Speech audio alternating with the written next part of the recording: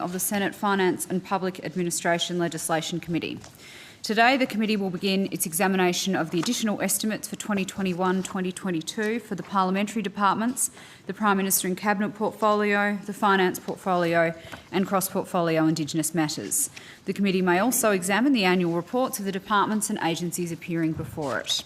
Senators, departments and agencies have been provided with advice on the arrangements in place to ensure that additional estimates 2021-2022 hearings are conducted in a COVID-safe environment.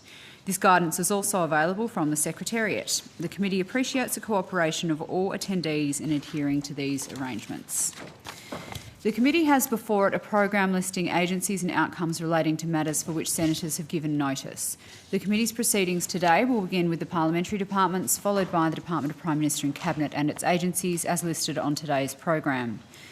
Tomorrow, the committee will examine the Department of Finance and its agencies. Finally, the committee will examine the National Indigenous Australians Agency, other Indigenous agencies and the Department of Health on Friday at the Cross-Portfolio Indigenous Matters hearing. Under Standing Order 26, the committee must take all evidence in public session. This includes answers to questions on notice. The committee would appreciate if senators could please provide any written questions on notice to the Secretariat by Friday the 4th of March 2022. However, reminds all senators, as well as departments and agencies, that written questions on notice can be provided at any time. The committee has fixed Friday the 25th of March 2022 as the date for the return of answers to questions taken on notice. I remind all witnesses that in giving evidence to the committee, they are protected by parliamentary privilege. It is unlawful for anyone to threaten or disadvantage a witness on account of evidence given to a committee, and such action may be treated by the Senate as a contempt. It is also a contempt to give false or misleading evidence to a committee.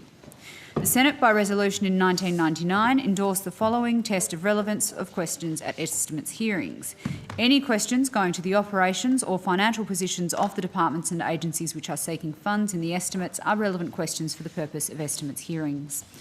I remind officers that the Senate has resolved that there are no areas in connection with the expenditure of public funds where any person has a discretion to withhold details or explanations from the Parliament or its committees unless the Parliament has expressly provided otherwise. I particularly draw the attention of witnesses to an order of the Senate of the 13th of May 2009 specifying the process by which a claim of public interest immunity should be raised. Witnesses are specifically reminded that a statement that information or a document is confidential or consists of advice to government is not a statement that meets the requirements of the 2009 order.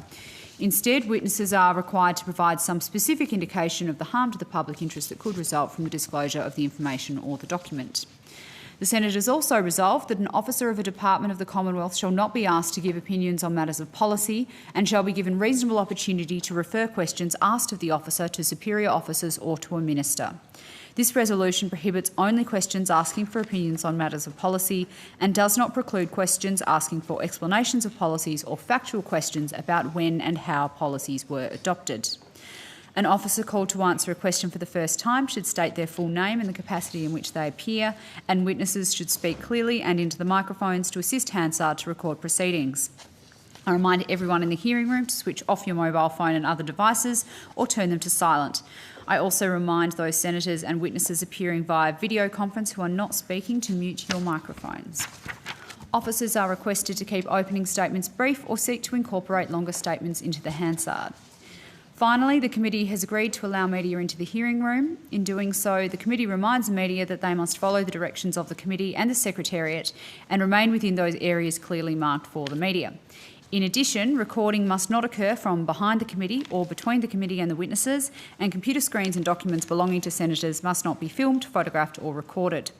Witnesses are reminded that they can object to being recorded at any time. The committee thanks the media in advance for maintaining a COVID-safe approach while in the hearing room. It being after 9 a.m, I welcome the President of the Senate, Senator the Honourable Slade Brockman, Mr Rob Stefanik, Secretary of the Department of Parliamentary Services, Dr Diane Herriot, Parliamentary Librarian and officers of the Department. I thank DPS for providing information pursuant to the Committee's recommendations in the 2015 DPS inquiry, which has been circulated to the Committee.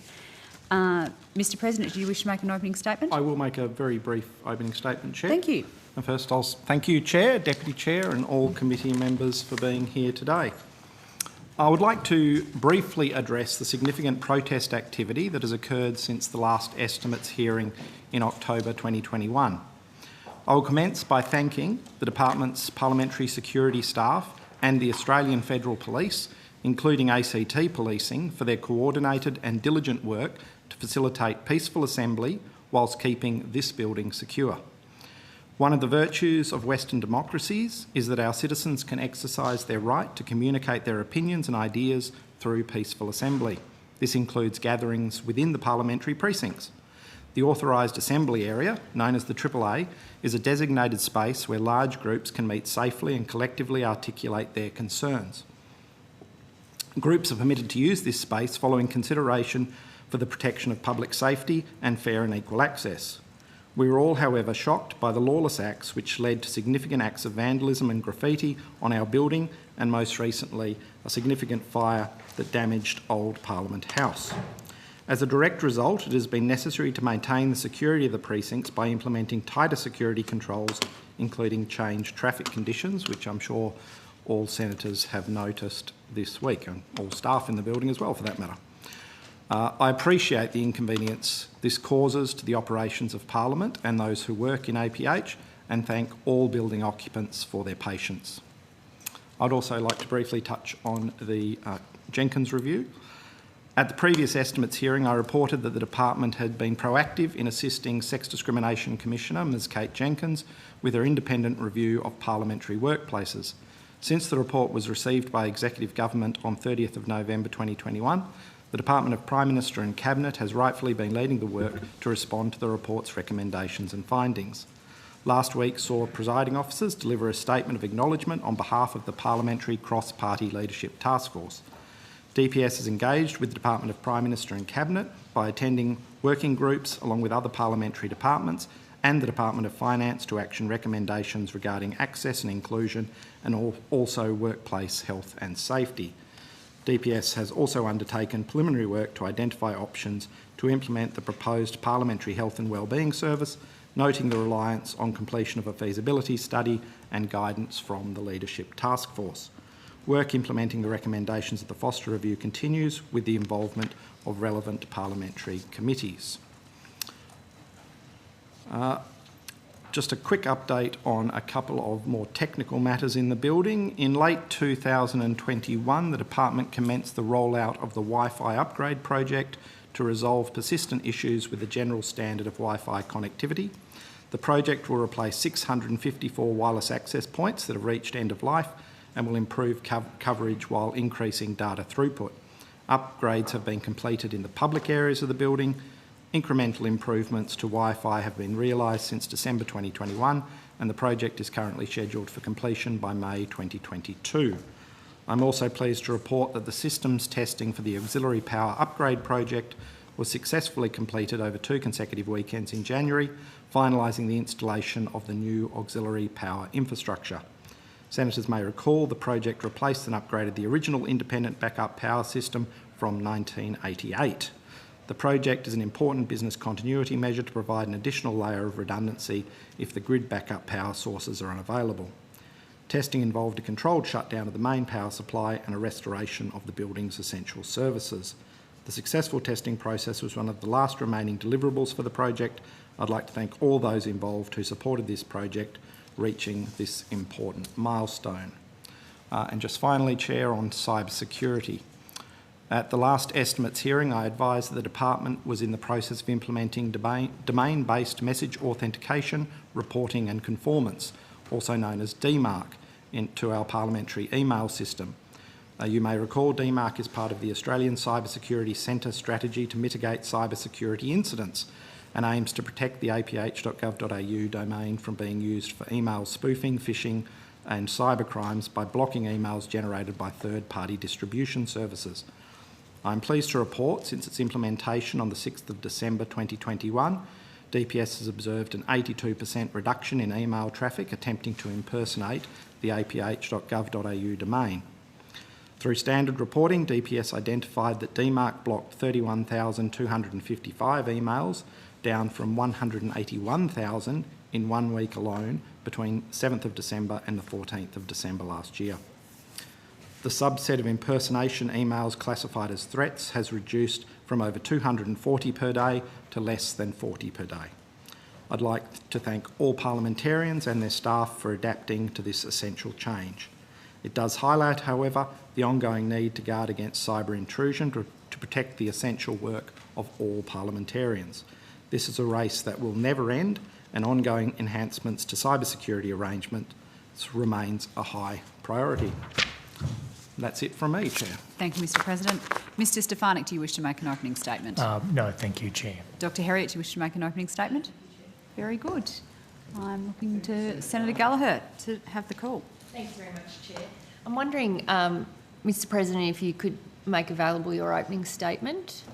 Yeah, if they are. There are a couple of little additions, but subject to those. I'm No happy problem. to make it available. Thank you. I just have a couple of questions following from that. The traffic conditions or the traffic restrictions that have been put in around Parliament House, how long are they going to remain in place? What is the intention there? I'll let Ms Saunders deal with this or Mr Stefanik more directly, but my view is that once we get advice from the AFP that they can be removed, then we will revert to normal. But Kate Saunders, Deputy Secretary, that's correct. We work really closely with the AFP and take their advice in relation to that. Okay, and so it was based on their advice that there's really only one access point into the building? That's correct, Senator. Yes. Right, okay. On the Jenkins review, you mentioned that DPS, I think, is a member of a number of working groups. Can you explain or elaborate on that? What are the working groups that you're a member of? Rob Stefanik, Secretary, Department of Parliamentary Services. There's two particular working groups already underway. Senator, one's on accessibility and inclusion. The other is on workplace health and safety. There will also be a high-level implementation group that will be formed, and one of my senior staff, the First Assistant Secretary for Corporate Services, will be a representative on that. Okay, and so they're all, are they, did I take it from the President's opening statement that they are chaired by or led by PM&C? That's correct. Okay, and you are just a member of those groups, you know, a member agency? That's right. And there are other member agencies? Yes, so I believe the departments of the Senate, House of Reps and the Parliamentary Budget Office will also have representatives on those. Okay, we'll go, I'll ask some more questions to PM&C when we get there. So, sorry, Senator, if I might add, Department of Finance is one of the other bodies that I also missed. Yeah, okay, great. And have they all started and met, those working groups? The accessibility and inclusion, the workplace health and safety have met, yes. The implementation one? I believe that is still being assembled at the moment, based on my conversation with Ms Hartland late last week. Okay. Okay, and how often are they meeting? They have met at least once. I'm not sure if Ms Saunders has any... Ms Lucchetti has the details of how often they've met. It's been very frequent, I will add. Yes. Liz Lucchetti, First Assistant Secretary of the Corporate Services Division. With the working groups I've been involved in, they've been so far quite active. There's been quite a few meetings, as well as a few different email exchanges as well. I'm not involved in all of the working groups, but the few that DPS has been involved in, we've had at least one meeting. Okay, and when did they start meeting? Do you recall that? Yes, I've got the dates here.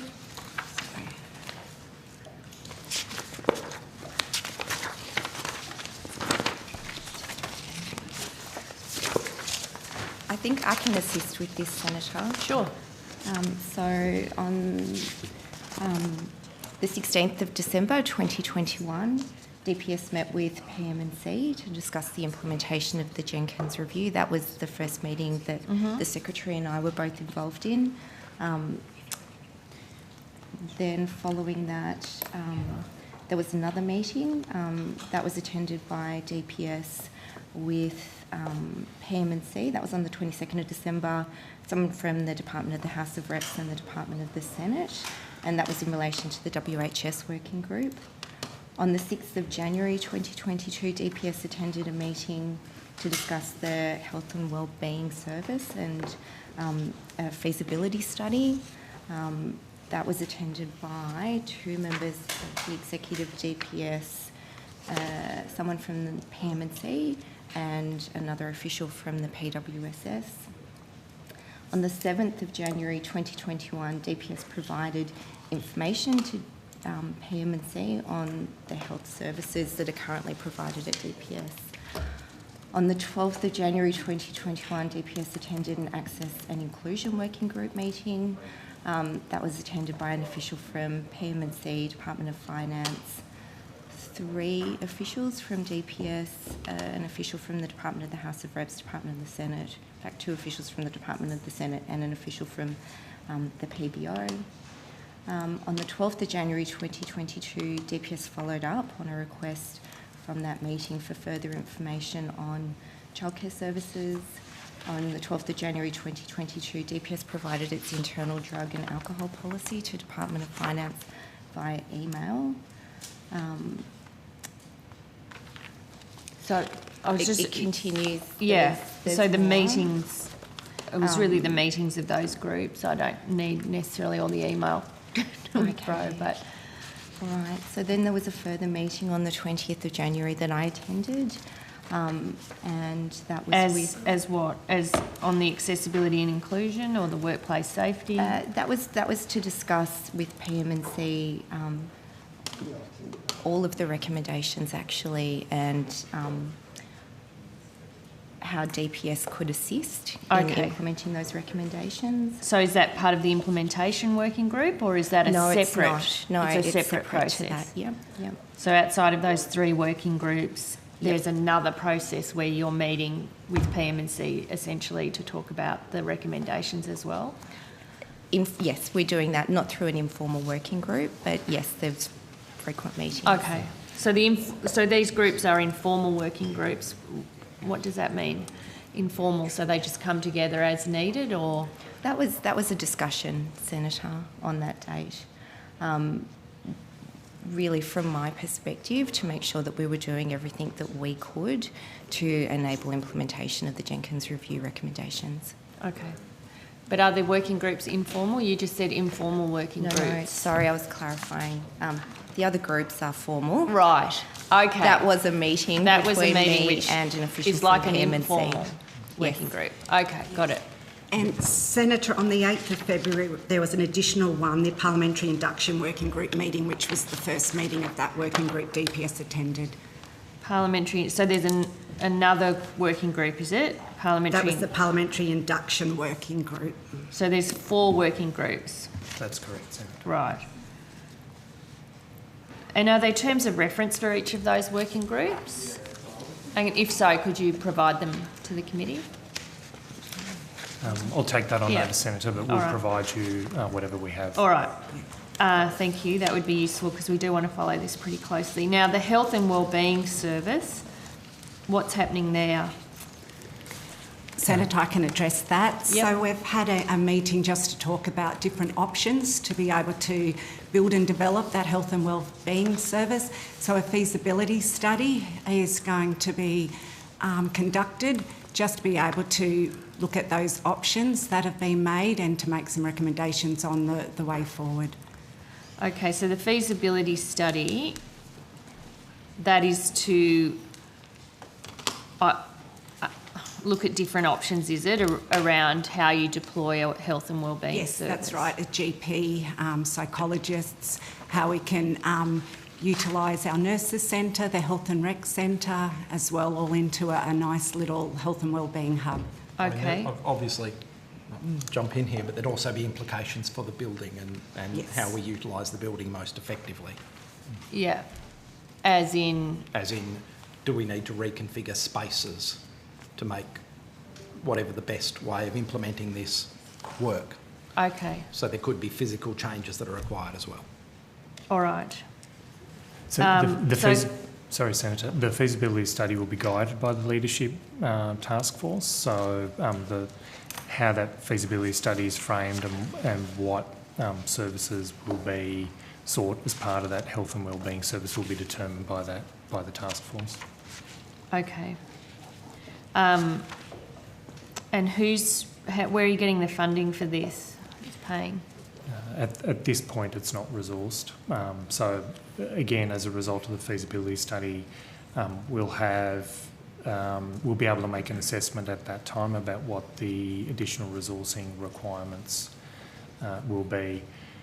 There are, I guess one of the options is to provide the services wholly in-house. Another potential option is to look at a market sort of wraparound service that provides all those services. Each of those will have different cost implications. And so there isn't, you're just taking someone offline, are you, to do the feasibility? How is it going to be done? I understand the feasibility study's been led by PM&C. Okay, so you're just providing staffing essentially to support it, are you? We're providing all the data and information that would be required to establish that service, taking into account that we already provide elements of that service. For example, our health and recreation centre, and we also have the nurses centre, so how those components would fit into the health and wellbeing service more broadly are things we need to look at as well, but they would certainly be folded in. Okay. All right, well, we might learn more about that through the task force, I think. And is there a time frame on that, just before I finish that? I understand the feasibility study has to be submitted by the 30th or completed by the 30th of May. Okay. Okay.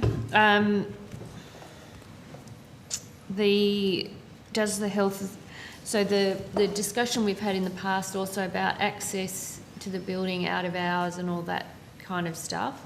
You were looking for, I think, extra resourcing around that. Has that been landed yet? I probably should jump in there because that is still a question in front of the Appropriations Committee. Okay, so it hasn't progressed further? So, no, it has not. Okay.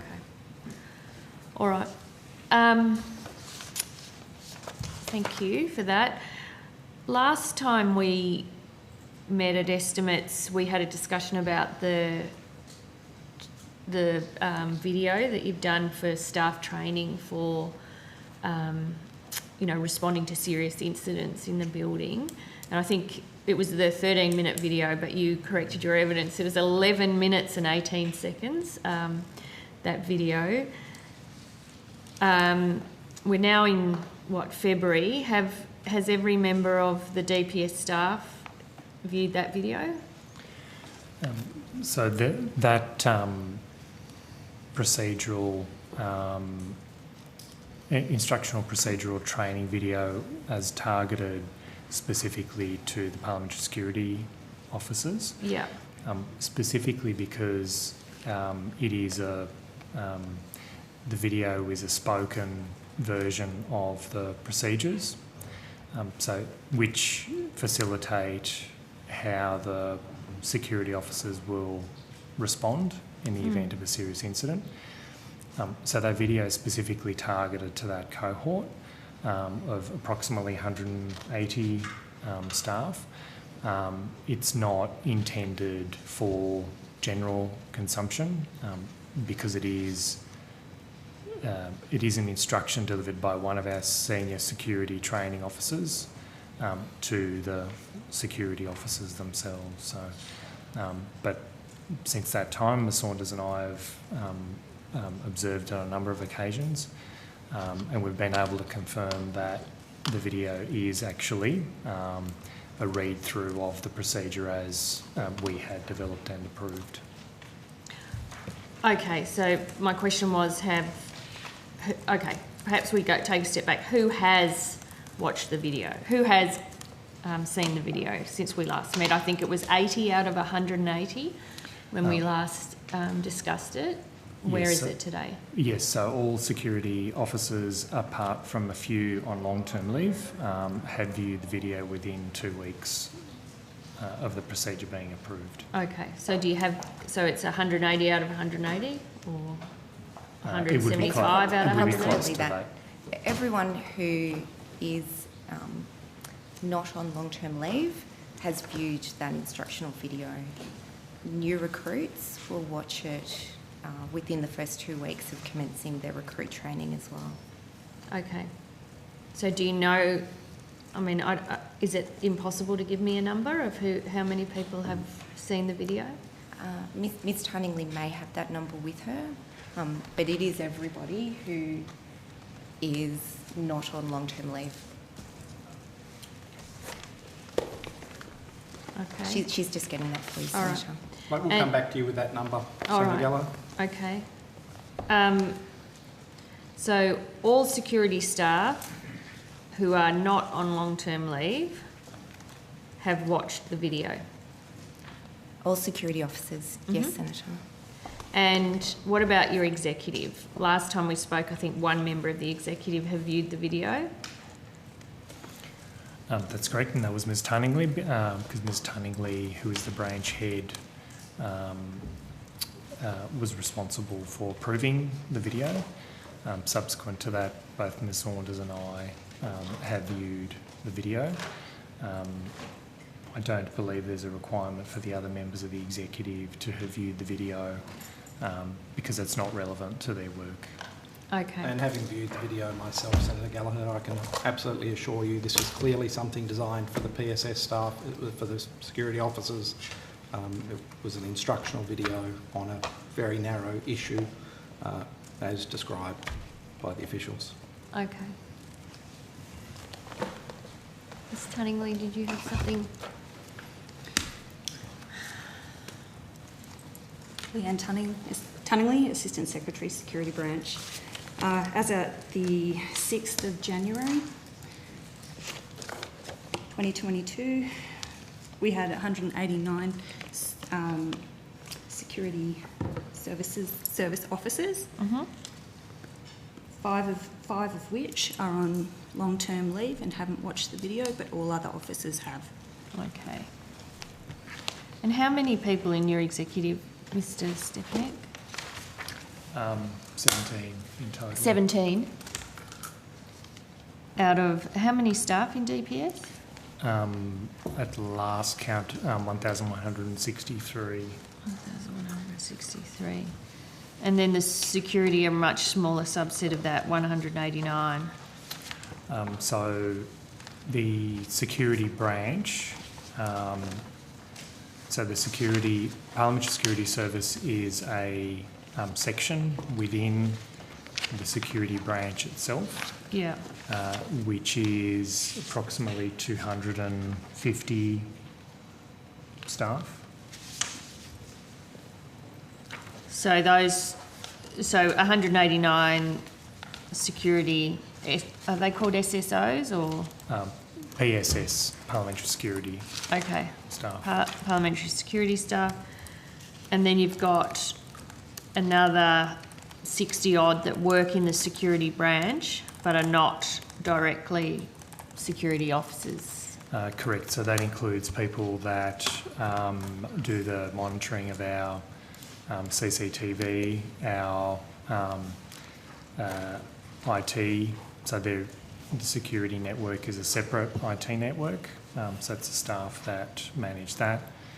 Our policy staff, training staff, and other administrative people.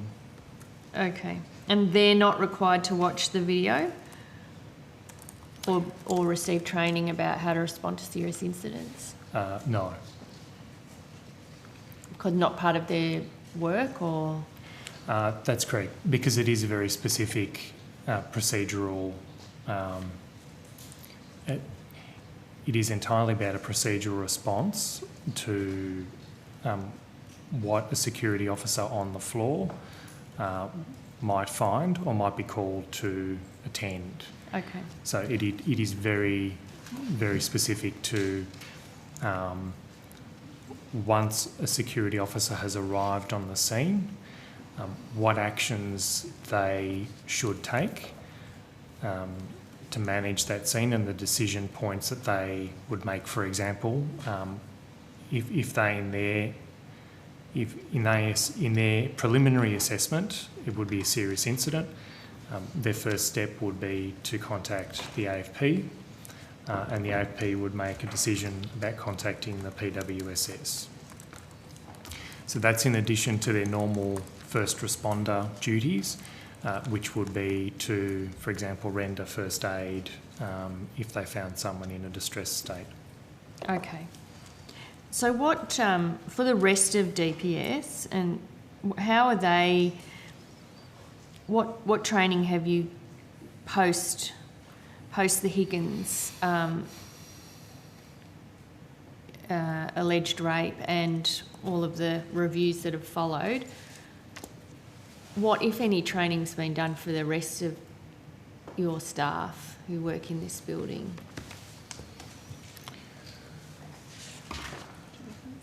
I might ask Ms Saunders to address that for you, Senator.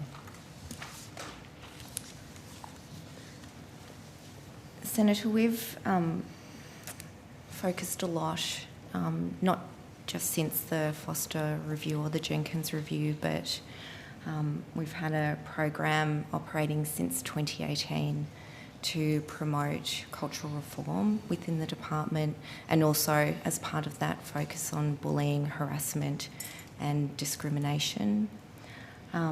We have done things like reminded all of our staff and refreshed our harassment contact officer network. That's expanded from 13 to currently 17 harassment contact officers. And we have a new volunteer who's about to join that group. They have extensive training as well. So they all complete mental health first aid training.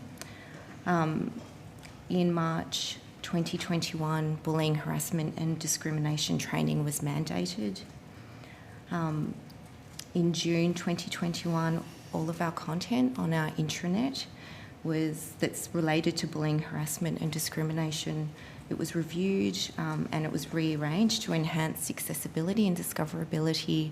And in fact, we've got a link on our carousel, which is on the homepage of our intranet. In August of 2021, Ms Lucchetti, the First Assistant Secretary of Corporate Services Division, has progressively attended branch meetings where the entire branch is invited to attend. She's discussing DPS's zero tolerance to bullying. The Secretary and SES also promote that extensively. And the session also covers off on mandatory training, the process for managing bullying, harassment and discrimination complaints, the harassment officer network, support available to employees experiencing bullying, harassment and discrimination. Our suite of updated policies and guidance is explained to staff. And then there's also as much time as people would like dedicated to questions and answers. Those presentations have been really well received and they'll be repeated on an annual basis. So they commenced in August and they concluded February this year. The consultative forum, so we've spoken a number of times about culture, positive culture, what we're doing in that space. And Ms Lucchetti again spoke at that forum at length on bullying and harassment and discrimination. Post the Jenkins review being published, we have again reviewed our bullying and harassment and discrimination policy. We've expanded the procedures, we've provided more guidance. I have reviewed and approved that, and the Secretary is in the process of reviewing that at the moment. So we're hoping to be able to publish that on our intranet and provide that to all of our staff shortly.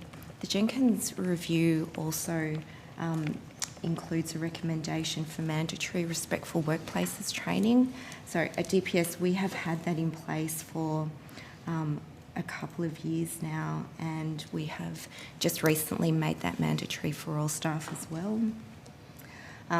We have a series of mandatory training courses for staff, not just bullying and harassment and respectful workplaces, but also developing a positive culture, mandatory training course, and also an integrity training course that's mandatory for all staff.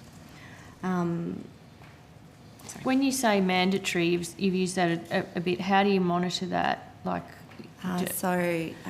those courses are allocated to people in our, I forget the name of the module, but essentially there's a learning profile that's established for every single staff member, and our HR section will allocate those courses to each staff member, and then it's monitored to ensure that people have completed it. They're sent reminders, their supervisors are sent reminders, it's followed up on. Okay. So maybe can we get a report on where you're at, you know, how many people have done all of that training that you've just outlined? I guess, and I'm pleased to hear all that. I guess the question I was coming in at was really what has changed. I'm trying to understand what has changed since what we've learned about Brittany Higgins' experience in this building. We know that you've changed your, you know, the video that, or the training that's required for security staff responding to serious incidents, but there was a whole range of other things that happened around that, particularly that weekend, around, you know, how senior staff were contacted, what decisions were made there, how the Department of Finance got involved and who had, you know, knowledge of that. So has there been any improvements in that area to kind of understand everybody's role and responsibility and have it clearly mapped out in relation to a serious incident? And I'm not asking what existed beforehand, it's post February, or post the allegation of rape occurring in this building. So that serious incident procedure also deals as well as with the security officers and how they respond. The procedure also has,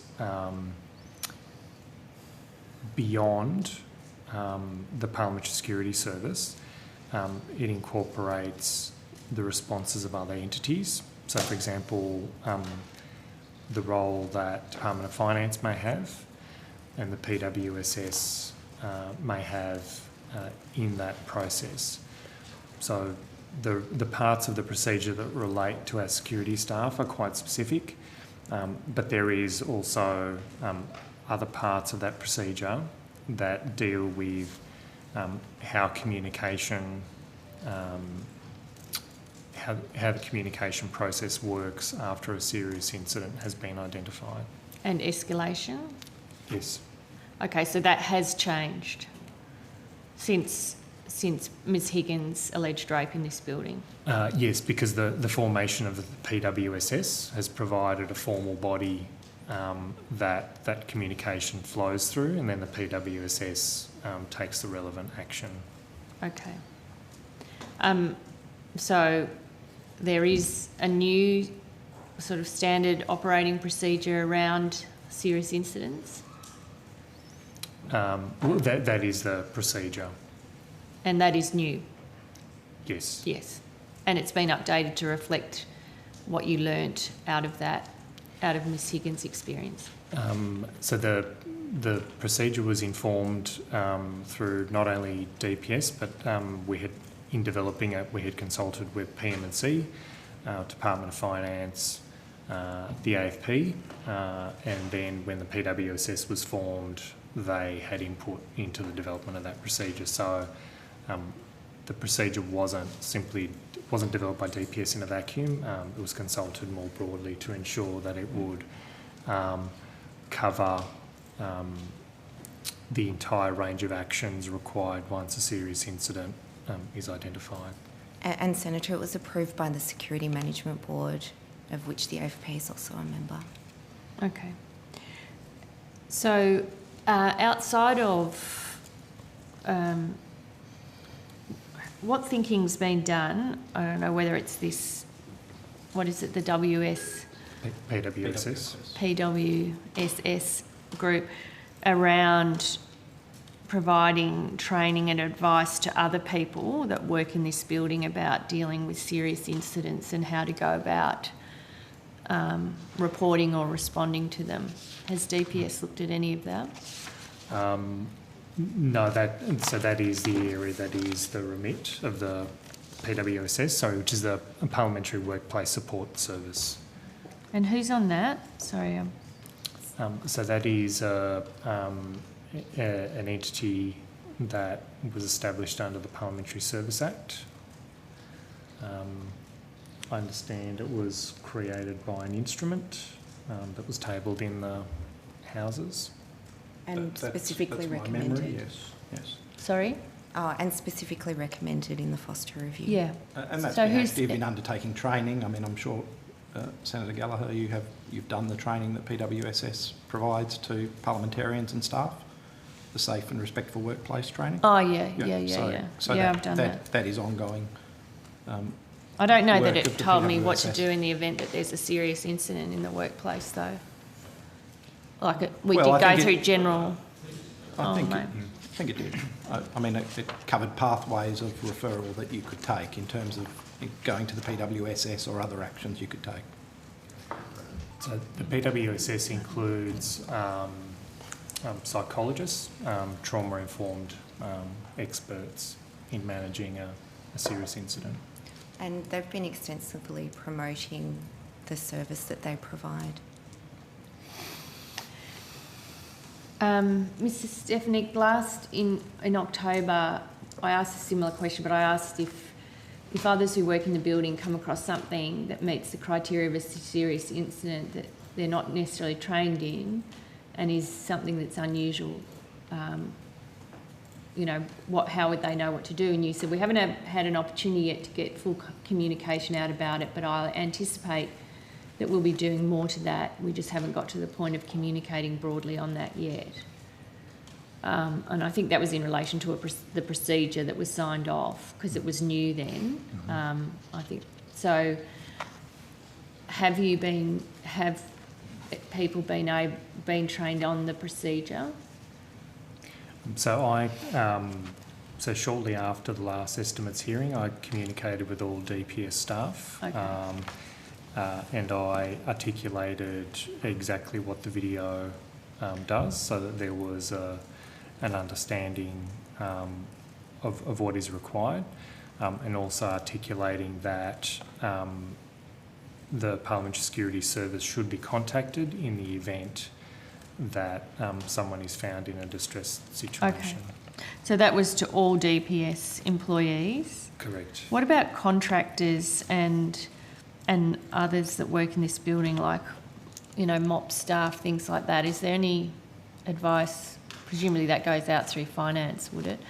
But what about contractors? You'd have a fair few contractors, wouldn't you? We do have contractors, not a great proportion. I would have to take that on notice, Senator. About whether they're given information about responding to serious incidents? That's correct. Okay. Mr Stefanik, I guess the final question I have in this area is, like, in the past, well, since the alleged rape and then since the sort of the public becoming aware of what happened in this place, do you think the situation has changed to the point that, what allegedly occurred to Ms Higgins in this building would be unlikely or not happen again with the changes that have been put in place?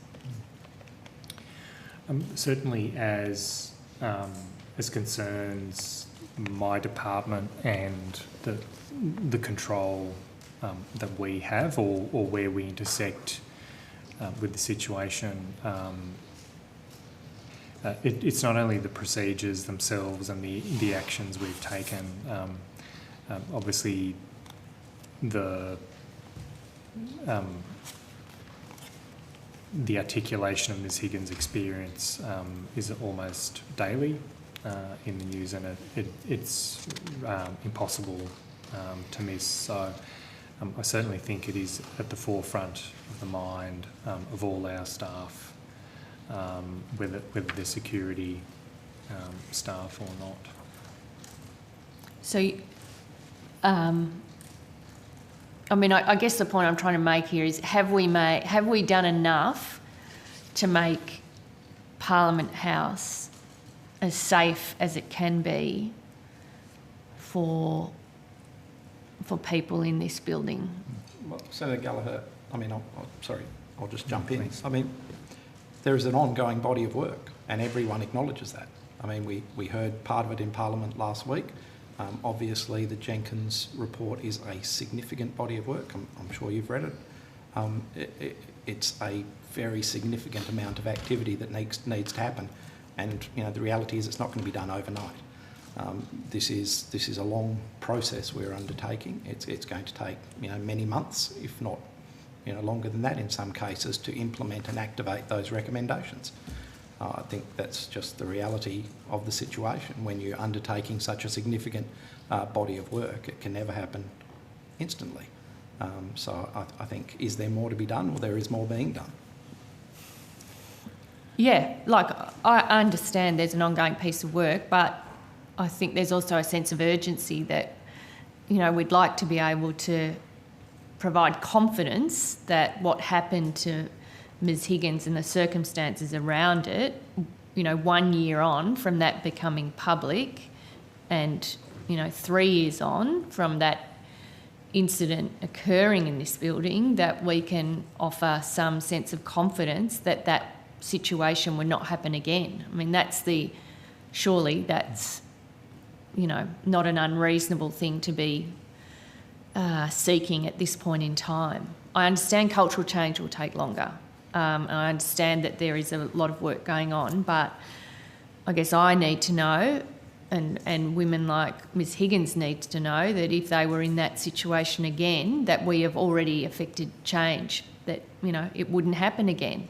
I think there's been significant change effected in the building through the implementation of things like the PWSS, through the serious incident procedure. I think that does amount to significant and real change. Mm.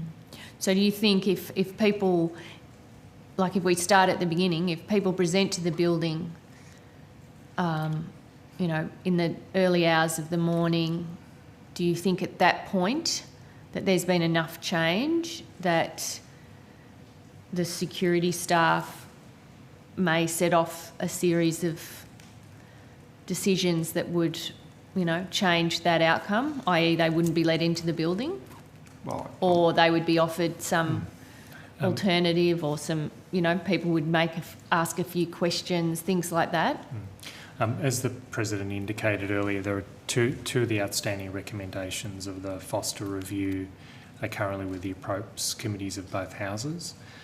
One of those specifically relates to patrolling. The other relates to recording of access after hours. They're two critical procedural elements that would inform the way a security staff respond to somebody entering the building. So once that's resolved, that will, complete the actions we need to undertake. And I understand those pieces of work, and I don't think we couldn't have a PROPES on Thursday when we were due to have it. But I guess the question I'm asking is, would security staff feel empowered in that situation to act differently than what happened in Ms Higgins' situation?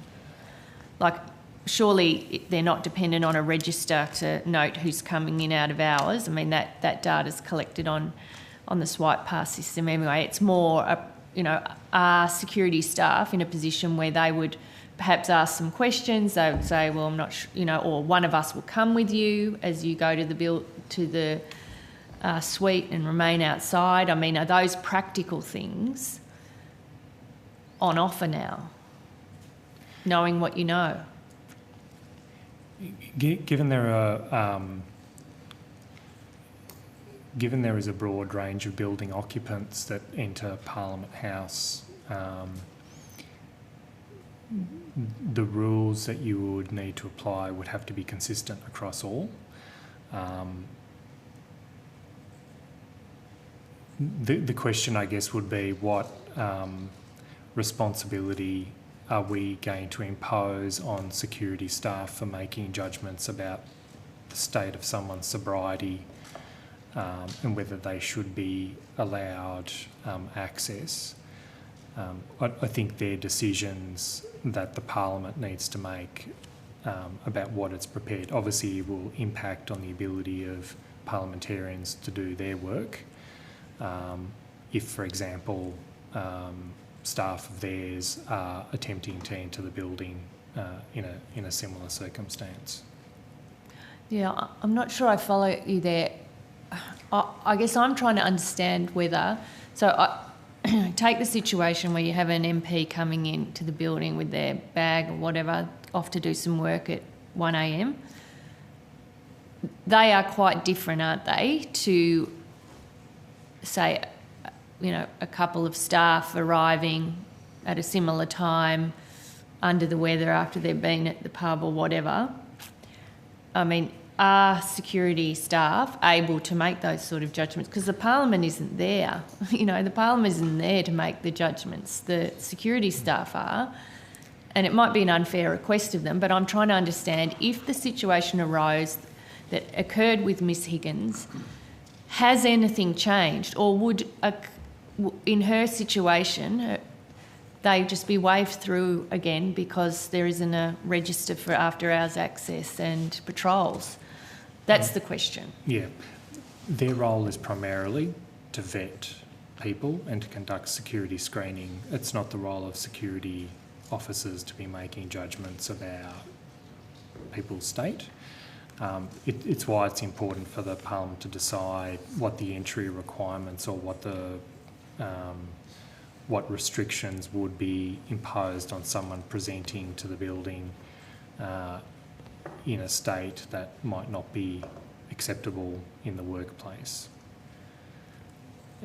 Ms Saunders. So, Senator, I was going to add that the security staff are trained in applying the definition of a serious incident to a situation that they see as a first responder. In that event, they will contact the AFP. That is contained in the serious incident procedure. It's consistent with the Foster Review, and they've been trained in that. But sort of preventative steps are not part of the role of the security staff. So I guess what I'm struggling with is if, using a hypothetical situation, a young man, a young woman enter the building at 1:30 or 2:30 a.m, noticeably drunk or have had a big night out. As it stands at the moment, security staff, if they were pass holders, security staff would let them into the building. Senator, it's probably helpful if Ms Tunningley reads out the definition. I can see she has it right there.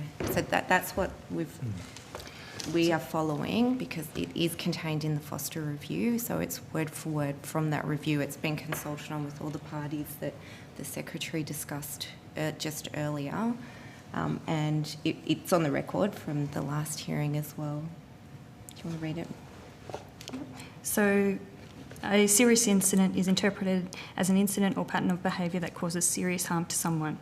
One or more of these factors suggest a serious incident may have occurred where a person appears impaired by alcohol or drugs and is behaving in a way that departs from what one would expect at a workplace, is visibly distressed, is in a state of undress, is engaging in sexual behaviour, is engaging in or has been the victim of physical or verbal abuse, is engaging in illicit behaviour, e.g. drug use, or any other behaviour of concern that is inconsistent with expected workplace behaviour. So Yeah, I think no, I in understand. conjunction with the I understand outstanding that. issues that appropriations has to deal with, I think that we are getting to a point where, clearly things have changed.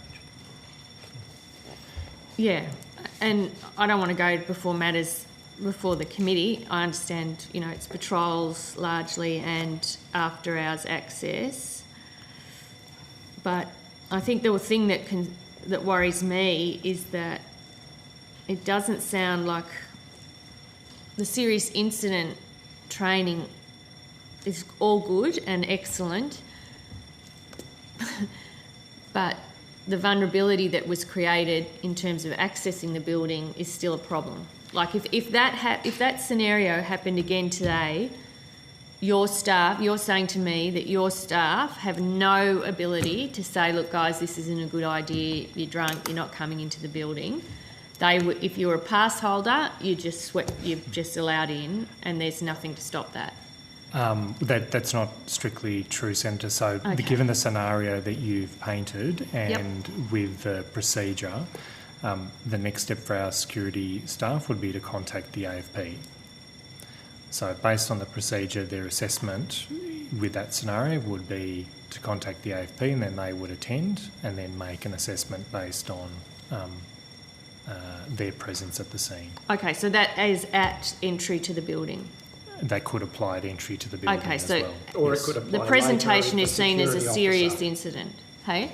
Or if a security officer encountered something of that nature in the building, Yeah, they sure. could involve the AFP Yeah. as well. So it's not just at the point of entry. Yeah, no. I understand that. My question was whether they would be waved into the building but you're saying to me that if they present as being inebriated, it's in the early hours of the morning, it's unclear what they're there for, not that anyone's passing judgment, that is enough for your security staff to say this is a serious incident and I'm calling the cops. Correct. Okay. It's quite broadly, the serious incident definition is quite broadly drawn. Obviously, security officers make judgments in real time based on what they see, but certainly there's enough in that procedure that would allow them to make that judgment. Okay. Thank you. That's all from you, Senator Gallagher. Senator Ayres, do you have some questions? Yeah, I do, thank you. Senator Gallagher asked some questions about protest activity and the arrangements that were in place. I just want to take those questions a little bit further, Mr. Stefanik. When did the first protest activity occur? You're talking about the current, the most recent. Not the first protest activity ever. The protest activity. It's been ongoing for... Yeah, it's. I mean, the. There was the quite activity difficult at the old Parliament House, but which the, where demonstrators set fire to the entrance of the building. In terms of this building, what's... I'll take on notice when exactly it first started. What I can say, Senator, is that the current protest action, if I could call it that, commenced before Christmas. I guess, and it has ebbed and flowed. Sometimes it has focused more around the foreshore in front of Old Parliament House. At times there has been smaller groups coming up to Parliament House. So the road closures, I think staff were notified when about the road closures? My notes say 2nd of February. That would probably, I'll need to confirm that, Senator, but that sounds correct to me. It would have been late in the evening. I recall we sent a message out because a decision had been, based on an assessment that the AFP had done about the risk to the precinct, they had made the decision to place barriers on Commonwealth and Kings Avenues. And when did those barriers go up? It would have been... I believe it was the evening of the 1st of February, Senator, but we will take that on notice and... Take that on notice for me. So that notification that we all saw on the 2nd of February, were government and ministerial staff notified prior to that? The information circular would have gone to the entire Parliament. There wouldn't have been any specific communication from DPS to those other areas beyond that. But my question is, were government and ministerial staff notified prior to the email on the 2nd of February? Not specifically by DPS. They would have relied on our information circular, which we had sent out to all building occupants. What about contractors and other staff? If they had email access, they would have, if they were contractors or other staff that have access to our network, they would have received the same message as other users. And if they didn't? There certainly would have. There certainly were cases where they would have, didn't. So I just want you to be precise about the. There are certainly instances where they would not have been aware. Mr.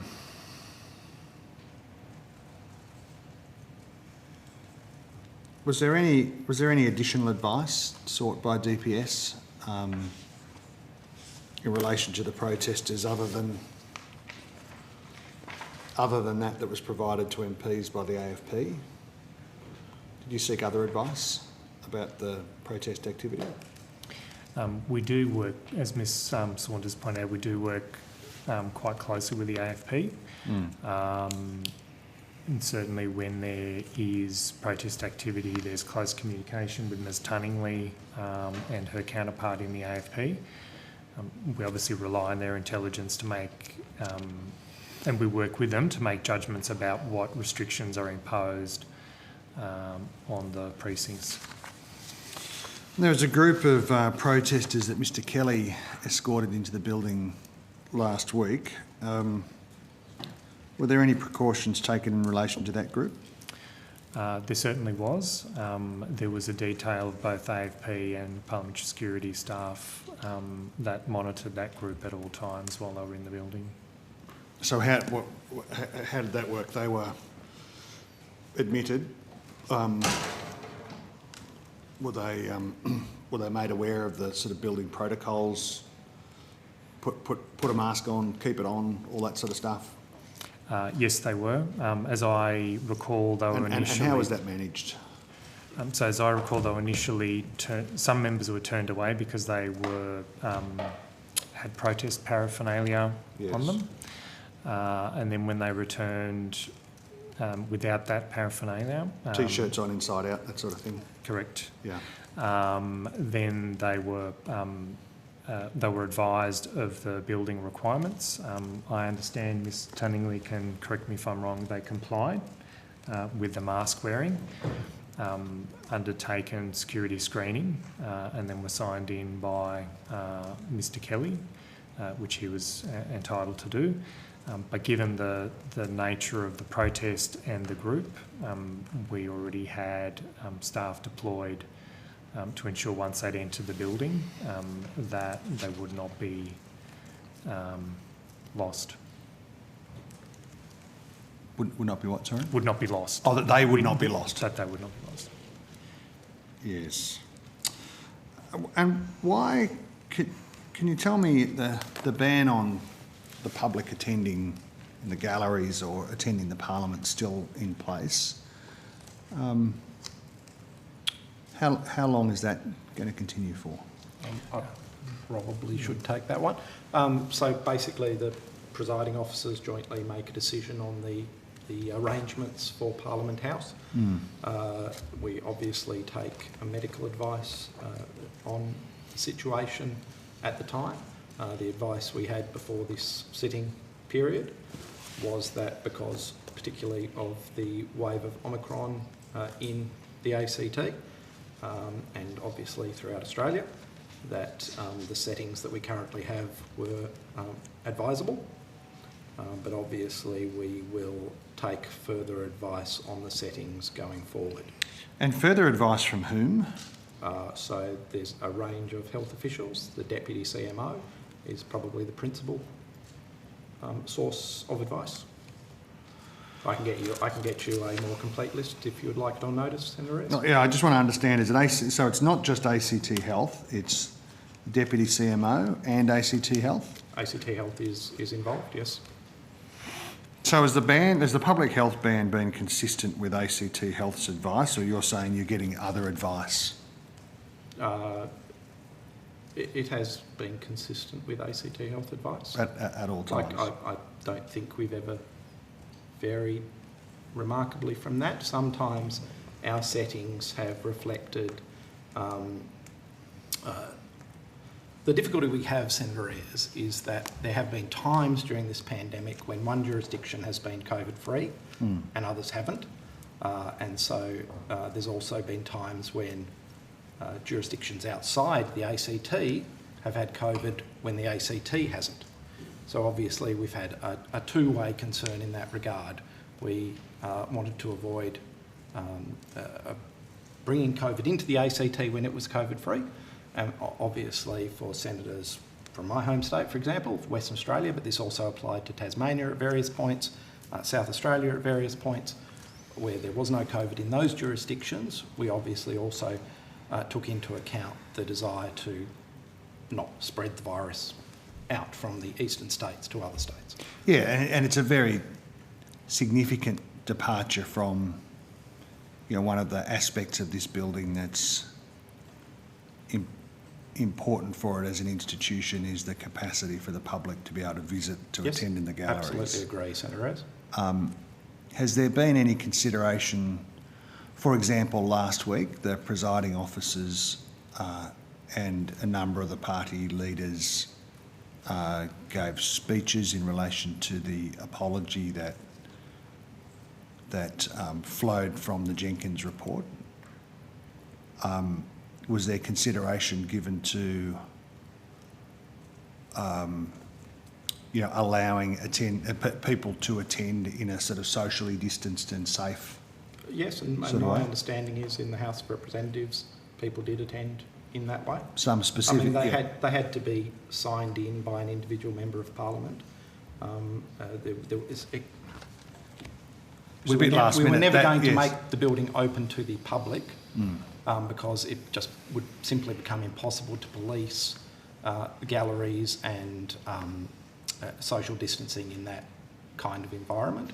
I mean, if we had 500 or 600 people turn up, for example, it would be very difficult to then manage that. So it was done effectively. We've had there was one person in the Senate galleries for a condolence motion, for example. A small number for a first speech this week, as you would have seen. So there has been an availability, but it needed to be done in a controllable manner. So it's not public access. That's right. It's not public access. There was belatedly some arrangements made last week for some people, but it wasn't it wasn't public access provided on a, so as you say, condolence motions. The very clear health advice we had is resignations, family have attended. The building should not be open. And are you comfortable with that continuing? After this week? Yeah. I expect those arrangements to be reviewed. I'm not going to preempt a decision. It's a joint decision made with the Speaker, so I can't preempt his decision. But we certainly have that under active review, Senator Ayres.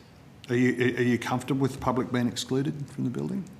Beg your pardon? Are you comfortable with the public being excluded? As a general excluded? principle, absolutely not. This is a public building. This is a building of the Australian people. Mr Stefanik, can you tell me how many visitor passes have been issued at the ministerial wing entrance in the past sitting fortnight? I'd have to take that on notice, Senator. Senator, could I just to loop back to the road closures? Yes, thank you. Sure. I just got some further information for you. So the road closure initially occurred on the 31st of January. Yes. And the first information circular was sent on the 31st of January at 10:30 p.m. And who was that sent to? so that was an information circular that went to all of Parliament House, so the entire network. And did that tell people, perhaps you could provide that on notice or later in the day, but did that tell people about the road closures? So I have it in front of me.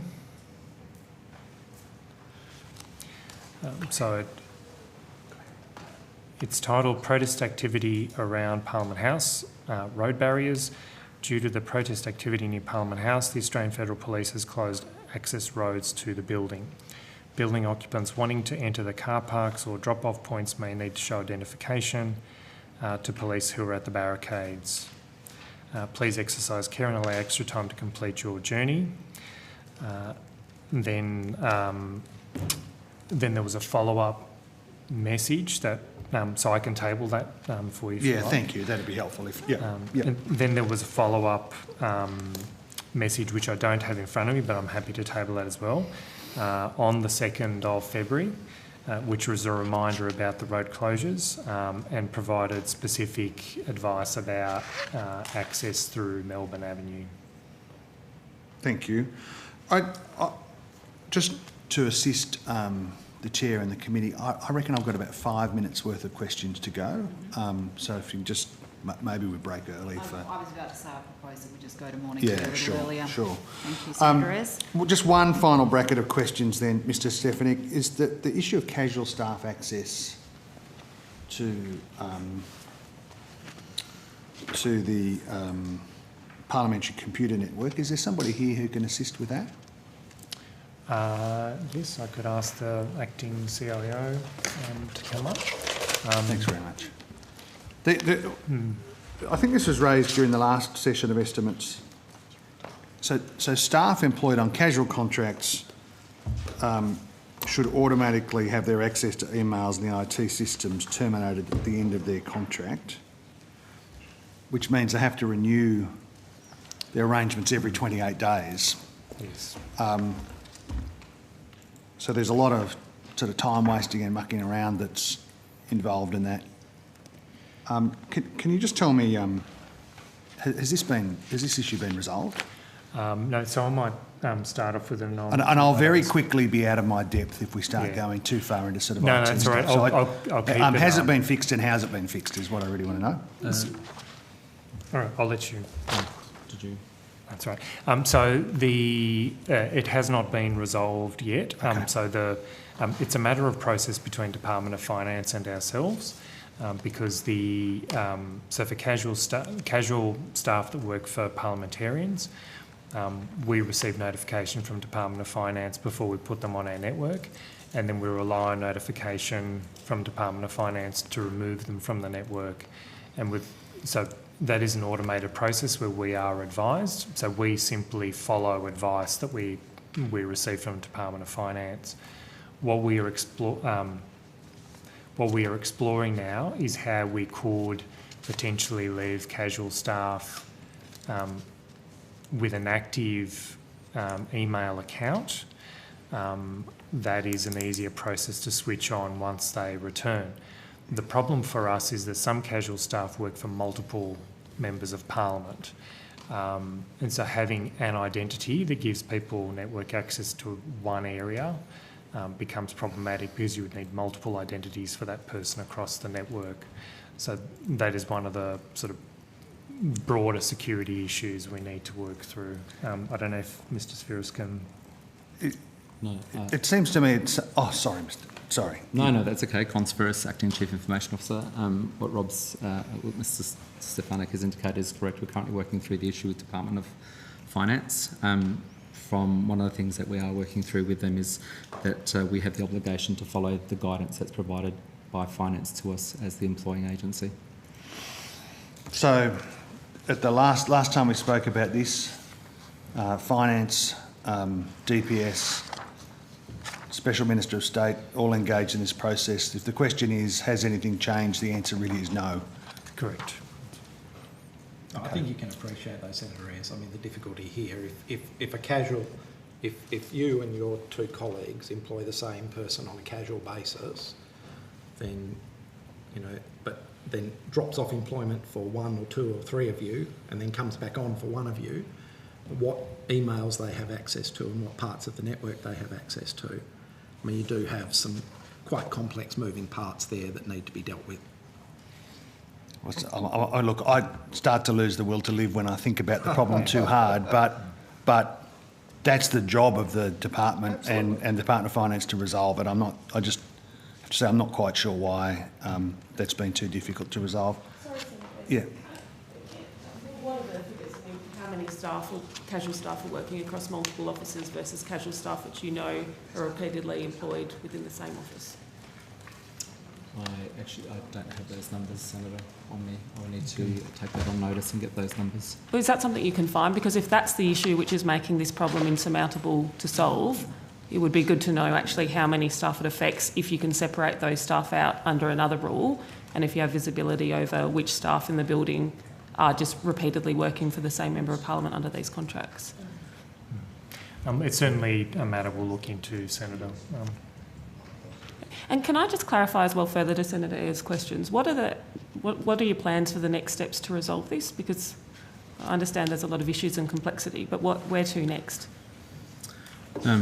Senator, we are still working with Department of Finance to look at as the Secretary indicated, around the synchronisation, looking at whether or not we'll continue to use the synchronisation of accounts from cessations from DPS, from finance, and then looking potentially at options whereby or other options alternatives where we may use that information plus information directly from parliamentarians.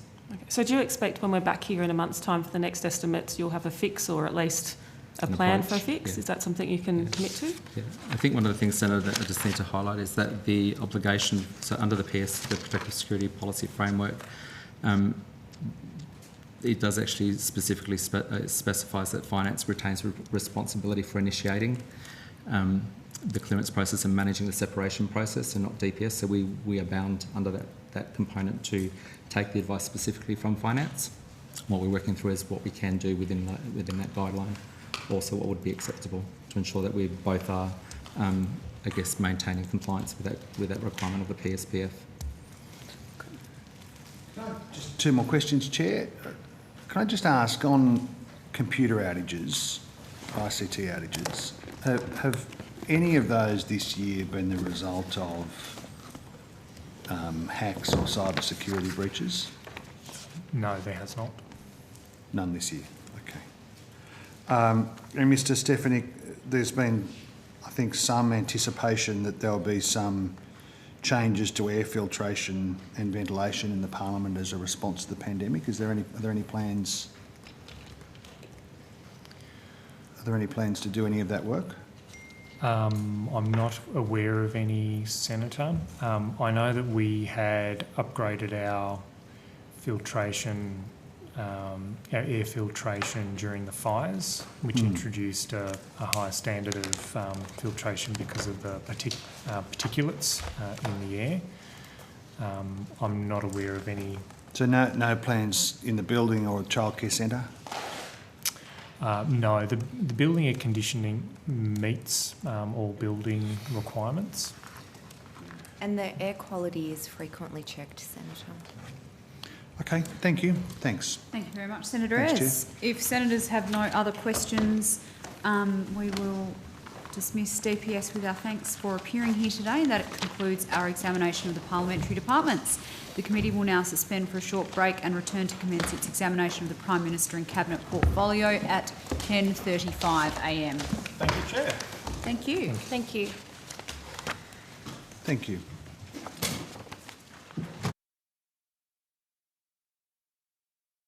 Welcome the Minister for Finance, Senator the Honourable Simon Birmingham, representing the Prime Minister, Ms Stephanie Foster, Deputy Secretary of Governance and APS Reform, and other officers of the Department of the Prime Minister and Cabinet. Minister, do you wish to make an opening statement? Good morning, Chair. Good morning, Senators. Thank you for the opportunity. Aside from wishing you all a very happy Valentine's Day, I have no particular opening statement.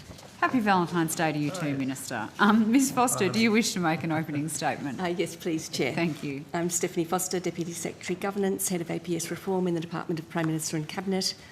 The members of PMNC's executive in attendance at Parliament House for this session to answer your questions are Ms Alison Frame, Deputy Secretary Social Policy, Mr Simon Duggan, Deputy Secretary Economy, Industry and G20 Sherpa, Mr Tom Gilmartin, Chief Operating Officer, and Mr Rod Brazier, Acting Deputy Secretary, National Security and International Policy. Mr Scott Dewar, Deputy Secretary, Quad, AUKUS and Naval Shipbuilding, is overseas and is available online. In recognition of his location and the time difference with the UK, we would be appreciative if Mr Dewar would be able to receive questions earlier in the hearings if that could be accommodated.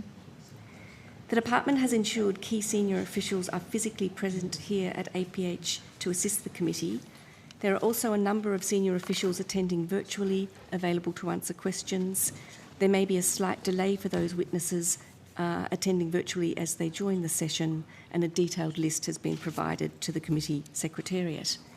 Since the last estimates, the changes to the executive are Mr Scott Dewar commencing as Deputy Secretary, National Security and International Policy on 29 November 2021, and on 7 February 2022, a new Deputy Secretary position, Deputy Secretary Quad, AUKUS and Naval Shipbuilding, was established within the National Security and International Policy Group.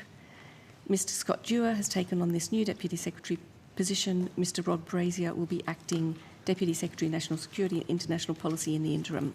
And I have PMNC's current organisational chart here for the committee.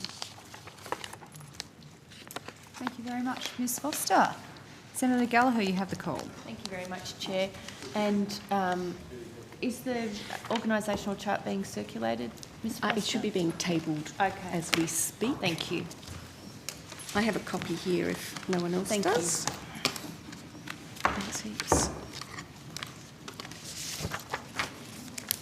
I'll start with some questions for Mr Dewar, who I understand is time limited Sure, thank today. you very much. Will he be able to answer some questions I have on Ukraine? Yes, Senator, to the extent that we can do that, though Mr Brazier, I think, may well be able to assist, and he is here with us. Okay.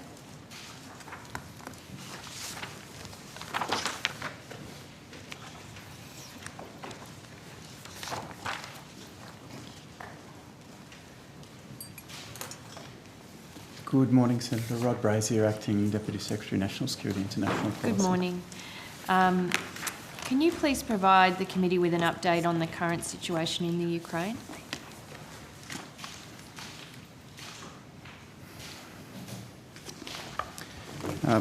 Thanks, Senator. Yes, I can. As has been reported in the media, Russia is amassing considerable military strength on its borders and Belarus's borders with Ukraine. The international community has urged Russia not to take steps that could endanger peace in the region. The Australian government is, of course, very concerned about Ukraine not being intimidated in this way. There's an inherent concern in that respect, but there's also a concern about the effect on global norms that tolerance of this sort of behaviour could have. As of yesterday morning, as a result of the threat to peace and stability in the region, the Australian Embassy in Kiev was temporarily closed.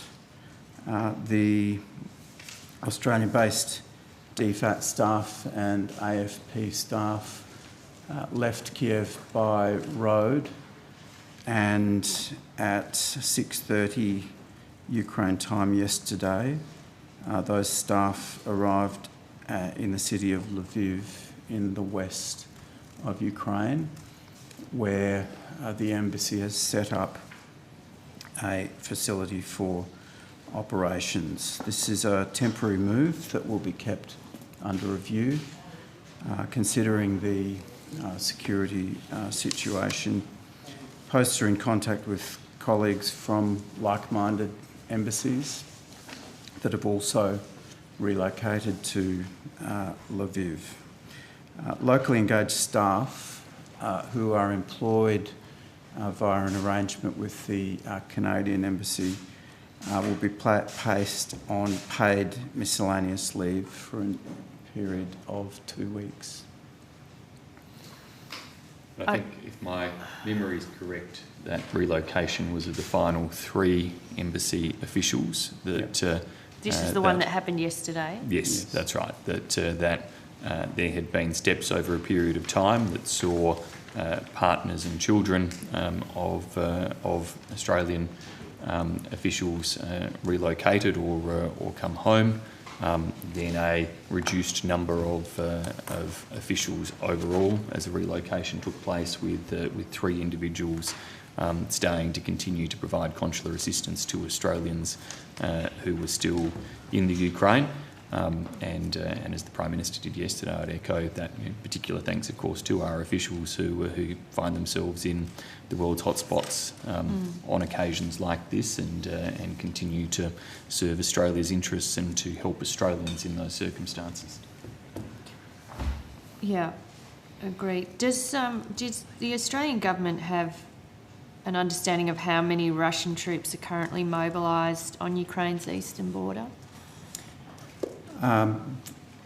There would be, in the Department of Foreign Affairs and Trade and the Department of Defence, there would be a detailed understanding of that, but it's in the many tens of thousands, Senator.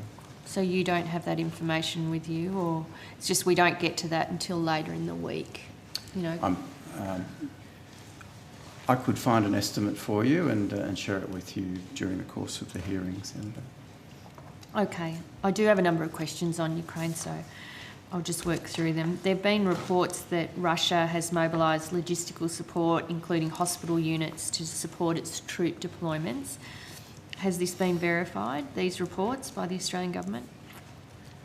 That would be part of the normal kind of mobilisation that Russia is conducting, and I've seen those media reports. But you're not sure if we've confirmed that independently? Well, Senator, I don't believe that, for a little bit of context there, that Australia would be confirming independently on those types of reports. We are working very closely with partners and allies in engagement about the situation along the Ukrainian border. The information we have is part of that cooperative effort in terms of the surveillance and analysis undertaken by many nations. But I think to give a generalisation, and Mr. Brazier's indicated he can get further information perhaps during the course of this morning from Foreign Affairs and Defence to supplement what he has to hand. But as a general observation, the media reports about the scale of the build-up and the nature of that build-up, including the types of resourcing that Russia has put into that, are reports that I think have been well informed in terms of the analysis of our partners and allies working together about what Russia is doing. Okay. All right, so I might come back to some, but when was the decision made to close the embassy in Kiev? I understand that decision was made over the weekend, Senator. Okay, so sometime over the weekend. It was announced, I think, yesterday morning, wasn't it? So it has to have been Saturday then? I think that's right, yes. Right. On Saturday. Do you know how many Australians remain in Ukraine registered with DFAT? There are 147 Australian citizens, permanent residents and dependents presently registered with DFAT. Okay. who remain in Ukraine as Yes. at now? That's my understanding, Senator. Yes. Okay. And what advice and assistance is the government able to offer them at this time? Senator, Australia's travel advice for Ukraine was updated to do not travel on the 24th of January, and this was supplemented by further advice to leave immediately on the 8th of February.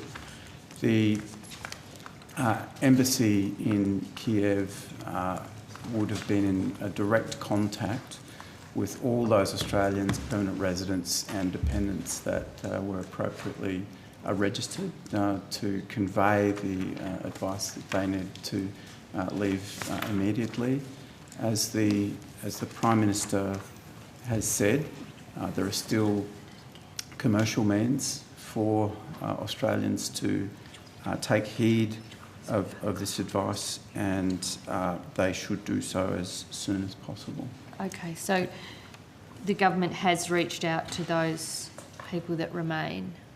To those who are registered with Who are registered and remain, the 147? That's right, Senator. So they've been individually spoken to, or Well, is there another way they are?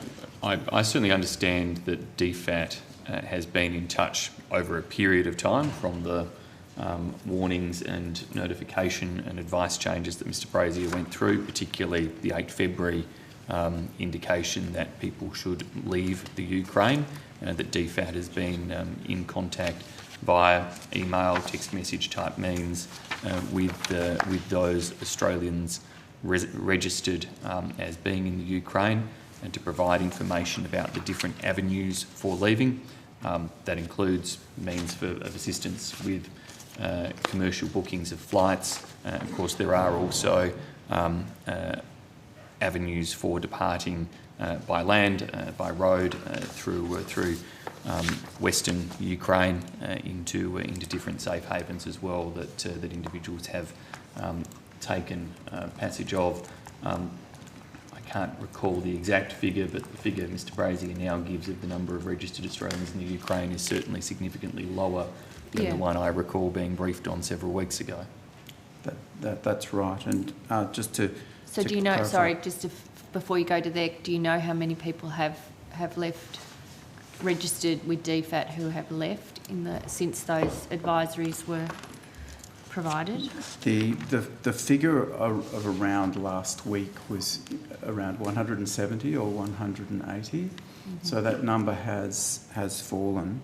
And if I can just circle back to your question regarding whether all of those individuals have been contacted, there may be, that number may be comprised of family units, for example, where there is a single point of contact. Right, okay. So it's not 147 individuals? It could, I think it is 147 individuals, but for example, if there was a family unit, there would probably be a single point of contact for that. Okay.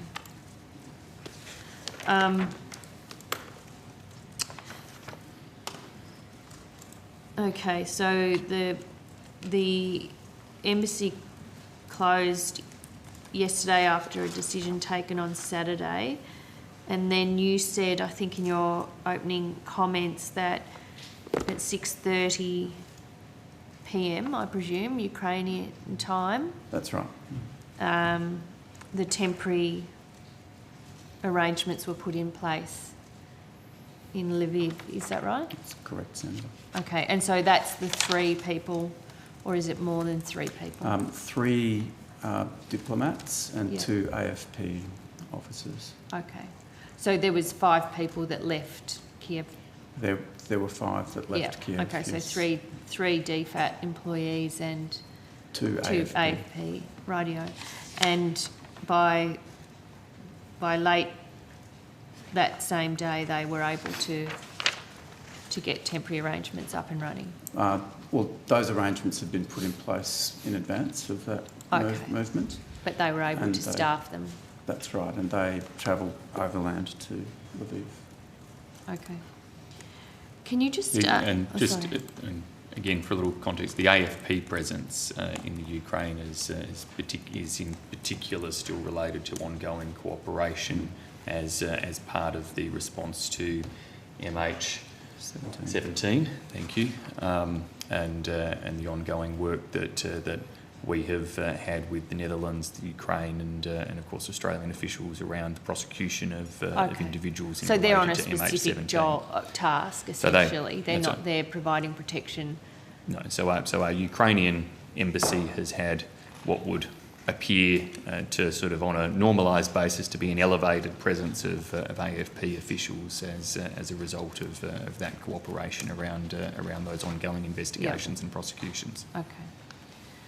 Can you just briefly summarise for the committee how the international community, particularly the US and European states, have responded to the situation in Ukraine? The several NATO members, led by the United States, and have provided technical assistance, advice for the Ukrainian government, including its defence forces, in the recent weeks as the Russian build-up has occurred. They have foreshadowed other forms of response, including sanctions against those who would be involved in any illegal encroachment onto Ukraine territory. They've also, as you would have seen in the media, several leaders have in recent days engaged in what might be called shuttle diplomacy to have face-to-face meetings, including with President Putin and President Zelensky, to encourage peaceful resolution of the present tensions. And the Prime Minister here has said Australia supports Ukraine's sovereignty and territorial integrity. What steps has Australia taken to demonstrate that support, and how are we responding to the situation in Ukraine? Senator, I've got an answer to the question earlier. Before I answer that question, sure. I've got An estimate of 130,000 Russian troops on... Sorry, how many was that? 130,000 troops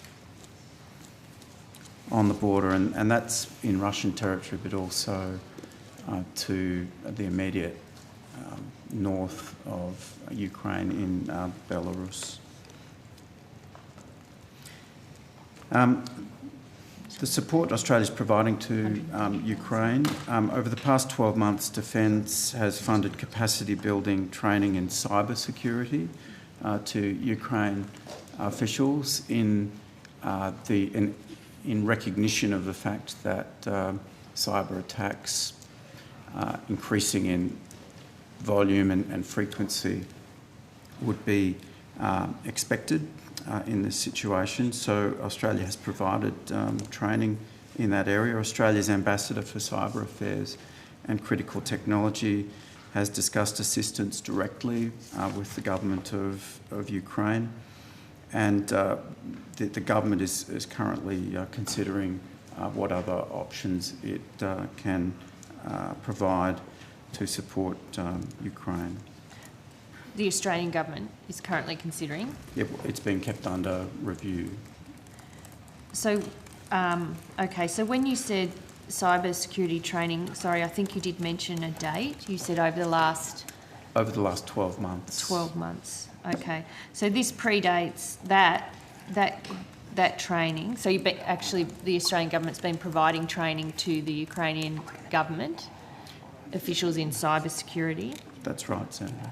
Since February last year, is that right? Correct. Okay, so that predates the announcement, I think, where I saw the Foreign Minister recently say we are, that's on the 25th of January, the Foreign Minister said we are asking our Cyber Affairs and Critical Technology to discuss possible avenues of assistance. So that the training was already happening prior to that? there was ongoing contact on this area and cooperation, but as I understand it, the offer being made via Australia's Ambassador for Cyber Affairs and Critical Technology, Dr. Feakin, has been to increase and intensify that that cooperation. And as yet, though, that remains unclear. What concrete assistance? So that was 25th of January. So what's 3 or so weeks ago? We don't know what that is yet. Well, I know that Dr. Feakin has been in direct contact with the government of Ukraine in recent weeks, and in the course of this hearing or directly with DFAT, you may be able to get further specifics on that, Senator. But there hasn't been a further announcement. I haven't been able to see anything from the Foreign Minister post her comments on the 25th of January that any decision has been taken in regard to that foreshadowed assistance. I'm not aware of a further announcement by the Foreign Minister. Senator. Not aware. Okay, so it doesn't, Minister. It doesn't appear that there is any decision or assistance that follows on from that commitment by the Foreign Minister as of yet. Senator, I think to the initial question you asked on this stream with Mr. Brazier, I want to just make clear again at the outset that the government has been unequivocal in terms of our public, private and diplomatic support for the Ukraine's sovereignty and the need to respect its territorial borders and in urging Russia to de-escalate tensions by engaging in all diplomatic discussions and by withdrawing the build-up of troops that have amassed upon the Ukrainian border. As Mr. Brazier has indicated, there's been some longer term, at least from at least last year, aspects of it probably go back further in terms of different elements of cooperation, but some longer term cooperation with Ukraine, some of it over that last year, specific to those areas of countering cyber interference and strengthening training or the like in those areas, which is a type of practical thing that Australia can do. In terms of how that has scaled or changed following that particular statement of the Foreign Minister, if we have some extra information that we can bring to light, and we will, they would be operational elements of those different agencies that doesn't look like they're in the briefings PM&C have at the table right now, but we can try to get that operational information. Obviously, the Foreign Minister and the Prime Minister continue to be engaged in a number of different global discussions about the potential scenarios around the Ukraine.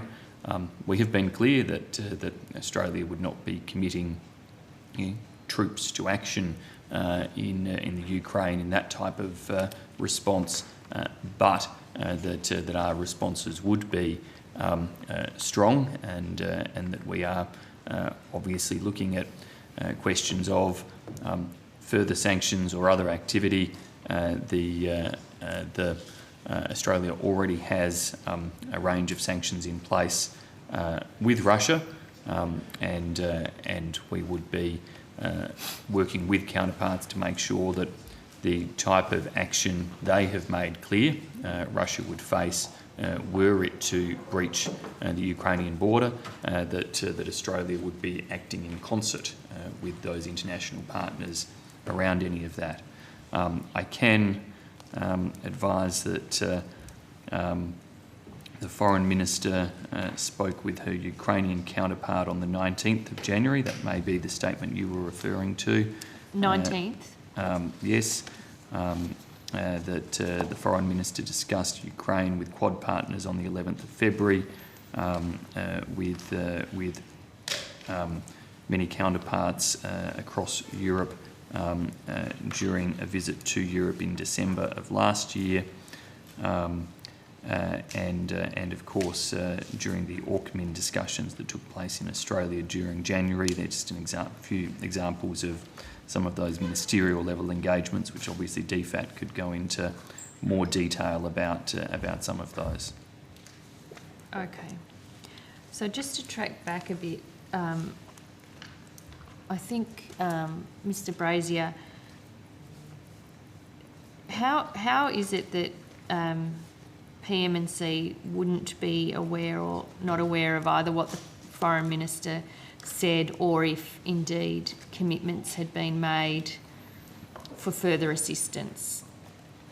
Like, I think that was sort of both of your responses there. No, Senator, in fairness, I mean, there's an operational level question there that if we already have work around training and support in response to cyber attacks or the like that's in place, if there's a scaling up, a change, a pivot, a development in addition to that, I mean, there's a degree of operational activity there. We can get those briefings around exactly how that has scaled or developed further. It's just not something that either of us have in the briefing packs at the table. But, I mean, the issues facing Ukraine are extremely topical at the moment, and I note the Prime Minister has talked about a coalition of autocracies that are destabilising the world, and yet the evidence that we're hearing is there isn't a priority to provide any practical assistance over what was being provided for the last 12 months, and we know, and the Australian government knows, there's 130,000 troops on the Ukrainian border. So I'm just a bit surprised that PM&C isn't aware of any practical assistance that's being provided to Ukraine, considering where we are right now. That's not fair, Senator, because Mr. Brazier has in fact talked through practical assistance that hasn't just materialised in the last few weeks, but indeed dates back over the last year. Well, he advised the committee that there's been some cyber security training that's been in place for the last 12 months.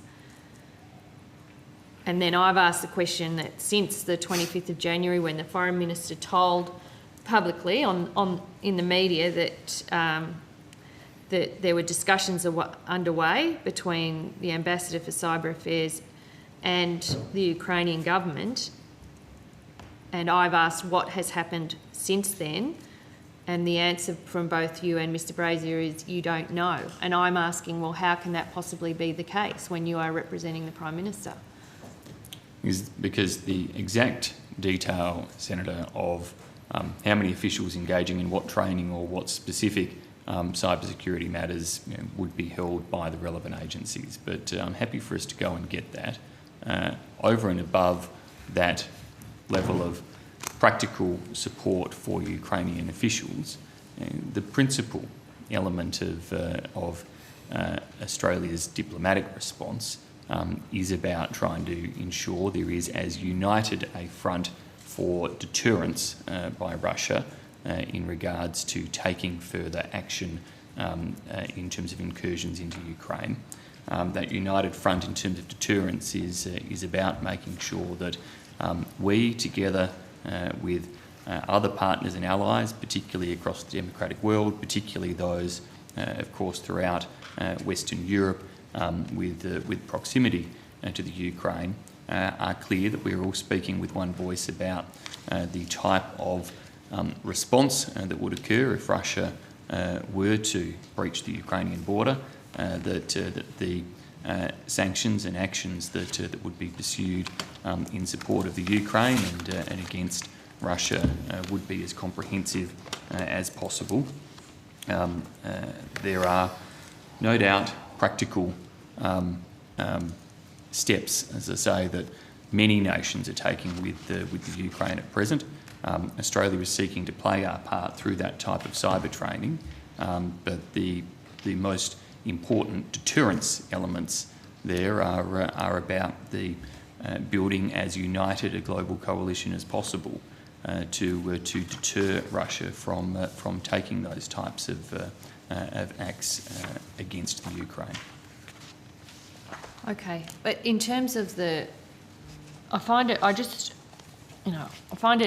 a little unbelievable that the International Division of PM&C isn't able, well, one says that they're not aware of what the Foreign Minister is saying on foreign policy, particularly on a matter as sensitive as Ukraine, and secondly, that's not what officials said. and secondly, can't provide an update to the committee on what the practical assistance that I've heard the Foreign Minister and the Prime Minister refer to are, what they are, or if indeed there has been anything. I mean, putting aside the training that predates this current crisis in Ukraine, what actions or what assistance has the Australian government provided to the Ukraine? And, well, I don't think you can put aside the training that has been provided. That's an important demonstration of practical assistance, sitting alongside but it predates the wide the Foreign diplomatic Minister's effort commitments. that is being undertaken. Well, it carries through, I would expect, Senator, the Foreign Minister's commitments, and it I'm sure, is a pillar upon which they're being built. So you can't put aside any aspect of support there. The key pillar of support beyond those practical elements is that diplomatic support as a united deterrence factor that I spoke about before, Senator. We will seek to get whatever additional detail around practical assistance that we can to provide you with, noting, Senator, that there may be restraints upon what we can share in that regard, in that obviously cyber defences are things that are important and sensitive, and so the granularity of what information might be able to be provided might be limited, but happy for us to seek to get that from departments and to provide that during the day. I mean, as all of the other agencies and departments are available this week to provide that sort of granularity, but we'll get what we can for you. So does the International Division of PM&C brief the Prime Minister on Ukraine? Yes, it does, Senator. Okay. And in those briefings, are you drawing from other agencies about information that they have? Yes, we do. Okay. So presumably, if Australia was providing avenues of assistance, as foreshadowed by the Foreign Minister on the 25th of January, that would come through the briefing process to the Prime Minister? Yes. Okay. So as part of that, you would need to know as part of briefing the Prime Minister, you would then know from your collection of information whether additional assistance had been provided. Yes, because you would have to tell him. And that's right. And he has been briefed that Dr. Feakin has been in touch with the Ukrainian government with proposals to intensify that cooperation around cyber security. Australia has a very strong reputation in that field, and it's a capability that Ukraine is seeking to develop to defend itself. Okay. And through that period of earlier contact on the subject, I understand the government of Ukraine held a high regard for what Australia was able to offer, and wanted to intensify that. And we will be able today to provide you with the operational details of that cooperation. Okay, so you haven't as yet briefed the Prime Minister on the operational details of what that intensification might look like? Well, I won't go to the contents, the exact contents of briefing by the department for the Prime Minister. But it seems like you don't know. That's the point I'm making. You don't know what the operational proposals around the intensification are, because you would know them. If you knew them, you'd be able to tell us today. So presumably you haven't got to that point. Well, Senator, I think as has been clear, following, firstly, let's be pretty clear that tensions around the Ukraine don't just relate to the period since the recent build-up of troops along the border with Russia.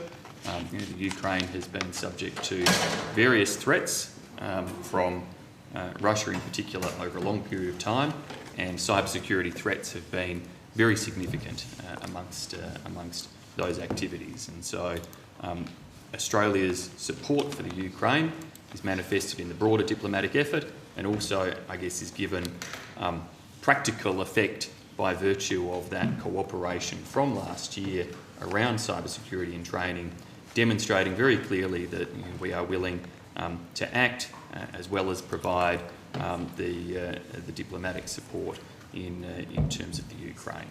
As Mr Brazier has indicated, since the Foreign Minister's engagement and statements that you've asked about, there have been discussions with the Ukraine about what other support can be undertaken.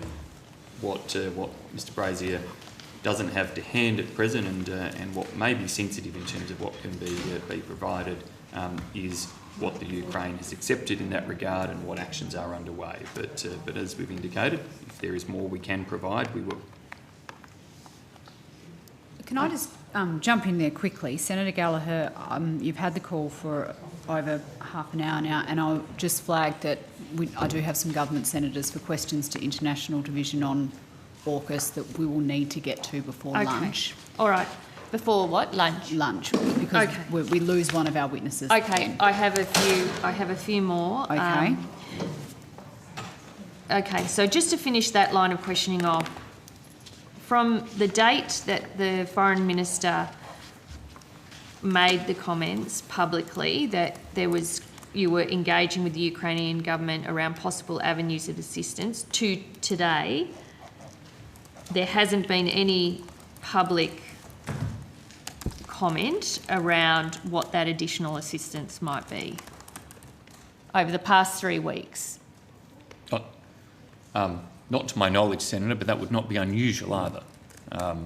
We wouldn't ordinarily go through publicly the detail of sensitive defence or security assistance being provided between nations, particularly at a time of such sensitivity as is the case along the Ukrainian border. Okay.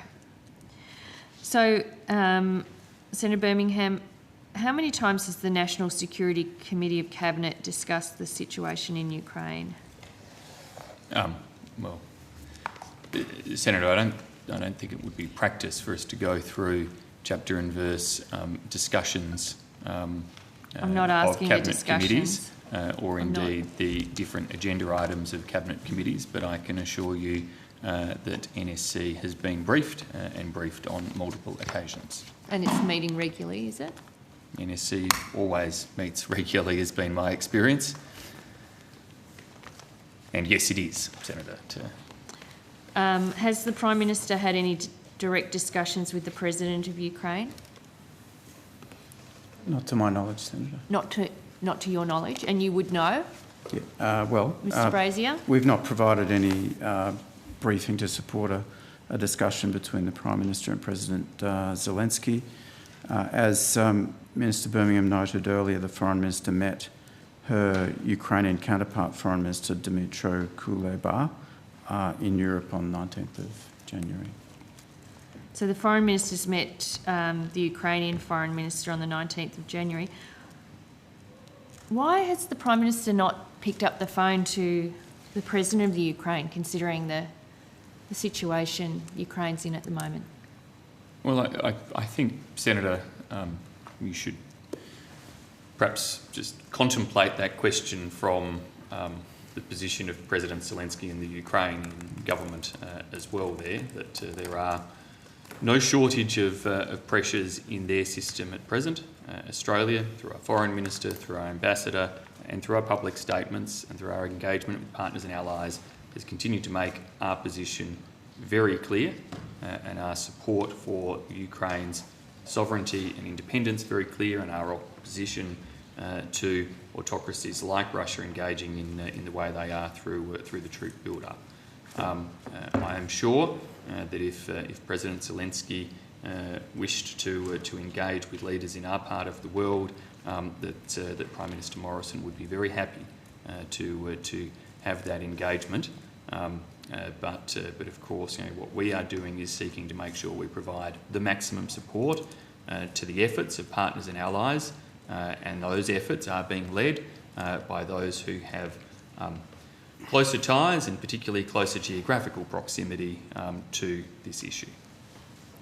So, so your evidence then is that President Zelensky hasn't requested a phone call from the Australian Prime Minister, or he's busy? I'm sure President Zelensky is very busy, Senator. Yeah, but the build-up has been happening for months, and your evidence today is that the Australian Prime Minister, who's certainly made it clear in media interviews that his desire to stand with Ukraine and support Ukraine, hasn't actually picked up the phone and offered Australia's assistance. Australia's communications to the Ukraine have been very, very clear in terms of our support for them. The Prime Minister has been continuously engaged in this matter through the briefings either of his department, through NSC briefings, as I acknowledged before, involving Defence and DFAT officials, and of course through his direct dialogue with the Foreign Minister in particular, who has been engaged directly with Ukraine's Foreign Minister, and of course the work of agencies and ambassador on the ground. But I think, as I said before, Senator, we are making sure we play our role as a very close partner and ally of many nations who are working closely with the Ukraine, whose leaders are routinely in touch with the Ukrainian leadership. If heaven forbid, Senator, this situation were occurring in our part of the world and involving an autocracy and a challenged border in our part of the world, then I would expect that our Prime Minister would be speaking with other allies on a daily or more frequent basis, but maybe that wouldn't include the Ukrainian President, who might simply send their support by other means. So I'll just finish up here. Thank you, Senator Gallagher. Can you advise the committee on whether Mr Morrison has spoken directly, made calls to foreign leaders to discuss the situation in Ukraine specifically? Sorry. Well, the Prime Minister has discussed the situation in the Ukraine with other leaders, including most recently when he met with the Quad Foreign Ministers just last week. But we can get further details. He's had those discussions with leaders in the EU, and happy to get some of that detail. Leaders in the EU, but you're not sure? So I understand the Quad meeting went on last week, but has there been calls to President Biden, President Macron, Chancellor Scholz, any others? You would know, wouldn't you, Mr Brazier, if there had been calls? That's your area. You would provide advice and a brief for the Prime Minister? Yep, that's right. In terms of recent telephone calls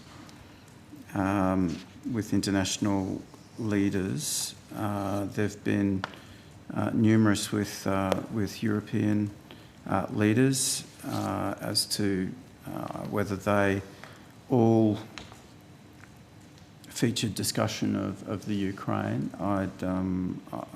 I couldn't speak to the detail because we don't typically release the contents of the Prime Minister's discussions with foreign leaders. But I can have a list for you. That would be useful. But you're not aware of any calls on the Ukraine to President Biden, Macron or Chancellor Scholz? You would know that, wouldn't you? well, generally that's true. We have not provided briefing to support phone calls with those leaders in recent weeks. But as I said, I can take on notice the full list of possibly relevant calls.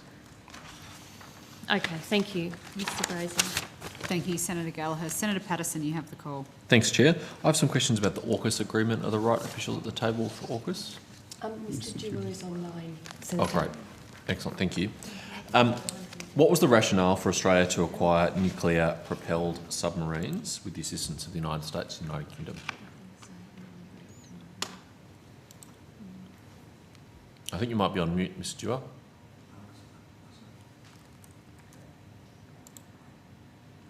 We can see you, but we can't hear you. Sorry, excuse me. That's better. We can now hear you, Mr Dewar. Thank you. You can hear me? Sorry. Yes, thank you. Apologies. Scott Dewar, Deputy Secretary, Quad, AUKUS and Naval Shipbuilding.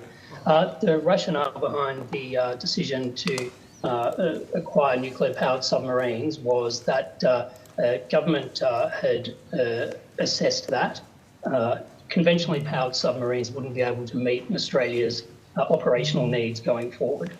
And a nuclear-powered submarine with its greater range and stealth and other capabilities would be better able to do that. What are the strategic advantages of modern nuclear-powered submarine technology?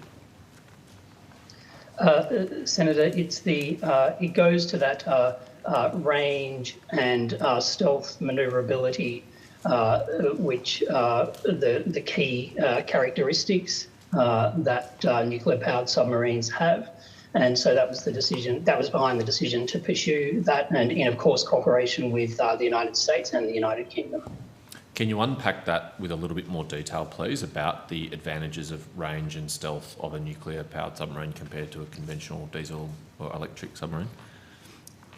Sure, of course, Senator. I will note that details about submarine capability, I would defer to colleagues at Defence who are submariners, of course. But the key difference is that conventionally powered submarines need to surface from time to time to recharge batteries by running diesel engines, whereas nuclear-powered submarines can continue operating underwater for a longer period of time, therefore maintaining the key attribute of stealth. And I think that is really the key driver in the capability that made behind the assessment about the preference for nuclear-powered submarines. And in terms of range, am I right in understanding that a nuclear-powered submarine has virtually unlimited range, particularly the newer nuclear-powered submarines that use a highly enriched uranium? Senator, yes, my understanding is that range limits are not about the boat; it's about feeding crews and those sorts of things that become the challenges the longer you remain underwater. But they are basically unlimited in terms of physical range for all intents and purposes. Some of Australia's strategic adversaries have disingenuously raised nuclear non-proliferation as an issue in relation to Australia acquiring this capability. What are the Australian government's intentions to continue to comply with our international obligations of non-proliferation? Senator, the government's been absolutely crystal clear, as have our US and UK partners, that Australia remains absolutely committed to nuclear non-proliferation and the international nuclear non-proliferation regime. So as we move forward with the acquisition of nuclear-powered submarines, we will be making sure that we are complying with all of the requirements and indeed seeking to strengthen that regime moving forward. Everyone is absolutely crystal clear that Australia has no intention to acquire nuclear weapons or allow the diversion of any nuclear material that might risk that. How will Australia's decision to acquire nuclear-powered submarines impact the Australian shipbuilding industry? Senator, the nuclear-powered submarines will be a massive industrial undertaking moving forward, and so that will provide Australian industry's role in the submarines will be incredibly important going forward. These are likely to be bigger submarines, and it'll be a long-term project. So there will be plenty of opportunity going forward for Australian industry. Can you talk a little bit about the non-submarine aspects of the AUKUS agreement? For example, precision-guided munitions, cyber security, quantum, artificial intelligence, some of the other elements of the agreement. Senator, when the leaders announced AUKUS on 16 September, in addition to the nuclear-powered submarines, cooperation on advanced capabilities was also noted, and there was 4 key areas that are going to be pursued initially, and that's artificial intelligence, quantum, cyber, and underwater capabilities. And the idea is that the 3 partners working together, rather than working in parallel, can get a greater capability and maintain our technology edge by working together in those sorts of areas moving forward. So that's the intent of that stream of work. I'm also right in understanding that Australia intends to acquire the capability to produce domestically our own precision-guided missiles as part of this agreement? Senator, the work on precision-guided missiles, I'd refer you to Defence on the details of that. AUKUS at this stage is focused on those key areas, on the advanced capability side, those key areas that I mentioned. However, any of those areas, for example, AI or quantum, could be of direct relevance to any one of a number of capabilities moving forward. And you talked about undersea capabilities. Does that include potentially autonomous undersea capabilities in the future? Senator, we're still working through that, and by undersea capabilities, that could mean that covers a wide range of things. It could be underwater sensors, it could be autonomous vehicles, it could be a range of other things. So it's really about working out where in that scope that the 3 partners can best work together to get the best capability and technology outcome, and something that would take us forward more quickly than otherwise we might do with individual efforts. Okay, thank you very much, Mr. Dewar. Thank you, Chair. I'll look forward to pursuing this further with Defence. I have Thank some you. questions that might follow nicely on from this, if that's okay, Chair. Great, thanks, Senator Ayres. I will remind committee members we only have Mr. Dewar on the line until 12:30. Yeah. So if we can try and deal That's with why I'm questions keen for to- him I'm now. Finish our international. Keen to proceed with this now to allow Mr. Dewar to do Great. his work. Mr. Dewar, can you tell me when the Naval Shipbuilding Enterprise Governance Committee was established? Senator, I'll just get the date for you.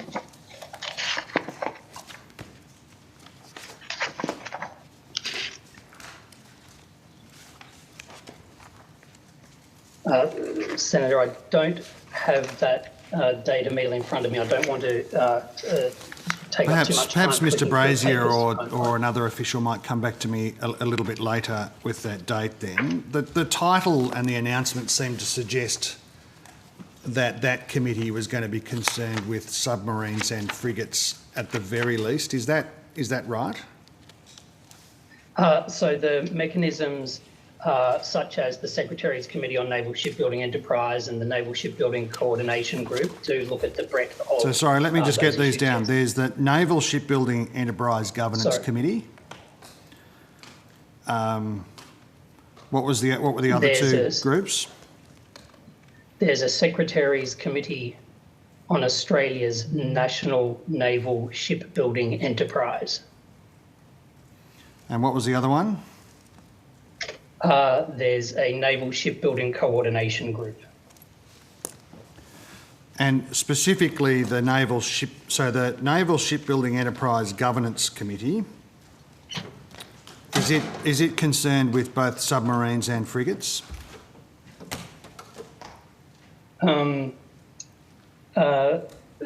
Senator, the governance committee that you're talking about, I've got the Naval Shipbuilding Coordination Group and that Secretary's Committee. The governance committee is that the defence one you're talking about, I'm wondering? Well, this is the group, this is the committee that the Prime Minister chairs. This is a cabinet subcommittee, Senator Ayres. Sorry. Yes. Sorry. Apologies, Senator. Sorry, I was thinking of. Yes. There's obviously the National Security Committee. There is the Naval Shipbuilding Enterprise Governance Committee, and yes, Senator Ayres, it is engaged on those large naval shipbuilding projects as per its title, and particularly brings together ministers with responsibility in areas such as skills and training and so on, so that it is able to take a broader perspective around some of the delivery issues there. NSC obviously retains the strategic aspects of consideration, and then there is also the National Security Investment Committee, which I chair, Senator Ayres, which assesses certain defence procurement and related decisions at a, we'll say, slightly less strategic level, given the Prime Minister is chairing those other ones. So submarines and frigates at the very least, and perhaps other naval projects as necessary. Mr Green, I think, in the ABC said that it was established because the government was concerned that major defence projects were going off the rails. Is that right? Look, I wouldn't characterise it that way. It wouldn't be the only time that I would not necessarily characterise it the same way as the ABC, much as I have respect for Mr Green as a reporter.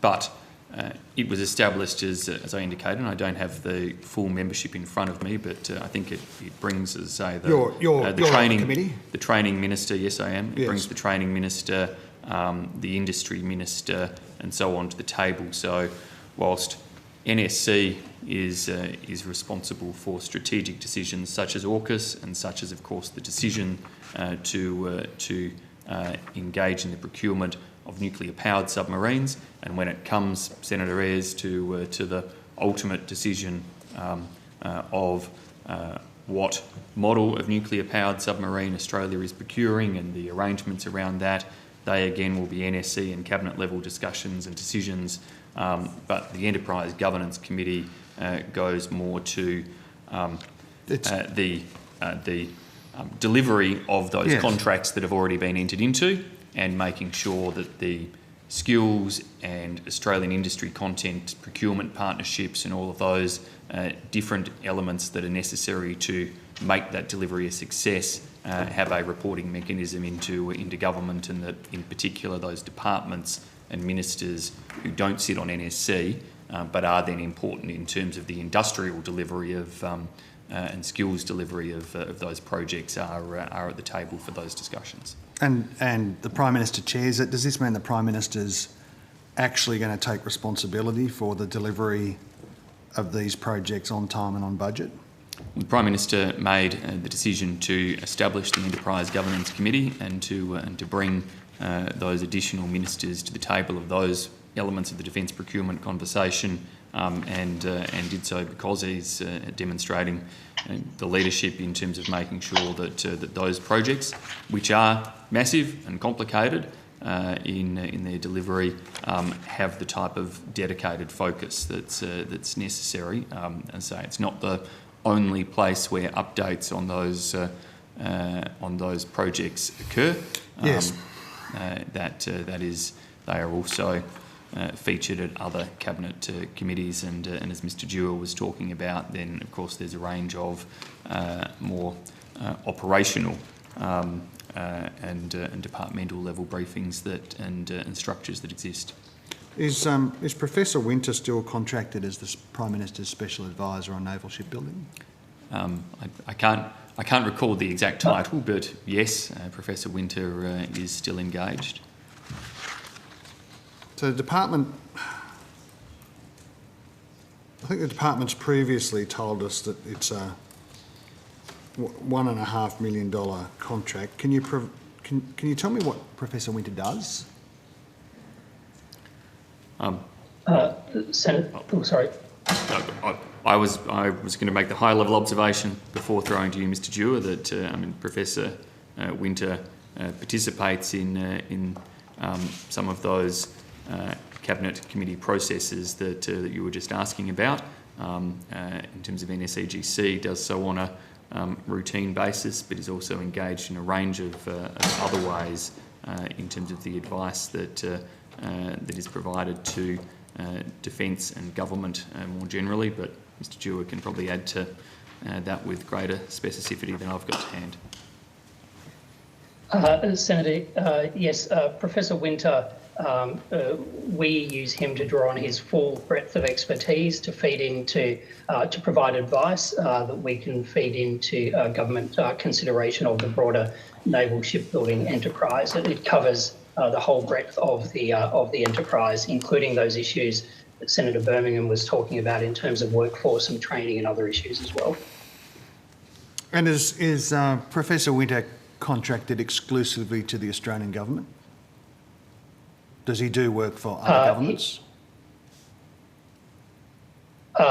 Senator, I'm not aware of whether he does other work for other governments, but I know that he is contracted, of course, to the Australian government. Yeah.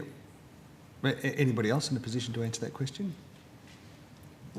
What's the process Senator, for I don't managing? know if we would know that. So Senator Ayres, Professor Winter does not work exclusively for the Australian government. I can't speak for his other contractual arrangements, be they with commercial enterprises or otherwise, but I'm sure we can get some details if you wish around the type of conflict of interest requirements that are part of the contractual arrangements with Professor Winter, which I suspect is where your question is leading to. Yeah, shouldn't you know though if he works for other foreign governments? Senator, your question was: is he exclusive to the Australian government? So my answer was no. My answer there was no. That doesn't mean he's working for other foreign governments, but I know he has other contractual. They may be academic, they may be commercial, or other. Would you know if he was contracted to other foreign governments, and what's the process for managing I'm confident that kind of conflict? Yeah, I'm confident, Senator, that there are conflict of interest conditions within his contract or terms of engagement. But can anybody tell me? I understand you're confident that they're there. Can anybody tell me if they're there and what the regime is for managing potential conflicts of interest that may arise? Yes, Senator. So Professor Winter is required to declare potential or perceived conflicts of interest, and then we would manage that through the conflict of interest policy and procedures that apply for any contracts in PM&C. Right. Well, on notice, can you set out for me precisely what the conflict of interest requirements are that apply to this contract? I have a couple of questions about submarines.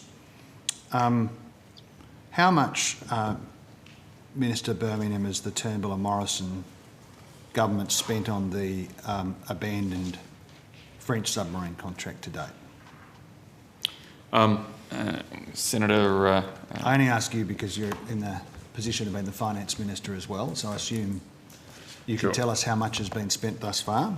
Senator, the government announced at the time of the AUKUS decision that around $2 billion had been committed to the diesel-powered submarine procurement process. We obviously went through sorry to interrupt, but when you say committed, you mean expended? Yes, Senator. Yes. I think it was it was a bit more than 2, wasn't it?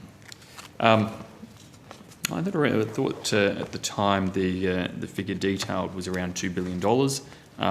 Contractual negotiations for finalisation with the Naval Group, Lockheed Martin and Laing O'Rourke through Australian Naval Infrastructure have been progressing. I'm not sure that all of those sign-offs, in fact I'm confident that not all of those sign-offs have been completed in terms of the negotiations with each of those parties to the diesel-powered submarine program. So I don't think there is a final figure What's the likely final figure? Look, I wouldn't want to speculate in terms of the likely final figure there, Senator, because if there are, still commercial negotiations with the contracting parties, it would not be helpful to those commercial negotiations for me to give a speculative assessment in that regard. So $2 billion out the door already on Zero submarines. The additional expenditure in the hundreds of millions, the billions. How much money will the Australian government at the end of this process have spent acquiring no submarines? Senator, it's an invitation by another means for me to speculate, and I'm not going to entertain the speculation process. Defence and ANI have put on record where they can further iterative information around some of those negotiations. The point I'd make there, Senator, is that it would have been reckless, given the advice we had received about the capability challenges the diesel-powered submarines would have faced in the future, for us to proceed further down that path. It would equally have been negligent for us not to take the decision, given the changed opportunity that existed for the procurement of nuclear-powered submarines, for us to make that change. Senator, yes, we can all wish that the potential for technology sharing on nuclear-powered submarines had existed several years ago, but it wasn't there several years ago.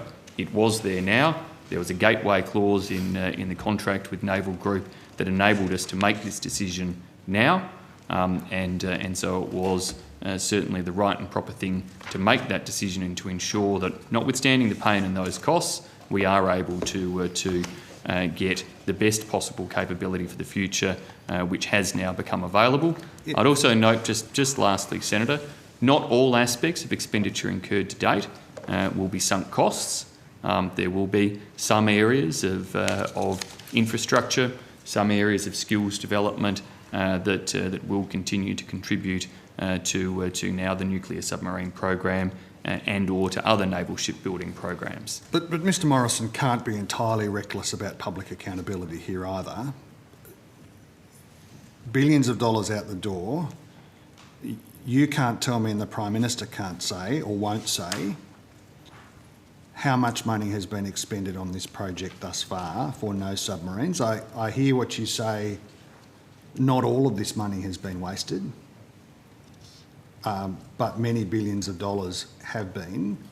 I understand the policy rationale that's been set out at the time of the announcement, but that doesn't mean that the government can be reckless about accountability on this question.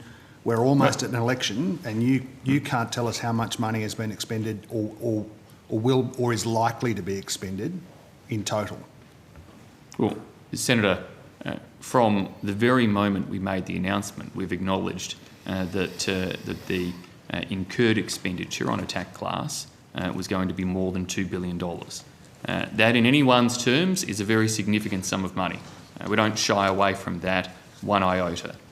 We got on with pursuing the attack class program, having inherited no decisions around submarine procurement as a government. So despite some years of talking about getting the next generation of submarines, we inherited a situation where no decisions had been taken. We went through the best possible process in terms of determining what type of capability would be right for Australia for the future in terms of what was available to us and what Australia could manage, and that yielded the result of the attack class submarine being procured through Naval Group. What changed subsequent to that was, of course, the regional environment has changed.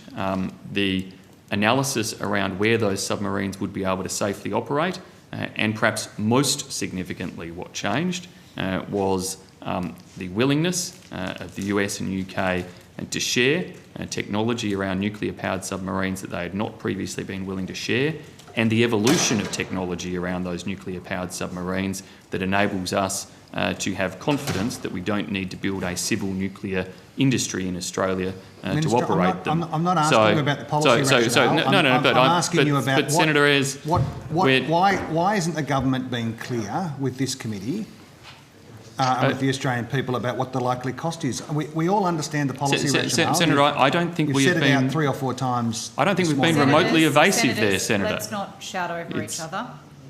I don't think we have been remotely evasive there, Senator. That as at 30 November, the figure was $2.4 billion. Yes, I thought so, yes. Now... But you can't tell me what the government is going to agree to. I can't tell you the final rounding out of that in relation to those last aspect of negotiations with Naval Group, Lockheed Martin or Langer O'Rourke and contractors. But we don't shy away from the fact it's a significant sum of money. We acknowledged that on day one when we said it would be more than $2 billion. But we think it would have been reckless and negligent not to make the change that was made in the national interest. So 18-month timeline to identify what's described as the optimal pathway. Is Professor Winter engaged in the optimal pathway process? I'll let Mr Dewar speak in terms of how that intersection with the task force that's been established is occurring with external advisors. Senator, the task force in Defence, led by Vice Admiral Mead, is leading the work to define that optimal pathway, working with the United States and the United Kingdom, of course. Professor Winter, in his role in his advisory role, is engaging from time to time with the breadth of the naval shipbuilding work in Defence. And from time to time, that includes discussions on the nuclear-powered submarine, with the nuclear-powered submarine task force. And you can't tell me which other foreign governments he contracts to? Can you tell us? You can't tell me now. What I can tell you, Senator, is that he's required to declare any perceived or potential conflicts of interest to us, and then we manage that through the normal policy. Well, I'd like to know a bit later in the day whether this is an actual issue or a potential issue, and if you can tell us whether or not Professor Winter is engaged in contract work for other governments around the world. I understand you're going at 12:30. Perhaps Mr Brazier might be able to furnish us with those details later on. Senator, we can... Sorry, you go. Sorry. No, I was just going to say we may not be able to get that in the course of the next hour or two. I just don't know. But the government must know. Get it in that time frame. We will. That's what I'm saying, Senator. We will get his. We can look at the conflict of interest. I would point out that Professor Winter holds, of course, high-level security clearances, and therefore is completely able to have access to the information. And of course, as a senior professional, former US Secretary of Navy, we rely on his not only his compliance with our conflict of interest policy, but we rely on his input and skill contribution to the oversight of naval shipbuilding in Australia. Okay, we're 5 months into the 18 months that were identified to demonstrate the optimal pathway.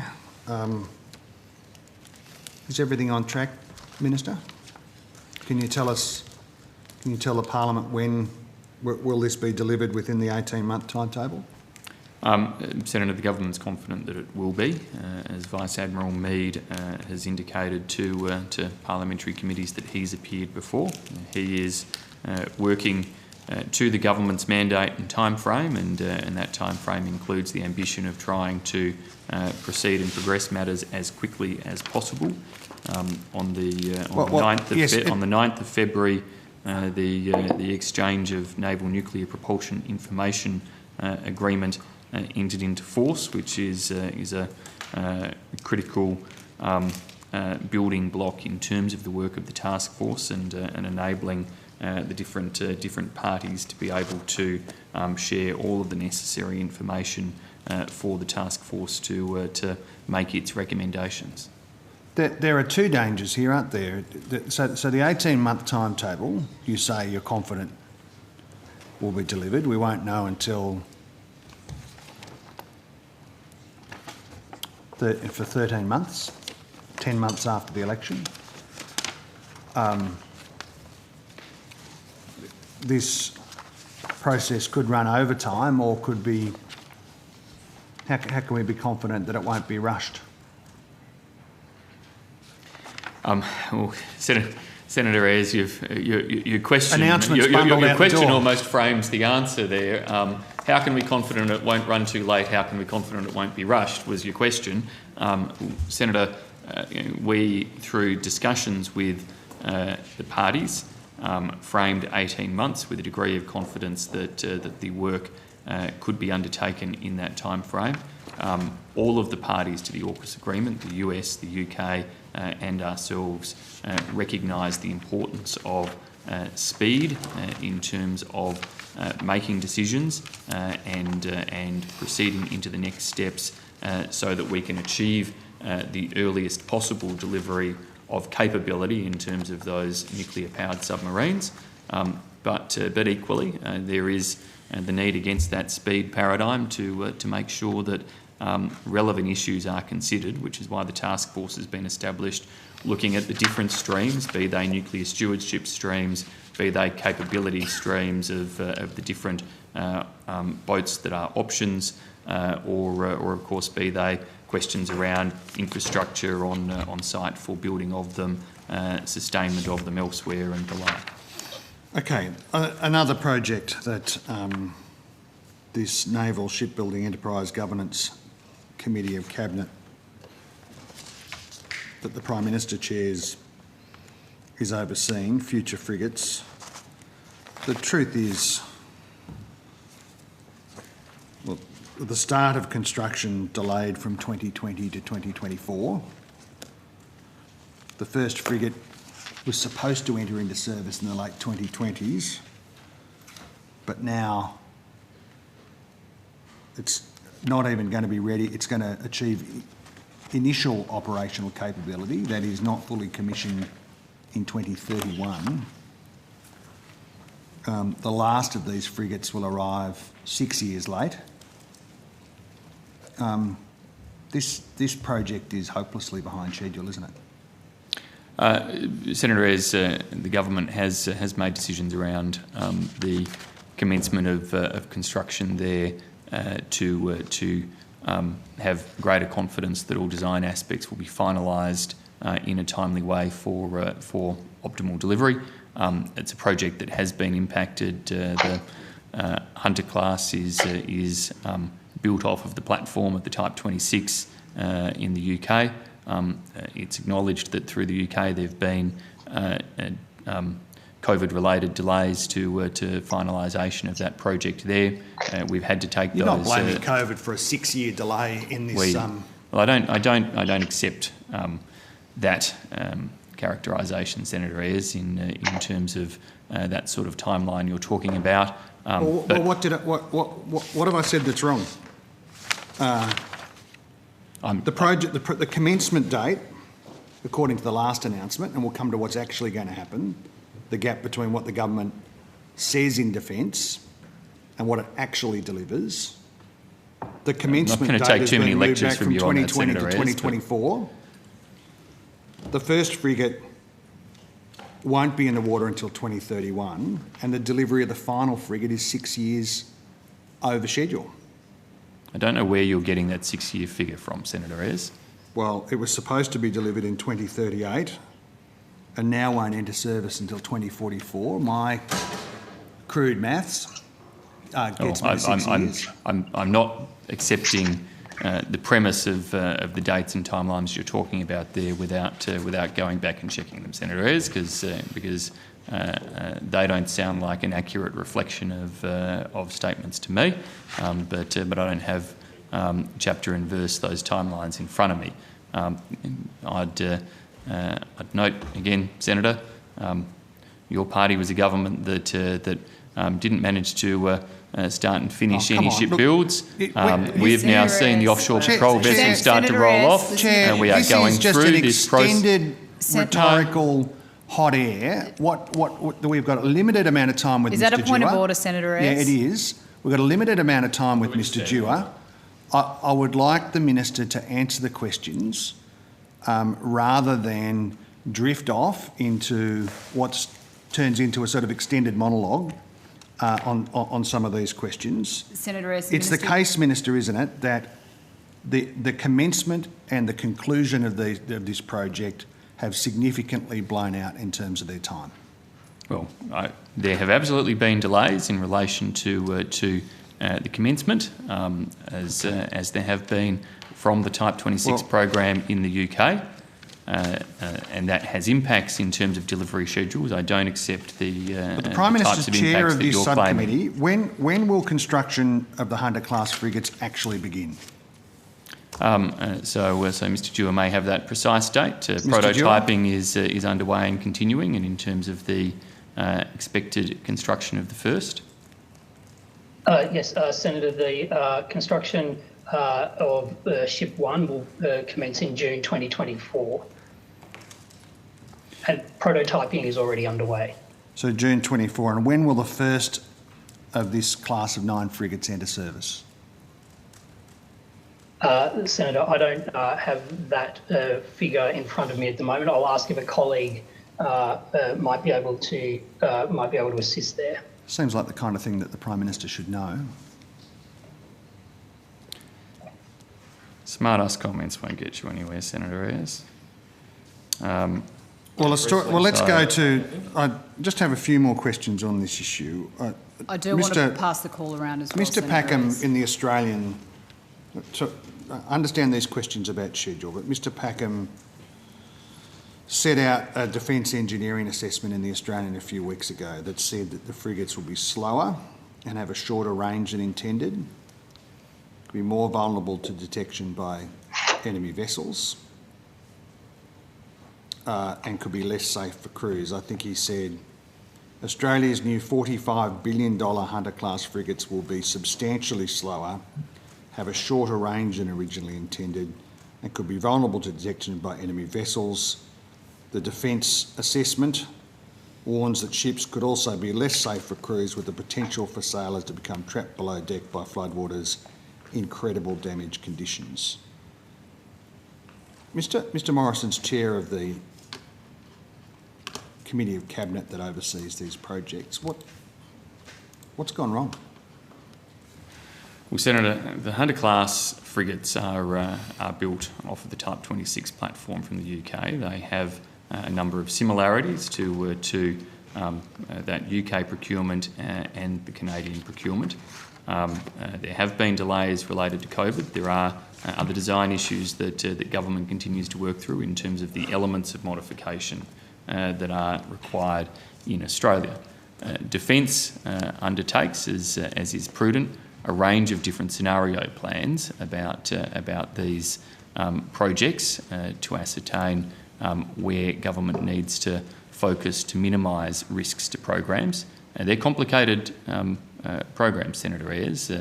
Nobody should expect that they don't come with significant risks. Of course they do.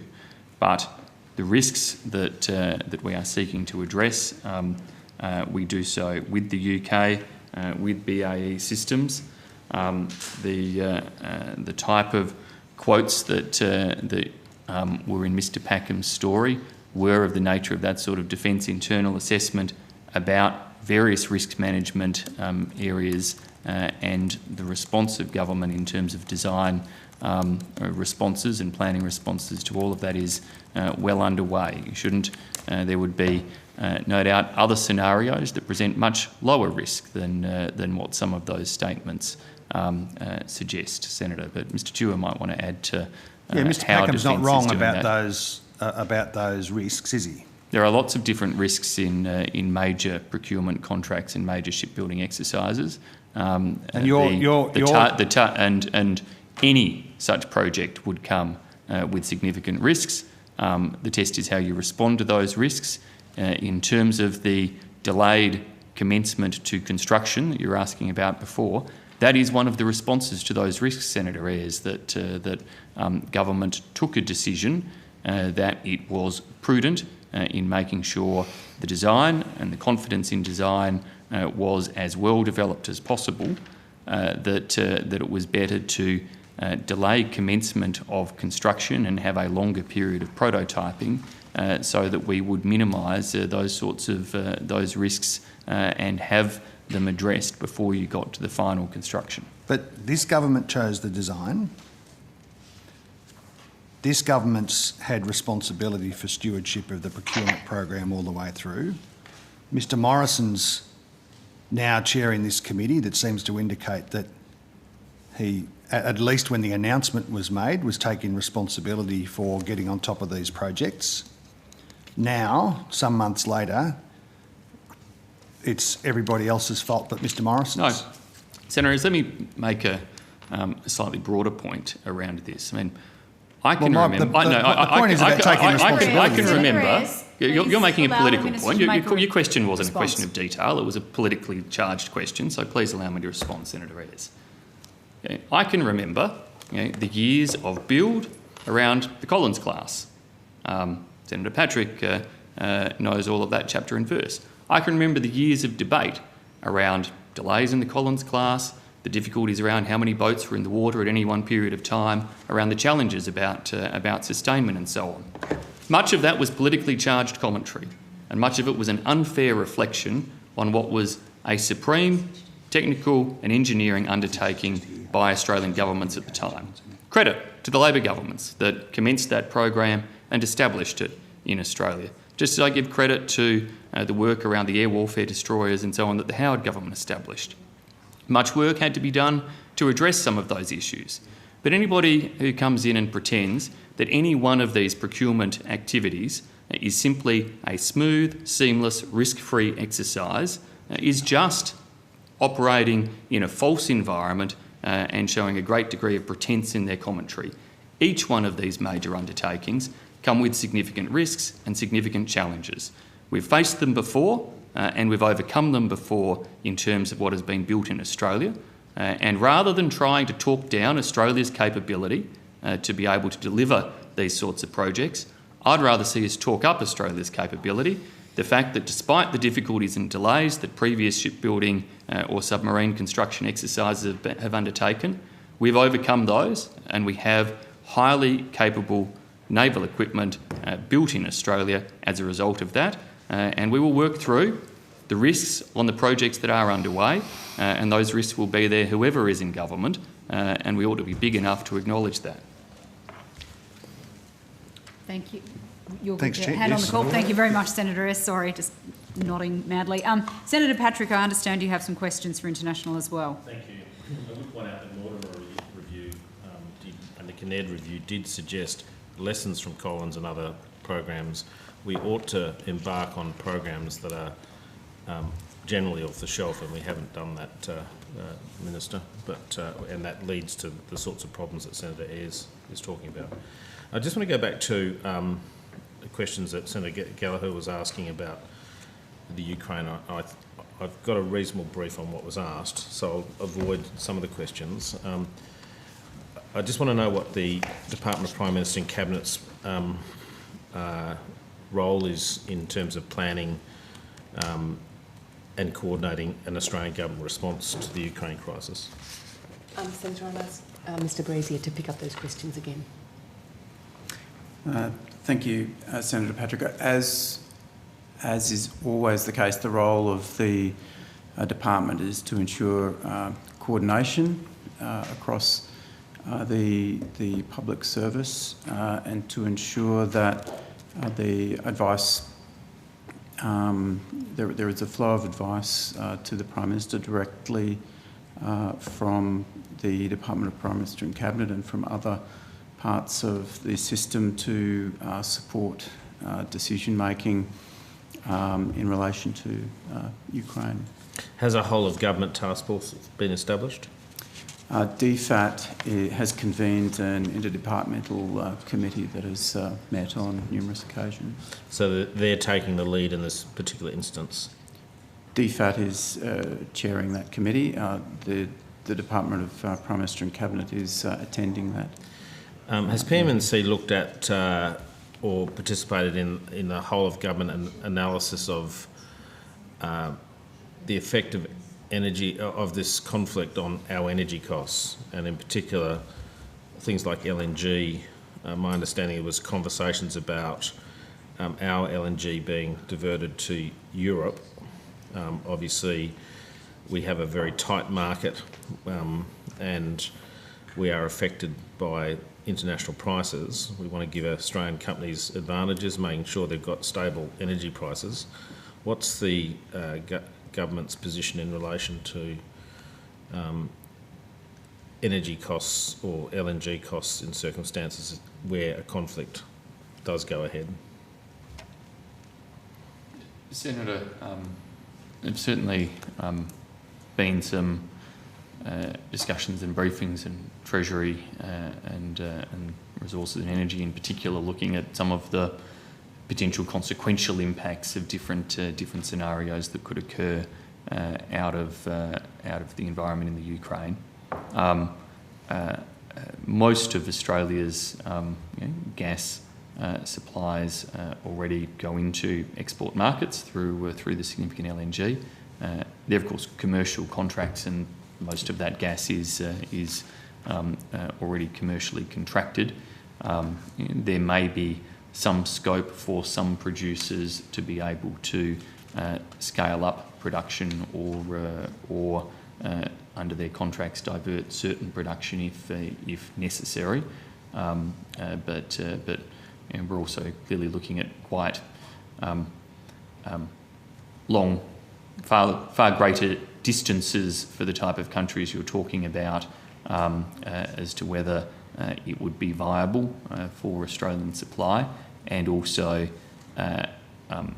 commodity that requires different type of infrastructure that most of Europe receives its gas supplies through natural gas pipelines, not LNG that then requires.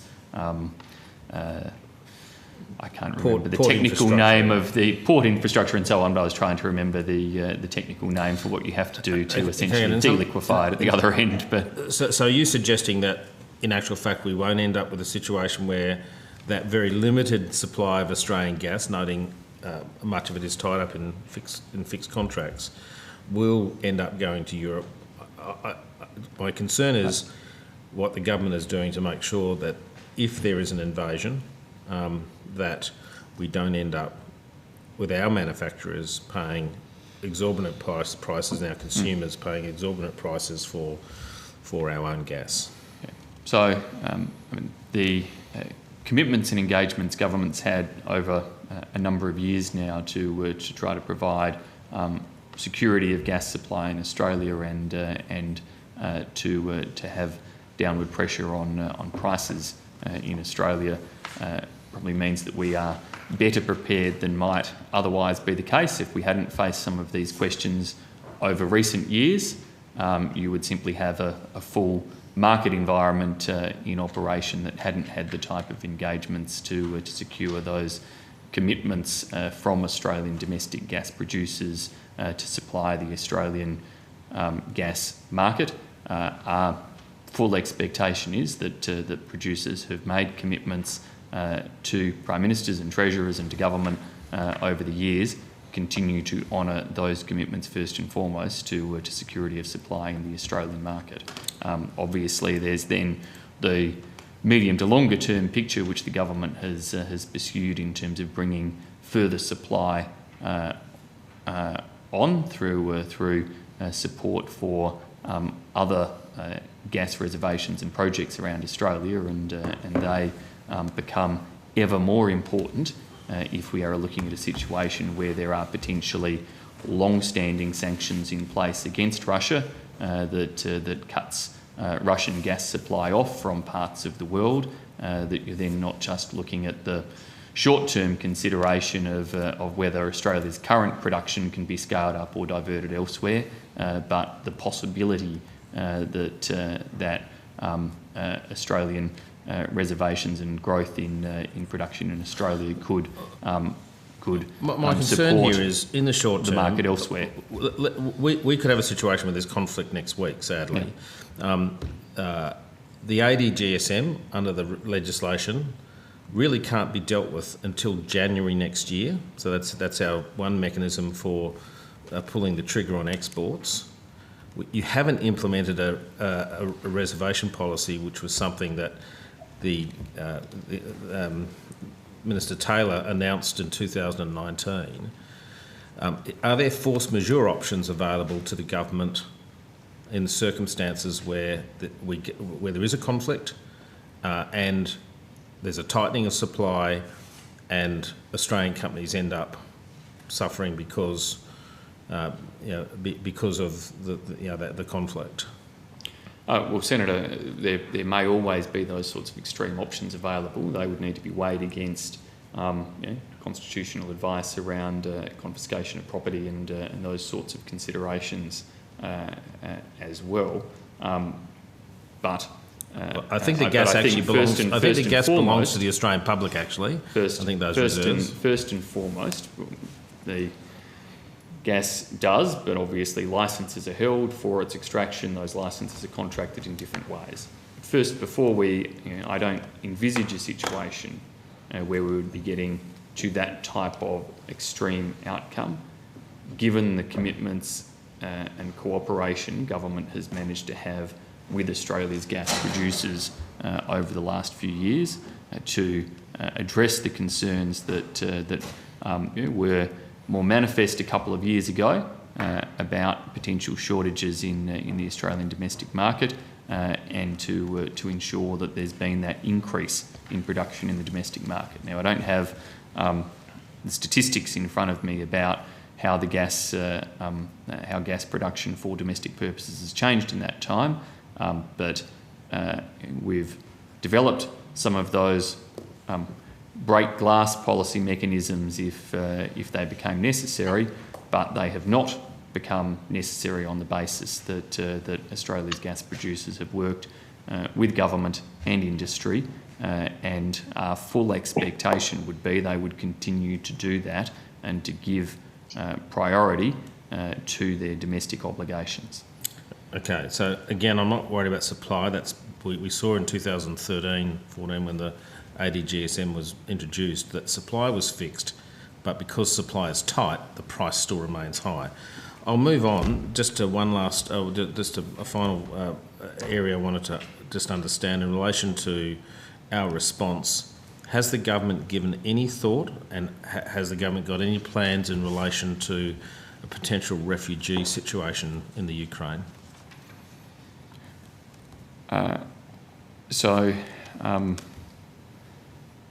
Certainly, Mr Brazier went through situations involving Australian residents, Australian citizens in the Ukraine. There has been some consideration to other humanitarian or migration factors that could flow. I don't know, Senator Patrick, that I can say there is a widespread undertaking in relation to refugee circumstances and the like of which you raise, but I have no doubt that were that to become the case, we would engage with obviously our European counterparts on those issues. They clearly would be at the forefront of any policy responses there. I'm just thinking of looking forward rather than being in a situation where this sort of event arises and there's a sort of mass exodus of people across borders, with Australia being able to proactively step up with a plan to at least assist in an international context. Yeah, and we have done that in a range of conflict situations in terms of creating, in some cases, dedicated places within our existing humanitarian intake, and in some circumstances providing additional places over and above that humanitarian intake. We would obviously consider any requests or demands to do so, dependent upon the circumstances as they evolved. Our focus and our preference is for diplomacy to prevail and for conflict to be avoided, and to apply maximum pressure in that regard But Mr Brazier looks like he may have something to add to my comments. Thank you, Minister.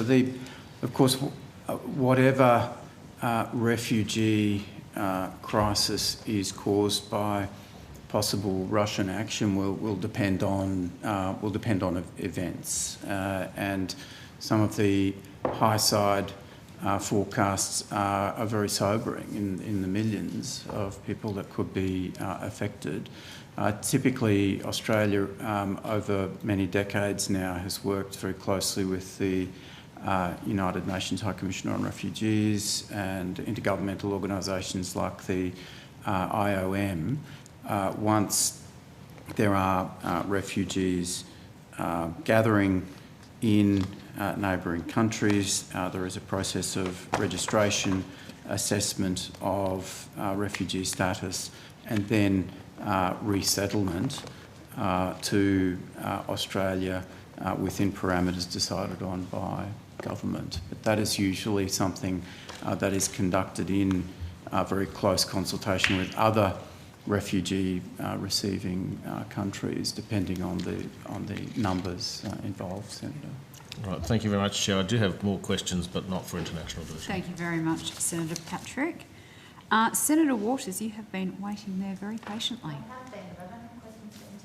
That's all right, because I understand no other senators have questions for international, so you are good to go on with another topic. Does that mean, Senator Chandler, that we can let Mr Dewar go to bed? Certainly, he can have 12 early minutes in that regard. Thank you for joining us, Mr Dewar. Thanks. Thank you, committee. Appreciate it. Hi there. Thanks, everyone. I've got some questions about PMC's involvement in the waiver of the overpayment to Mr Chris Jose, and I will be taking this up with Finance tomorrow also. Hopefully we've got the right people here in the room. Thank you. It was recently reported that the Ombudsman had been critical of the Department of Finance's decision in 2020 to waive the $41,000 debt owed by Mr Chris Jose after he was paid for both his role with ACMA and the National Competition Council simultaneously. The report indicates that the National Competition Council raised the issue with PM&C in May of 2020 and that a teleconference was subsequently held between PM&C, Finance and Treasury. And I understand that Minister Morton later signed a legal instrument confirming that the matter was a matter for Finance to determine, and obviously Finance later agreed to waive the debt, which is quite a different approach to that taken with Robodebt. Can I ask why the decision was made to delegate responsibility to Finance? Senator John Reid, First Assistant Secretary, Government Division. Senator, we were involved in the decision about who should be the appropriate decision maker in this case, and the options appeared to be either the Secretary of the Treasury or the department and senior officials in finance. Because of the potential conflict, PM&C's view was that it was appropriate that the matter be handled by the Department of Finance. Okay, and was PM&C consulted again by Finance before Finance decided to waive the debt? We were aware Finance was intending to waive the debt, but we weren't involved in the decision making. Okay, and how were you made aware? In writing, Senator. Okay, so they informed you, but did you provide any response to that? No, Senator. Okay. Has there been any audit undertaken to ensure that no other government-appointed members have been overpaid? Senator, we have gone through a process with appointments processes generally to ensure that this sort of thing won't happen again. Okay, sorry, you've gone through a general process to ensure this generally won't happen again. Can you give me a little more detail? So we've been working with our Cabinet Division colleagues, Senator, who sort of oversight some of these appointments processes, or at least appointments that go through Cabinet, to make sure that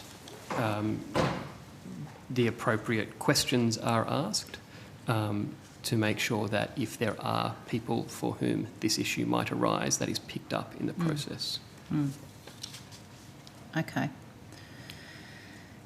All right, I'll probably ask more on notice about that. Can I move now to the bevy of Electoral Act amendments that we've seen? Since September last year, we've now seen 10 separate bills amending the Electoral Act. And this obviously is a very piecemeal approach. It's led to the debate being very fragmented, and it's made it very hard to assess the cumulative effect of the changes. And of course, it's exhausted the limited resources of academics and experts, submitters and advocates to review the changes. Why has the government adopted a piecemeal approach rather than a comprehensive review of our electoral laws? Senator Waters, I'd contest the premise and the implications you suggest from the approach taken, that actually what we've done by virtue of taking each of these issues through an individual bill through the Parliament is make sure it's been crystal clear what each of those reforms, most of them relatively minor or granular in nature, or many of them certainly are. Some of them, of course, also particularly responding to the unique circumstances around COVID. But had we done so as an omnibus bill of lots of different moving parts, no doubt we would then have been criticised for the fact that it was an omnibus bill of lots of different moving parts and it was hard to understand exactly what the bill was seeking to achieve, whereas the quite precise approach that Minister Morton has taken of limiting each bill to only quite specific reforms has at least enabled each of those to be clear, and of course for individual parties to reflect a position on them one by one, rather than having the position on an omnibus bill conflated amongst the various moving parts that would be within it. Can you confirm that we won't see voter ID laws reintroduced? Yes, Senator. Okay, have you told Senator McGrath that? Senator McGrath, like anybody, is entitled to introduce private senators' bills. I believe that he may have done so on that matter, but it is not the government's intention to pursue that matter before this election. Okay, so you rule out... Disappointingly, we would say, Senator Waters, we do think that the principle around voter ID and the models developed provided a high degree of confidence that participation would be easy for individuals, but confidence in our electoral system would be enhanced. However, we're not proceeding with those laws before the election. Okay, so you're ruling out bringing that private members bill on or any other government bill on for the purpose of voter ID before the election? We are not proceeding with reforms on that before the election. Okay, and after the election? We'll hopefully you won't be in a position to do so, but that's a bit of, pardon my commentary. Just an endorsement of the Labor Party from the Greens. What a surprise! Greens lines. Indeed, Senator Patterson. An astute observation there. Look, the government, as I just stated, the government's belief that voter identification can be done in a way that does not disenfranchise but does enhance confidence in the electoral system. And if after the election there were an opportunity to look at those sorts of reforms, which have been recommended by multiple reports of the Joint Standing Committee on Electoral Matters, then I am sure we would do so.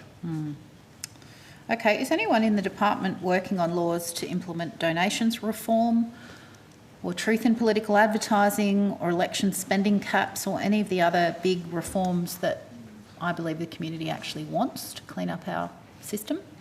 I suspect the answer for PM&C would be no, because PM&C doesn't have lead carriage of electoral policy. That's a Department of Finance matter. That's correct, Senator. Okay, would you normally have any involvement in a sort of high-level system reform like that? I would assume you'd have some oversight. Policy briefings to the PM. Yes, Senator. Okay, and have you been engaged in any such oversight? Is any work being done, to your knowledge, on any of those electoral reform bigger issues? Not to my knowledge, Senator. I'm just looking at Mr. Reid. Sorry, Senator, I missed the list of issues. I apologise. Electoral spending, donations and truth in political advertising. But you directed the question sort of, has the department been undertaking any, and that's why the answer was no, this department wouldn't be. But more generally, Senator Waters, the areas of Electoral Act reform that have been undertaken are reflected of those that have come to the Parliament. So people can have their own views around what is big, little or otherwise in terms of reforms. That's a matter of political debate or conjecture. But in terms of where the government has focused its attention, it's been around those matters of response to COVID for necessary electoral purposes, different operational elements of the Electoral Act, including some of the different integrity measures, which I think have included some elements of disclosures as well as part of clarification around some of those. Thanks, Minister. Moving now to an Integrity Commission. Unfortunately, we still don't have one. Was either PM&C or the PMO consulted by the Attorney-General before she announced last week that the Commonwealth Integrity Commission bill would not be introduced before the election? Senator, discussions around Commonwealth Integrity Commission have been had right across government, and particularly amongst senior ministers. We've been very clear that the government has finalised a model around the Commonwealth Integrity Commission. That model seeks to provide an umbrella framework that addresses the different roles of the many existing entities across the Commonwealth that are responsible for anti-corruption activities.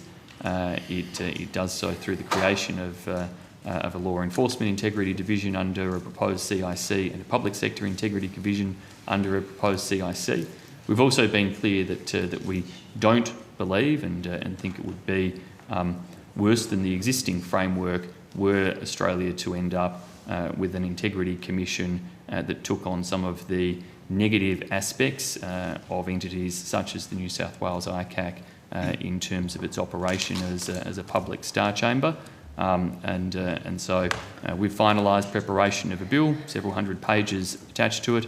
I understand the Prime Minister tabled that in the House of Representatives some time ago, and the Attorney-General's position is reflective of the fact that if the opposition, or indeed I can invite the Greens to make the same commitment, we're willing to commit to pass the model of CIC that the government has designed, and then we would work cooperatively to pass that as quickly as we can. But it has been clear from the public statements of the opposition and others that would not be the case, and therefore the government's not progressing with it at this stage.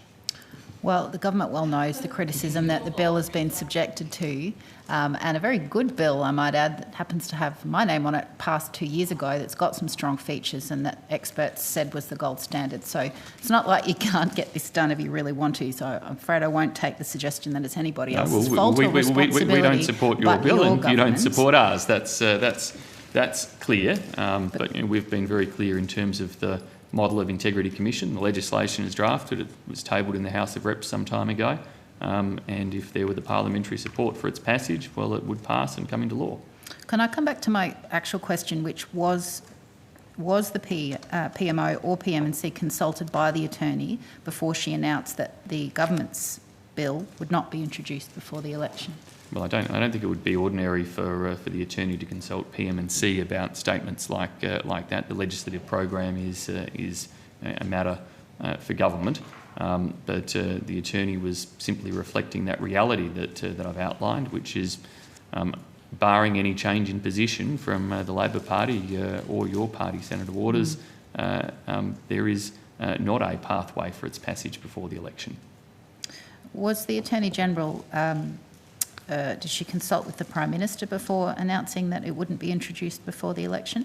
I don't know, Senator, but I'm not sure that that's necessary, given she was reflective of the position of the government, including the Prime Minister. Now, if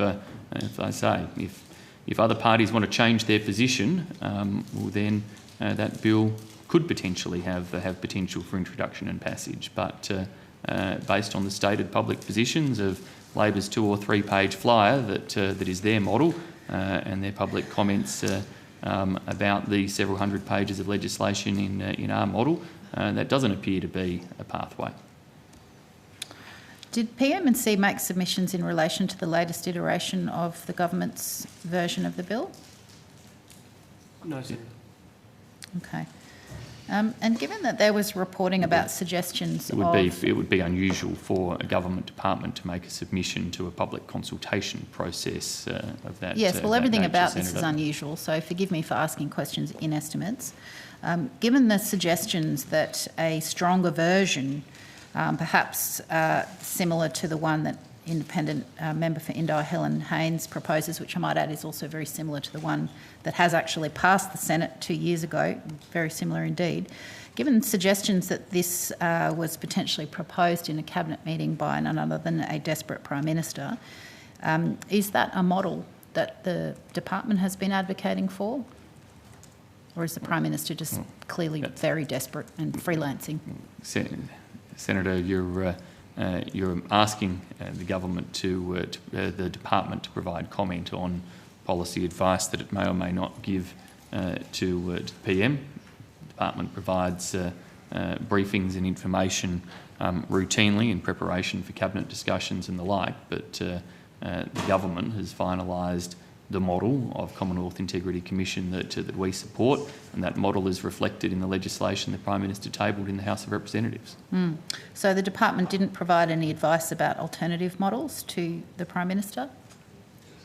Senator, we've been keeping the Prime Minister's office up to date with the range of alternative models through live issued briefings and things like that.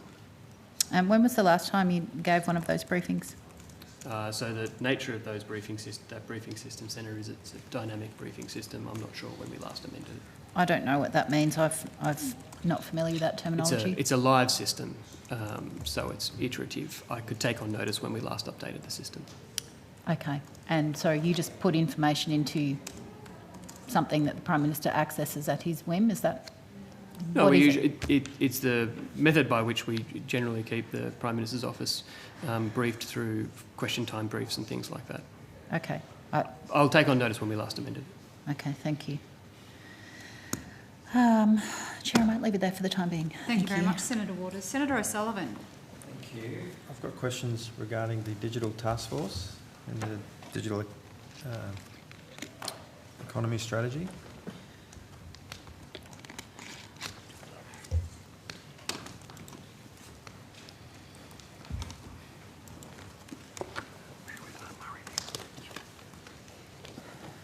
Senator Simon Duggan, Deputy Secretary, Economic Industry and G20 Sherpa, and like my colleague Michelle Dowdle, who heads the Digital Technology Task Force, to join us. Sorry, I just can't quite.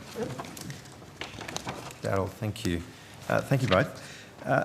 So I have questions about the task force and the digital economy strategy. Firstly, can you tell me what issues the task force are examining as part of its work to ensure that Australia is leading a digital economy? Michelle Dowdle, First Assistant Secretary, Digital Technology Task Force. Senator, we've been continuing to work with stakeholders on the range of the pillars that were set out under the digital economy strategy. Excuse me. So in relation to what are the right foundations to support a digital economy, in relation to emerging technologies, and in relation to the growth priorities around small business adoption, fintech sector, establishing a dynamic and emerging sector, tech sector. So we've worked within departments as well. So the announcement of the Quantum Commercialisation Hub in MyEFO last year and the development of a quantum strategy, as well as how do we continue to lift digital skills, inclusion and the take-up of technology across the economy. And who's on the task force? Not necessarily names or particular businesses, but what sort of skill sets are represented on that task force? So the task force is based in Prime Minister and Cabinet. We have 7 PM&C staff and 5 secondees from across a range of agencies. We also have a coordination committee that works with all of the departments across government and how they can contribute to the digital economy strategy. We also have an expert advisory committee, which involves a range of representatives from business and academia who are active in this field, who can provide advice on the developments in the digital economy and how we can support them. Okay, yeah, because I wanted to ask how you are engaging with industry. So is it through that committee? So advisory that is one committee? way. We have regular meetings of our advisory committee. We also have a range of stakeholder engagements bilaterally with industry associations, academia, individual businesses. When we're able to travel, we get to Sydney and other places to meet with businesses and those working in the sector. And how are you ensuring that those the policies that are developed are well designed? So through that engagement from those who are working in the sector and more broadly in the digital economy to make sure that they're meeting the needs. Also through our regular policy processes, broad consultation and engagement and drawing on input and ideas from a broad range of sectors. And so the task force was established several years ago. I think it was 2019. You might correct me there. That's but right. and then out of that came the strategy, the digital economy strategy. So the task force was established in November 2019, and it worked to coordinate and deliver the digital business plan in October 2020, and then the digital economy strategy in May last year. And then we've continued to work with agencies on the implementation of those measures and on the ongoing developments, and as I said, those measures that were announced in MyEFO. And what are the elements of the digital economy strategy? I think you said there were 6 pillars. So there's 3 pillars. The foundations, that looks at the infrastructure, so connectivity infrastructure and other infrastructure that's needed for a digital economy, skills and inclusion, cyber security, safety and trust, systems and regulation and trade are the sort of core elements of our foundational focus. Then there's ensuring we have development and adoption of emerging technologies. So that's supported by the blockchain roadmap, the AI action plan, and will be the quantum strategy, as well as the data strategy that was released at the end of last year. And then we have our growth priorities, so small business adoption, digital government, modern industry sectors, and a dynamic and emerging tech sector. Okay. And so why do we need this strategy? So the strategy aims to bring together not only those targeted investments to support the development of the digital economy and unlock investment in the private sector, but also to give a guiding framework for how a range of policies and actions across government contribute to Australia becoming a leading digital economy. Digital technologies have the opportunity, as we've seen over the last few years, to really transform how business works, how our lives run, and deliver significant benefits to Australians.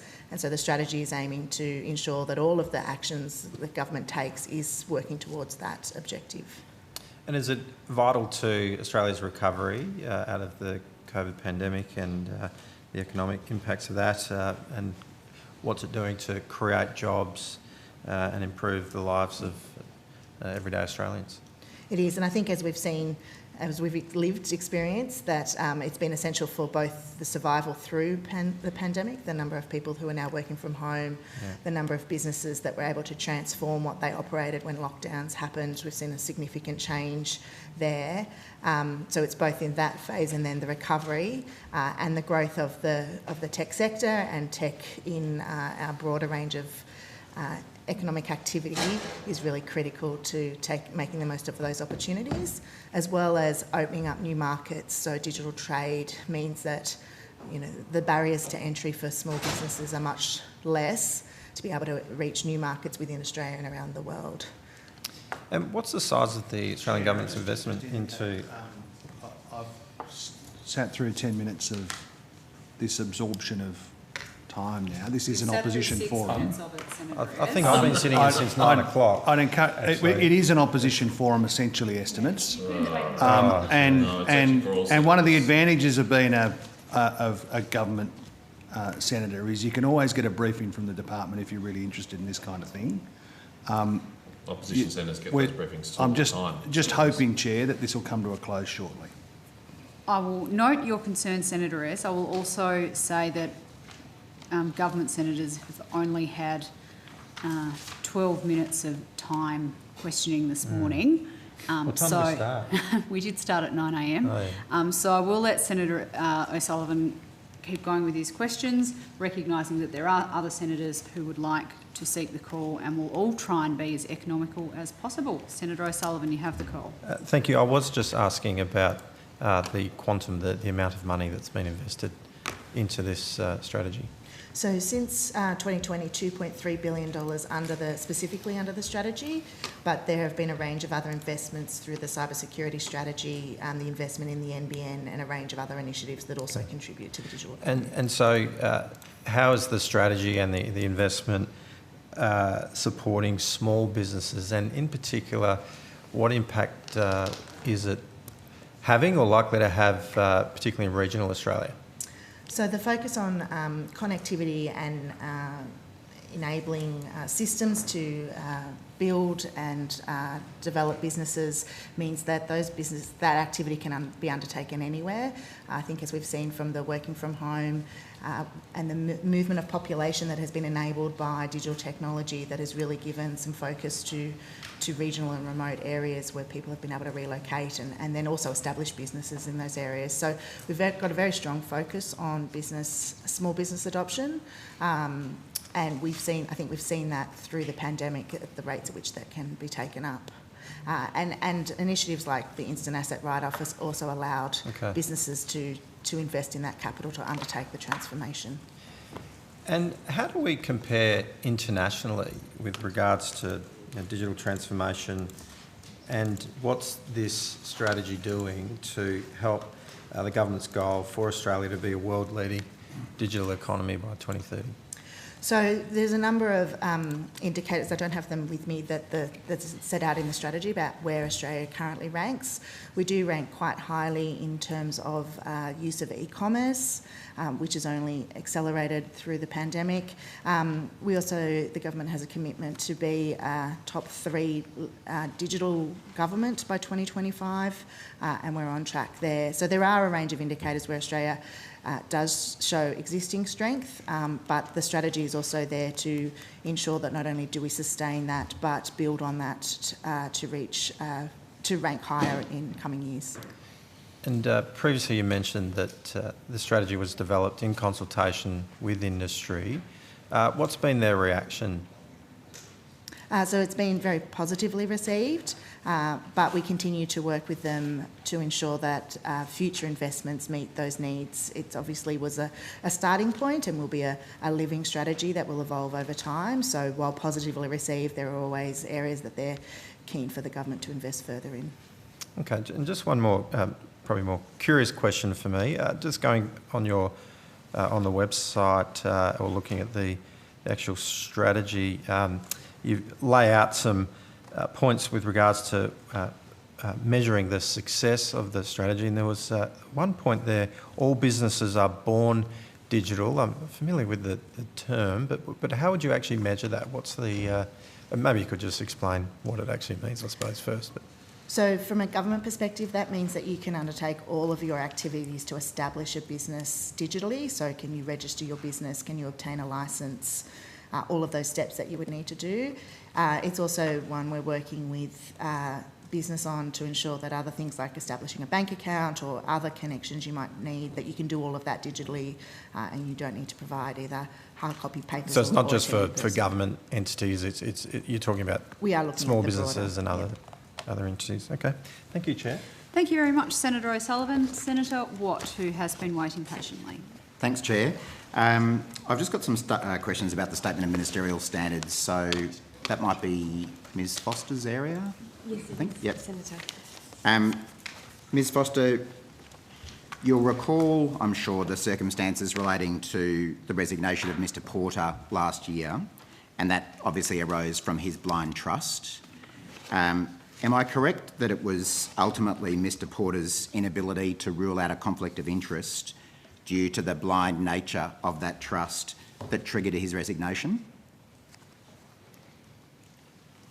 I think Mr Porter put a fairly comprehensive statement on the record from his perspective around his resignation, and of course the Prime Minister responded to that in his public remarks.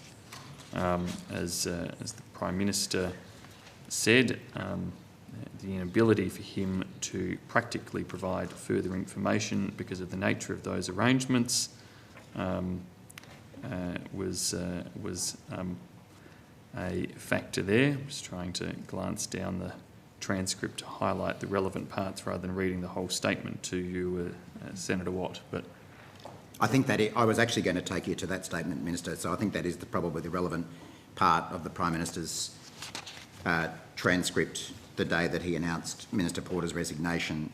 And again, what he said was it was the inability for Mr Porter to be able to practically provide further information because of the nature of those arrangements, by which I presume he meant the blind nature of those arrangements, that would allow Minister Porter to conclusively rule out a perceived conflict. And you'll see in the next paragraph there, Minister, the Prime Minister went on to say, it isn't just about actual conflicts, it is about, under the standards, for ministers to have an obligation to avoid any perception of conflicts of interest. So I take it then that what that means is that a minister must be able to rule out any perceptions of conflicts of interest to meet the ministerial standards. Well, Senator Watt, Prime Minister's words there are on the transcript. I think the Prime Minister was clear in relation to Minister Porter's circumstances at the time and the ability to avoid perceptions created by that structure. And it was the blind nature of the trust that Minister Porter had that made it, to use the Prime Minister's words, him unable to be able to practically provide further information that would have allowed him to conclusively rule out a perceived conflict. Well, as the Prime Minister said earlier in that statement, that he and Minister Porter had discussions around the nature of those arrangements and what further information Minister Porter could or was willing to provide in relation to those arrangements, and that they came to the conclusion that inadequate extra detail was going to be provided, hence Minister Porter's resignation. And this all, I mean, it's a little while ago now, so this all obviously related to the donations that certain people had made to this blind trust for Minister Porter. I don't know if you've got the full transcript of that interview with the Prime Minister with you, Minister, but at page 3, he was asked about the donations and said, it's a blind trust, he cannot disclose to me who those donors are. So it would seem to me that it was the fact that Minister Porter was unable to say who the donors were because it was a blind trust, that meant he could not rule out either an actual or perceived conflict of interest. Is that a fair interpretation? Well, look, I think, as the Prime Minister acknowledged at the top end of that transcript, and no, I don't have all the pages of Q&A that followed with me, but I've got the Prime Minister's statement, and as the PM acknowledged, there were a number of discussions he had with Minister Porter. I can only surmise that from the Prime Minister's statement, those conversations went to what additional information could, if any, be provided. Clearly, it was deemed inadequate in terms of what could be provided. Okay. Do any other ministers of this government hold blind trusts? So Senator Watt question there potentially moves into a different sphere. Depends upon, you might want to clarify your question there. There are blind trusts that have commonly been used by ministers and public officials here and around the world for investment purposes over a long period of time. This was an arrangement with Minister Porter that was, as I understand it, a trust that had been established for the purposes of providing funds or donations for that purpose to Minister Porter, not as an investment vehicle where a senator, member, minister or otherwise may put certain assets they hold outside of their immediate control to avoid the potential for any conflict in their decision making. So to take one example, Minister Robert has publicly stated that when he returned to the ministry, he transferred his large shareholdings and other assets to a blind trust. What has Minister Robert done to demonstrate to the Prime Minister that he has no conflicts of interest?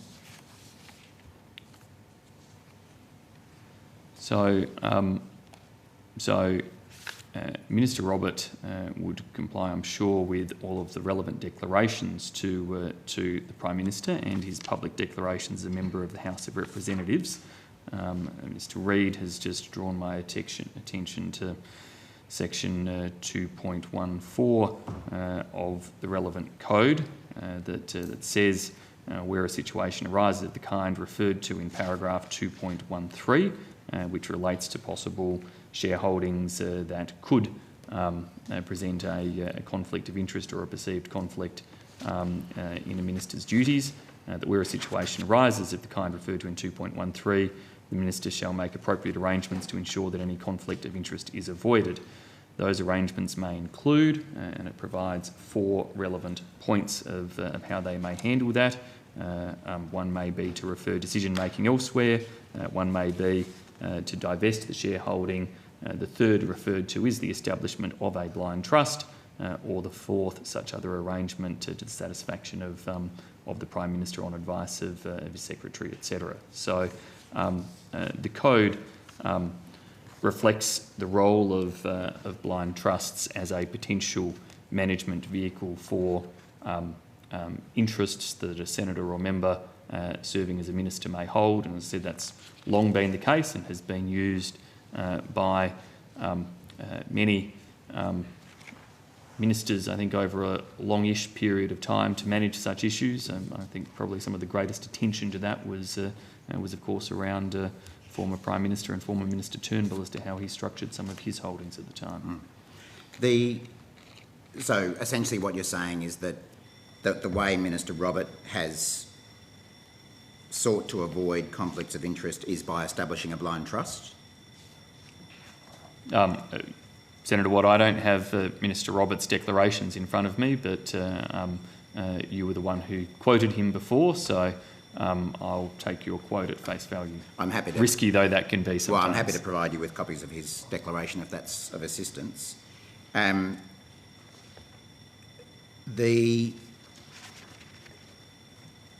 You're right, you read from paragraphs 2.13 and 14 of the Statement of Ministerial Standards. I'm not sure if you've got paragraph 2.15 there as well, but what it says is that for the purposes of paragraph 2.14, a blind trust, if that is the method chosen by a minister to avoid conflicts of interest, a blind trust will require appropriate legal and accounting certification in cases where a reasonable apprehension of a conflict of interest arises based on the initial composition of the assets held by the trust.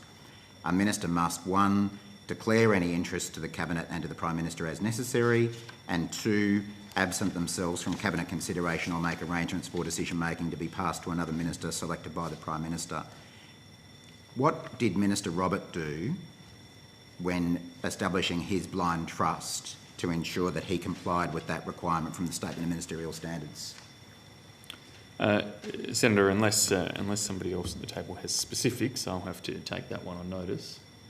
Well, is it helpful if I table Minister Roberts' register of interests? I don't know whether that would be helpful or not to Senator Locke, but you're free to do so. It's a document that's on the public record. Ms Foster, were you or your officers involved in the processing, administration, whatever the right word would be, of Minister Roberts' blind trust when he came back into the ministry? Senator, we provide advice on all statements of ministerial interests to the Prime Minister for the consideration of the Governance Committee of Cabinet. Okay, so PM&C did provide advice to the Prime Minister and the Governance Committee of Cabinet regarding Minister Roberts' blind trust arrangements? Senator, I'm being careful in the way I answer because because the advice that we prepare is in the context of the Governance Committee of Cabinet. What I can say is that we provide information on all statements of interest from ministers to the Prime Minister. Right. Well, as I say, I mean, Minister Robert made no secret of his establishment of a blind trust when he returned to the ministry, and he effectively made clear that that was how he felt that he would comply with the Statement of Ministerial Standards. So it would be reasonable to assume that something went to the Governance Committee of Cabinet. You can't disclose. Yeah, Senator, I think you can draw that assumption. Okay. So what... And obviously, Minister Robert publicly referenced that, has declared it in his House of Representatives declaration, so he's been perfectly transparent about those arrangements, just as he is about his Australian coin collection and a couple of Yamaha motorbikes. I see that he's declared too, but that's I am confident that Minister Robert has met the standards there of the ministerial requirements on the basis that he's clearly gone through all of those undertakings and in terms of his entry into the ministry has established a blind trust as is provided for under the ministerial standards. Okay, so leaving aside any advice that may have been provided to the Governance Committee of Cabinet, can you, whether now or on notice, advise us of the dates of any advice PM&C provided to the Prime Minister or his office regarding Minister Roberts' establishment of a blind trust? We can take that on notice, Senator. Thank you. And did the Prime Minister or his office discuss this matter with PM&C? Senator, again, I'd have to take that on notice in the course of preparing our advice, which obviously canvasses all ministers. It would be not unusual for us to have a process where we ask questions, seek more information. So it's not unusual for there to be an iterative process. Okay. And Minister, could you please take on notice whether Minister Robert discussed this matter with either the Prime Minister or his office prior to Cabinet consideration of the matter? Sorry, prior to Cabinet consideration of the establishment of his blind trust. What I'm asking is whether Minister Robert discussed this with the PM or his office. So, Ms Foster's been clear. There are certain things that would be prepared in the routine course of business for the Governance Committee of Cabinet to ensure compliance with the statement of expectations for ministers and in terms of those declarations that are made. Let's not conflate that into there was a discussion of Cabinet about Minister Roberts' blind trust, which is what your question seeks to do, Senator Watt. If Minister Robert has followed, as I'm confident he has, all of the relevant requirements and expectations in terms of what he's declared, as he has to the House of Reps, as he's made clear publicly, then there would likely have been no need for such a discussion. But insofar as were there any discussions with the PM or otherwise, well, if there's some information to provide there, I'll happily provide it. Senator Watt, you're free to obviously put on notice whatever questions you want. Sure. Ms Foster, at any point did Minister Robert disclose the name of his trust, this blind trust? Senator, I'd have to take that level of detail on notice. And at any point did he disclose the identity of his trustee? Again, Senator, I'd have to take that on notice. The reason I ask about that is that the way Minister Robert has disclosed his trust is quite different to how other members who have trusts disclose theirs. You referred to former Prime Minister Mr Turnbull, Minister Dutton, just as two examples. They hold family trusts which are disclosed in their register of interest with the name of the trust and the identity of the trustee. But in contrast, if you look at Minister Roberts' disclosure, in the section labelled where you disclose trusts, he says not applicable. And the only area in which he discloses the existence of this trust is in the item regarding other income. So I'm curious as to why other members of Parliament who hold trusts disclose the name of the trust and the identity of the trustee, but Minister Robert appears to have hidden this.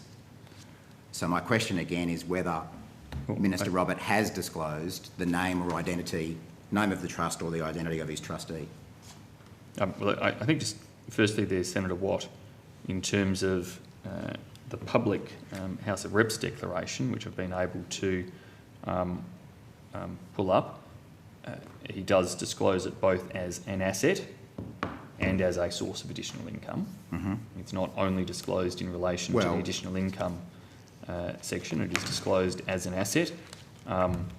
Obviously it's a matter for the House of Reps in terms of whether they require additional levels of detail around such disclosures, but I'm not aware that that's been raised in the House of Reps committees at all. I'm sure Minister Robert would respond if it has. The other matters that you've raised, if officials have anything to add, they can do so, but I don't want it to stand suggesting that he's only declared it as a source of income. He's definitely declared it as an asset as well. Well, he hasn't declared the name of the trust or the identity of the trustee as an asset, and that is different to what other members have done. And Senator Watt, as I said, that's a matter for the House of Reps relevant committee there as to whether they require further information, but to my knowledge they've not requested any further information. So, okay, again, my question is, which you'll take on notice, is whether Minister Robert has disclosed the name of his trust or the identity of his trustee. That's correct, Senator. We have that. Minister, just going back to the Statement of Ministerial Standards, and you referred to paragraph 2.14, which says that where an initial composition of interests held by a trust give rise to a conflict, additional steps must be taken by the Prime Minister and a Minister. Did Minister Robert declare the initial composition of his trust?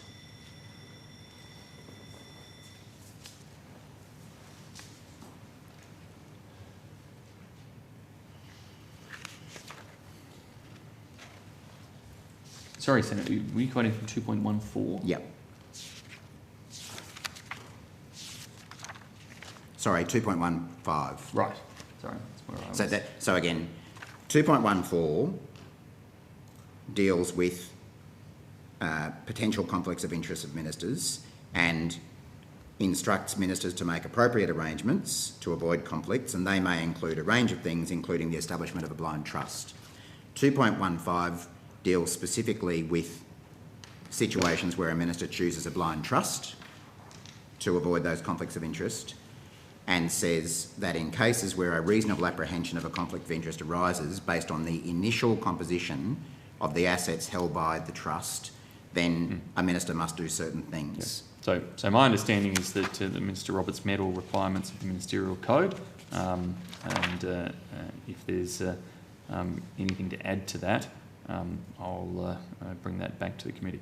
Well, I know that you say you're confident that he's complied with the Ministerial Code, but I'm interested in getting an answer to my question, which is whether Minister Robert did declare the initial composition of his trust, as would seem to be required under the Statement of Ministerial Standards. I understand the question, Senator Watt. My understanding is he's complied with all requirements. If there's anything to add to that, I'll bring it back. And what additional steps did Minister Robert take to avoid conflicts arising by virtue of his blind trust?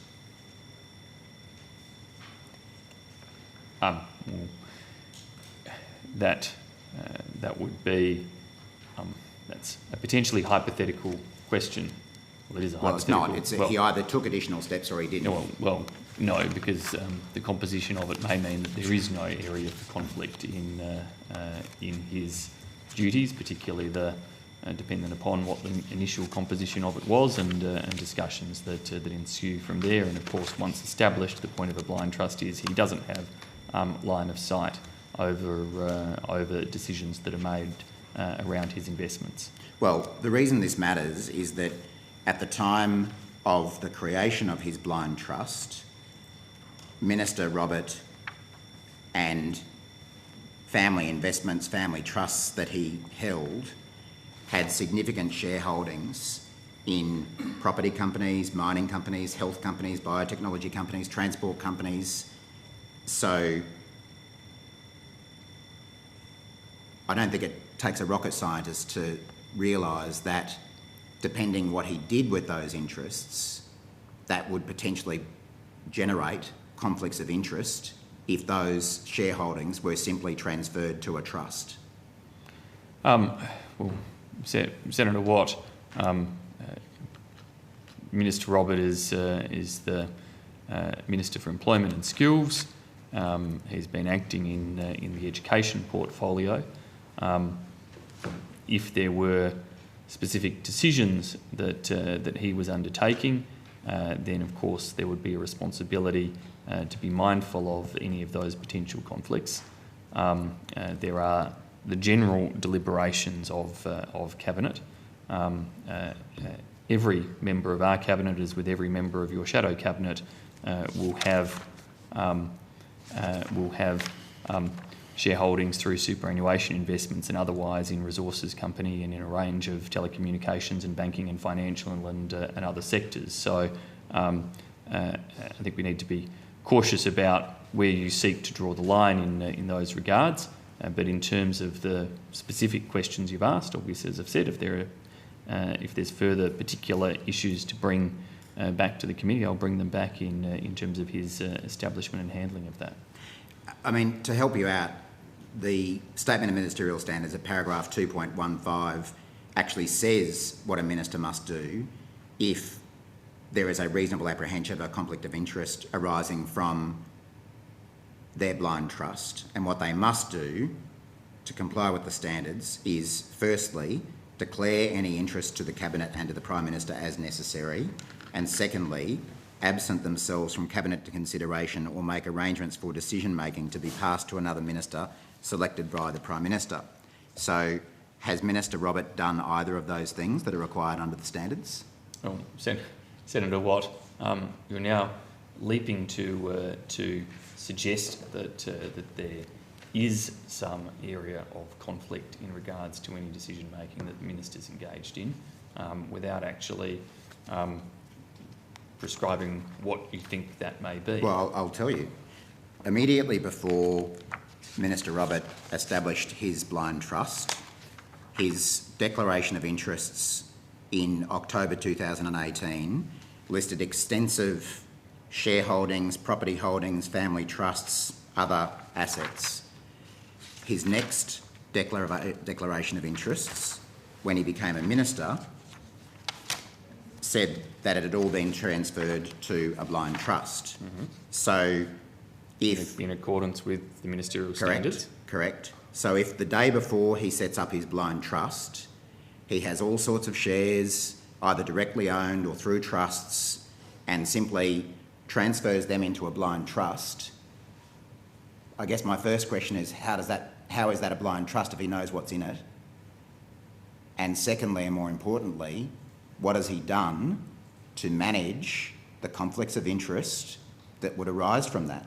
If he knows that he holds shares in XYZ company or ABC company and he puts them in a blind trust, has he, as is required by the Statement of Ministerial Standards, has he declared those interests to the Cabinet and the Prime Minister as necessary, and has he absented himself from Cabinet consideration or make arrangements for decision-making to be passed to another minister? Because if he hasn't, it would seem to me that he's in breach of the Statement of Ministerial Standards. So the part that you're missing amongst that stream of thought there, Senator Watt, is of course the element of what it is you're alleging he has made any decision on in which there is a conflict. Now, if Minister Robert has, as I understand, complied with all of his responsibilities under the ministerial standards, then he will have addressed all of the different issues on the way through there, including, as you put it, the transfer of those assets and the initial holdings of a blind trust, and making sure there's sufficient confidence there in those arrangements. But Minister Robert, as I indicated before, you haven't cited particular shareholdings in particular training providers that he may have made decisions about in his role as Minister for Skills, or any such suggestion in that regard. And I note there's no such suggestion in that regard. We'll take the points you've raised. If there's concerns in relation to any of those points, I'll bring it back to the committee. But it's partly about decisions that he might have made as an individual minister, and I note that he did hold health stocks, biotech stocks. He was the Minister for Government Services, which manages contracts across government around IT, all sorts of services. So it's partly about decisions that he made as an individual minister, but it's also about decisions made by Cabinet that he was party to, which were of benefit to property companies, mining companies, health companies, biotech companies and transport companies, in which it would seem that he held shares. And Senator Watt... And I'm asking him, did he absent himself from those decisions? Well, Senator Watt, there is a tipping point in relation to those breadth of shareholdings that, as I said before, every member of any cabinet structured in the modern era holds interests across that sort of suite of areas of the economy by virtue of different superannuation holdings and the like. Well, there's specific provision for superannuation holdings in the Statement of Ministerial Standards. There are, Senator Watt, and of course... That's different. Well, they are listed clearly in terms of what is declared. The point I'm making is when you start to get to the generalisations of is a minister a participant in decisions around economic policy settings, well, yes, we are all participants in relation to different economic policy settings. Those different economic policy settings impact upon all of our investments as they do the investments of all Australians. It's not practical to exclude universally across that sphere, but the specifics in relation to direct conflicts as they relate to what impacts directly upon different companies or different investments that individuals have, they're clearly set out. I'm confident and don't have any suggestion of any particular instance from you where Minister Robert may not have been in compliance with those. I'm confident he has been. Okay. Has Minister Robert or his trustee, whoever that might be, updated PM&C or the Governance Committee on his investments since the time he established his blind trust? Well, it would probably defeat the purpose of the blind trust if Minister Robert were updating on the investments of the blind trust. I think you're right. So does that mean that he hasn't updated the PM&C or the Governance Committee when he was appointed Minister for Government Services or the NDIS, or when he took on the acting role as Minister for Education, or when he changed portfolios to Minister for Skills, Small Business and other portfolios? Well, again, there may be other things outside of the blind trust that have prompted an update to his statement of interest in terms of gifts, other assets, employment practices of family members or the like. So, if there's anything relevant to the blind trust arrangements, we can bring that back to the committee. So, how can the Prime Minister be sure that any changes that have occurred to Minister Roberts' investments through his blind trust don't put him in conflict with his ministerial duties? Well, Senator Watt, that comes back to then the fundamental point of having the option for blind trusts. That option is there so that ministers can dispose of direct knowledge and responsibility and handling of assets they may own and vest those in another such that they do not have line of sight, do not have knowledge, and that's the whole reason that those provisions have long existed and been utilised on all sides of politics at different times. But isn't this exactly the situation that triggered Mr Porter's resignation? What the Prime Minister said... No, No. What the Prime Minister said was that because donations were made to a blind trust and Minister Porter could not say who those donors were, It was, to use the Prime Minister's words, the inability for Mr Porter to be able to practically provide further information because of the blind nature of those arrangements. That is what prevented Minister Porter from conclusively ruling out a perceived conflict. So Minister Porter can't say who the donors are, can't rule out conflicts, has to resign because of potential conflicts of interest.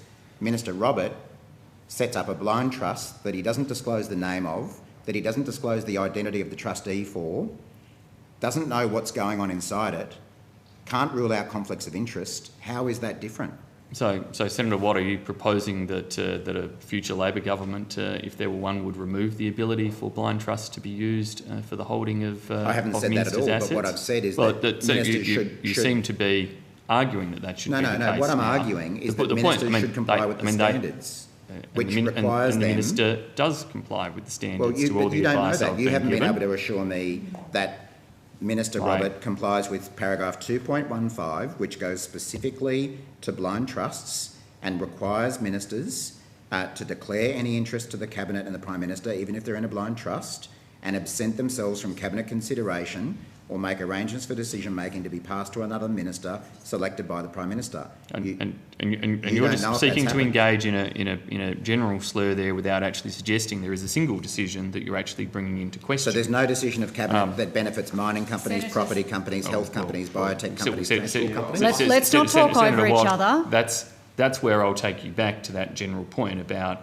issues that government makes decisions on for the benefit of the economy overall, benefit all ministers, but of course benefit all Australians. And it's impractical to suggest ministers would be absenting themselves from all of those different types of deliberations or discussions, regardless of the political origins of those ministers. I'd say the same for Labor ministers as I would for coalition ministers. The fundamental difference in relation to the scenarios you're issuing there is that one is a matter of gifts, and gifts made from a range of unknown purposes for which I guess the ministerial standards don't provide such clear steps for how they are handled.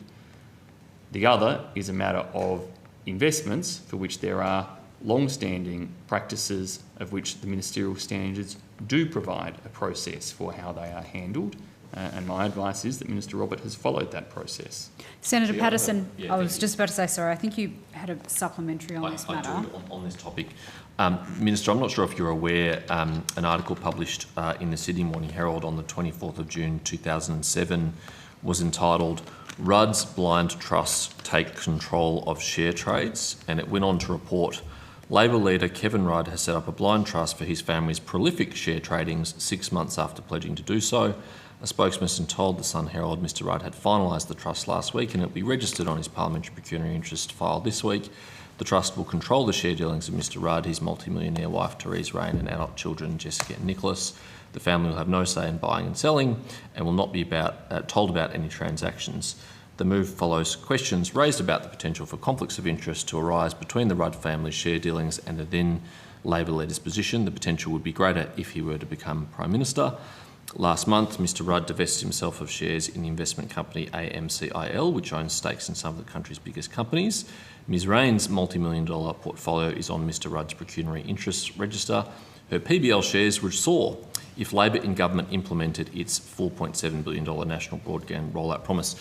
Doesn't that article highlight, Minister, that it is a long-standing practice of governments of both political persuasions to use blind trust to manage conflicts of interest?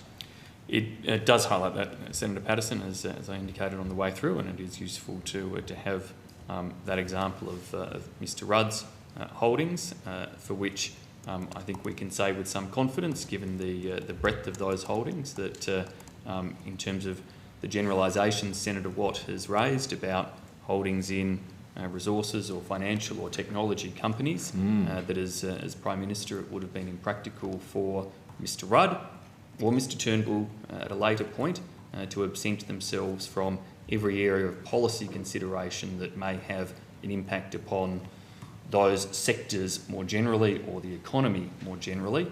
But of course, It is an obligation if a minister is making a decision in relation to a specific company that will provide particular benefits to that company, that if they are aware of having investments or holdings there, then they need to manage those appropriately. But the distinction needs to be drawn between general policy settings that people like Mr Rudd and Mr Turnbull have had to manage, and that other ministers who have such trust arrangements need to manage, versus those of specific decisions that ministers make. Thank you, Chair. Just to wrap up, Chair, I'm not asserting that the creation of a blind trust is a problem in itself. You're right, there are numerous members of Parliament from all sides who have done that. What I'm trying to get answers to is whether Minister Robert complied with the Statement of Ministerial Standards when he did establish a blind trust. And with respect, Minister, you've several times said you're confident he did, you've been assured he did, but you haven't been able to tell me in any way what Minister Roberts specifically has done to make sure that he complies with the requirements of the standards. So, I mean, obviously you'll need to come back once you get some answers on that, but it's not, I'm not trying to say that the creation of a blind trust in itself is a problem. Yeah. It's do you follow the rules? Thank you for that clarification then, Senator Watt, because it seemed like from your penultimate question that you were trying to create that insinuation. But it does. But the fundamental point that I'm trying to understand is what is the difference? That was no longer your penultimate question. Well, what is the difference between Minister Porter, former Minister Porter, and Minister Robert? Minister Porter had donations made to a blind trust. He couldn't tell the Prime Minister who they were from. He therefore could not conclusively rule out a perceived conflict, to use the Prime Minister's words. But we've got Minister Robert, who says that he doesn't know what's in his blind trust. For all we know, it contains all the shares that he held immediately before he established the blind trust. How are we to know that he can conclusively rule out a perceived conflict? What's the difference between Minister Porter and Minister Robert? Because, as I said before, the processes for management of investments through blind trusts are long-standing, as Senator Patterson's question gives proof to, are well documented in the ministerial standards and provide for that reassurance. There is no such equivalence in such ministerial standards, history or processes for the receipt of gifts through such arrangements. Okay, well, I look forward to seeing your answers. Thank you, Senator Watt. Senator Patrick, I'll give you the call, but you have only got 5 minutes before we're due to break for lunch. Sure. So please be economical. Things, yeah. Maybe I can come back just after. Thank you very much, Chair. I note that the department issued a new guidance on caretaking conventions. Just wondering, is that as a result of a review that's taken place at all? Senator, that's something we do prior to each election. We review the caretaker guidance to make sure that it's current. Okay, so how do you decide what to change? I mean, is someone looking back on what happened last time around and adding in a change? Senator, I'll let Mr Reid go through the process. It's his area that actually goes through this. So, for example, we have the car parks, a report from the Auditor General, which might, otherwise require some tidying up. I don't know. Senator, thanks. John Reid, First Assistant Secretary, Government Division.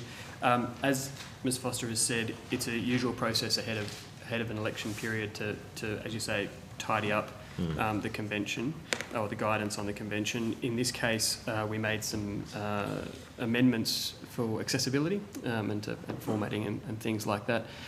The only substantive change that was made related to the ability for ministers to claim travel expenses. The reason that change was made was because the Parliamentary Business Resources Act and regulations have come into being, obviously 2017, and created potential lack of clarity between a provision that existed in the old caretaker conventions, which provided that ministers not claim travel expenses between the time of the launch a campaign and polling day, and the requirements in the PBR framework. So in order that ministers only had one place to look for their travel, for the framework around travel expenses, we simply removed it from the conventions.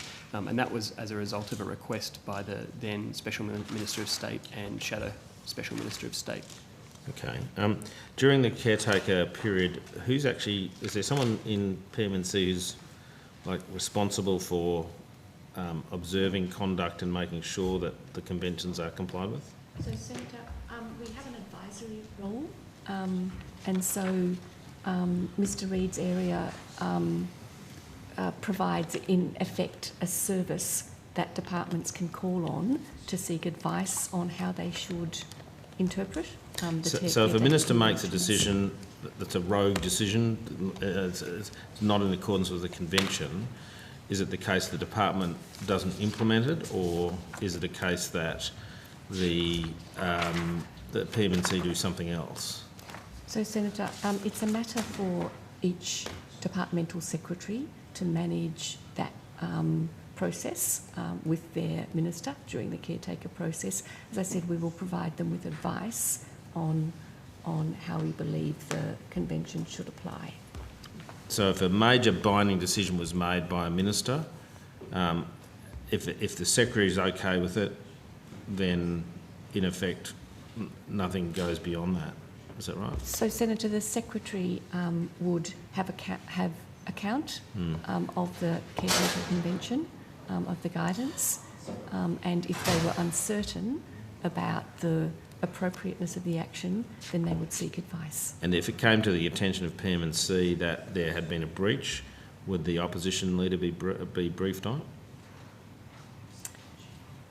it? Senator, I think the guidance, as I said, the guidance is there to provide support to ministers and to their departments. The role of PMNC is to obviously make sure the guidance is clear and up to date, and to provide support to departments. How the secretaries... So you set the framework, but you don't do the enforcing. That's left with the secretaries. I think, Senator Patrick, there is a step before a minister making a decision, which is probably the primary vehicle by which, from my experience, departments manage the caretaker arrangements, and that is that departments don't put to ministers matters for decision during the caretaker period that should not be, that are either not necessary or should not be undertaken during the caretaker period. If they are necessary, then from my experience they will come with very explicit advice around what is necessary in terms of engagement with the opposition on the next steps. Okay, another topic, but do you want me to wait till after I think that lunch? would be best, Senator Patrick. The committee will now suspend for lunch. We'll reconvene at 2:30 p.m. And Senator Patrick, I will give you the call back after lunch. Yeah, I've only got another 5 minutes. Thank you. Then you'll rid yourself of me. For the whole day? Yeah. I know. Examination of the Department of the Prime Minister and Cabinet. Just for those listening along at home and others who may be interested, I will go to Senator Patrick to continue for another 5 minutes. Then I understand Ms Foster has some answers to some questions that she will provide to the committee, and will then go to Labor senators for further questions. So Senator Patrick, you have the call. Thank you very much. And this could be very, very short. Ms Foster, does the Governor-General receive copies of Cabinet minutes? No, Senator. When did that practice change? So let me just seek some advice from our Cabinet area. Yeah. I've got a 1969 minute from your department. So Ms McGregor is saying we have not provided Cabinet minutes since she's been in the role for the last 2 or 3 years. Yeah. So we'd have to take on notice if that was formerly the practice, when it changed. So I'll just direct you. There's a minute back on the 29th of July 1969. I don't expect you've read it. But it basically states the reasoning behind why this should occur. The Governor-General represents the Crown in Australia, whilst undoubtedly his status is that of the regent for a constitutional monarch. There is still a monarch, and his or her representative needs to be in touch with the developments of the body politic. Goes into suggesting that it is the cabinet that makes the most important of those decisions, so it's clearly been the case in the past that Governor-Generals are informed or are provided with cabinet minutes. So sorry, Senator Patrick, that was 1969. I don't think our constitutional monarchy has changed much since then. Whilst the constitutional monarchy itself has not, Senator Patrick, there have been changes such as the Australia Acts that have passed since then that do change some nature of the engagement between Australia and the UK. I can't speak for when between 1969 and today the practice of sharing cabinet minutes, if that was the case, with Governors-General changed. If we can ascertain that, then happy to do so. There would also be possibly a question as to what practice occurs elsewhere, not least of which in the UK itself, as to whether there's been any change to practice in those timelines that I couldn't speak of offhand. And Senator, people have been scurrying around trying to see if there is anything at the moment. And certainly it would appear that the Governor-General gets access to appointments, so decisions around appointments, and there may be some other material that's made available. So we'll see if we can clarify what that is. So in the exercise of his prerogative power, how does he become informed? Is it just the newspapers? And God help us. All right, maybe might more rightly be a question for the office of the Secretary to the Governor-General. But obviously the Executive Council process is a formal briefing process of ministers, but the Governor-General does have access to other briefings and information of government to keep them abreast of different issues. Okay, maybe on notice if you could explore that issue for me a little bit better. So the minute I'm referring to is one between Sir John Bunting, who was the Secretary to the Prime Minister in Cabinet, and Mr Bunting, who was the Secretary to Cabinet back in between 1959 and 1968. So. Perhaps we can just take it. Yeah, I'm happy to do that. Actually, I might get you a clean copy because I scribbled all over this one. I will do that for you. Thank you. Thank you, Chair. Thank you very much. Senator Patrick, Ms Foster, responses to those questions. Okay, so the first was the date of the creation of the Naval Shipbuilding Enterprise Governance Committee. That was November 2020. The second was the question about whether Don Winters was employed by any other government. He does make a full declaration of all other employment. He had formerly had a contract with the United States government, but he has no current contracts with other foreign governments. And finally, Mr Reid took on notice when the PM was last briefed on the Integrity Commission bill, and he advises that that was on the 10th of February this year. Thank you very much, Ms Foster. Labor senators. Senator Gallagher. Thank you. Thanks very much. Senator Birmingham, was it you that sent a text message to Gladys Berejiklian during the 2020 bushfires describing the Prime Minister as a desperate, a fraud and a complete psycho? As I've already said publicly, no. If it wasn't you, do you know who it was? No. Does the Prime Minister know who it was? Not to my knowledge, and I note that the only information in relation to such claims is what's been provided by journalists. Ms Berejiklian told your Cabinet colleague that during the deadlock, the bushfires, the Prime Minister was actively spreading lies about her, and with lives at stake, he is just obsessed with petty political point scoring. Isn't it bad enough that the Prime Minister went on holidays to Hawaii during the bushfires? Why did he behave like this when he got back? Well, I reject the scenario painted there and the accusations made. But certainly the question sounds like an attempt at petty political point scoring.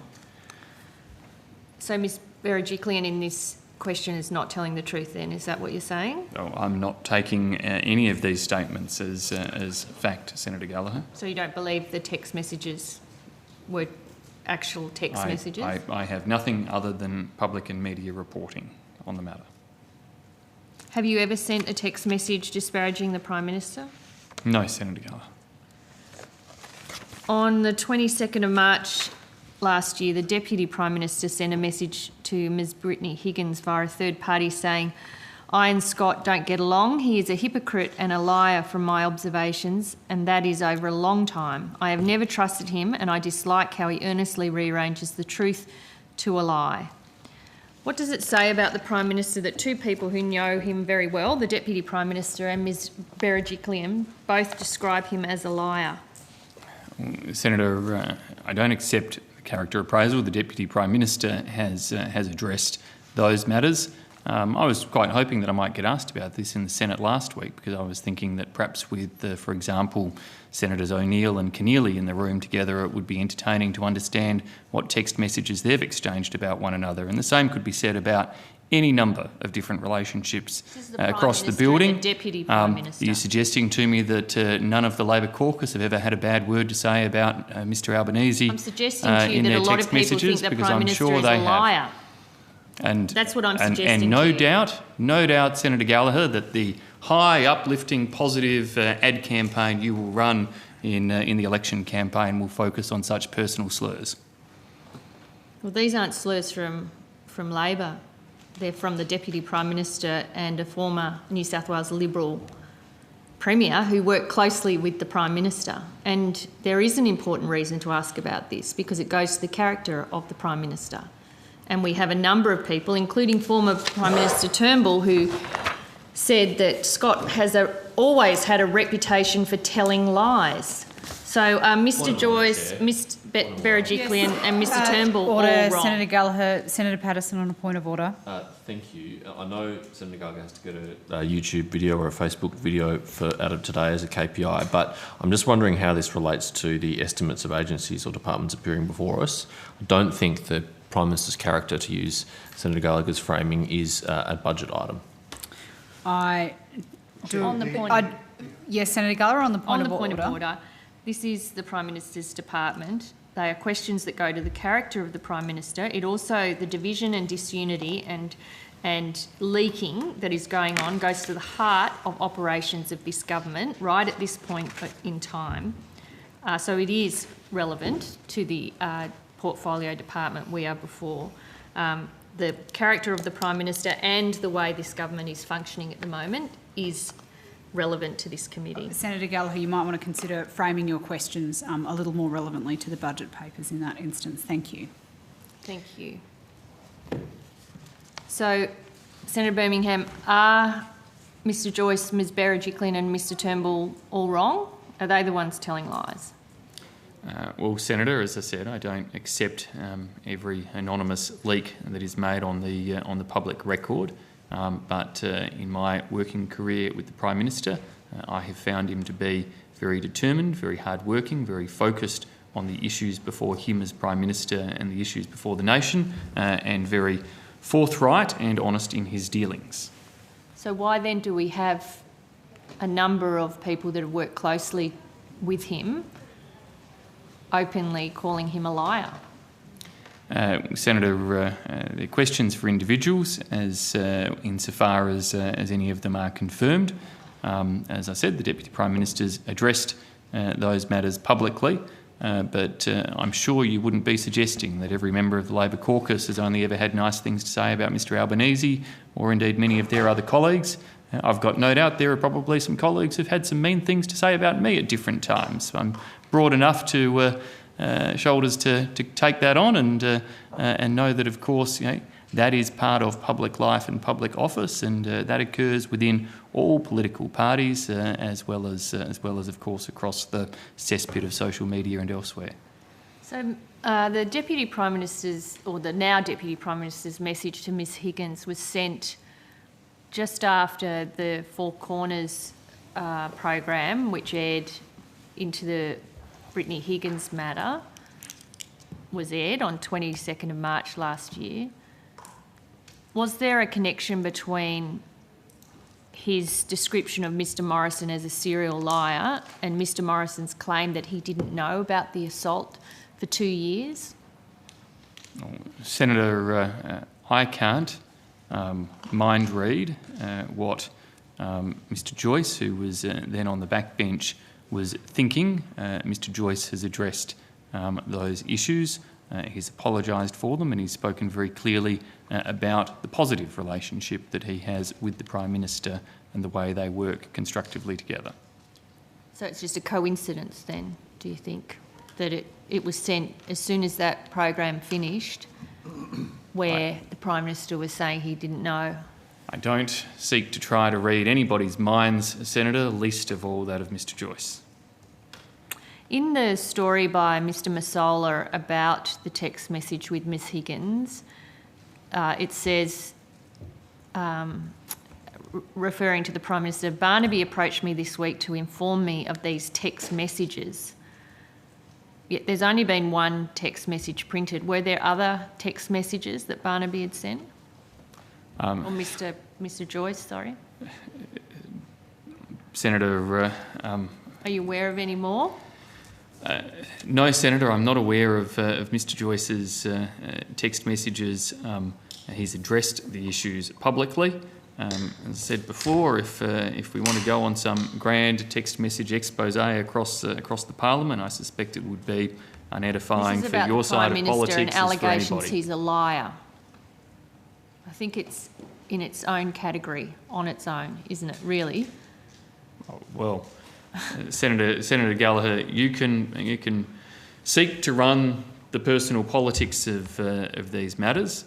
We'll do our best to try to seek to focus on issues for the nation. This is your colleague saying this about their Prime Minister.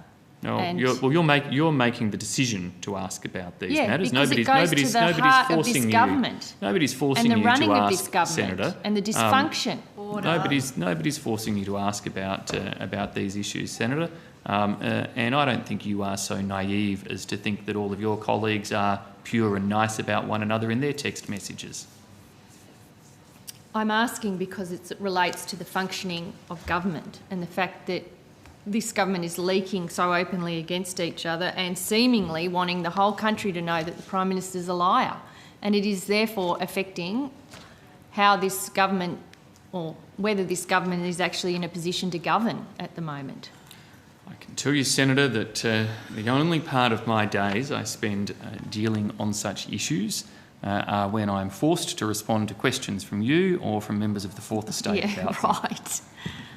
Somehow I don't think that is a fair assessment. I'm sure in the last few weeks you have been dealing with the fallout of this and not just in answering questions that I might have asked. Very hypothetical. Well, no, there may be other Labor colleagues, and there are definitely questions from journalists, but it has not crossed my desk. Right. Did the Prime Minister or his office ask Mr Joyce to hold a press conference and apologise to the Prime Minister? As Mr Joyce has made plain in his remarks, he offered his resignation to the Prime Minister, which the Prime Minister declined to accept. I think it is safe to say from that Mr Joyce was pretty upfront in relation to his response to the issue, and of course he's addressed that publicly in terms of the nature of the working relationship, a positive one that he says he has with the Prime Minister. Okay. And it's positive in terms of all my observations of their engagements with each other too. Senator Birmingham, when I asked whether you were aware of other text messages, you are not aware of there being any other text messages. Is that your evidence? Senator, I am only aware of that which I have seen in the public domain, reported, and which Mr Joyce has addressed through his public remarks. Is the Prime Minister aware of other text messages? I imagine not, Senator. Have you talked about the text messages with the Prime Minister? No, I don't believe so, Senator, or at least not beyond making sure that in addressing this sorts of fora, I'm aware of the discussions that have been had, but those discussions have been revealed pretty well publicly anyway through Mr Joyce's statement. So as a member of the senior leadership team of the government, there hasn't been any discussion of these terribly damaging text messages. Is that your evidence?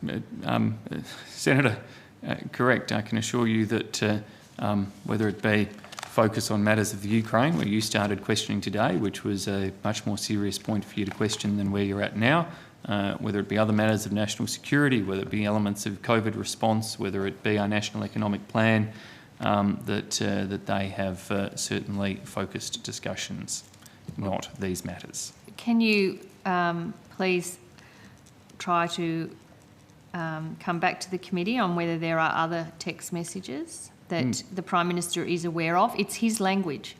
It's his office commenting to the journalists saying, Barnaby, quote, approached me this week to inform me of these text messages. Senator, I am pretty confident you're splitting hairs in regards to the language used there. Okay. So it should have said the text message, not these text well, messages. I think, Senator, if my recollection of the media stories are correct, there was the suggestion that there was a message from Mr Joyce to an intermediary and from the intermediary to Ms Higgins. That would constitute, by my reckoning, a plural in terms of the number of text messages. Okay, so we take that on notice? No. You're not going to find out whether there was more messages? No, you're being ridiculous with the line of questioning, Senator. I'm not being ridiculous. There are, hundreds of millions of dollars tied up in this government governing, supposedly. They are all matters relevant to this committee. And I don't see why you are refusing to take something on notice. I think the Minister had answered the question, Senator Gallagher. If you want to ask any questions about hundreds of millions of dollars of government expenditure, then that's well and truly what I'm here for, Well, there's plenty that Senator. goes to supporting this dysfunctional government. Then that's well and truly what I'm here to address. There is. There's a lot. Ministerial staffers, all of the support you get, there's plenty of it. All relates to the budget. And Senator, as I said before, I know you're not so naive as to think that there wouldn't be messages with unfavourable character assessments between members of the Labor caucus, including about Mr Albanese at different times in the past. So it's all about Labor. Is that your defence? No, Senator, that is not. Yeah. But I'm just highlighting the hypocrisy of your focus on this issue. Well, as I said, it is your colleagues that have made it a focus. It's not anyone on this side of the table. No, it's the Deputy Prime Minister, former Prime Ministers, New South Wales former Premier, all who have worked with the Prime Minister, all saying the same thing, and you're sitting here going, oh, nothing to see here. No, nobody forces you to come in here and ask hypocritical questions, Senator Gallagher. I'm not asking hypocritical. You make that choice yourself. There is nothing hypocritical about this. This is three Senator. colleagues calling the Prime Minister of this country a liar, on top of the French President calling him a liar, on top of books being written about Senator how many Gallagher, times he lies. Question? There's nothing hypocritical about this. And Senator, I'm sure the last thing you would want to see are the character assessments and performance appraisals of Mr Albanese over the last few years of your different colleagues flushed out in the public arena. You could at least try and defend the Prime Minister rather than just say it's all Mr Albanese's fault. Senator Gallagher, on what day? What I'm saying, on what day did the Deputy Prime Prime Minister my relationship with the Prime Minister and the trust in him? On what day did the Deputy Prime Minister offer his resignation to the Prime Minister? I think that was the day before his public statement, Senator. I think he made that clear in his statement. So on the 4th of February.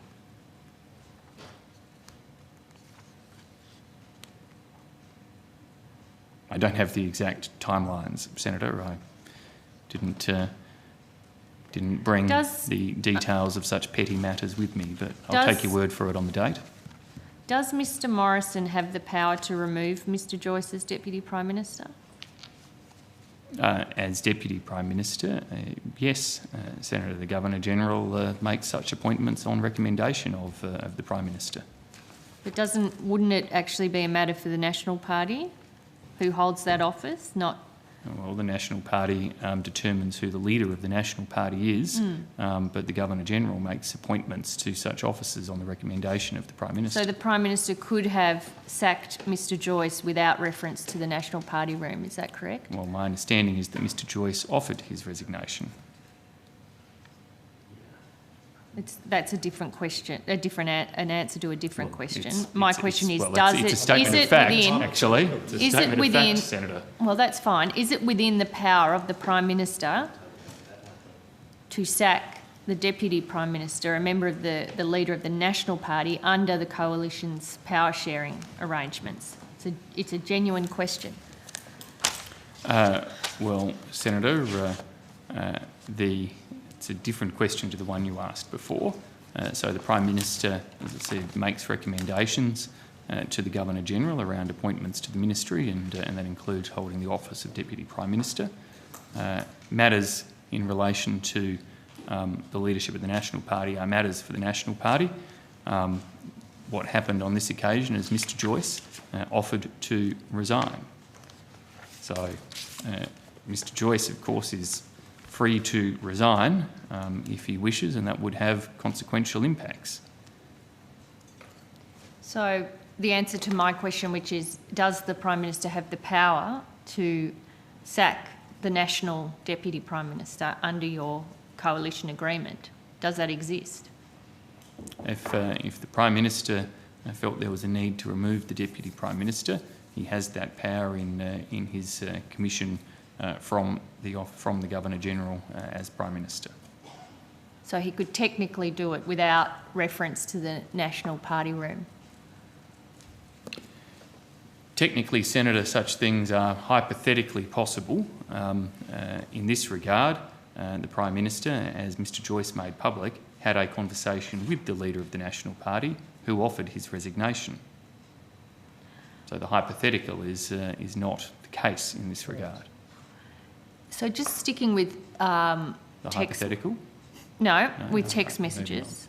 On the 2nd of November last year, the Daily Telegraph published a text message from the President of France to the Australian Prime Minister on the 16th of September, that was sent on the 16th of September, 2 days before the AUKUS announcement.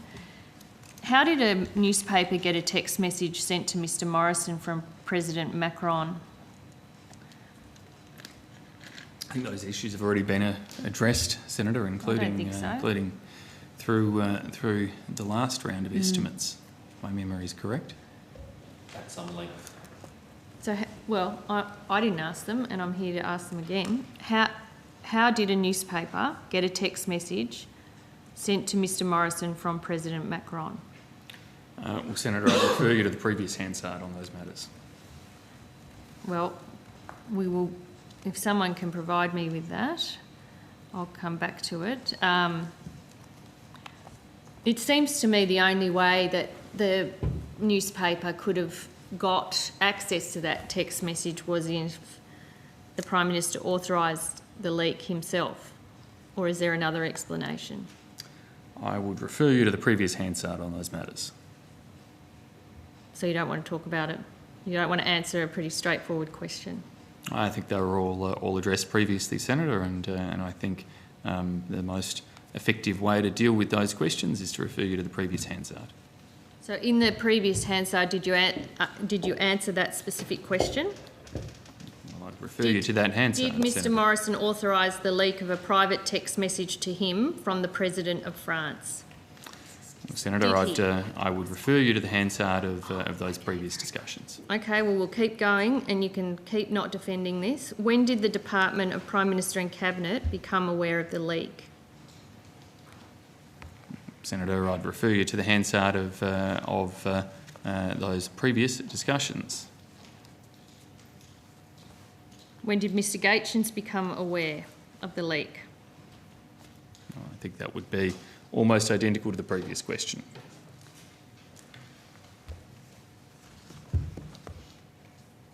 Did the Foreign Minister, Senator Payne, know Mr Morrison planned to leak President Macron's message?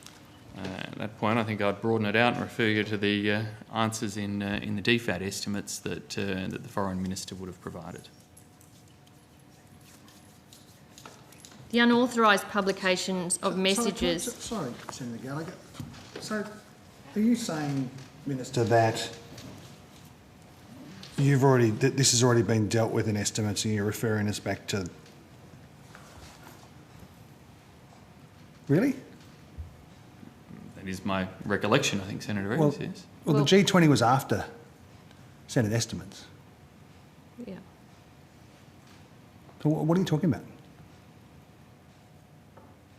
Senator, as I'll double check the scheduling, I seem to recall there being a fair bit of questioning around these matters previously. There hasn't been. Just making it up as you go along. The G20 was on the 30th of October, estimates was before that, and I sit in this committee and I have never heard anyone answer those questions.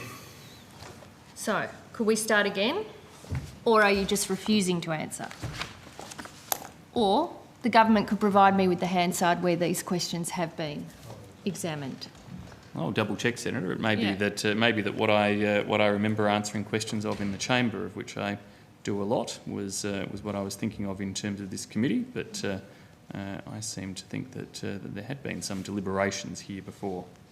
Well, considering the leak happened on the 2nd of November, which was after supplementary estimates, I think you'll have to check your evidence because you may have misled the Senate with some of your answers, and I will start again. How did a newspaper get a text message sent to Mr Morrison from President Macron? You must have an answer. Well, Senator, I don't have an answer for particular newspapers and their publications. Okay. So somehow, without the government knowing, is this your evidence? This private text message lands in the Daily Telegraph 2 days after the Prime Minister is called a liar by the French President, and you don't have an answer as to how that happened or how it appeared in that paper.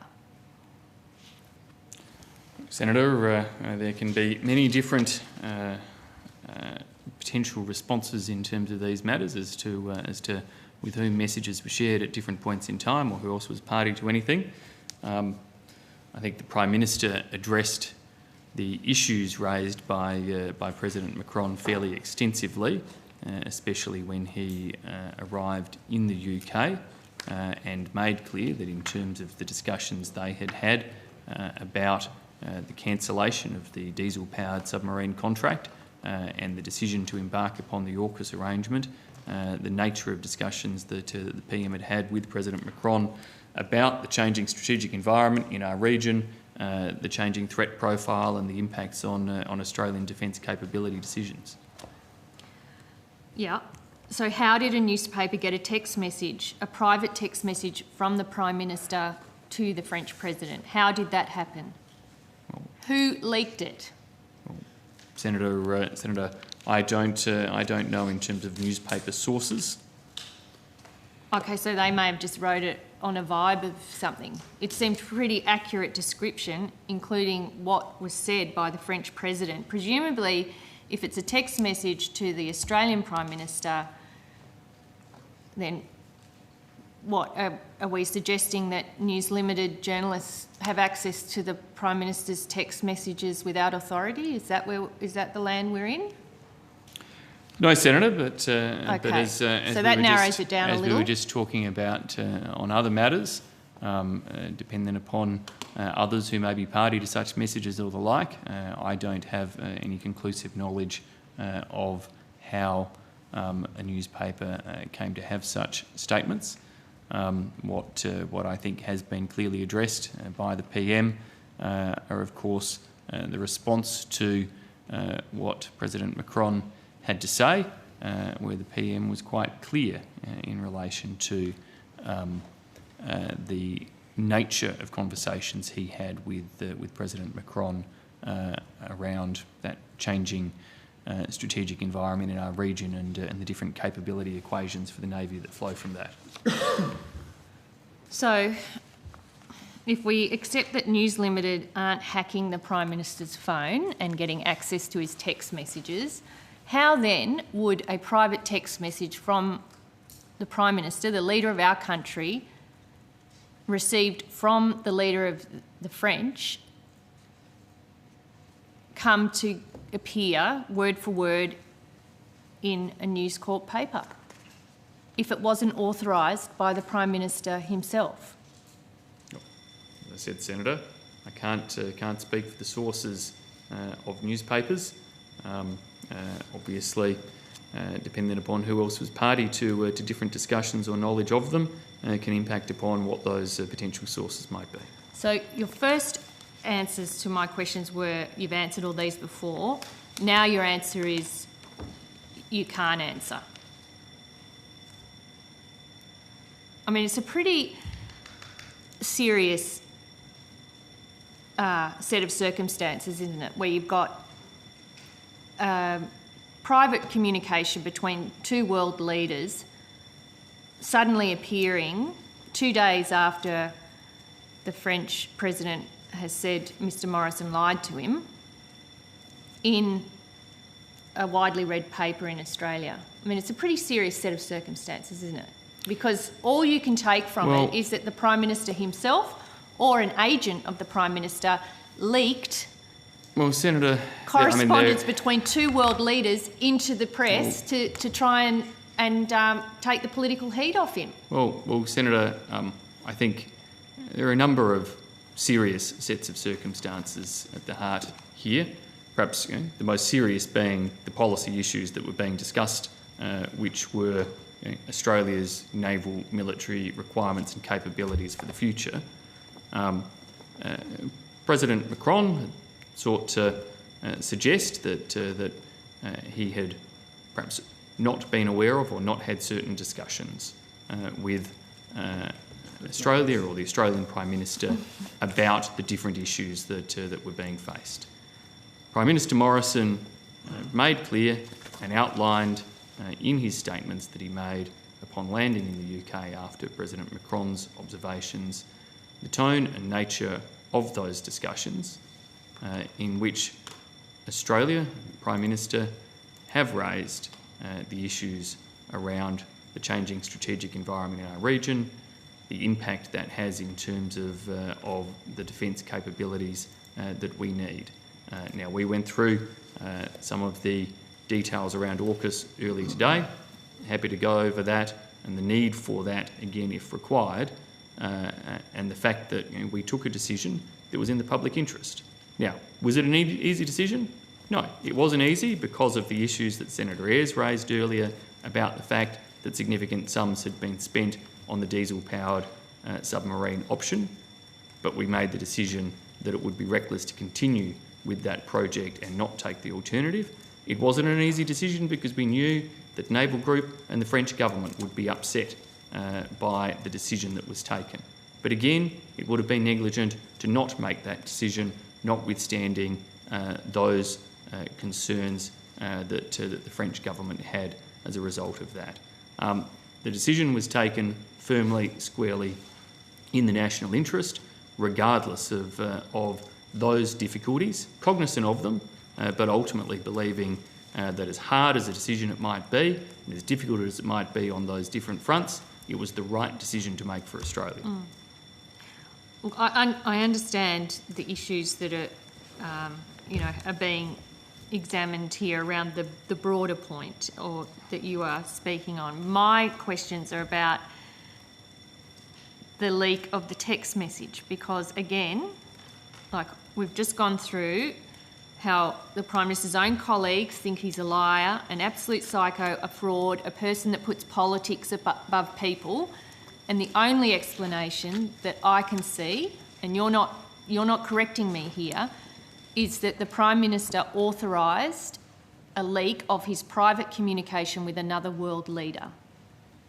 And it again goes to the Prime Minister's character, and unless there's another explanation, that is all that we're left with, that the Prime Minister leaked something because he was playing the domestic politics, trying to get a bit of heat off him after being called a liar by President Macron, and it appears in the Daily Telegraph 2 days later. Or is that just a happy coincidence? Well, Senator, again, I'm not going to try to speculate on newspaper sources. How did it get in there? The Prime Minister addressed the substantive issues raised by President Macron's comments when he landed in the UK. Yeah. Went through very clearly, quite publicly, the fact that there had been exchanges through different formats between the Prime Minister and President Macron about the different issues that led to the AUKUS decision. Nobody pretends that there weren't hard feelings and hurt feelings as a result of that difficult decision, but we absolutely stand by the decision, and as the Prime Minister has made clear, some of the factors that led to that decision, particularly around the type of naval capability Australia would or wouldn't have under different scenarios in the future, was part of the ongoing dialogue between nations. So, Senator Gallagher, you've had the call for a little over half an hour now, and I do want to ask a couple of questions. I've got a lot more questions on this.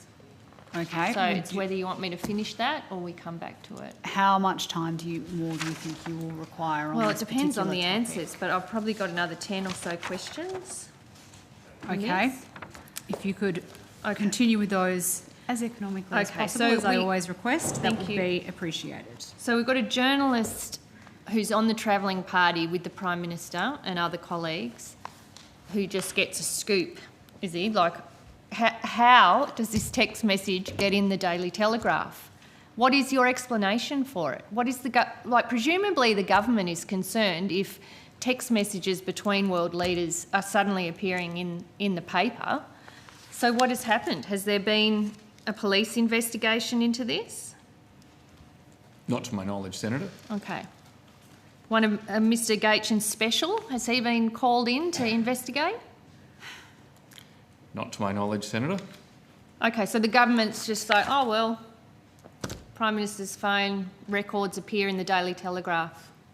Well, Senator, the government squarely focused on the substantive issues at play on this, which were the rationale for the AUKUS decision, the rationale for not proceeding with the diesel-powered submarines through the French company Naval Group, and the rationale for instead proceeding with a nuclear-powered submarine alternative. And yes, the government and the Prime Minister firmly, squarely responded to President Macron and outlined... And then leaked a text message. And outlined the nature of discussions that had been had between the two of them, given the comments that President Macron had made publicly. So was the text message leaked by the Prime Minister because he had hurt feelings, you used that term just a little while ago, about being called a liar? Was it a retaliation text leak? Well, Senator, I'm not accepting the premise of the question. When I talk about the Prime Minister's response, I'm talking very clearly about the extensive statement he made upon landing in the UK, subsequent to President Macron's public comments, in which the Prime Minister responded quite clearly, outlining the nature of dialogue that had occurred. And then the text message just mysteriously pops up 2 days later. Senator, I can't speak to the sources of different media companies. Ms Foster, was Prime Minister and Cabinet asked to undertake any investigation into this leak? Not to my knowledge, Senator. Well, you would know, wouldn't you?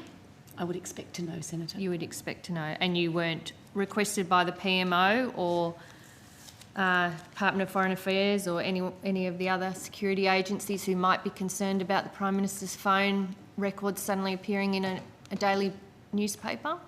No, I was not, Senator. So the whole of the APS isn't worried about this at all?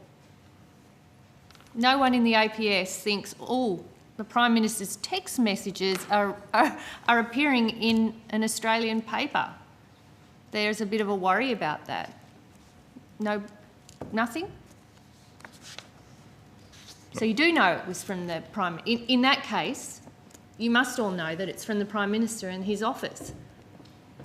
Senator... Otherwise, you would imagine every security agency across the APS would come crashing down wanting to examine how the Prime Minister's private communications ends up in a newspaper. Senator, as I said before, I can't speak to the source of papers. As to other parties who may have had knowledge around content or otherwise of messages, what is clear is that a statement was made by the French President. The Prime Minister responded publicly on the record quite comprehensively to that statement around the nature of engagements that he and the Australian government had with President Macron and the French government. And in addition to that, a private text message appears in the paper.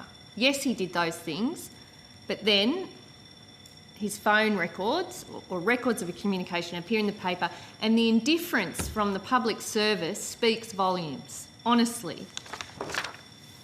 Did any agency come to PM&C and say, how did this happen? And if so, what did PM&C say? Are we led to believe that ASIO wasn't worried, or any of the agencies offering advice to government, cybersecurity, anything like that? No one came to you. So, Senator, I said not to my knowledge. Were there something which had come through the Secretary or to my government division that I would expect to know? I may not know, Senator, if there was some security-related concern. But weren't you surprised, Ms Foster, to see private communication from the Prime Minister in the Daily Telegraph? Wouldn't that raised alarm bells for you? Well, that's asking Ms Foster for an opinion, Senator. Well, she's a senior official, Deputy Sure, Secretary of the Prime Minister and as Cabinet, you know, and the Prime Minister's private questions for- communications are in the paper. Questions for opinions are not matters for estimates.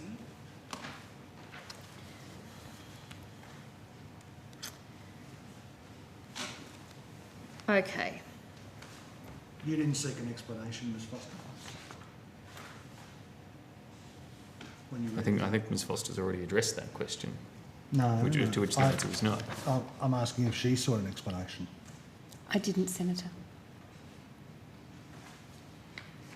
Do you agree, or does the Prime Minister and Cabinet agree that the ability for leaders to correspond directly and privately with each other is, an important part of trusted international relationships?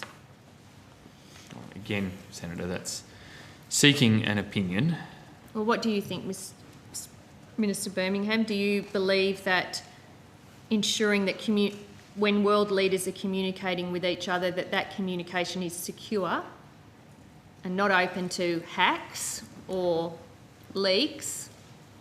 Do you think that's an important part of international diplomacy and fostering international relationships? Well, speaking purely on the question of principle, in responding to your question of principle there, yes, and so too is the need for world leaders to reflect fully and honestly the context of discussions they may have with one another too. Okay. So it was retaliation leak based on that answer. Senator, that is not at all what I said. Yes, it was. You're trying now to blame the French, that it was their fault that Prime Minister had no other alternative but to leak the communication. I'm not making any such suggestion, Senator.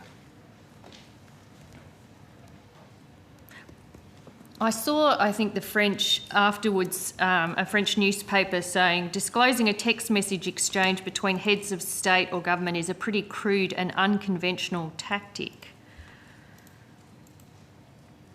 Do you think the leaking or the release of this text message has further damaged relations between Australia and France? Look, I'll leave commentary around the status of relations to the Foreign Minister and DFAT. There are clearly issues, as I acknowledged, following the cancellation of the Naval Group contract. But I know that the Foreign Minister has been working through those issues with French officials where possible, along with her department. Okay. So what we've learnt so far is there's been no request for a police investigation. PM&C aren't at all fazed by the fact that the Prime Minister's phone messages appearing in the paper. No advice from security agencies raising any concerns at all. Somehow this text message just appeared in the paper, conveniently with a journalist on the travelling party with the Prime Minister. Why won't you just acknowledge that the Prime Minister leaked a text message because he was angry at President Macron? It's clearly what's happened here. Well, Senator, you can, as always, make assertions, draw conclusions or assumptions. Oh, come on. Come on. Well, if it wasn't the Prime Minister, there would be a police investigation. The security agencies would be all over it. PM&C would be up in arms and working out, reviews and how to manage this breach of the Prime Minister's privacy and maintaining international relationships, but nobody seems to be the slightest bit bothered. What is the other explanation then? What is the other explanation other than the Prime Minister leaked it because he was angry and he felt hurt by what President Macron had said? Yeah. Senator, as I have said a few times over, I can't speak for either the source for a newspaper, but obviously those sources depend upon the range of other parties who were party to or knowledge of different messages and communications. So this issue played out publicly as was clear. The Prime Minister responded at some length and in some detail, and then leaked a publicly, text message in relation to all of the dialogue and exchanges that had been had. The government at the time of making the announcement around AUKUS was at pains at the time to make clear that our rationale for that was on the changed capability equations for our Navy, that the previous decision around the diesel-powered submarines would not meet the expected capability requirements of the future, and that technological advancements and technology sharing arrangements meant that a future nuclear-powered option could meet those needs of the future, and that we made those decisions not as a reflection upon the work that Naval Group or the French were doing, of which considerable work had been done to address some concerns in those areas. Obviously, subsequent to the announcement, subsequent to us making all of those comments, questions were raised about how much discussion there'd been around some of those contextual issues. The Prime Minister addressed that following President Macron's comments. So if it wasn't the Prime Minister who leaked the text messages, who did? Senator, I think we're going around in circles now. No, because I'm trying to get an answer, and everyone in this room knows that the Prime Minister or the Prime Minister's office leaked that text message. Everyone in the public service knows. The French President knows. And yet you sit here, Miss Minister Birmingham, trying to pretend that nobody does know and that you can't speculate on sources. If it wasn't the Prime Minister, who was it? Senator, what is the other explanation? You've asked the Minister a question. Please listen to his response. And Senator, I think I've addressed that question multiple times now in terms of the source for newspapers being a matter for newspapers. Obviously, in relation to messages or the like, it depends upon other parties or to the message or with whom it had been shared. It's embarrassing, really, that we have a Prime Minister who's prepared to sacrifice international relations because he's got his feelings hurt, and then you're forced to come up here and pretend not to know how that text message got in the paper. You can make whatever observations you like, Senator. That's the part of our free democracy. The point, Senator, is that a substantive policy decision was made. The government had outlined the rationale for that policy decision. It was brought into question whether or not elements of that rationale had been shared with other international counterparts, the Prime Minister responded very clearly in detailing the way in which it had been shared. Ms Foster, were you advised by the PMO not to worry about that leak of that text message? I was not, Senator. So I'm trying to understand, when someone in your position or Mr Gaetjens sees an article like that in the paper, why would it not then bring on further inquiries and investigations?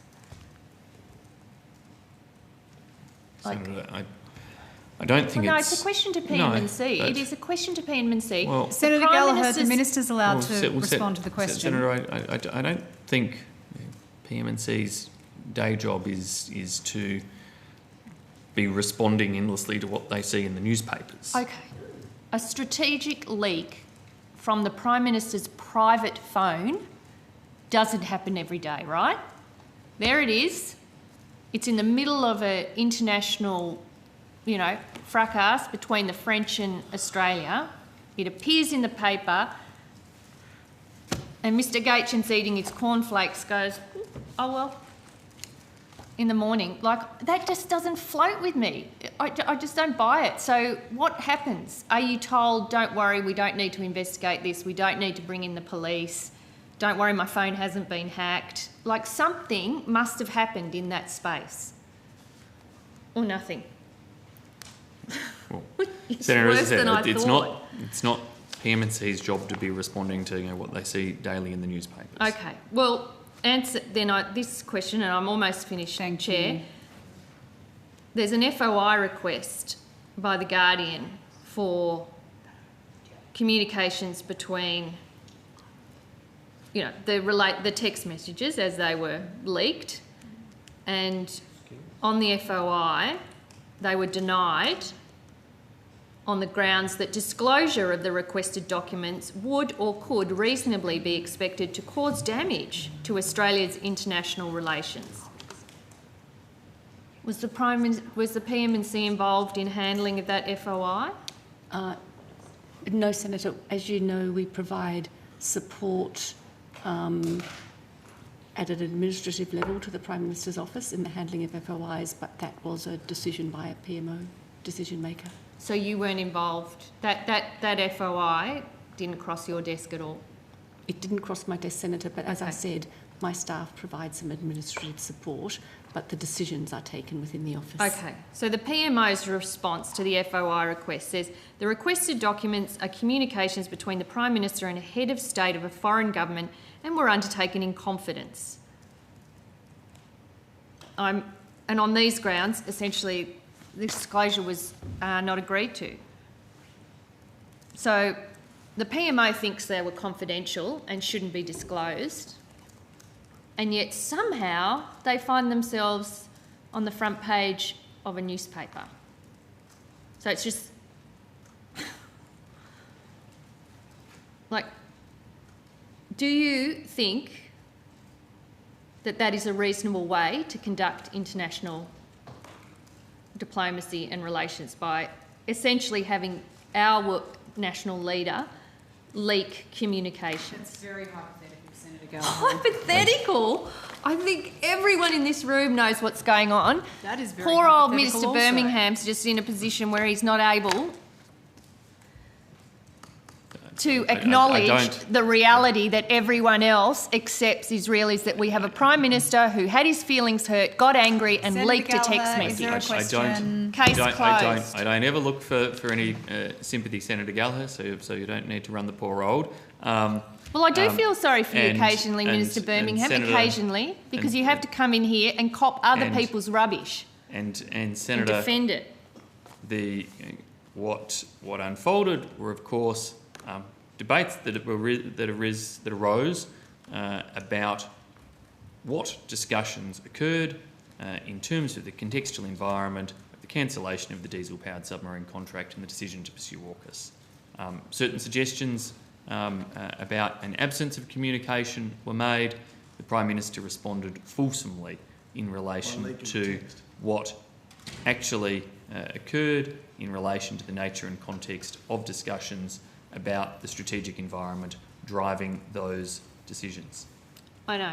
I know you're trying to shift it onto the bigger, broader policy discussion that was happening at the time, but the point I'm trying to make is in the middle of that, we have this retaliation in a petty way that endangers our international standing because the Prime Minister was angry at something that had happened 2 days earlier. No. That's exactly what happened, and everyone knows it, and it shows how transactional this guy is, doesn't describing whatever motivations couldn't care less about international relationships. I'm not going to get into being drawn on reflecting on statements of President Macron or any other such thing. Or behaviour of our own Prime Minister. What I have focused on very clearly are the facts in relation to the decisions and the contextual discussions that occurred around the AUKUS decision. And the nature of those discussions has, subsequent to President Macron's comments, been addressed quite clearly by the peer. Well, the whole episode reflects incredibly poorly on the Prime Minister and I have to say on the public service as well, who have just decided there's no issue at all with having this. Senator, keep the political observations for those of us in the political office, please. Well, no, because that's fine. I'm not making a political comment about the APS. I am shocked that the APS has not, of its own volition, had a look at this. Like it's an apolitical organisation, but the Prime Minister's private communications leaked into a paper. I would have thought some agencies in the APS would have raised some concerns about that. Well, and that's aside from politics. That's a function of the APS's job. I would have thought to support executive government and ensure that. Is there a question? Well, I'm responding to the comment that Senator Birmingham has made. You're not here to respond to questions. Thank you very much for the instruction, but I was responding to an incorrect aspersion cast on my comment, which is I would have thought the APS would have done it anyway. Well, Senator, as I said, I don't believe it's the job of PM&C to be responding to newspaper stories. Of course, they are there in terms of when asked to respond in a range of different ways by government. Of course, the main function is to provide the type of policy advice and evidence and information that helps lead us to decisions such as the AUKUS decision that is at the heart of what you've been asking about, Senator. That is the most valued function that I certainly find from the public service in terms of the provision of that advice and that critical information about substantive matters of state and the decisions that we have to make. Okay. So just to finish this, Ms Foster, I don't know if you have it with you, but a list of all the leaks that you've been asked to investigate across the APS, I would appreciate that. Not specifically any details that's going to cause any harm, but just the nature of the leak and when and how many there's been. Very well, Senator. Thank you. And Chair, I have two corrections to make to our evidence, if now would be convenient. That would be convenient. I think if Senator Gallagher's finished her questions on that one. Yep. So in the first one, clearly I was misinformed about the Governor-General's access to Cabinet minutes. In fact, he receives all Cabinet minutes, including appointment minutes and most NSC minutes, and receives these in hard copies. They're typically batched up and provided after the meetings.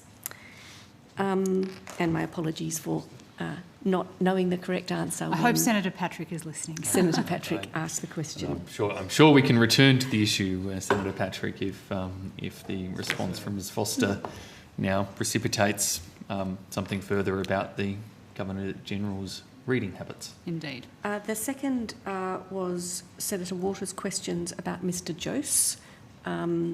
Mr Reid was asked earlier about PM&C's role in relation to the overpayment of Mr Jose. So for clarity, PMNC's role was restricted to advising Mr Morton which entity should be responsible for pursuing or waiving the debt. We advised Mr Morton and he agreed that Treasury was the appropriate entity. Treasury subsequently sought Finance's agreement to waive the debt. Mr Reid was also asked whether PMNC provided any comment back to Finance when we were advised of their decision to waive the debt. He said we made no comment. For clarity, we did reply to Finance advising them that we had no comment. Thank you, Ms Foster. I have some questions for the Deregulation Task Force if they're available to come in.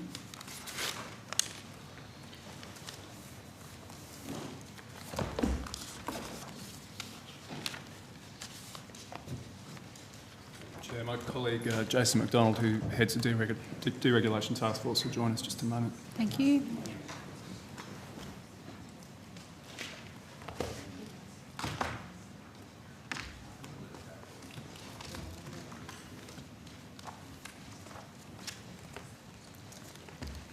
Senator, it's Jason McDonald. I'm the head of the Dereg Task Force. Thank you very much. I was just waiting for the name tag to pop up, Mr McDonald. Thank you for that. Am I correct in saying that the Deregulation Task Force has only relatively recently been within DPMNC? That's right, Senator. The task force was started, I think, in July 2019 and came over to PMNC 12 months later. Yeah. Sorry, where was it before? It was in Treasury. In Treasury. And what was the rationale for moving it into DPMNC? I think the function works better in the Department of Prime Minister and Cabinet, given the ability for PMNC to bring more agencies together to solve deregulatory and regulatory problems. Okay. And in terms of the work that has been done to date, and I think I've asked questions about this at previous estimates, but where are we at with our deregulation agenda? It sounds very exciting. I don't often hear that, Senator. I'm not being sarcastic. I think small government is good government, so I'm intrigued to know what you're up to. So there are 4 deep dives running at the moment. Obviously, we work to Minister Morton on these deep dives, and the government sets the agenda. Those 4 are looking at the excise system to see whether there are impediments, regulatory barriers that are unnecessary in the way that the excise system works, particularly with alcohol and fuel. We have a overlapping regulations regulatory agenda as well. Now that deep dive was one that business was particularly interested in looking at, and the overlapping regulatory problems are ones which range between the Commonwealth and the states, local governments as well, but also across agencies.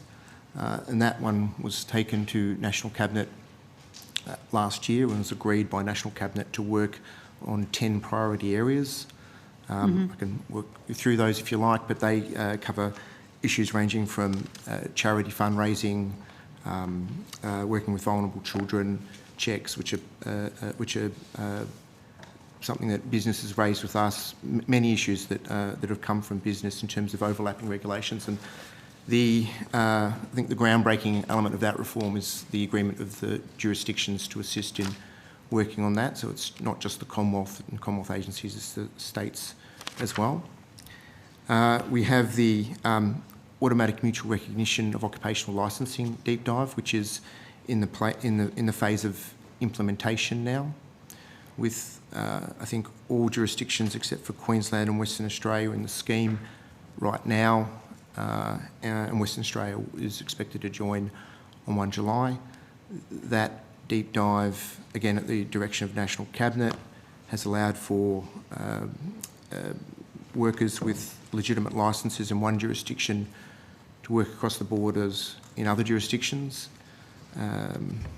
So we have a team in the Deregulation Task Force that's helping the jurisdictions in implementing that as well. I think I've missed one. You have. You've only given me 3. Oh, modernising business communications. So this is a deep dive which is working again with business to find opportunities where we may still be relying on paper, parchment and vellum, I think is the term that we want to see removed from legislation and regulatory practices across the country. They have a particular focus at the moment, and one that was raised again by business themselves, looking at deeds and statutory declarations and other forms of corporate sort of agreements which are not online. Again, National Cabinet's ticked off on that, and we're working with the Department of Attorney Generals. The savings from that particular reform could range up to $400 million.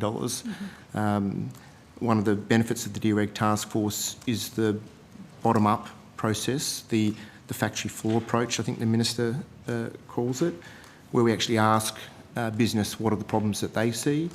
And it wasn't until we actually went and asked business what were some of the biggest problems that they faced that we actually realised that there was 5 or 6 million statutory declarations done every year that involved paper and going off to be witnessed, and the savings from those, bringing those online, could be up to $400 million a year.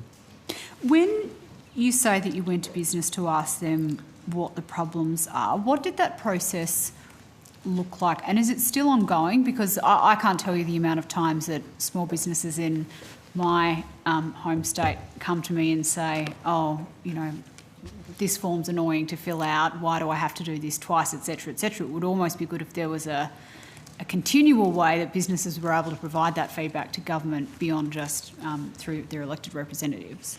Exactly, Senator. The overlapping regulatory reform package, which is being prepared through National Cabinet, is ongoing, and if the jurisdictions or business have other things they want to add to that, then that could be something that could be considered.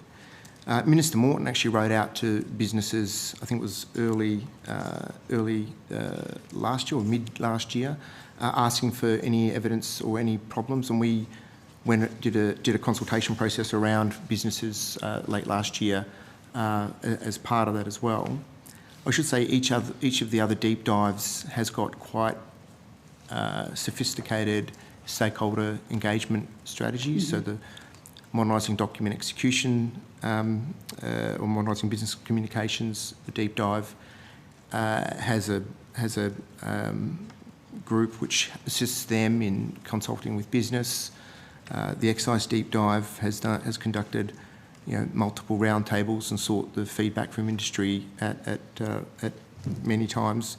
And the automatic mutual recognition deep dive, which is now legislation, obviously went through a process of significant consultation with industry through the normal parliamentary practices, but before that through roundtables and consultation papers as well. So with the deep dive on overlapping regulation, have we actually seen any outcomes from that yet? Have we struck out any regulations that we don't think we need to comply with anymore or are superfluous, or is that work still ongoing? So part of the task force's role is to do those is to tackle some of those issues which have been constant problems for business, and they can be a little bit more difficult. Now, automatic mutual recognition of occupational licensing was something which had been an objective of governments for well over a decade, and it still took us 12 to 18 months to get to where we are now. Overlapping regulations was only committed to by the National Cabinet in December last year, and the fact that there are 10 priority areas now on the agenda, many of them are issues which have been issues for the community for a long time. I think that's a serious work plan that, and we should see, we're anticipating some forward movement midway through this year to late this year as well. Okay. And what's been the advantage to having National Cabinet as a body to deal with some of these questions? Because again, thinking about the feedback I receive from my business stakeholders back home, the overlap between state and Commonwealth regulation or hoops of fire that they might have to jump through in order to just go about their work is a continual problem. So has National Cabinet made that conversation any easier to have? Certainly, without the direction from National Cabinet with respect to automatic mutual recognition, I don't think it would have happened, and without the support of some very key stakeholders, it wouldn't have happened either, and obviously the Commonwealth's leadership role. Mm-hmm. And similar with overlapping regulatory agenda, there is not every one of those 10 items of reform are going to be supported by all jurisdictions, but there is not an item of reform on there that doesn't have one jurisdiction that won't be supporting it. And the model will be that demonstrated success should bring all jurisdictions hopefully along in the medium term when they feel when they're comfortable in doing it. Yeah. And what is the key KPI that we're measuring towards here? When we're talking about deregulation, what do we think is the ultimate outcome? Is it a dollar value on productivity for our economy that you're working towards, or what do we expect success to look like? So I'm an economist, Senator. So Very good. I'd certainly think measuring the value through GDP is a very key indicator. Different stakeholders obviously have different things they care about. Small business, many of them care about having more time late at night on their families rather than filling out forms and particularly multiple forms with multiple sets of information that they've already been asked for. So different groups have different KPIs, but in terms of the benefit to the community, the reduction in deadweight loss from filling out red tape, both by business and government, is one indicator, but the ultimate indicator is providing more incomes to families and the community in the future. Mm-hmm. And my last question for you, Mr McDonald, you mentioned that the task force was initially set up in mid-2019, so before the pandemic. I'm always looking for silver linings in the pandemic and the experience we've had over the last 2 years.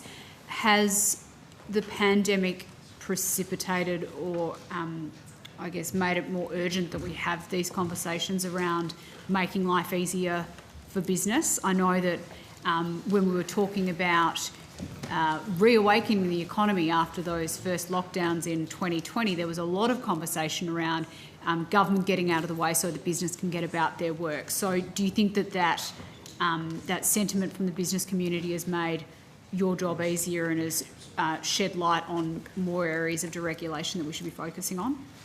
Yeah, so one of the costs of regulation, which is unnecessary, is it not only makes the country poorer, it also makes it less resilient. Businesses are less able to change their behaviour according to certain circumstances. And so I think that realisation that a more flexible economy is good for growth, but it's also good for resilience. Again, automatic mutual recognition of occupational licensing is not only expected to lift incomes of Australians by $2.4 billion over 10 years, it's also expected to help get workers where they're needed across the economy in response to shocks, whether it's bushfires or other natural disasters. Workers should be able to go across borders and go where they're needed. And that kind of element of resilience is not only relevant for occupational licensing, it's relevant for all forms of regulation where businesses are unnecessarily restricted from changing their behaviour. Thank you very much for your evidence, Mr McDonald. Appreciate that. Sorry, I'm just about to give the call to Senator Patrick. Thank you, Chair. Just the one question following up from before. Can I also confirm that National Cabinet, the body that you call National Cabinet, their minutes don't go to the Governor-General's either? So, Senator, I'll ask the Cabinet experts to help me. My understanding is that because the Governor-General gets Cabinet minutes and most NSC minutes, unless they're compartmented in some way, because all other committees of Cabinet have the minutes wrapped up into a Cabinet minute. But yeah, Leonie McGregor, First Assistant Secretary, Cabinet Division. That's correct. So because National Cabinet minutes are endorsed by Cabinet, the Cabinet minutes are provided to the Governor-General, but not all of the National Cabinet minutes. That would be probably more for reasons of efficiency than anything else. Well, I'm sorry, Chair, but before we had an answer that was no, there was no... That was my fault, Senator. Okay, so can we start that again then, just to get the record straight for those that may be confused? That's why I came straight back to it, because we had incorrectly answered your question. Okay, so the Governor-General does get Cabinet minutes? That's correct. Yes. Okay, but not National Cabinet? Not National Cabinet specifically, but because Cabinet minutes do endorse National Cabinet minutes and decisions, gets them in that way. In the same way as he would get an ERC minute or another Committee of Cabinet, and the reason he gets NSC is because that they don't need endorsement by Cabinet. Okay, so that's very, very helpful. And of course we know National Cabinet's not a cabinet, so I'll just put that in there once, and I'll hand it back to the Chair. Senator, just for entire clarity there of what officials have been saying. So it sounds like the Governor-General receives minutes of Cabinet, not of Cabinet subcommittees established under the Cabinet structure, whatever they may be. And I know you have a debate in relation to the National Cabinet, but for the question around the Governor-General receives minutes of Cabinet, not of Cabinet subcommittees, save for the exception of NSC, where NSC makes decisions that do not require the endorsement of Cabinet. And those are provided in hard copy, in batches. Yeah, and I was looking back at some of the other questions. My understanding is he would return them at the point at which he is finished with them, or that after he's read them, he'd return them back to the department. That sounds reasonable. Rather than chance my arm again, I will actually get an answer for you. That was the previous questions on notice, going back to about 2005, suggested that when he had concluded, because obviously there are sensitivities around Cabinet minutes, when he had concluded completed his use of those Cabinet minutes, then they were returned. That would be consistent with our usual practice, but I would like to actually clarify with someone who knows the process, and I will then provide that answer to the Chair before we close. Thank you. Thank you, Chair. Thank you very much, Senator Patrick. Senator Gallagher? Thank you. Minister, it's been a year since the alleged assault of Ms Higgins in a ministerial office was made public, and almost a year since Mr Morrison commissioned the Gaetjens review to find out who knew what in the Prime Minister's office, which is a report that we've never seen, might not have been finalised, but we certainly haven't seen anything. Mr Gaetjens was invited to appear before this committee today, but has declined that request. But we've had the Foster review, the Jenkins review, the Kunkel review, and I think the Hammond review maybe got dumped at some point. But we still don't know who knew what from the Prime Minister's office. And I accept that there are proceedings underway, I understand that, but I am wondering whether there's an update that could be provided to the committee on the status of that review and whether it was complete prior to it being suspended. Perhaps if we start there.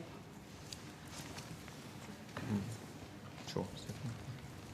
So, Senator, the status remains the same as it was when the Secretary issued a statement on the 30th of August 2021 that, based on legal advice, he had suspended his inquiry until the conclusion of the criminal trial.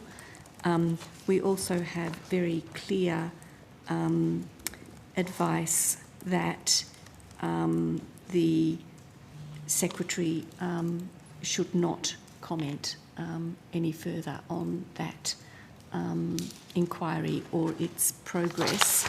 And in fact, I think today, Mr Reid, Saturday, the ACT Director of Public Prosecutions has come out publicly saying, I discourage all public commentary on active cases. So I saw those. I saw those comments. So I am trying to be careful. The advice you got about suspending it, correct me if I'm wrong, that was from Federal Police, I think? No, it was from AGS, Senator. So we had a number of... the government solicitor, was it? So there have been a number of stages, Senator, and there was a point earlier on in the inquiry where the AFP strongly advised that Mr Gaetjens should put it on pause, and this was at the stage where the AFP was essentially preparing a brief of evidence. They then advised that from their perspective there was no barrier to Mr Gaetjens recommencing. He recommenced, and then the ACT DPP advised that any participant, it was in the context of Ms Higgins' participation in Mr Gaetjens' inquiry, he advised that any participation could be severely prejudicial to the conduct of the trial. On the basis of those public comments, we sought advice from AGS on what Mr Gaetjens' response should be, and the AGS advice, because of course the ACT DPP can't advise the Commonwealth. Yes, that's and so I thought it AGS was advised us that at that point we should cease. And when was that? Can you give me the date of that? I can. So the advice from AGS to us was the 27th of August 2021. Okay. And Mr Gaetjens' public statement was the following Monday, the 30th. Yeah, it was the 30th, I think. So the report was commissioned by the Prime Minister on the 17th of the 2nd, 2021, and then was suspended on, or you got advice, presumably it was suspended on receipt of that advice on between the 27th and the 30th, perhaps the 27th. So there's 110 days between those two dates. Like, why did it take 110 days and still nobody knew what the Prime Minister's office knew? Just Mr Gaetjens, when he appeared here in May last year, said, when asked about the time frame, he said it would be a matter of weeks, not months, to conclude the inquiry, and yet by the time it was suspended, it had been going on for 110 days. As I indicated, Senator, there was also a suspension at the advice of the AFP earlier in the course of the inquiry. So it was suspended briefly, was it? And then resumed, or was actually suspended earlier than we thought? It was suspended, resumed, and then suspended again. Okay. So it was just so do you have different you must have stages. those dates when it was suspended and resumed? So it was the 9th of March, Senator, that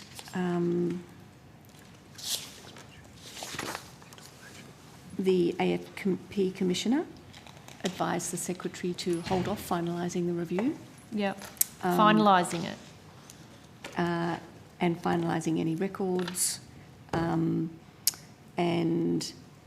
then on the 10th of May, the Commissioner wrote to the Secretary saying he was of the view that the criminal investigation is sufficiently advanced so as there to be no problematic intersection between the Gaetjens inquiry and the current criminal investigation. And that was, of course, then suspended again following the ACT DPP's comments and our AGS advice. Okay, so just to be clear, it commenced on the 17th of the 2nd, it was suspended on the 9th of the 3rd, it resumed after the 10th of the 5th, or on the 10th of the 5th, and then was suspended on the 30th of the 8th, or thereabouts. That's correct, Senator. Okay. And in your earlier evidence, you just said that the police commissioner said he shouldn't finalise the report. That was in March. So was the report at that point then, was it in the matter of being finalised in early March? So, Senator, until the report was final, Mr Gaetjens wasn't in a position to indicate how close to finality it was or when it would be finalised. As you're conscious, in any such inquiry, any witness could provide information that then requires further investigation. So I think your answer there is you're not sure if it was finalised, that he hadn't indicated whether it was finalised or not. I'm just saying that until it is actually finalised, it's not possible to say it will be finalised whenever, because one can't know where any witness might lead the inquiry. Okay. Minister, why couldn't the Prime Minister just ask his office what they knew? I mean, it's on the record a number of times that a number of staff were told, including the head of the Chief of Staff to Minister Reynolds, that they'd had a meeting with the PMO and other representatives from Minister Hawke's office. Like, there's enough on the record to know that there were staff that knew. Why couldn't the Prime Minister just go and ask them? And so we could actually deal with this issue of what the PMO knew and when, quickly. Well, like, he could have done that at the time. Well, Senator, I think statements were made at the time. I don't believe that those statements satisfied the opposition or others, and so this process was initiated in good faith in an attempt to address those questions. Obviously, its intersection with the legal processes underway has become challenging, and challenging to the point where acting on AGS advice following statements of the ACT DPP, which he has further emphasised in recent days, the suspension of proceedings was undertaken. It seems like an issue that's going to, the Higgins matter is a defining issue of this Parliament, and we're going to get to the end of it without knowing what the Prime Minister's knew and his office knew about it, it would seem, because we've got this complicated process when the PM could have just asked. Well, as I said, I think the Prime Minister was quite clear that he had not been informed, and was quite public in that regard. There were subsequent questions around knowledge across his office. While some of that was addressed, there were questions asked, and so he sought to provide a process to resolve those questions. The legal consequences of what is, of course, critically important to see justice served have stymied that process. Did any staff, and I am being careful with my questions here, did any staff seek legal representation during the course of the Gaetjens review, and were taxpayers paying for any of that legal advice?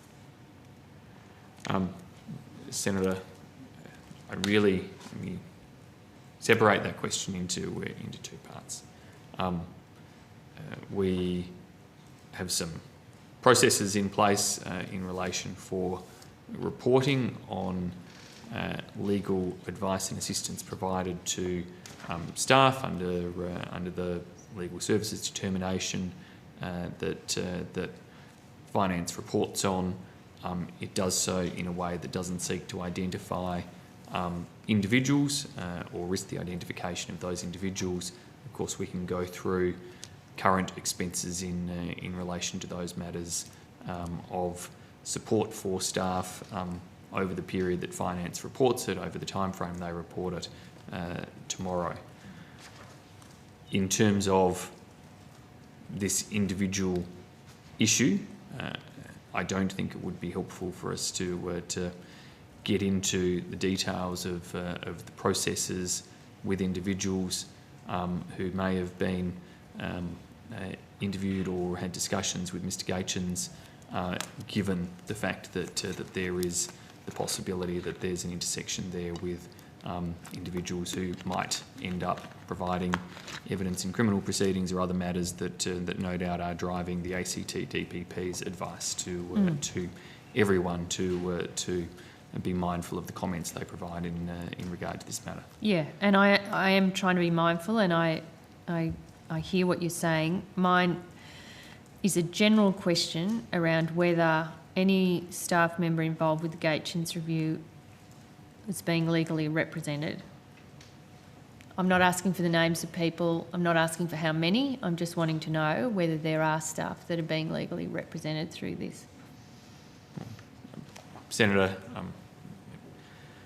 the matter of legal representation is a personal matter for individual staff. The matter of whether it is provided in any circumstances under the Legal Services direction is something where Finance have established protocols for addressing those questions, and updates on that can be provided tomorrow. Okay. So if I ask if the government is meeting any legal costs in connection with the trial for the person accused of assaulting Miss Higgins? I think that question has been addressed, Senator, but I will double check before we get to tomorrow before providing any response to it. Okay. And in terms of whether any of the Prime Minister's current or former staff are in receipt of financial assistance from taxpayers in connection with the matter, that is also a matter for tomorrow, is it? Yes, Senator, noting as I said that Finance has established protocols around how they report that, so that it's reported in a manner that doesn't risk identifying individuals. Okay. In terms of Ms Higgins, she attended the Parliament last Tuesday for the statement of acknowledgement. Are you aware whether Mr Morrison reached out to Ms Higgins about the terms of the apology he gave to her?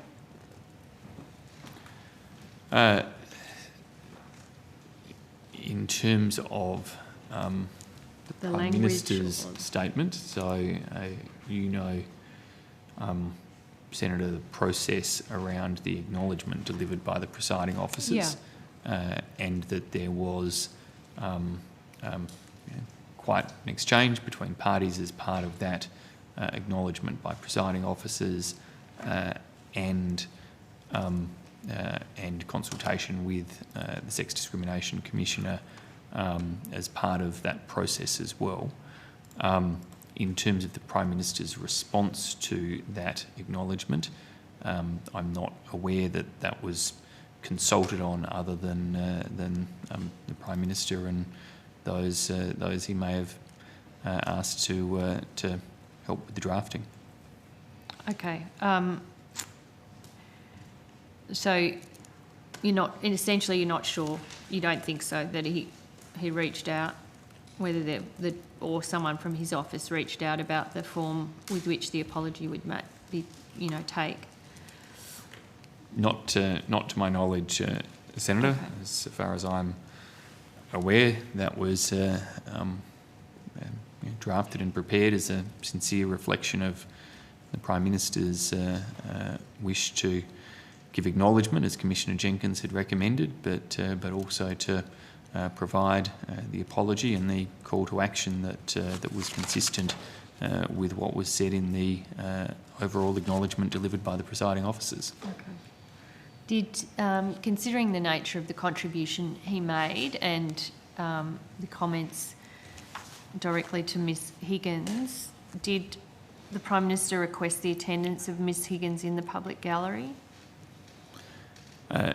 Senator, again, I think you might recall that some of the earlier discussions leading up around the statement of acknowledgement, I had indicated that I would be making clear to the AHRC that I would ask them to inform all participants in Commissioner Jenkins's review that the acknowledgement was going to be made. I wanted them to make that clear, mindful that the Parliament is essentially closed to the public for this couple of weeks, but to make it possible for people to be able to know that it was happening and have the chance to view that through the normal procedures. As it got closer to Tuesday, I became aware of the fact that there were a limited number of exemptions being given, which I think the President went through earlier today for some other circumstances, and at that time I know presiding officers made efforts with MPs to ensure that those who had expressed an interest in attending in person were provided with the assistance to do so. There were media reports on the weekend that said Mr Morrison wasn't intending to speak at all in response to the statement. I'm not sure if you saw those media reports, but were those media reports correct? No, Senator. The Prime Minister was always going to be guided by the decision and deliberations between parties on the cross-party leadership task force about the best way to be able to ensure the acknowledgement was delivered in a sincere and meaningful way, free of any partisanship. Okay, so the decision to speak was made, for the Prime Minister to speak, was made on the Monday or the Tuesday? Do you recall? I think our discussions in that cross-party leadership task force, in terms of the iterative exchanges and otherwise, had settled on the fact that notwithstanding some of the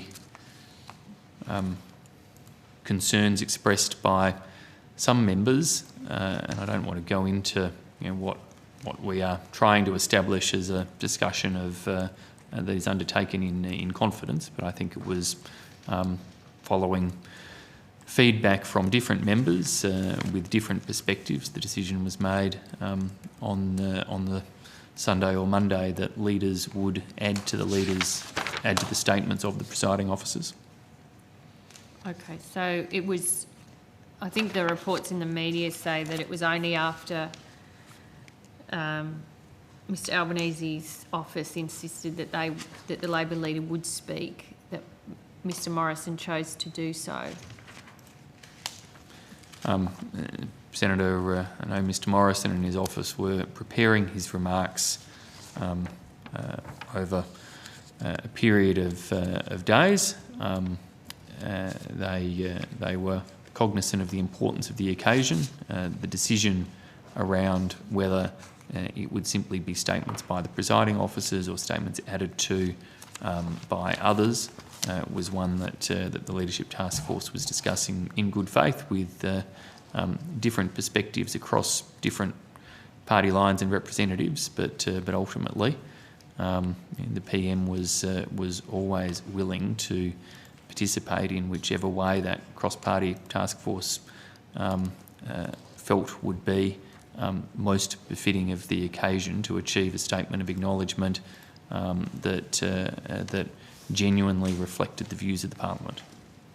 Has Mr Morrison spoken to Ms Higgins at all since the Jenkins report has been completed?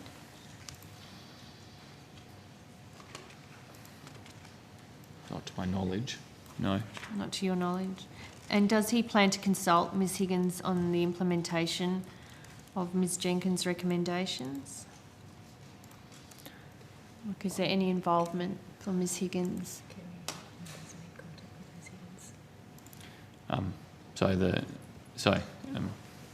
The Prime Minister's made clear the government wants to see action taken across all of the recommendations. The recommendations, as you know, Senator, involve some notionally for government, some for the Parliament, some for party leaders, some for the presiding officers and parliamentary departments. The chair of the Leadership Task Force that's been appointed, Ms Hartland, has, I understand, engaged with Ms Higgins. I know that, of course, in finalising the report, but more particularly in the public release of Commissioner Jenkins's report, that the government agreed with Commissioner Jenkins and the AHRC that it was important for Ms Higgins to be briefed before that report was publicly released on its contents, and facilitated that to occur, along with possibly some other targeted briefings or communications. Yeah. So will he or his office have contact with Ms Higgins? I mean, I guess I know all the other things that are being done and welcome them and are happy to be involved, but as the Prime Minister and in charge of a lot of staff that work in this building, does he see any merit in speaking or consulting with Ms Higgins as we implement the review's recommendations?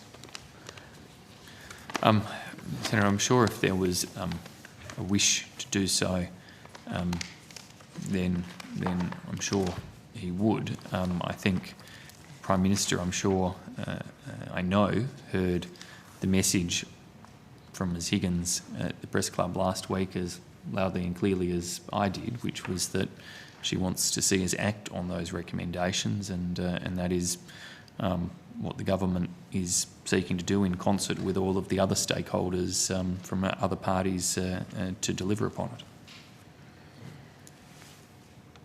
Okay, but that's, so you're saying if Ms Higgins is wanting to discuss it with him, that would be fine, but in terms of a proactive sort of reaching out, that's not on the agenda or hasn't been part of the thinking of the PMO?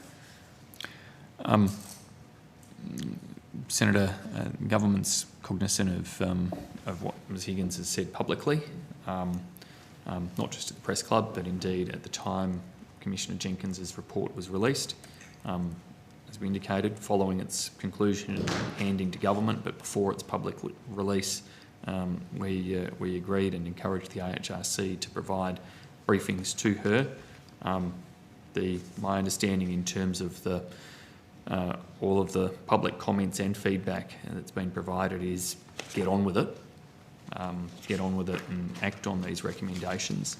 You know, there may be junctures either for the government or for the Leadership Task Force as we implement some of the recommendations, such as around the establishment of the OPSC, that we might want to engage in a targeted way with individuals who participated in the Jenkins review. So I think that's certainly open to us as we move through each of those recommendations to consider the right engagement mechanism where necessary. Ms Foster, did PM&C draft the speech for the Prime Minister on the Statement of Acknowledgement? No, Senator. You didn't? No. Did you see it beforehand? I certainly didn't, Senator. I'll have to take on notice whether anyone else in the department did. In the ministerial sort of liaison, is that what you're talking about, whether anyone in that unit saw it? Yes, Senator, or in fact, anyone in our social policy area. I can only answer on behalf of myself. I don't know. So is that normal for speeches given by the Prime Minister for you not to be involved in drafting them? There's a real range of approaches to speeches, Senator. Okay. Sometimes we draft it and it's delivered almost as drafted. Sometimes we have nothing to do with speeches, and other times it's a more collaborative approach. So if you didn't have anything to see, there wouldn't have been any sort of legal advice taken around it either? Presuming, Senator, I know you've just all been very cautious about what can and can't be said. I'm just wondering whether there was any advice provided about that for the speech. Senator, I guess that would be dependent on what I find about whether anyone else in the department saw the speech. But of course the PMO has access to legal advice. Inside the PMO? That doesn't need to go through the department Okay. or external advice. But you, as far as you know, and you'd know, wouldn't you, if you're writing a speech for the Prime Minister, you would know if it was being done inside the department? I wouldn't necessarily know, Senator. I know that I wasn't personally involved, but I know that the folks listening will be checking for me now to see if anyone else had involvement. Okay. Chair, I'm just going to keep going. Is that okay? Senator O'Sullivan does have a few questions, so if you're breaking topics... well, I've got a couple more, and then I'll give enough time, because we break at 4:30? 4:45. Oh, yeah, no Okay. worries. Thank you. Minister, after the National Press Club speech, where Ms Tame raised a concern around a phone call that she'd received and that she took to be warning her about her behaviour around the Prime Minister. Following that, Senator Ruston on that afternoon said, and I quote, "My understanding is that subsequent to hearing about it, action has already been taken to investigate the circumstance around the accusation that Ms Tame made." Can you just explain to the committee what that investigation is, or if there is an investigation? Because I think the next day it was less clear whether there was an investigation. So, Senator, I understand that inquiries were made in terms of whether Ms Tame, who obviously publicly declined to add further to her comments, was willing to do so, and that inquiries were also made, at least in terms of awareness of agencies in relation to the matter. I'm not aware that anybody has identified any individual who has either been nominated by Ms Tame or nominated themselves as having said any such thing.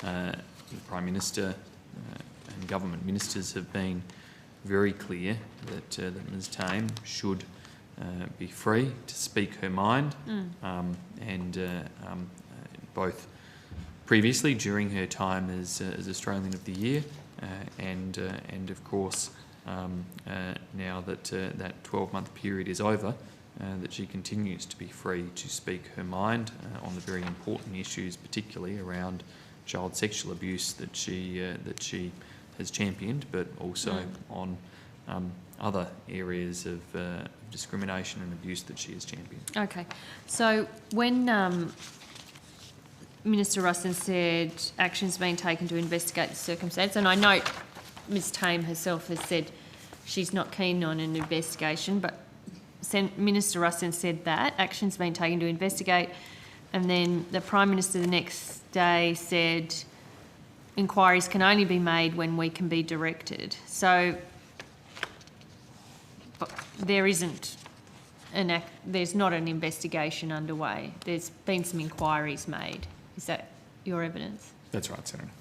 Okay. And those inquiries have been done and nobody can answer? At this stage, that's my understanding, Senator. Okay.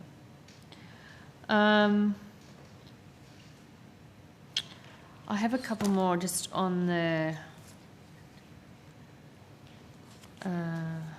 MOPS Act review. I might come back, I've got some more questions, but just in the interest of finishing this. Senator Birmingham, you issued a press release, I think on the 4th of February, just before Parliament resumed, stating that you commissioned the Prime Minister and Cabinet, Department of Prime Minister, to undertake a MOPS Act review in line with the Jenkins report. Can you tell me when the review was commissioned, or maybe Ms Foster can? The terms of reference, can they be tabled? And any consultation plan you've got in place for the review? So, yes, I'm sure officials can talk through terms of reference and processes there. I know there have been, just for transparency, some discussions as well between the Special Minister of State and Senator Farrell as the Shadow Special Minister of State about and prior to those arrangements, and again that whilst appreciate there was a lot of documentation which we noted in the meeting provided to the Leadership Task Force, that in terms of the status of actions against different recommendations, that review was part of that status. Yeah, update. but that's not public. No, Is it? no. Like, no. I'm trying to get some... Appreciate that. Yeah. So yes, there is. I'm trying to get there some is a timeline and a consultation process and all of those different aspects that the department can speak to. Yeah, and if we could table the terms of reference as well. Certainly, Senator. I actually don't have them with me, I'm sorry, but Okay. I'll see if I can get them. Yep. And the short answer, Senator, is that we have just begun developing the plan for how we will approach the review. So certainly we're planning on a consultation phase. I'm planning to second some expertise into the department to assist with the review. From another department, or? So, Senator, more than sort of specific departments, what we're doing at the moment is saying what are the specific areas of expertise we need, and where would we best find those. So it may be from other departments, it may be from the private sector. We're just scoping that out at the moment. And I think, Senator... Who's undertaking the review? Do you have that decided yet? So I've been formally tasked to lead it. Okay. But I will obviously bring another Foster review. I will bring in expertise to Mark II to do that. We probably had more of them. Yeah. Okay. So you're going to lead the review, but you'll bring in additional resources. That's correct. And is there a consultation plan that you're able to provide, or is that still being developed? We're just developing that, Senator. And I presume that staff and their representatives will be involved in that? Absolutely, Senator. And do you have any timeline for decisions on that? For the plan? For it to kick off, for information to be made available? Yeah, Senator, I think we're literally days away from finalising that. The team that's been supporting me with the Jenkins-related implementation issues has had a pretty strong focus in the last week or so on helping get the Leadership Task Force up and running and get the legislation into Parliament. But this review is our kind of next big focus. And recommendation 18 of the Jenkins report, which deals with this comprehensive review of the Members of Parliament Staff Act, it recommended that the review address a comprehensive review of the MOPS Act employment framework, including but not limited to governance and institutional arrangements, staffing allocations, accountability, recruitment and employment security. Are you confident that the terms of reference cover off all of those, including employment security? All of those issues? I am, Senator. The terms of review, the terms of reference are fairly broad in their scope, and so we'll be able to consider the range of issues. I've also had a couple of conversations with Commissioner Jenkins because the amount of material in the Jenkins report on this was, I think, pretty much limited to what you just read out. And so we've been working with her to get a little bit more context and background on where those issues came from, what was the driver for them, so that we can make sure that we're responding to what she heard. But of course, we'll do our own consultation process. Okay. So you are confident that it'll be able to incorporate that? Because I think there was some concerns around whether employment security was fitted into and under the terms of reference? Yes, I am, Senator. Okay. Thank you, Chair. I've got more questions, but that's an appropriate break. Okay, thank you very much, Senator Gallagher. Senator O'Sullivan. Thank you. I've got questions about skills reform. Certainly, Senator. Ms Frame will just come in from the other room. Yeah, we'll give her a quick moment. And I can confirm that the department was not involved in the preparation of the speech, Chair. Thank you. Thank you, Of the Ms. Prime Minister's Foster. speech.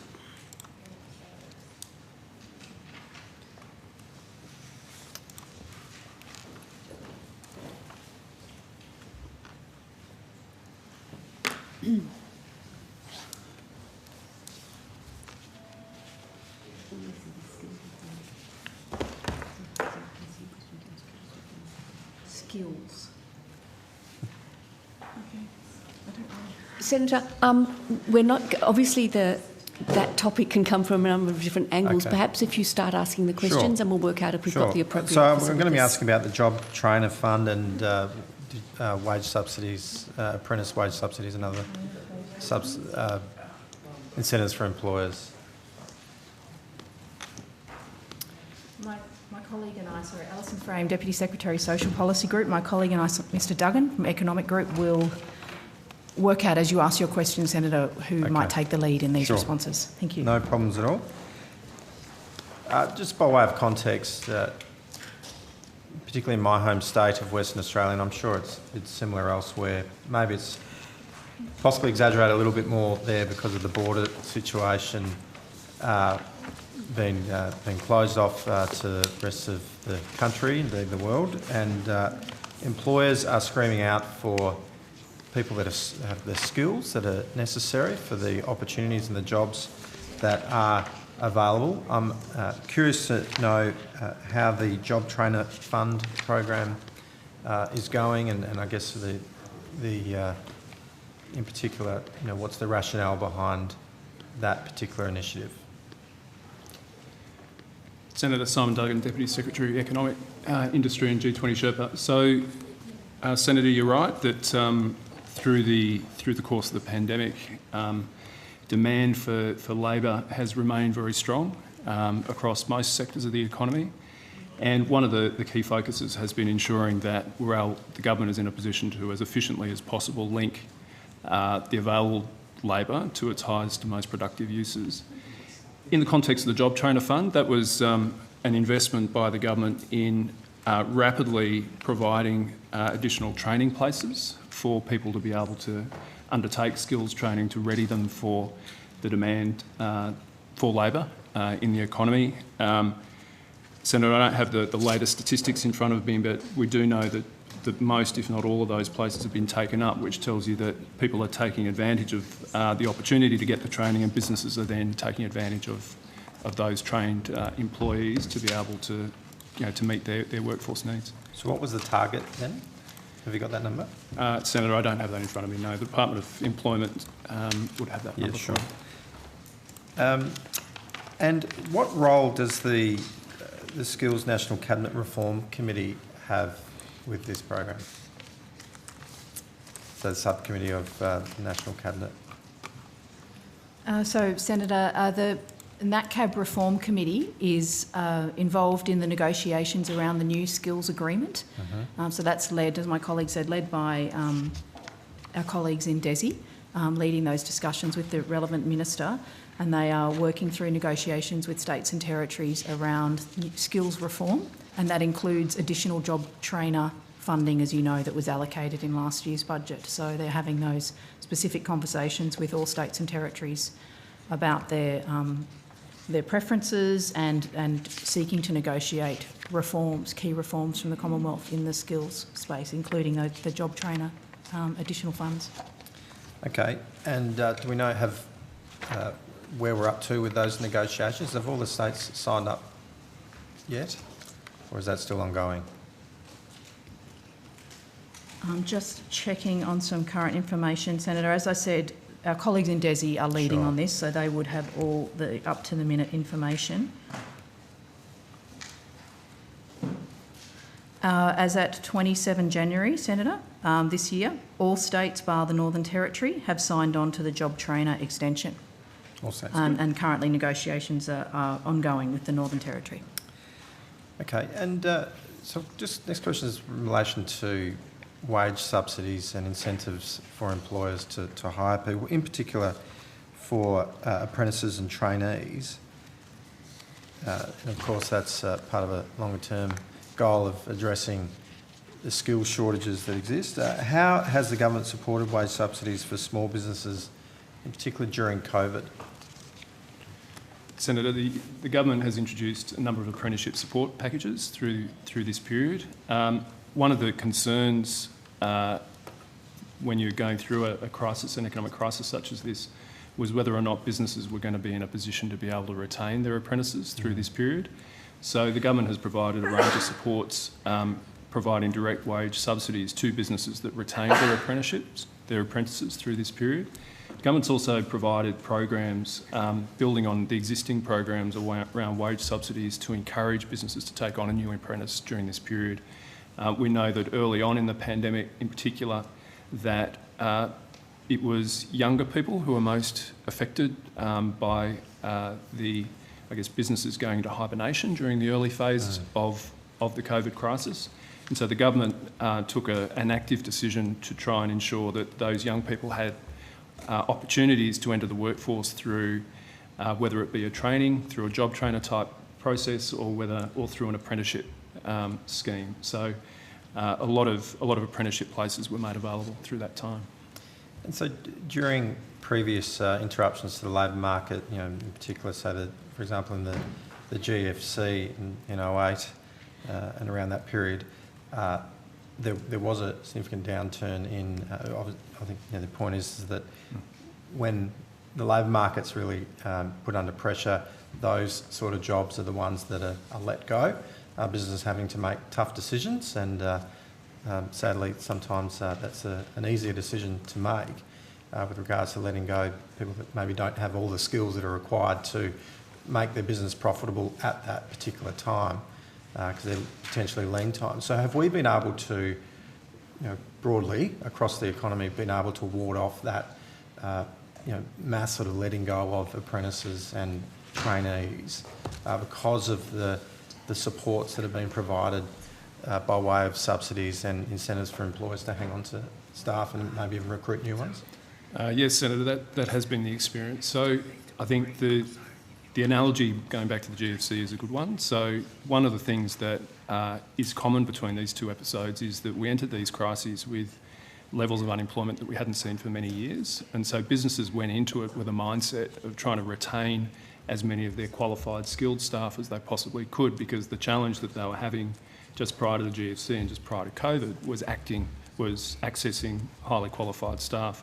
So you're right that when business then faces a demand downturn, it's the staff that are perhaps less qualified, those more at the margins of employment, who tend to be those that they will look to stand down in the first instance. So there's a real emphasis on, through the apprenticeship programs, in particular, ensuring that we're providing incentives for business to retain those workers through that period. And of course, that was supplemented by JobKeeper, which of course was a big job retention related scheme, which the combination of those two things meant that we didn't see the loss of particularly young people from the labour market that we might have seen.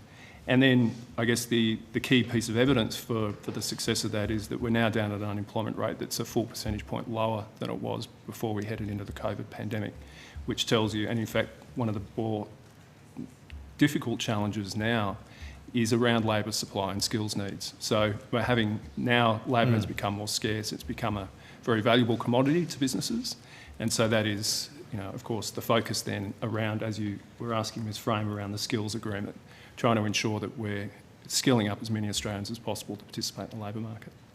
And so there was an initial commitment, and I think it was in the 2021 budget, announced $2.8 billion for apprentices and trainees' wage subsidies. Has the government expanded upon that? Has there been further expansion of that, beyond that?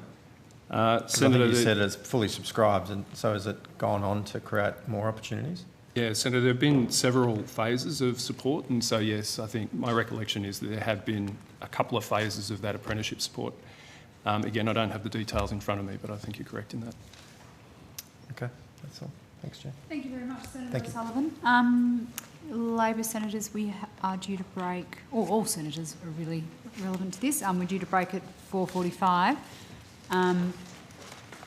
Do you have 6 minutes worth of questions? Happy to take us through, Chair. Or Senator O'Sullivan is happy to take us through. I did ask any questions about apprenticeship completion rates halving over the last 6 years, I noticed, but... I've got a small section I can do. Okay. Ms Foster, the caretaker guidelines, I think they were reviewed last year, were they? That's correct. So caretaker guidelines 2021.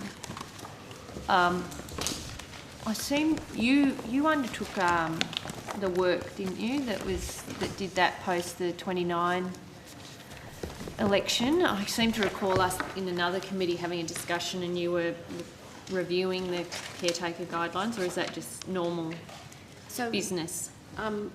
We tend to reissue the guidelines prior to each election.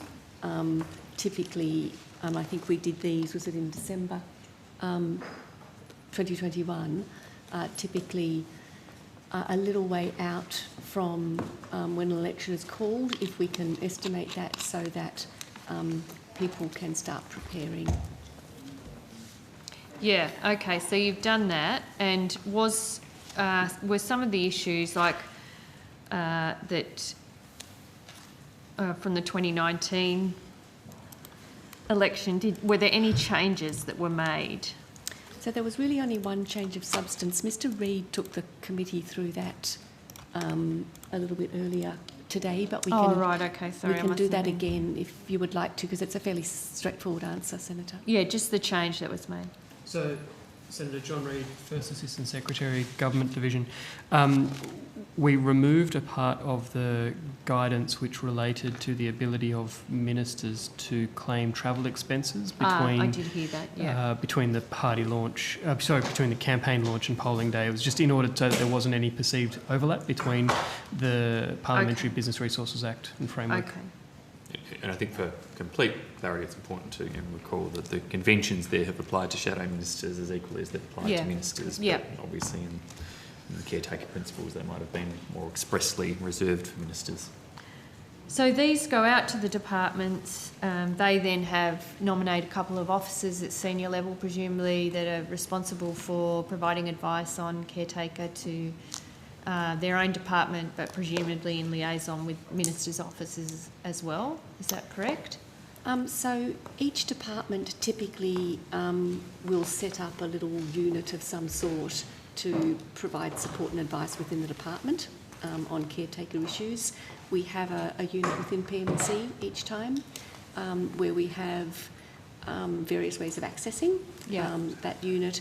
And so if departments aren't sure internally, they will come to PM&C for advice. Okay. So, Minister, last election in 2019, there was quite a bit of expenditure that was approved after the caretaker guidelines were in place and after the Parliament had been prorogued. Is the government committing to not do that this time round? Senator, the government will certainly adhere to caretaker conventions and... Well, you didn't last time. Be cognisant of advice that we receive from departments in relation to them. Okay, so there was millions of dollars approved after the Parliament was prorogued last time around. Is the government going to do that again? Senator, I'm not it's going to... It's pretty easy. Like, are you going to spend money after the caretaker kicks in? Senator, we will adhere to and be cognisant of advice from departments in relation to caretaker conventions. You can make assertions if you like in that regard. It's not assertions. It's in the Audit Office report into sports grants. They were signed off after caretaker period started. Are you going to do that again, or can you give a commitment here today that you won't be doing that? Well, Senator, I'm giving the commitment that we will adhere to caretaker conventions. But you didn't last being time, so it means cognizant nothing. of advice we receive from departments in doing so. So you'll do what you did last time then? Senator, I'm Well, trying why to can't give you you. just I'm trying say- to give you a. Why can't you just a say commitment about no? about We the will conventions. not expend millions of dollars of public funds after the Parliament's prorogued. Well, I'm giving a commitment in relation to the caretaker conventions, and that we will be cognizant of the advice from the departments and adhere to the conventions. So, Minister, on the eve of the election, I think the night before the Parliament was prorogued, hundreds of millions of dollars were approved by the Prime Minister, and I think you signed off the letters as well into the car park rort program. Is that going to be a thing you do again? The night of the long pen, signing off hundreds of millions of dollars of taxpayer funds for election policy announcements? That's what it was. Senator, there's a lot of commentary in your question there, much of which I dispute, including the observation that I signed off on anything. But I'm sure my predecessor, if he had functions to do so, it would have been the Minister of Finance. It would have been Matthias. Yep. But Senator, the process the government went through going into the last election was to hand down a budget and to make sure that the types of commitments we were making in the campaign were fully budgeted and reflected in the budget that we took through. But there were announcements made in the budget available to supposedly all Australian taxpayers, and then the night before the election were signed off into just certain seats. That's the problem I have with it. What was started as a program for everyone turned into a program for some, and it was the night before the election was called. Is there going to be a night like that where you do the same thing, considering the budget's scheduled just a few days before the election's called? And as we've gone around in the chamber on other occasions previously, there were plenty of projects in the realm of commuter car parks or the like that your party was committing to around the country too. Yeah, we were not government. We did not on budget night announce a program for all of Australia if we didn't ended up budget with for our 4 car promises, you'd be the parks in first the to criticise Treasurer's us. own electorate. It's super dodgy. If we You've didn't been up to budget your for our eyeballs promises, in it. you'd be the first to criticise us, Why can't Senator. you give a commitment that the money that is appropriated in the budget is not going to just be spent in targeted or marginal seats like you did last time? That's the thing people don't like.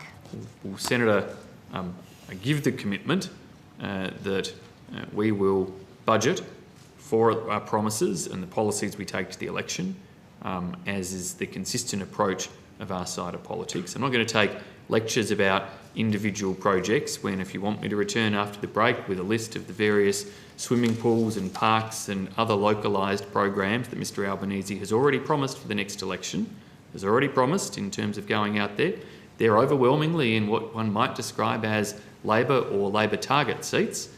So you're clearly pursuing a strategy there yourselves, so I'm not going to take lectures in We that are being regard. upfront We before will- the election about As our were commitments. we, no, Senator. No, you were not. As were we. No, you were not, and this is the difference. Well, you can't have it both ways, You Senator. started a car park.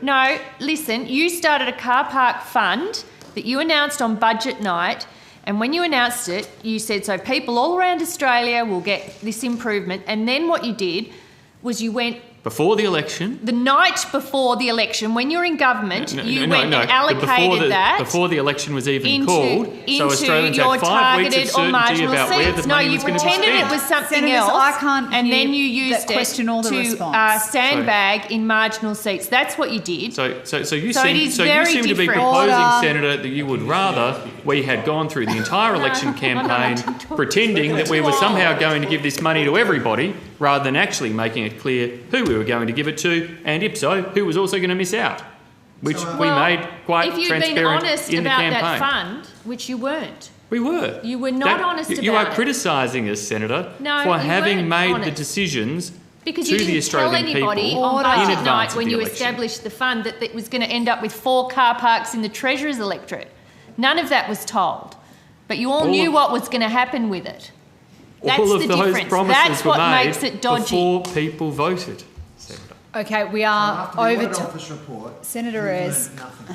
Yeah, Senator, okay, well, I'll bring the list of all that you're promising, if you like, Senator. This Ayres. is All why the different people- this swimming is why pools and people park want a National upgrades Integrity and Commission. everywhere where Mr Albanese This is bring why it people back want a National Integrity Order. Commission, because you don't understand the Senator Ayres. caretaker conventions, and you don't understand Senator the Ayres, is there a responsibility of question? government. You just apply a double standard, that's all. There's no double okay. standard. Thank you, Senators. We are overdue for our afternoon tea break, so I will suspend the committee now and we'll reconvene at 5:05.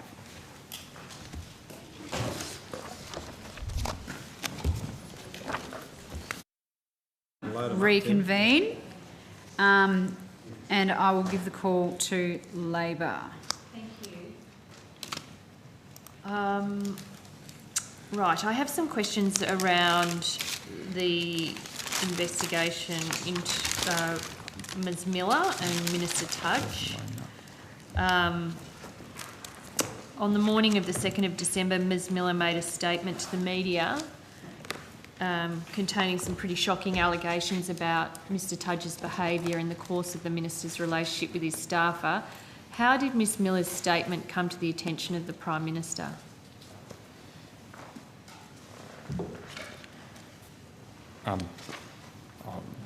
Senator, I'll take that on notice, but I mean, there was fairly significant and quick media coverage, but who or how that was brought to the PM's attention, I'll find out for you. Okay. Was he aware of the alleged conduct before the 2nd of December?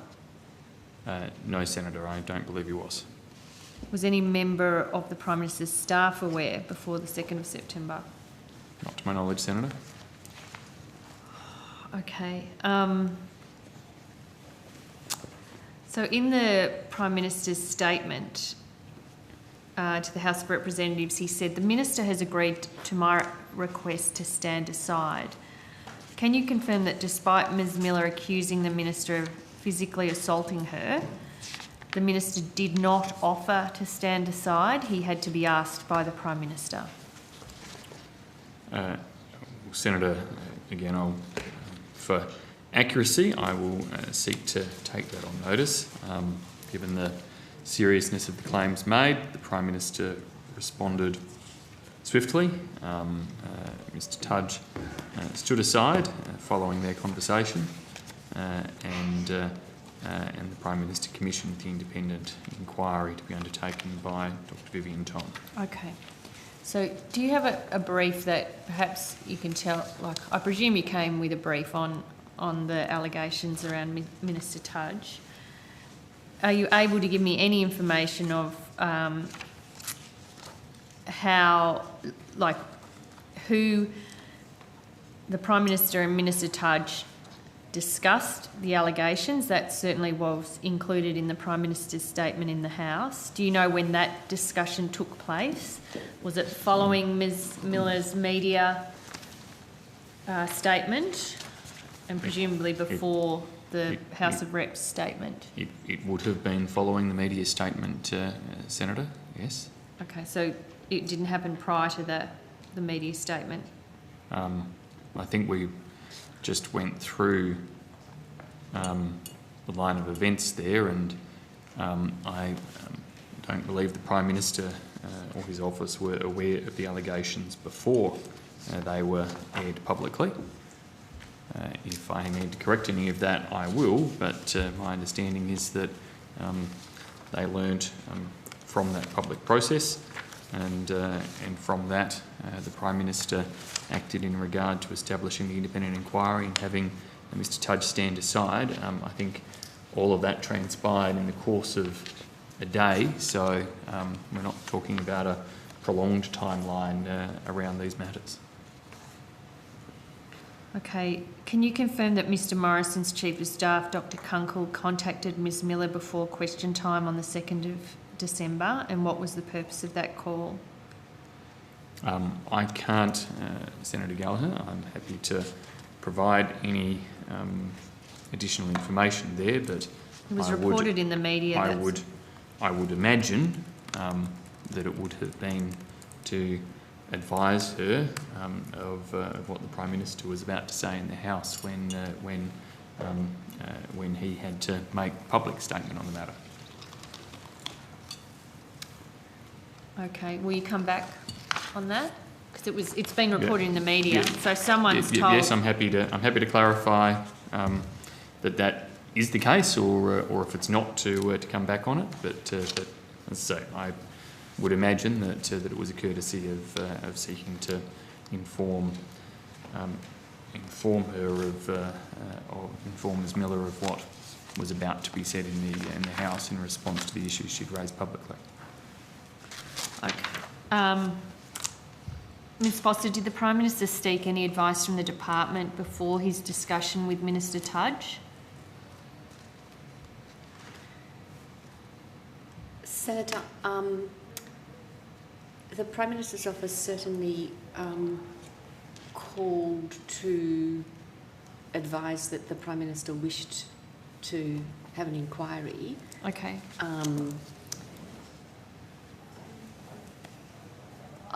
I don't know the exact timing of that phone call in relation to when the Prime Minister Do you have a spoke to brief Mr. on Tudge. this, Ms Foster? Surely it would be in that. So, Senator, what I'm saying is I don't know the exact timing of when the Prime Minister spoke to Mr. Tudge.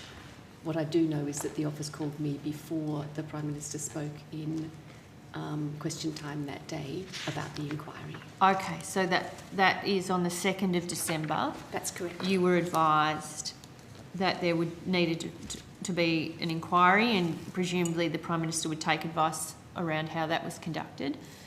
Is that right? So you would then brief. Yep.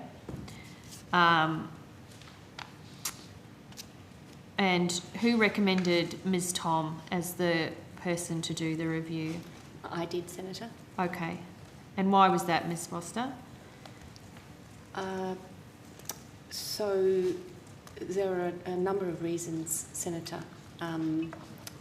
In setting up the Parliamentary Workplace Support Service, I had recently looked at the sort of eminent reviewers available to us, and Dr. Tom was one of those eminent reviewers that we set up to assist the Parliamentary Workplace Support Service in any inquiries it might undertake. It was on the basis of her experience and her reputation for thoroughness and integrity, Senator.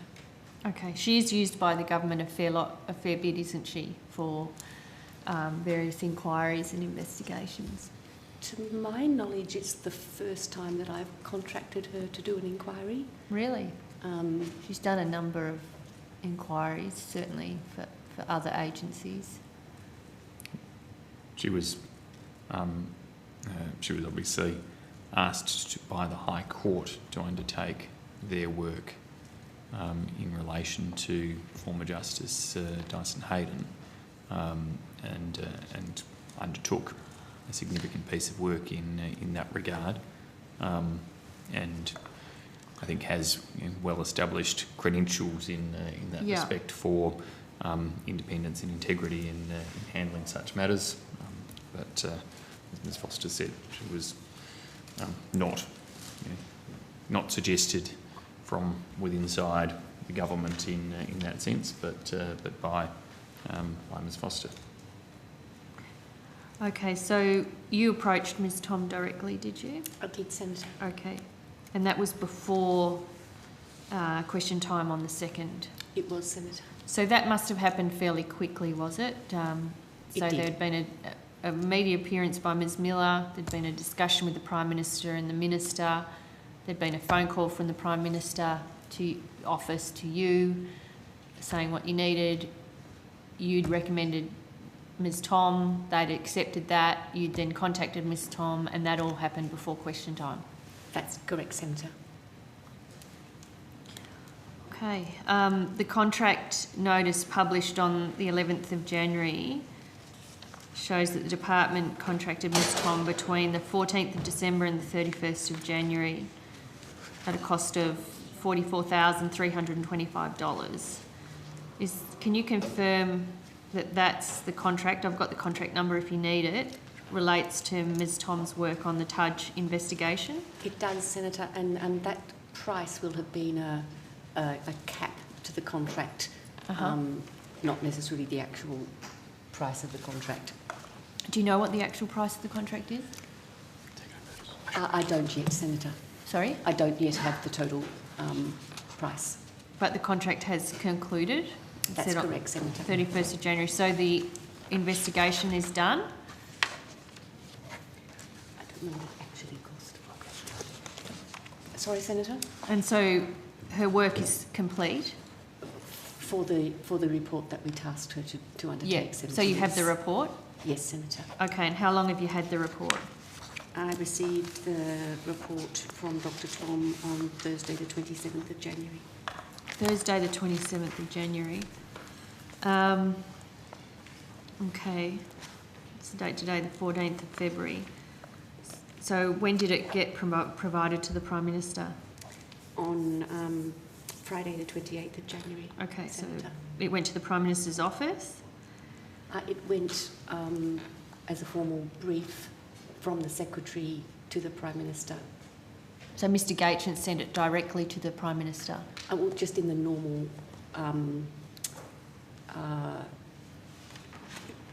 as a attachment to a brief, Senator. So the way we would normally provide advice to the Prime Minister would be through a brief. Yeah, yeah. So it had a covering brief and then the Dr. Tom's report. But it went from the Secretary to the PM, but that was just normal. It wasn't just a direct transfer to him individually. It could have gone through staff. Senator, in fact, from memory, we hand-delivered the brief and the report to the relevant advisor in the Prime Minister's office. And was that a senior advisor or a chief of staff, or presumably so? It was a senior advisor from memory, Senator Gallagher. Okay, so it was in hand-delivered. That's not normally the way? Was that around limiting access to the report, or? We would do that, Senator, sometimes when matters are particularly sensitive. Yeah. To senior advisor. Okay. So that was on the 28th. So the government's had the report now for 16, 17 days.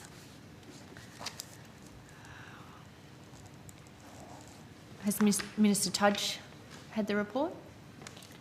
No, Senator, and that probably leads to an update that Ms Foster should probably provide in terms of what work is being undertaken to provide for the sharing of the report with Ms Miller and Mr Tudge, which requires a process with the participants in that inquiry. But I'll let Ms Foster detail that. Sorry, so what's happening? So the Prime Minister's office have had it for 17 days, but Minister Tudge hasn't had access to it, neither has Ms Miller. So, Senator, as part of the advice to the Prime Minister, we indicated that should the government wish to provide the report to the two parties, to Ms Miller and Mr Tudge, then we should go through a process of consultation with those participants to the inquiry who provided confidential information to Dr Tom. And so... Okay, so the last 17 days has been spent contacting the people who were interviewed as part of the inquiry to say to them, look, this report might be handed to both Minister Tudge and Ms Miller.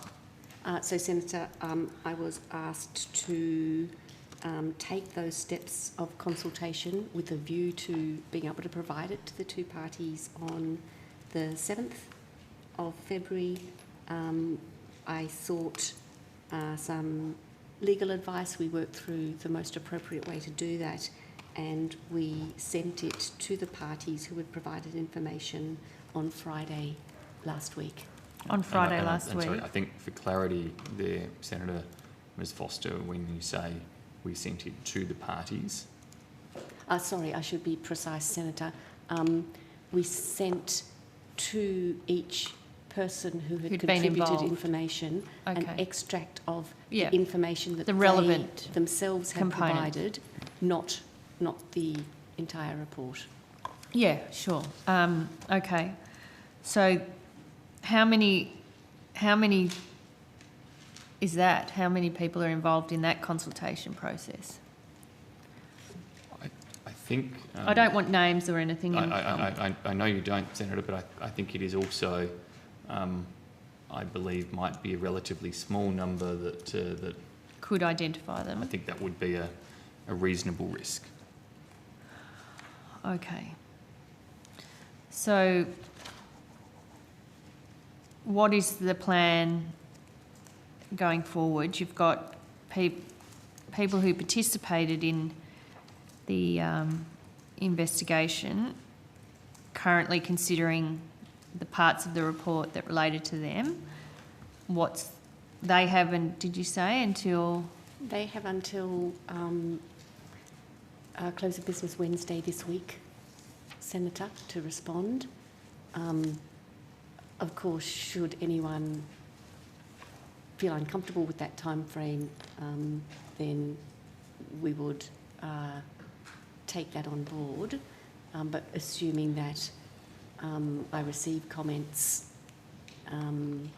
as planned, then I'll need to consider any arguments that they put forward for any material not to be provided, and then make a decision about whether or not that is in the public interest. Yeah. Okay. And then, so once you've gone through that, like I understand Ms Miller did not take part in the Tom inquiry. Is that correct? That's correct, Senator.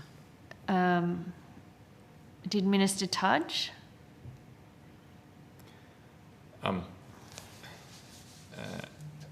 kind of conscious of having limited disclosing the numbers or otherwise, but I think Mr Tudge has made public that he has cooperated with the processes, so I'll rely on that public indication, Senator, and if I need to clarify that at all, I'll do so, but I think you can take it that he has cooperated and engaged. And how, how is it that the allegations raised by...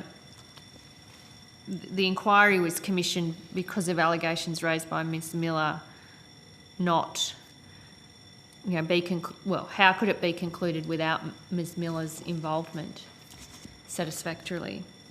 So, Senator, obviously Dr Tom had available to her the statement that Ms Miller had made in Parliament, which contained a number of an amount of detail that Dr Tom could draw on.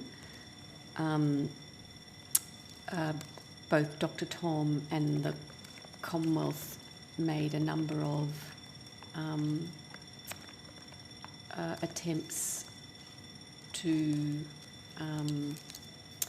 encourage Ms Miller to participate, but as she has indicated publicly, she did not feel in a position to do so. Okay, and did she make suggestions on ways that she would feel able to participate that were unable to be accommodated? Is that where the impasse became, or...? So, Senator, there were two issues which, again, Ms Miller has raised publicly. One related to the provision of a full report to her, and essentially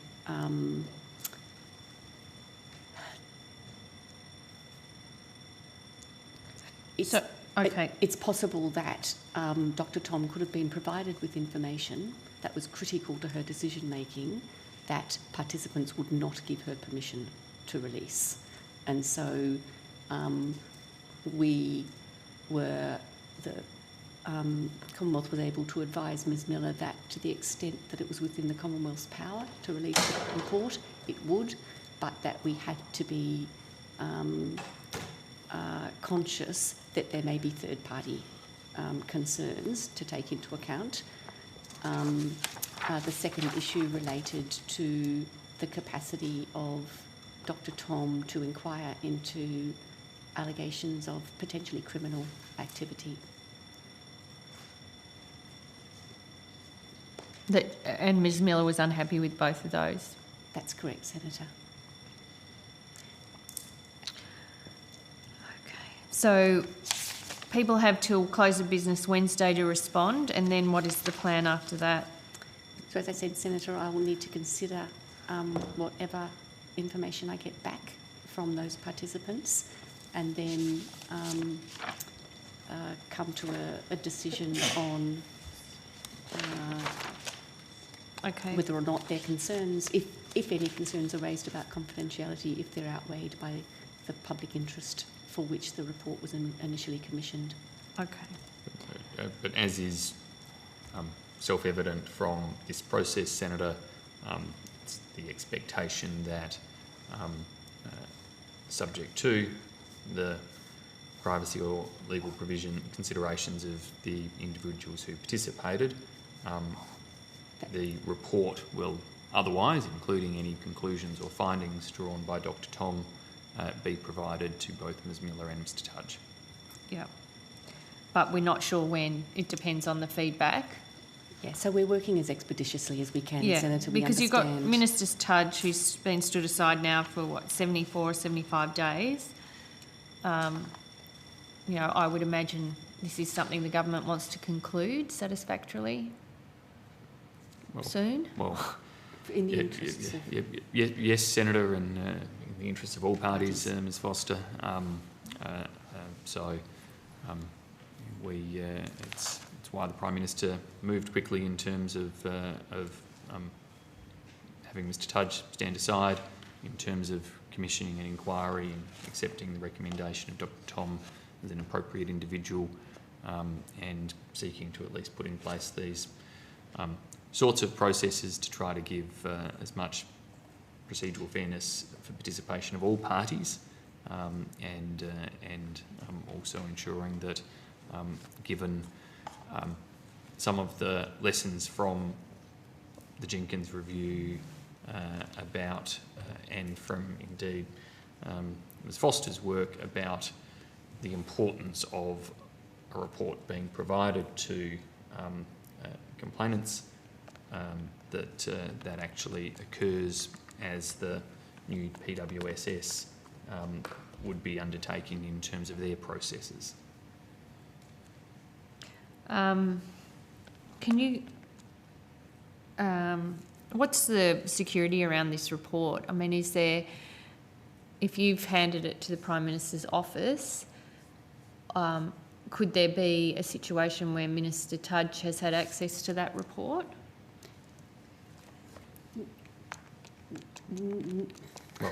Well, what safeguards are there around that?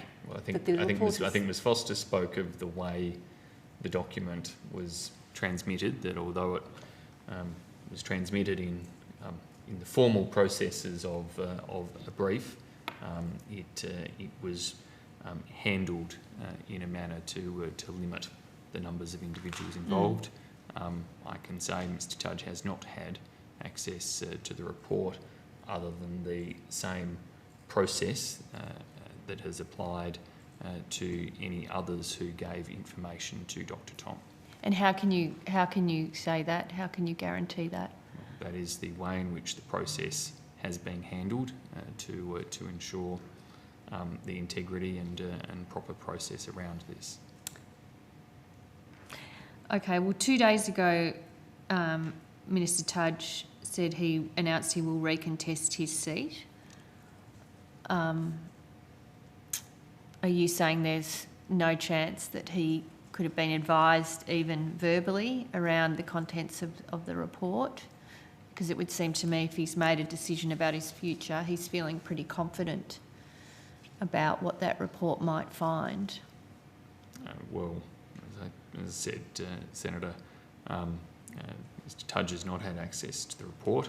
I can't speak for his response to media inquiries on those sorts of questions, other than that's obviously the response that he has given, and they're matters for him. Okay, so have you been involved in this, Senator Birmingham? Because you're speaking with quite a bit of authority about knowing what's going on. So No, Senator, I haven't. Only that you're very confident. Only that I have asked some of these questions essentially today, in expectation that you might be pursuing this issue. Okay, so you're confident that he has not been physically seen a copy of the report or verbally been briefed on its contents? No, I'm confident of that. I will, as I often do, undertake to update the committee if there's anything extra that needs to be provided. Has the Prime Minister read the report?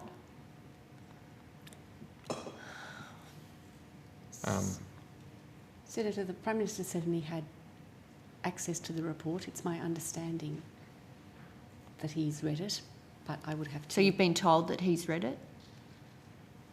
You've been advised? If you have an understanding, that must have come from somewhere. Senator, I think that would be something that Senator Birmingham would have to check. But where did you get your understanding that he'd read it? Senator, that's why I'm hesitating as I answer.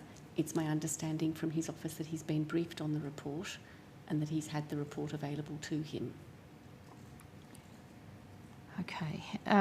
The previous investigation into a similar matter by the law firm Spark Hillmore costs taxpayers $40,000. And then the Tom inquiry has an upper limit of $44,000. $84,000 on the conduct of one minister is a fair bit of cash, isn't it, Minister Birmingham? Yes, Senator, but the government understands the need to provide for independent and proper processes around such allegations when they're made. The former inquiry was undertaken by my department as part of their normal processes under the previous architecture of responding to workplace complaints. Obviously, a new architecture has since been put in place moving forward for complaints across the Parliament through the PWSS. The latter review was initiated as you've worked through here, following the additional statement made back on the 2nd of December by Ms Miller. Are you aware of any other conduct issues relating to Minister Tudge? Like, aside from these, have any other reports of concerning behaviour been made around Minister Tudge, to your knowledge? No, I don't believe so, Senator. Okay, and if the Prime Minister is aware or has read the report, has he made a I should, sorry, Senator, as always important if finance were here, they'd pull me up at that point that staff matters that go to finance are not brought to my attention. So just to put that caveat there, that no more than I would be aware of if it was in relation to any other senator or member's office. Okay, and is your evidence today that that Mr Morrison has not spoken to Minister Tudge about the report that he's in receipt of?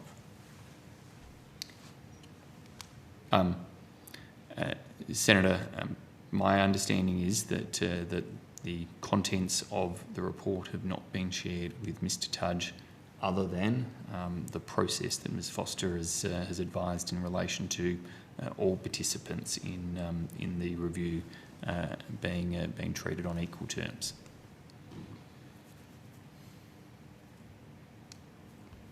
Okay, I think that almost answered the question, but I want an answer on whether Mr Morrison has discussed the Tom inquiry with Mr Tudge. Since the 28th of January when he got given a copy, can you confidently tell the committee that there has not been a single discussion between the two of them? Because I think many people would find that pretty hard to believe, frankly, over the last 17 days.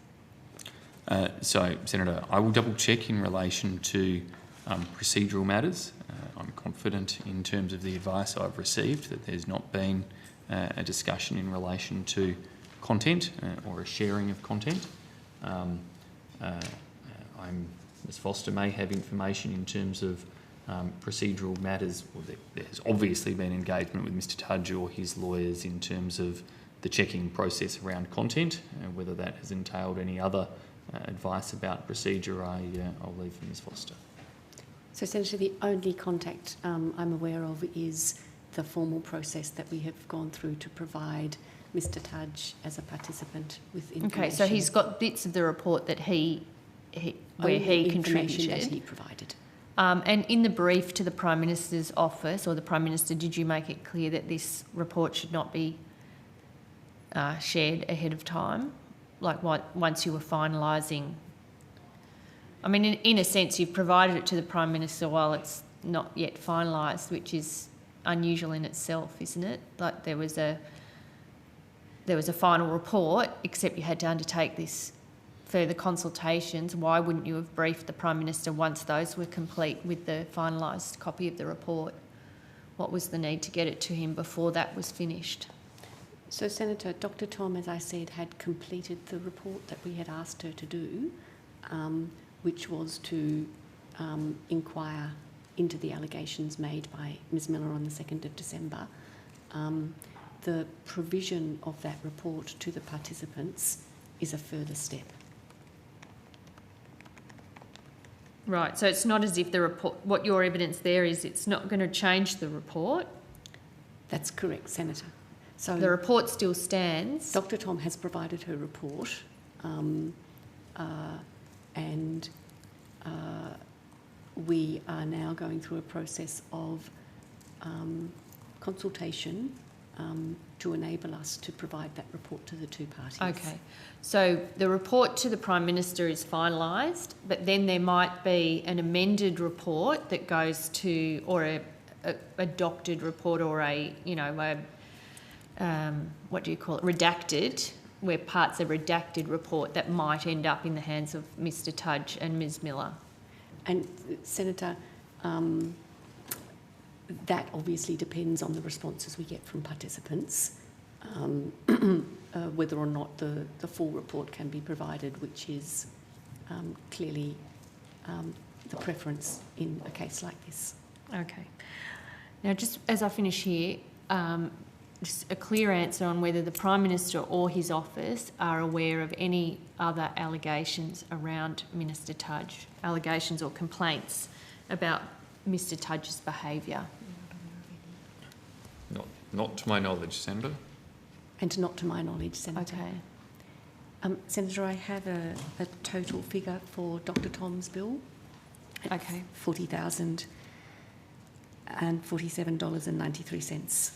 So it's $80,000 all up for the two inquiries into Minister Tudge's conduct with Ms Miller.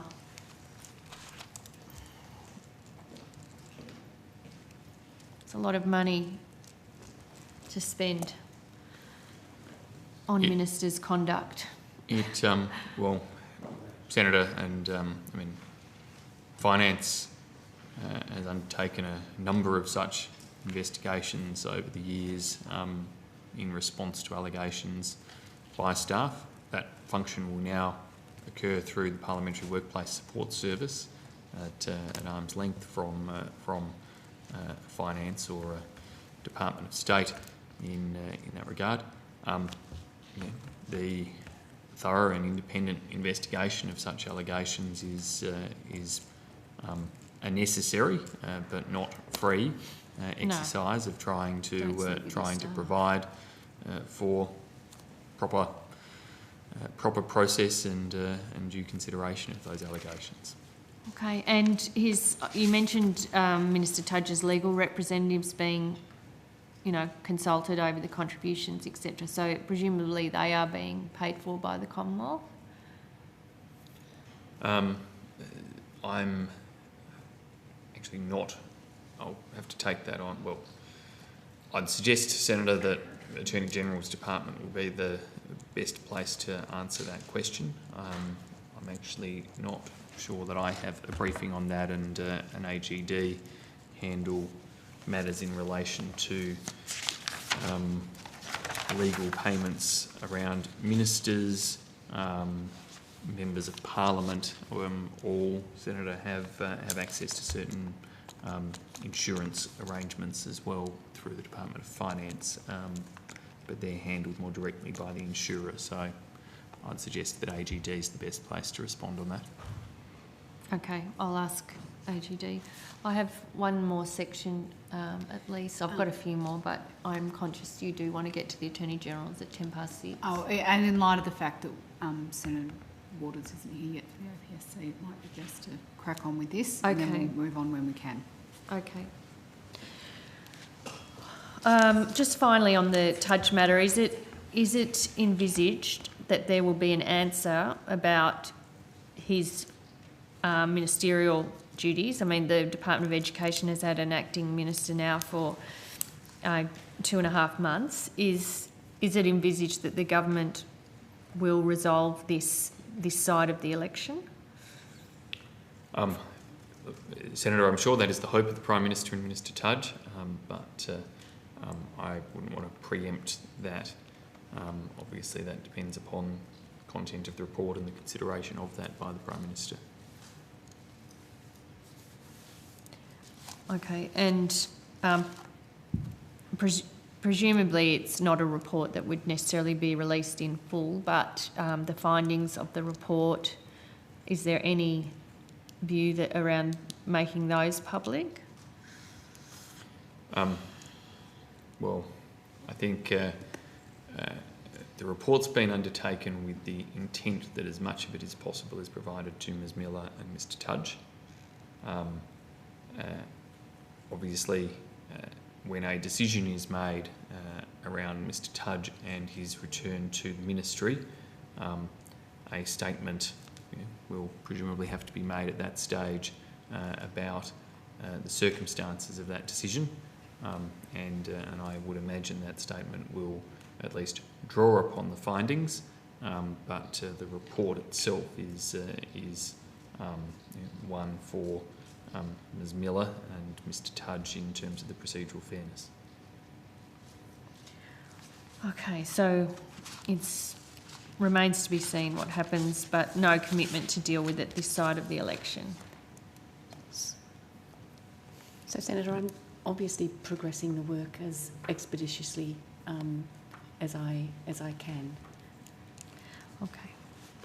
Okay, Minister, last week in the Senate, the government voted not to exempt the religious discrimination bill. Sorry, Senator, can I just give one update if you're changing topics? Yep. Just to confirm, as I indicated, that the Prime Minister's Chief of Staff, Dr Kunkel, contacted Ms Miller on 2 December, as you asked about, and that I'm advised the phone call was made to indicate to her that the Prime Minister would shortly make a statement on the matters that she had raised publicly.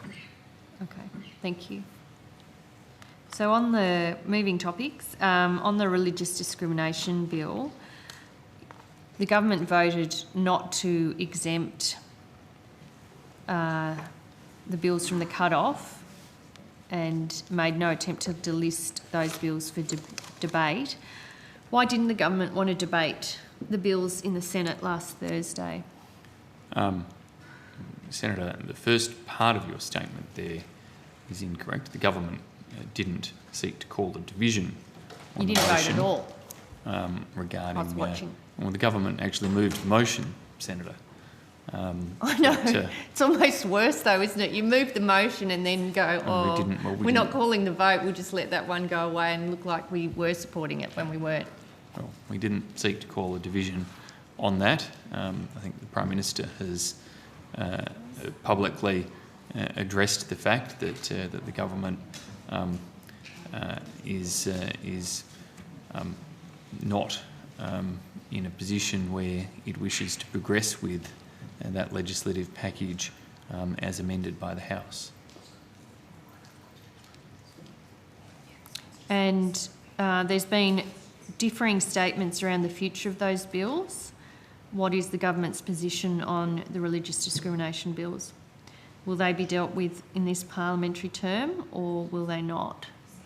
I think the position that that has been outlined, that the government doesn't wish to proceed with the bills as they've been amended, will stand through the remaining couple of sitting days, Senator. Okay, so we will not proceed with the bills. Can you explain to me why the Prime Minister won't accept a majority position of the House of Representatives, including 5 members of his own party, and accept the amendment so that all children can be protected from discrimination? Well, Senator, it's for the government, in terms of government business, to prioritise legislation and to consider the impacts of any amendments in either chamber. I believe the PM and the AG have identified concerns about unintended consequences from some of those amendments, and that's the basis upon which the government is proceeding with caution from here. Okay, so the government's position as it is today is that those bills as amended will not be proceeded with during this parliamentary term. That would be my expectation, Senator. It's your expectation, but has there been a decision of the government that, is there? Senator, we always review the sitting program and the legislative program for each sittings as we work through those timelines. Obviously, the government didn't proceed with the bills on Thursday. I don't expect that we will in the Senate. When the Senate returns in the budget week, there will be other priorities associated with the budget for us to get on with. Okay. So in relation to, there was an extraordinary cabinet leak published in The Australian by Mr.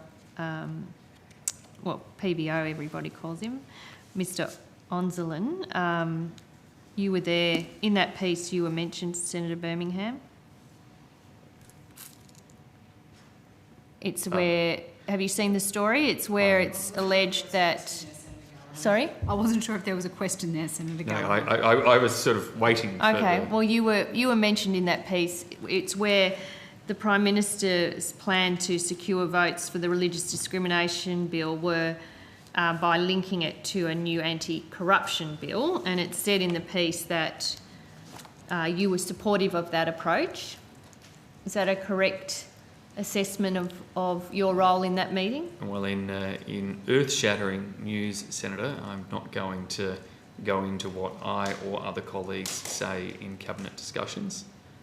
In relation to the Commonwealth Integrity Commission bill, the responses remain the same as they were when I was discussing this with Senator Waters earlier today, which I think you were in the room for, so I'll try to restrain myself from repeating those responses right now.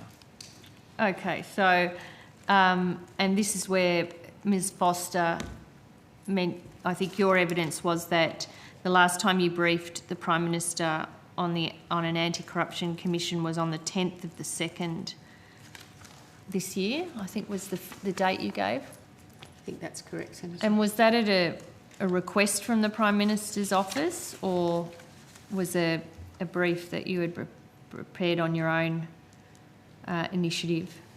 No, Senator, that was just in order to update the Prime Minister ahead of the sittings, in the usual way, updating. Oh, okay. So every sitting you probably have briefed him about an anti-corruption commission and where it might be heading. We have a brief that we maintain and we update. Okay.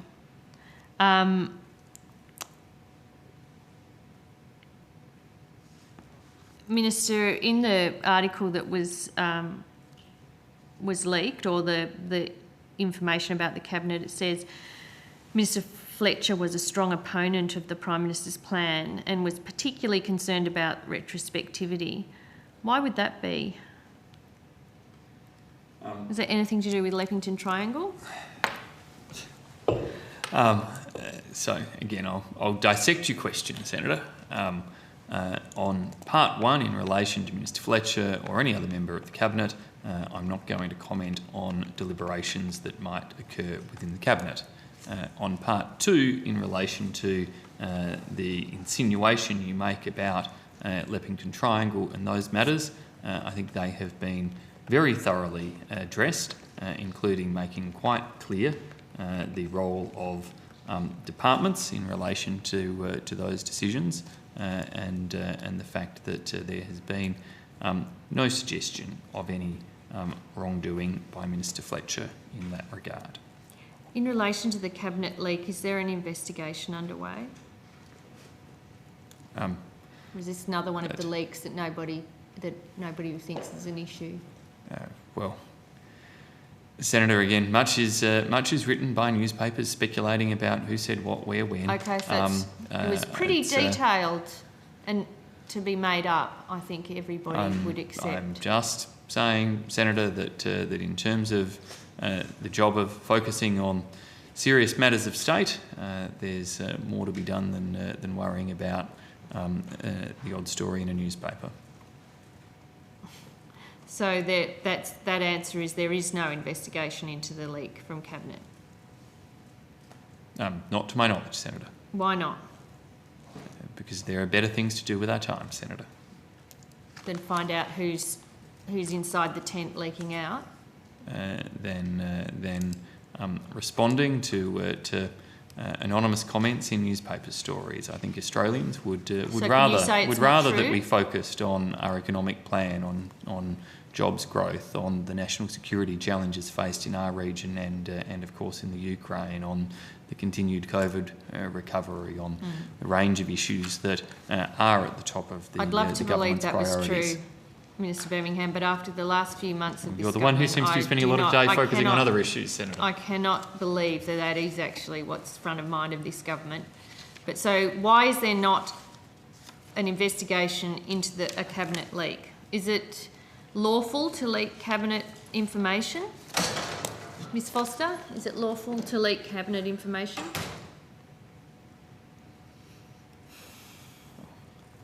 Senator. It's not, is it?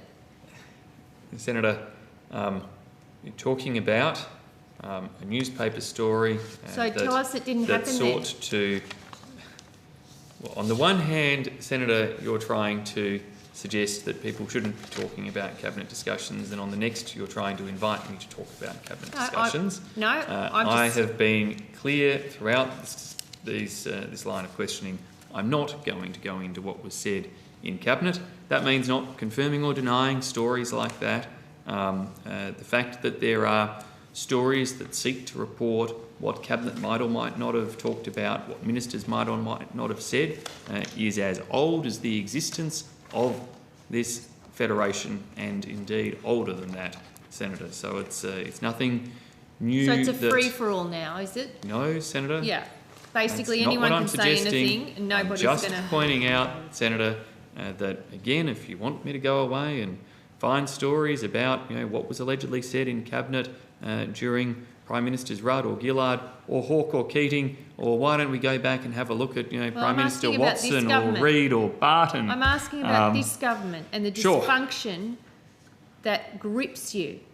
Like you've got leaks, you've got leaked text messages. Do we have a question, Senator? You've got people crossing the floor, we've got Cabinet leaks, and your position is, oh well, whatever. Right, if we've got the YouTube clip, do we have a question now? Senator, has Mr Gaetjens been asked to take any action in relation to the Cabinet leak? Any action at all, even if it's not an investigation? Anything? Not to my knowledge, Senator. Ms Foster, are your officials able to leak information without consequence? Senator, it sounds like a hypothetical question to me. Incredibly so. I would imagine people get trained in the public service about what they can and can't do when they are privy to cabinet discussions. It seems that ministers have a rule for themselves, which is feel free, leak away. There'll be no consequence for this. And Senator, as I said before, if you want me to go back over the archives of newspaper stories that reference what may or may not have been said in cabinet discussions, I think you'll find they exist for every cabinet throughout probably the nation's entire history of federation, and for most other cabinets in democratic systems too. Senators, I'm just going to interrupt here. We are quite over time for finishing up with DPM&C, and I know Senator Waters has 10 minutes worth of questions for the APSC, so I would like to move to them. Yep, sure. sooner I'll rather just than finish up later. this. Thank you, Senator Gallagher. Ms Foster, I mean, because this is not a hypothetical point, but are there laws against leaking cabinet information? Senator, I'm hesitating and I just ask for some advice on what particular laws might be in play in the context of cabinet material. So you're not aware if there are? Well, I'm just wanting to make sure that my answer is accurate, Senator. Mr Reid, can you illuminate us? Senator, I'm loath to try and address it from the table. We'd be happy I can to understand why. Yep. take that on notice. Okay. As is your right. All right. So my final question is, why was the Prime Minister prepared to back an anti-corruption commission in exchange for passage of the Religious Discrimination Bill, but he won't back one on its own? Senator, as I outlined in response to Senator Waters earlier today, the government's view is that we have developed a comprehensive model for a Commonwealth Integrity Commission. Several hundred pages of legislation, umbrella structure that seeks to fold into that structure the many different entities that already exist across the Commonwealth to tackle corruption issues. That structure entails a law enforcement integrity division, a public service sector integrity division, that we would welcome the opportunity to pass that legislation which the Prime Minister has tabled in the House of Representatives previously. However, we're aware of the fact that on the couple of pages of dot points the Labor Party has as an alternate model, or the views of the Greens, which is a little bit more developed, to give Senator Waters her credit, they all seek to try to turn that into something more akin to a New South Wales style Star Chamber or Kangaroo Court of their ICAC. The government does not believe that would be a positive outcome for the nation. That's why we're not seeking to proceed with putting the legislation through the Parliament at present, because we're not willing to have that potential consequence.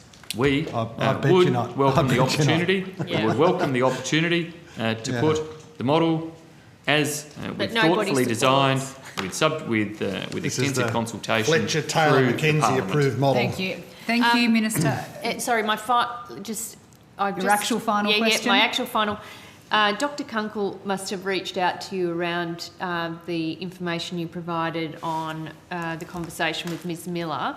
If you have him on a hotline, are you able to tell us if the Prime Minister or PMO are aware of any other complaints about Mr Tudge's behaviour? If we could get an answer on that before we adjourn. You get some pretty quick information when you need to. I'd like an answer to that. As I said before, not to my knowledge. And Dr. if Kunkel might know something different. I'm sure if something needs updating, then I'll be provided with it to update the inquiry. Thank you very much, Minister. Ms Foster, I understand you have a couple of responses to provide the committee before we move to the APSC. Just one, Senator. Mr Brazier undertook before to update the number of Australians in the Ukraine. who have registered for consular assistance. Obviously, the numbers changing rapidly in response to the situation on the ground, fluctuates daily depending on travel and departures and new registrations. The figure that he provided this morning had been updated, had been overtaken, and the figure as true as at 10 a.m. this morning is 198. Thank you very much, Ms Foster. So that's a bigger number Yeah, than we this had morning. So does that 147. mean more people have registered? Is that? Yeah, as I said, there's a number of factors which are influencing the figure. Registrations are clearly increasing as the situation becomes more complex. On notice, would the department be able to provide a breakdown of the last few weeks, the number of registrations, the number of people departing? There must be a... Probably best placed with DFAT. Yes, I accept that. Senator, Okay, who can sure. probably Yep, take yep. you through some of that No, when thank they you. actually I think appear on that's Wednesday. Right. Yep. Thank you very much to the Department of Prime Minister and Cabinet and those officials who have appeared relevant to the first outcomes that we've traversed today. We'll now move to the Australian Public Service Commission.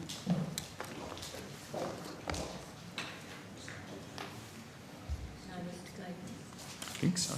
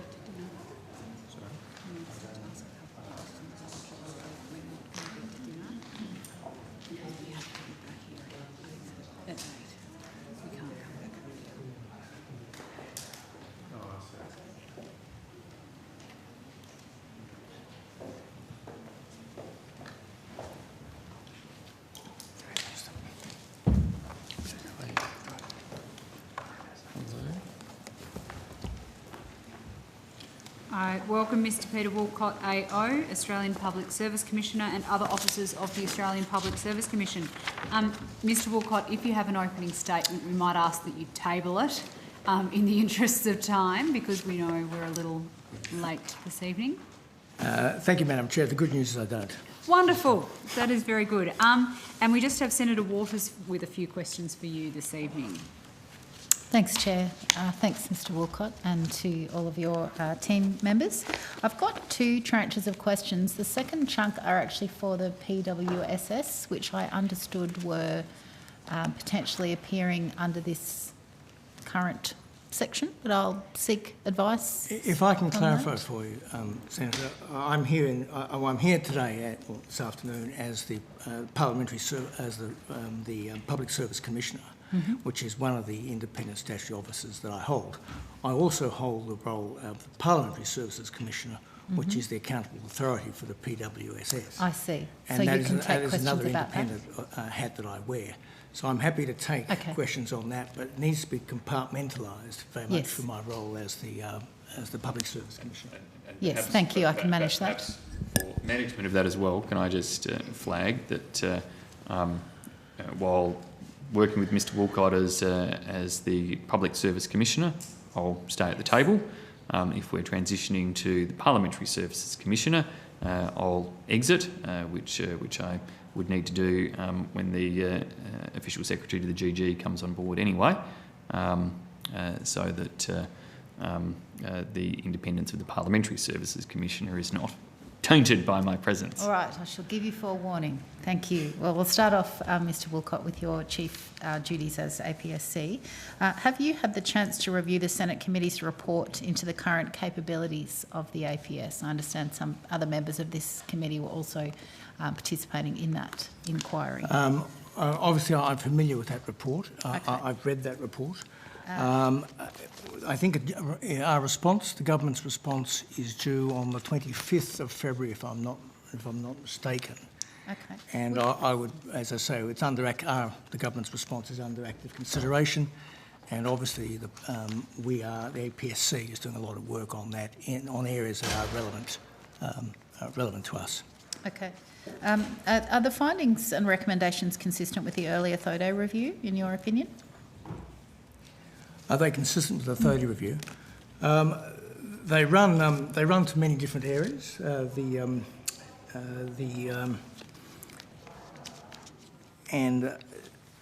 There are, as you would know, Senator, there is a dissenting report to that from coalition members of that committee. It's got a heavy focus, of course, on capability. So did THODA, but the government has been very active in pursuing the THODA agenda. As you know, that the THODA report was reviewed by government and on the advice of Secretary's Board, and the government accepted a great majority, either in full or part of the THODA review recommendations. And the APSC has responsibility for about 14 of those, which we are actively pursuing. Many of them do go to capability, but I wouldn't want to prejudge the government's response to the committee's report. Fair call, thank you. Have you met with the Minister to discuss the most recent Senate committee report? No. Okay, and have any actions been taken in response to the Senate committee's recommendations to date? So to date, no, as I say, we'll be waiting for a whole of government response to the committee's report. Okay, what action, if any, is being taken to prioritise in-house capacity building over external labour hire? We have, it's a process. I mean, clearly to remain competitive for talent, to remain a capable public service for the future and to be able to deliver for Australians and for the government of the day, that is a huge focus of our attention. So you can look at any range of things that we're doing as the APSC. I'm happy to table a report on exactly what we are doing. But it goes to the development of a workforce strategy. It goes to the establishment of the APS Academy, which is one part of a much larger piece of work around a learning and development strategy and an action plan for that, and the establishment of a learning board. It goes to the establishment of the APS professions model. So how do you get your digital talent? How do you get your data talent? How do you develop strategic HR resources to be able to maintain a public service which is going to work into the future? There's a whole range of things we are doing, which we've commenced. They take time, but we are very cognizant of the need to be a public service which is able to adjust and have the capability for the future. It's a fast-moving environment out there, and it is, I have to say, one of the things we're finding around digital and data, for example, is just how fiercely competitive it is for talent with the private sector. Are you able to provide us today with the latest figures on the amount spent on external consultancies in 2021, either as a total or a percentage of overall expenditure? I don't have that information, Senator. We're responsible for the Australian Public Service. The Department of Finance is responsible under the PGP Act for contractors and labour hire. So those are questions best put to the Department of Finance. Okay. Do you have any... all right, okay, maybe I will just take it up with them if you can't add anything to that about the diminishing numbers, sadly, of the public service. The 2022 intake of graduates has recently commenced. Based on current figures, do this year's intake have greater or lesser prospects of long-term job security within APS than graduates 5 or 10 years ago, in your opinion? You are the only participant in the I don't think look, I might ask... I'm not sure about a question that kind of concludes with give your opinion, but we'll take it as is the claim you've made a fact or not, which I might ask my Assistant Commissioner Rena Benisma to respond to that question as best she can. It's a bit speculative. I'm not sure we have data about that. Yeah, I don't think we've got longitudinal data that could answer that question. Is that because it's been hollowed out so much you don't have the people to keep the data? No. So we would have, sorry, Rena Bryn's my first Assistant Commissioner. We have data on the intakes of the graduates, but we don't actually track the graduates in their various different agencies across their careers. Oh, okay. Does no other body track that either? Individual agencies are likely to track their own agency, but there's no whole of government tracking on individual graduates. Okay. And that's not your role to look at the long-term job security of public servants? It's a genuine question. I don't know the answer. Senator, to distinguish between job security and length of tenure. The two are not one in the same. Across modern workforces, people are more mobile today in terms of their jobs and the length of tenure they stay in any job than they were in past I'm talking about generations. Public service. Pardon me for interrupting. No, sure, but I just within the public service, given the vast numbers of sackings that have occurred in the last decade. Well, I don't accept that term or appraisal, and I'm just making the point. People are more mobile today than they used to be, Senator, in jobs, and I don't think we should assume that people attracted to graduate positions in the Australian public service are going to be exempt from that global trend towards increased mobility. What I can say, Senator, is we're doing an awful lot of work at the moment around how to focus on attraction of the talent as graduates. And we've also, a lot of that, we've got big brand names like Department of Defence, Prime Minister and Cabinet, Foreign Affairs, Treasury. But at the same time, we're looking to centralise recruitment on an opt-in basis wherever it makes sense. So, for example, the Australian Bureau of Statistics now recruits for the whole Commonwealth on an opt-in basis for data graduates. DTA does, and now APSC manages that for digital graduates and also for new starters as well. So we're also looking at Treasury to do the same for economists. We're looking for tax to do the same thing for HR specialists. There's a whole range of areas that we're looking to start to centralise in terms of bringing in talent on behalf of the whole Commonwealth. I'll take on notice, I do recall seeing data somewhere about how long people traditionally stay in the public service. I don't have that information at the tip of my fingers, but I'll take that one on notice. But I'd just like to say, to reinforce what the Minister says, I think the future of the public service is a more porous public service, where people do move in and out. They might go to not-for-profits, they might go to the private sector, and I actually think that's a positive thing. Because they're going to learn new skills and they're going to bring that back into the public service. The important thing is to have that mobility backwards and forwards.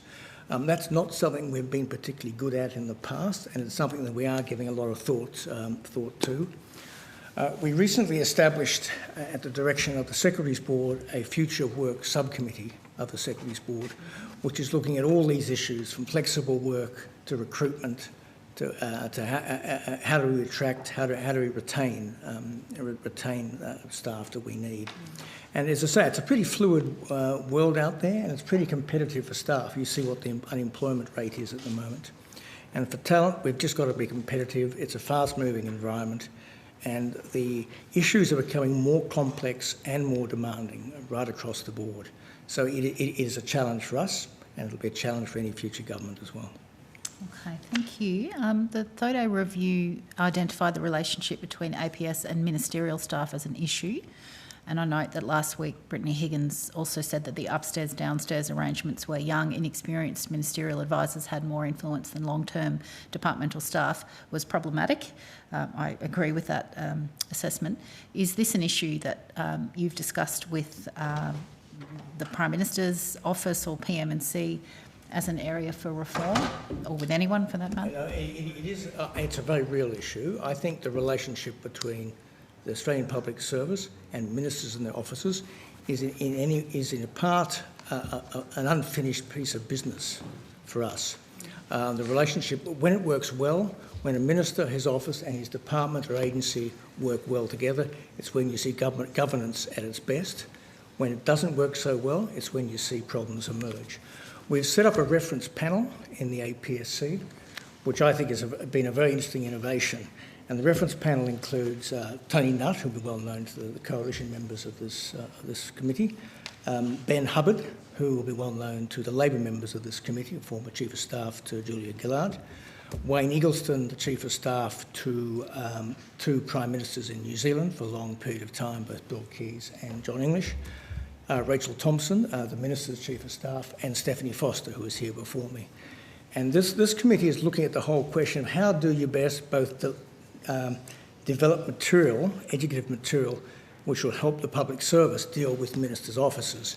And that includes training courses, which we're now starting to run in the APS Academy, about how to work with the ministerial office, what the operational environment is like in a minister's office, what the pressures are like in a minister's office, and what the lines are. And we now plan to flip this after the election to actually also look to train MOP staff, both government staff and opposition staff, in how to work with the public service, how to get the best out of the public service and where the lines are. So I agree with you completely, and I agree with Thodey. This is an important piece of work, but it's still in its infancy. But I'm really encouraged by the quality of the reference panel and the quality of the work that we're starting to do here. Thank you. I've just got one final question, but I'm interested in when that reference panel was established. I might take the date on notice, but it's been over a year. It's been there for a while now. And we've also been, as I say, the panel's also been working on a whole lot of reference material around DLOs, how they should work, transition to a new minister, but also transition to a new government. And there's a lot of material that will eventually be produced, which will come up on our website. I was tempted at least to make the point, and now you've asked for the timeline, that in terms of Mr Walcott's reference to my outstanding Chief of Staff, Ms Thompson, that yes, she was asked onto that panel, not with any engagement via me, and asked onto that by Mr Walcott or others, whilst I was still the Trade Minister, so reflective of her experience as a MOPS Act employee and a government chief of staff with engagement with the public service, not because now she happens to be the chief of staff to the Minister for Finance. So. And I should probably add, for clarity, that the reference panel was put together by me, not by anyone else. Okay, thank you. Senator Pat Hetherington, Deputy Public Service Commissioner. The reference panel was established in September of 2020, if that helps to not take it on notice. Thank you. Thank you.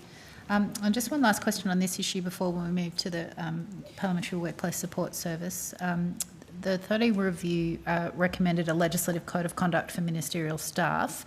So I'm interested, and obviously there's some work being done on that code of conduct in a different context at the minute, but is seeking and having regard to the advice of the APS something that could be included in that code for ministers and ministerial staff coming out of the Set the Standards review? Is that on anybody's radar? Is that being contemplated? That would be a matter for government. I might leave that to Minister Birmingham to comment on.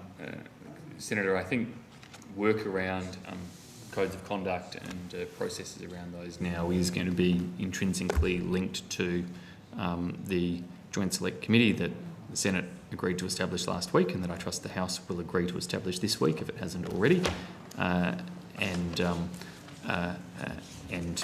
as part of that response, I think we would expect, given that Ms Jenkins, Commissioner Jenkins, outlined the need not just for a code of conduct for members of Parliament, but a series of codes, that there's an overlap there with Thodey work, and that should be considered as part of that process. Thank you. I want to ask just some overall questions about the Parliamentary Workplace Support Service. So, Minister, I think you wanted to absent yourself for this part of the program. I'll ask Meg Brighton to join us. She's in the other room, and she's head of the PWSS. Thank you. And sorry, Chair, this is taking a little longer than I anticipated, but I'm confident this next part will be brief. It is, Senator Waters. The one thing that I did want to check was that because obviously, as Mr Walcott's identified, he sort of wears two hats, and we know that Minister Birmingham is currently on his way out indicative of those two hats, whether or not we need to have the President of the Senate here for the Public Service Commissioner to sit here in his capacity as Parliamentary Service Commissioner. I'm not sure. I don't have any questions for the Pres in his capacity as the Pres, and I hopeful that the officers will be able to either answer or take the questions on notice, but I'm in the hands of others in terms of the procedure that's appropriate. Let's carry on with you asking those questions, Senator Waters, and if we find ourselves in a tricky situation, we need to come back to call for the President, All then right. we will. Thank you. Thanks for joining us, Ms Brighton. I'm interested, obviously, without going into anyone's identity or in any way impeding the process, I'm interested in how the PWSS is operating and how many people are using it. Has it been well received? Has it been embraced, if you like? I might ask Ms Brighton, who's across all the details, to speak to that. Thank you, Senator, for the question. Meg Brighton, I'm the head of the Parliamentary Workplace Support Service. Senator, the service, like any new service, is still in its early days. Overall, the reception has been incredibly positive in the engagement we have been doing across both parliamentarians, their officers, as well as with the MOPS employees themselves, be it through staff forums or consultative groups. The numbers... I'm conscious of one of the things about the PWSS is that we've got this very strong commitment to confidentiality in service. And in order to instil confidence in the PWSS, we are not in a position to share any detail about the detail of the numbers. But what I can say is that I have seen an incremental increase over time since we started. The numbers are reasonably consistent with what I would expect for an early service, and we are finding a strong number of referrals from clients who have had an experience with the service, told their story to other staff members in Parliament House, including parliamentarians, and then we've had further referrals from that. Good. Well, that sounds like the service is working and instilling confidence in people who then are using it. Perhaps I'll ask it in a different way then. Do you have the resources that you need in order to deal with the number of people who are reaching out for your help? Yeah. Senator, we do have the resources we need. One of the things that's really important about this service is we run a 24-hour-a-day, 7-day-a-week service. And it means that we have our trauma-informed counsellors and social workers and others from related disciplines available on the phone whenever someone needs to talk to us. I think that as we will need to do a review of the service about how we're tracking and how the resources are going, but at the moment we've got what we need. Okay, and is that a regular review?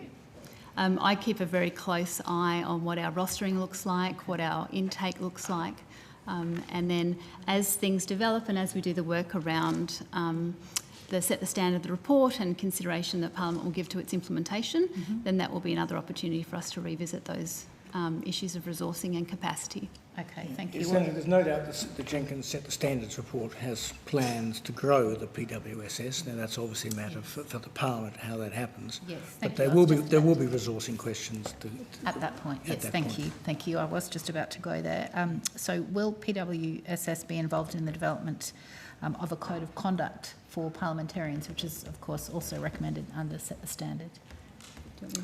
I think that would be a matter for the Parliament itself. The PWSS plays a role in a number of the working groups around the independent complaints mechanism, but the wider policy issues will need to be addressed by the Parliament. Okay. All right. We'll think on that as a joint select committee of folk to inquire into that. And lastly, just a clarity about scope. Elections obviously attract a whole lot of volunteers who want to deliver a better future for all of us. Will PWSS have scope to take calls from volunteers, or is it limited just to MOPS staff? Senator, what we have found as a trauma-informed service, when someone calls us for help, we're not exercising our trauma-informed capability if we say you've come to the wrong place. So what we are doing is, technically the service was set up to support MOPS Act employees and parliamentarians. After a certain date. After 18th of May 2019. Thank you, Commissioner.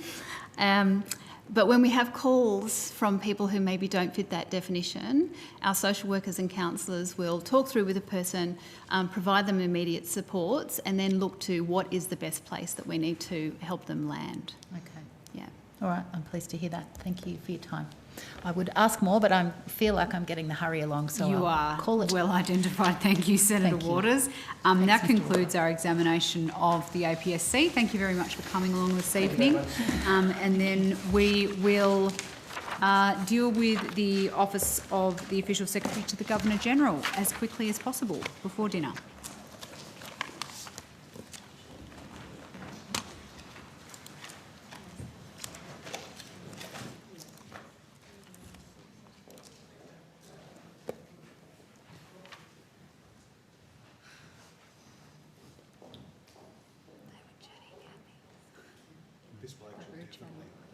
Sorry? Indeed. Opening statement put on notice.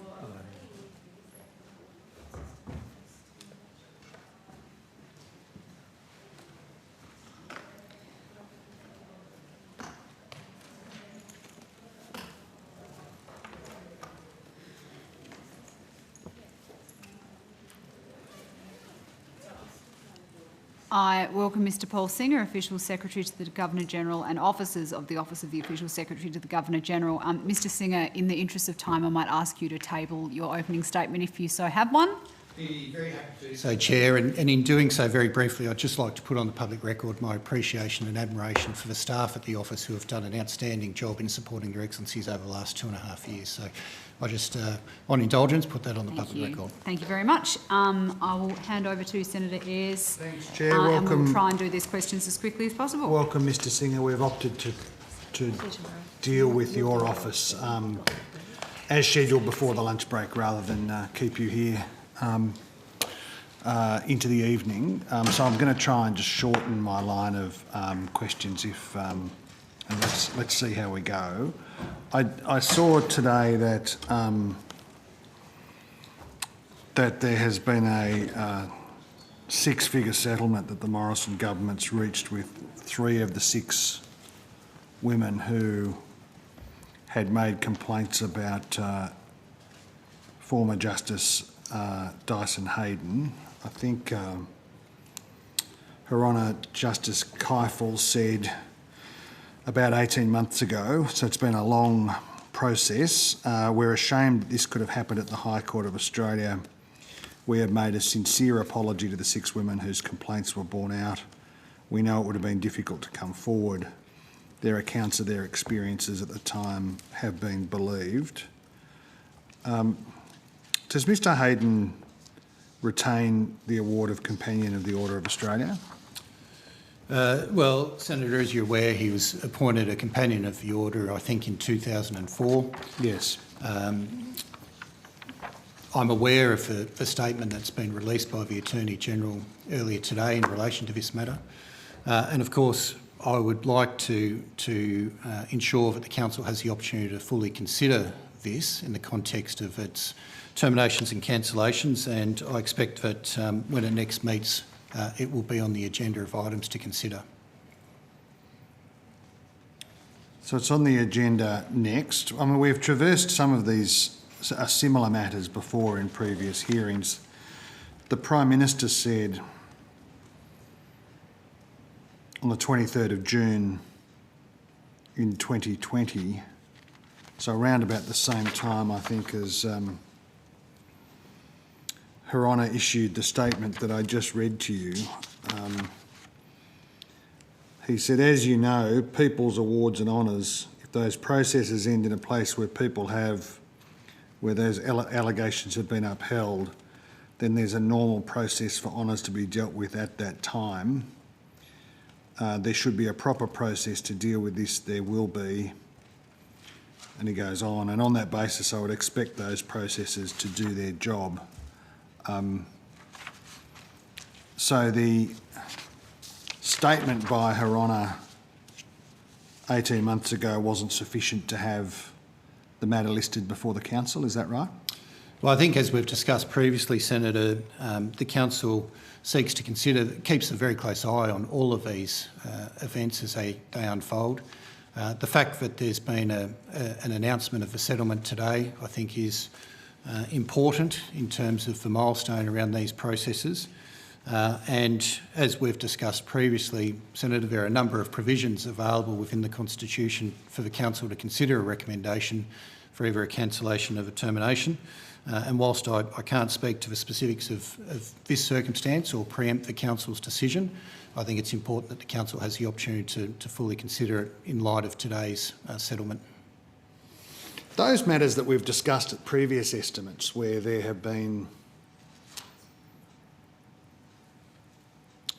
either convictions or findings in the Child Sexual Abuse Royal Commission about individuals who'd received honours, have any of those people had their honours removed by the Council? There's one particular example that you and I have spoken about a number of occasions in relation to Mr Howe, who is deceased, and yes. The Constitution... No, I remember we went around in circles about whether or not somebody who was deceased held an honour or not. And to the point, to assist you, Senator, the point where we came out on that is that the Constitution is quite clear under section 25(2)(a) that a person ceases to be a member of the order upon their death. There is a principle of natural justice that applies here, and notwithstanding some of these circumstances being very difficult, very complex, a key tenet of the Order of Australia is to recognise those principles of natural justice that apply when a termination or a cancellation is being considered. And as it currently stands, the Constitution doesn't allow for a termination or cancellation of a deceased member. So we'll come to deceased members in a moment, but have others, whether they're ones that I've raised with you in previous estimates or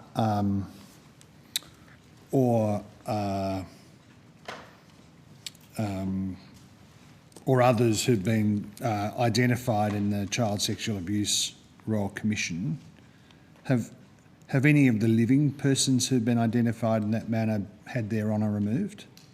Well, what I can say, Senator, over the last 5 years there's been 6 terminations or cancellations, and they apply to a number of different reasons as to why they've been either cancelled or terminated. And that if there were to be a finding where an individual, a living individual, were convicted or charged or found guilty of an offence, then that of course would be reason for the Council to consider in line with the processes outlined in the Constitution for termination or cancellation. Yes, that's what I don't understand. So the Prime Minister's tried to create the impression in 2020 that these matters would be dealt with by the Council. You've said a moment ago that you would effectively have it on the agenda for the next council meeting. I took it from what you said. Well, where's the threshold for removal?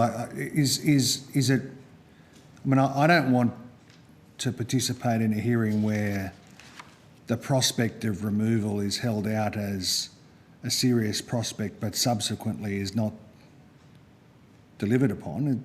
Is there a false hope being held out here about what's going to happen to Mr Hayden's award?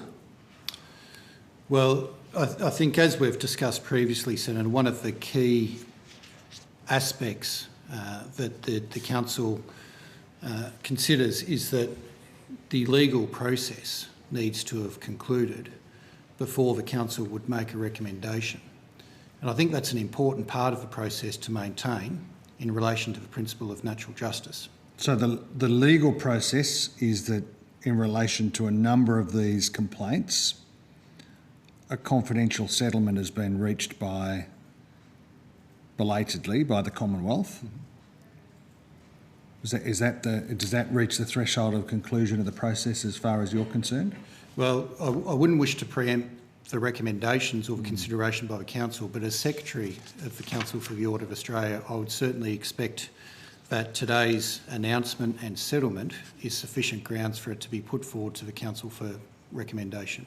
Now, just on termination of honours, members who have died can't lose their membership, as you say, because the Constitution doesn't permit that. Has the Prime Minister or Mr Morton or yourself made any representations to the council about changing the Constitution to resolve this issue? Thank you for the question, Senator, because I think it provides an important and a timely opportunity to make very clear that the Constitution makes it clear under that provision that I just quoted that a person's membership ceases with their death. But importantly, neither the council or my office are responsible or able to change the Constitution. A recommendation must come from government via the Governor-General to the Queen in order to make any changes to either the Constitution or the ordinances of the order. Yes, so thank you. I can see that there's a process that has to be undertaken, but people have done terrible things to children. And they are recipients of awards that are supposed to be an indication of the esteem that people are held with in the community. And nothing has happened to change this problem, has it? Has a recommendation been provided from the government to the Governor-General? Has the Governor-General made representations to Her Majesty about this issue? What has actually happened to fix this problem? Well, I think to pick up on a couple of the points you make there, Senator, it's not for the Governor-General to act unilaterally and make recommendations to the Queen without advice. So there's nothing from the... Sorry to cut across you, I'm just conscious of the time. There's been no advice from government to the Governor-General that this change should occur? That's correct. No representations at all? That's correct. And it's been going on for years and years, not just in these estimates hearings, but it's been a matter of public controversy for years and years and years. No representations from Mr Morton or Mr Morrison. And that's where it would come from, presumably, the Prime Minister or from Minister Morton's office. So you'll appreciate, Senator, if I can't speak definitively going back in time. I can speak authoritatively for my time as the Secretary for the Order and as Official Secretary at the office, but there's been no such representation in that time. Okay, thank you. That's all I have, Chair. Wonderful. Thank you very much, Senator Ayres. Nothing more from you, Senator Gallagher. Very good. In that case, thank you very much, Mr Singer, for coming along this evening, and we will send you off with our thanks for your responses to our questions. The committee will now suspend for dinner, and we will reconvene at 8:10 p.m.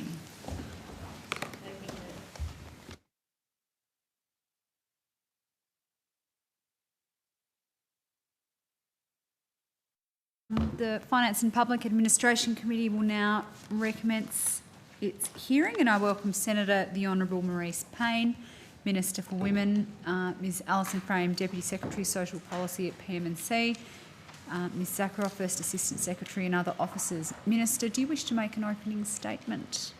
No, thank you, Madam Chair. Ms Frame or Ms Zakharoff, do you wish to make opening statements? No, very good. Or Ms Stratford, for that matter. I'll ask everyone. Very good. Senator McAllister, you have the call. Thanks, Chair. Minister, you and I were both at the National Press Club last week, listening to Ms Higgins and Ms Tame. Ms Tame made three key asks to better the nation, and she asked that the government take abuse seriously, that you provide adequate funding for prevention education, and that you deliver nationally consistent legislation related to child abuse and sexual assault. Will you support Ms Tame's three asks? Thanks, Senator, and thanks, colleagues, for the opportunity to discuss some of these issues tonight. Let me start with national legislative consistency and acknowledge Ms Tame's extraordinary commitment to addressing the question of child sexual abuse, and the experience that she brings to this discussion is, frankly, I think for most of us, something that it is barely possible for us to imagine. So on national legislative consistency, I can say that through the meeting of Attorneys General, the Commonwealth and State and Territories Committee, the Attorney General has been working with Ms Tame to ensure that she's been able to raise those important issues of differing state and territory laws to work towards harmonisation. That includes definitions of consent, of sexual assault, of age of consent and of grooming. We have passed some reforms in recent years to ensure that our Commonwealth laws are using appropriate terminology. So we've replaced, for example, child pornography with child abuse material. We have, through the leadership of the Commonwealth, supported the progression of considerable work by each jurisdiction on improving the criminal justice response to sexual assault and on developing national principles on coercive control. The AG has also, through the funding that we committed through the Women's Budget Statement in 2021-22, been supporting a joint program of work about strengthening that justice response. So this is work that is underway, and we support the development of national legislatively consistent provisions to address these issues, and that's evidenced by that engagement. In terms of funding for implementation, as this committee knows, the Women's Budget Statement of 2021-22 had an investment of over $1.1 billion to prevent and to respond to violence against women and their children over the next 4 years.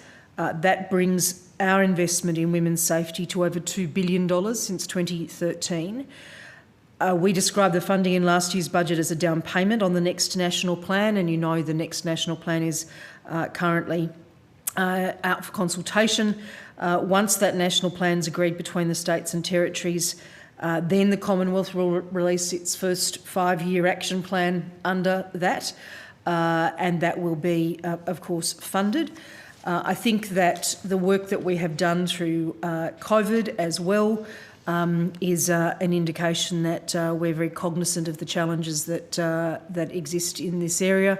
We've also invested over $70 million to deliver national prevention campaigns since 2016. And given the role of the Stop It at the Start campaign, that is about knowing that disrespect is central to all abuse and violence, and that's why Stop It at the Start is focused on changing attitudes and behaviours around respect and consent and ingrained gender inequality, so the prevention aspect that Ms Tame speaks to. All of those go to the request and the view that as a government we must take abuse seriously, and that is absolutely my view.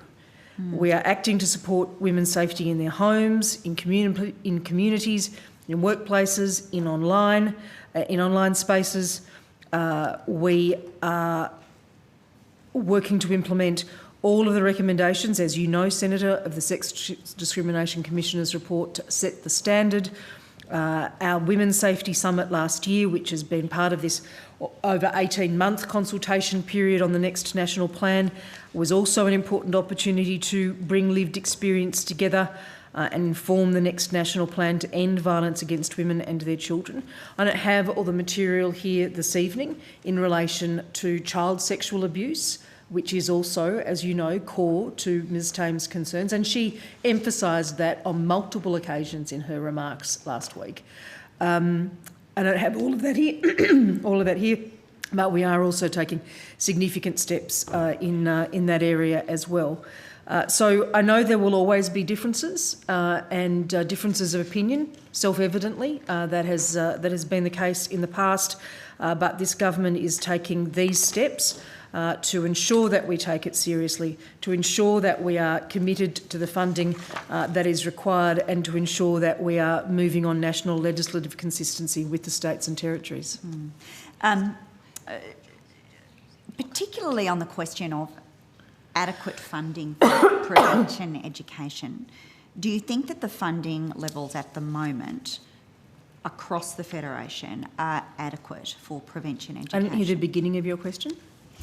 In relation to prevention education, which is the second of Ms Thames' asks, she asks that you provide adequate funding for prevention education. Do you think that the funding levels at the moment across the Federation for prevention education are adequate? Senator, I don't have all of the state and territory funding arrangements with me this evening. I think that in these circumstances, there is an opportunity, or opportunity is perhaps the wrong word. The funding question is an ongoing one, and it has to be reviewed in relation to meeting demand of the sector, of the preponderance of the abuse, of what is working, what is not working, all of those actions. Ms Frame tells me she has more information here this evening on child sexual abuse aspect.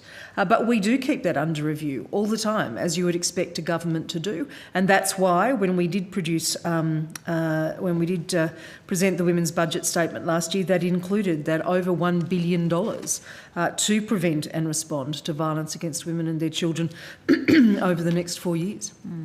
As I imagine you know, the quality of prevention education varies significantly across states and territories and school systems. Is that a proposition that the Commonwealth accepts and is willing to take leadership on to raise the standard of education across the system?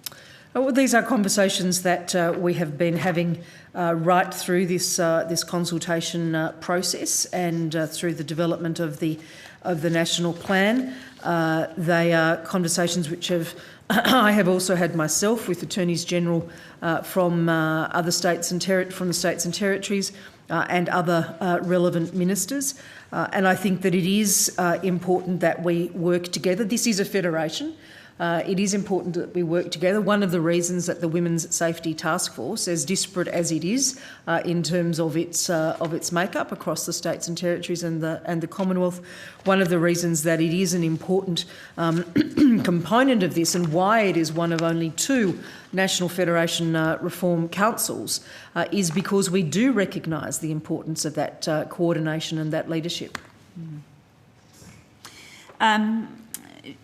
I want to come back to the plan, but just before I do that, this morning the Treasurer has made a series of remarks about the benefits to women arising from the government's tax policy settings. Was the Office for Women involved in reviewing the analysis that the Treasurer based his remarks on? I understand it to be Treasury data, Senator, but I'll ask Ms Zakharov if she has anything, or maybe even ATO data, actually, to be precise, but I'll ask Ms Zakharov if she wants to add any more. Chantal Stratford, Assistant Secretary, sorry, Office for Women. Sorry. No, we weren't consulted prior to the analysis being released. Thanks.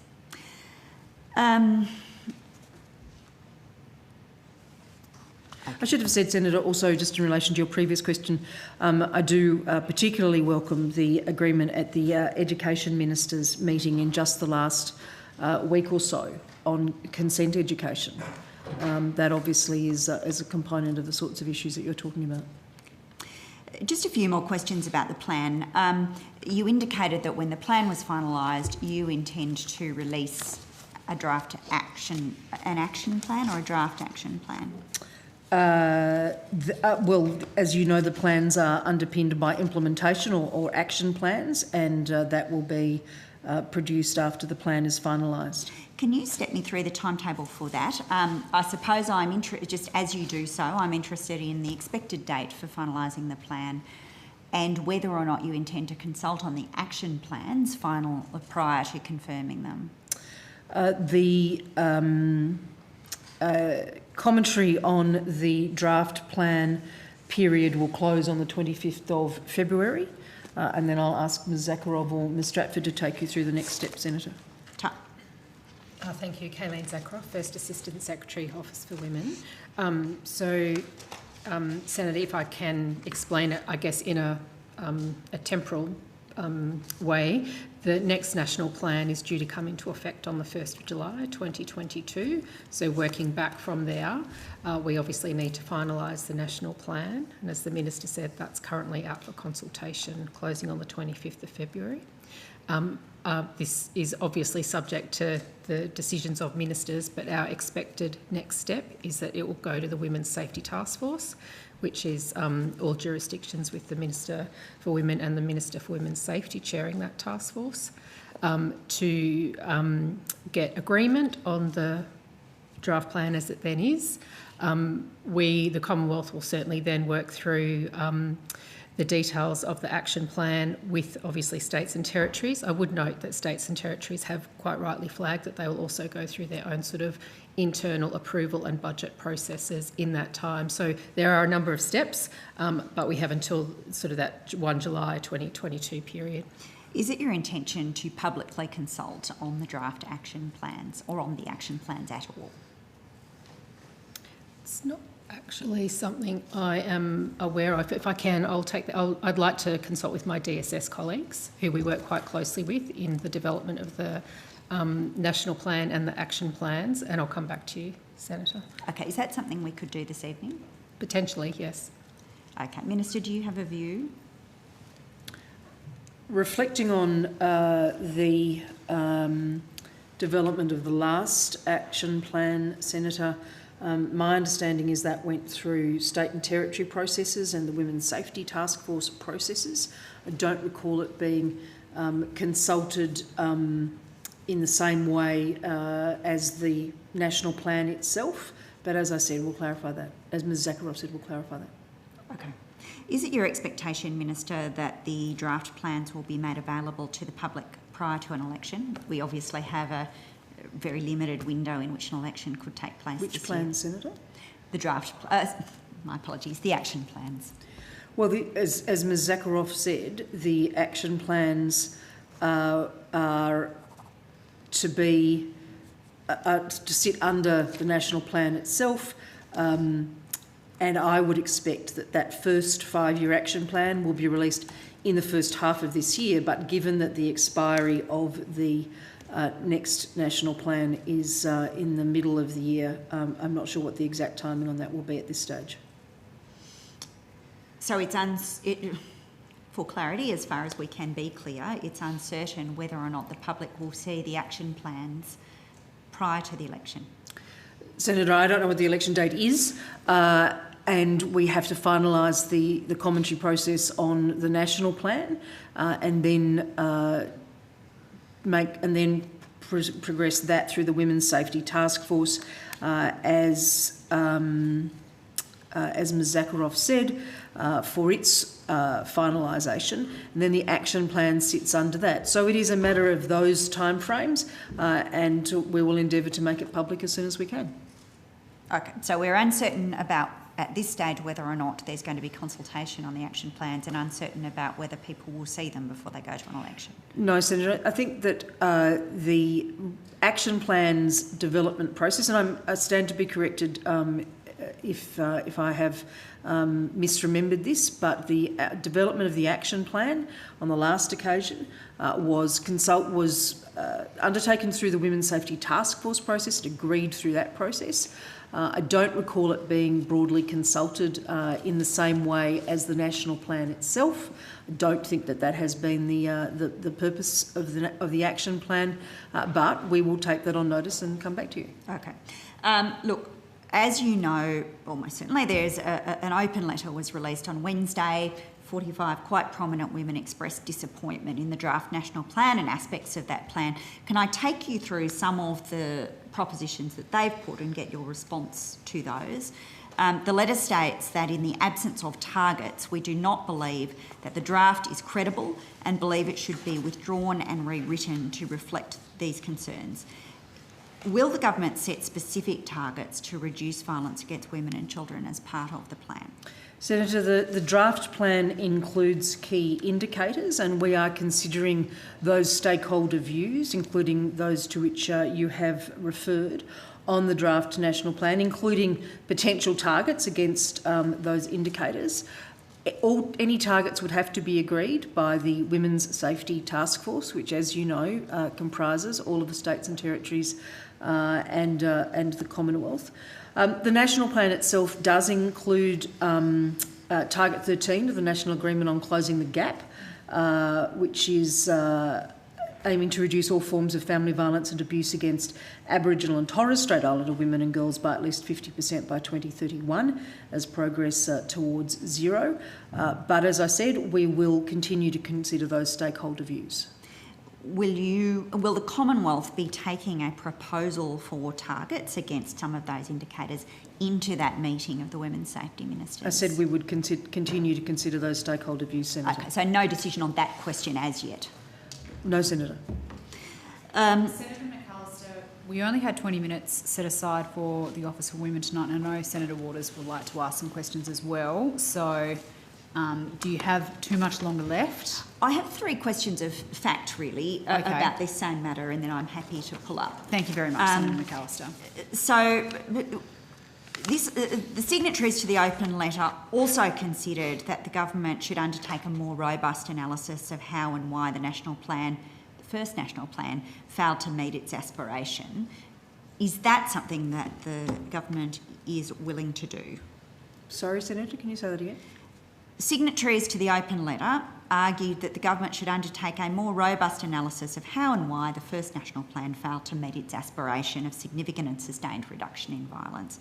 Is that something that the government is planning to do? Senator, as I recall, the inception of the first national plan as it was by the Gillard government, I think, at the time, with bipartisan, in fact non-partisan, multi-partisan support, I should say. The work of bringing that plan together was considerable, as is the work for this next draft national plan. There are a range of stakeholder views, and that process remains open, and the government will continue to consider those stakeholder views on the draft national plan, including raising those aspects which need to be agreed by all members of the Women's Safety Task Force with them. Sure. I think what stakeholders are looking for is some commitment that the government's willing to reflect on why things didn't produce the results as expected. Senator, we wouldn't be producing the next national plan if we were not willing to do that and not committed to this task and not committed on these issues. That is absolutely the case, and I can assure you and all stakeholders of that. And I welcome the comments and the submissions which are being made. But as you would imagine, given the process is still open and underway, those matters are still being considered. Okay. 2 more questions of fact. Will the government be releasing the consultation reports that were prepared by Monash University that underpin the draft plan, a request that's been made by very many experts in the public discussion? Senator, I think that matter is in the hands of Minister Ruston, given those that process was commissioned through DSS, but I will check. Okay.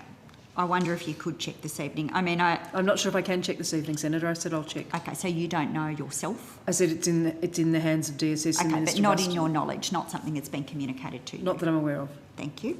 And has the government released all of the evaluation reports of the previous national action plans so the public can judge what issues might be relevant for the next one?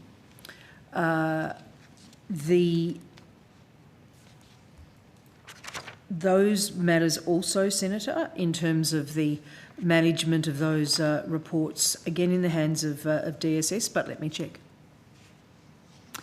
Okay, and finally, there have been a number of requests for a dedicated standalone national plan to eliminate family violence in First Nations communities.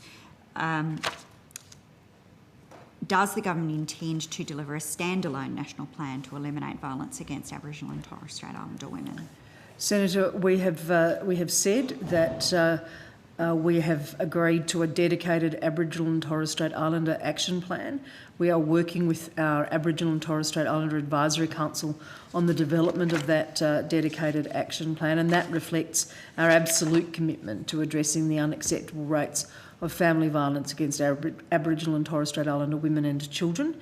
And that is a subject that I have discussed myself with leading advocates like June Oscar, for example, as have a range of Cabinet Ministers. Thank you, Chair. Thank you very much, Senator McAllister. Senator Waters, we are running quite over time, so if you can be as economical as possible, I'd appreciate it. Thank you. Thanks, Chair. Hi, everyone. Thanks for joining us tonight. Starting off with the budget process, last year a member for Office of Women was seconded to Treasury to help coordinate the women's budget statement. Is the same arrangement in place for the upcoming budget? Yes, it is, Senator. Okay, thank you. Will that simply be an analysis produced post-budget as it was last year, or will there be any semblance of a gender lens on the decisions taken prior to them being included in the budget? What you're asking about the women's budget statement this year and the proposed... I'm just asking about the role of the Office for Women in putting what I hope to be a gender lens on the budget, which is not what happened last year. It was a sort of post-document summary of the implications of the budget. Will that be the same this year, or will you have some input on decisions prior to them being made, which would be a true gender lens on the budget, on the creation of the budget? Senator, we work closely with Treasury, who lead the women's budget statement, as you know, who prepare the women's budget statement from Treasury, and it's a glossy document produced it is very from glossy, the department. Yes. Well, that's the terminology actually that they use very for apt. it, and for other budget papers as well. So we work closely with them in the preparation of measures that go into that statement and on the analysis, and worked extensively with them on the women's economic security analysis that was in the statement last year. DSS obviously lead strongly on the women's safety elements in that package. I anticipate we would be taking, or we are already taking, a similar approach this year, Senator, where we work closely with colleagues across the government, consider which measures are going to be included in the package, which is obviously dependent on decisions from the government, and then input the analysis, and as well as providing gender analysis on other measures that get considered outside of the women's budget statement. Okay, gender analysis of the budget as it's produced, as opposed to decisions taken on the way into formulating the budget? There's elements of both, Senator. Okay, can you take on notice to provide the exact scope and role of the Office for Women in providing that analysis on the way into budget decisions? Because if that is in fact happening, that's the first time I've heard that in the 8 years I've been asking this question. So I'm keen for some more information if that is in fact the case, or perhaps I'm using the wrong words given the lateness of the hour. So if you could no take problem, that on Senator. notice for me. If I could just clarify, the gender analysis is typically done by departments with their own measures, so they undertake that analysis. Yes. I'm not interested Not in the it. Office for Well, it's Women not that I'm not on their interested. behalf. My question goes to the decisions before they're taken and then included in the budget. You keep nodding, so I think you know what I'm on about, as opposed to just working out what it means for women after the decision has been made by mostly a bunch of dudes. Pardon my So increasingly, the colloquialism. Office for Women is working more proactively. We had some resources, additional resources provided in last year's budget, so that's given us some capacity, additional capacity, to increase our engagement with departments and agencies to, as Ms Frame said, we don't prepare their budget measures, but we provide advice and ask questions that might help illuminate and illustrate the gender impacts of the proposal, so that as decision makers are considering proposals, it's a more fulsome piece of information. So we're definitely starting to do that. All right, well, thank you. Can you provide on notice a bit more about the scope and the level of resourcing that you've had to do that? Because that, in my view, should have been the role of Office for Women all along, and I welcome that sounds like you're starting to do some of that work. There was recently an announcement by the New South Wales State Government where they've adopted an expert panel on women's economic security to help develop the New South Wales state budget. Has the Office for Women briefed the Minister for Women's Economic Security on that arrangement? No, Senator. Okay. Minister Payne, that's your home state. I'm sure you're aware of that arrangement.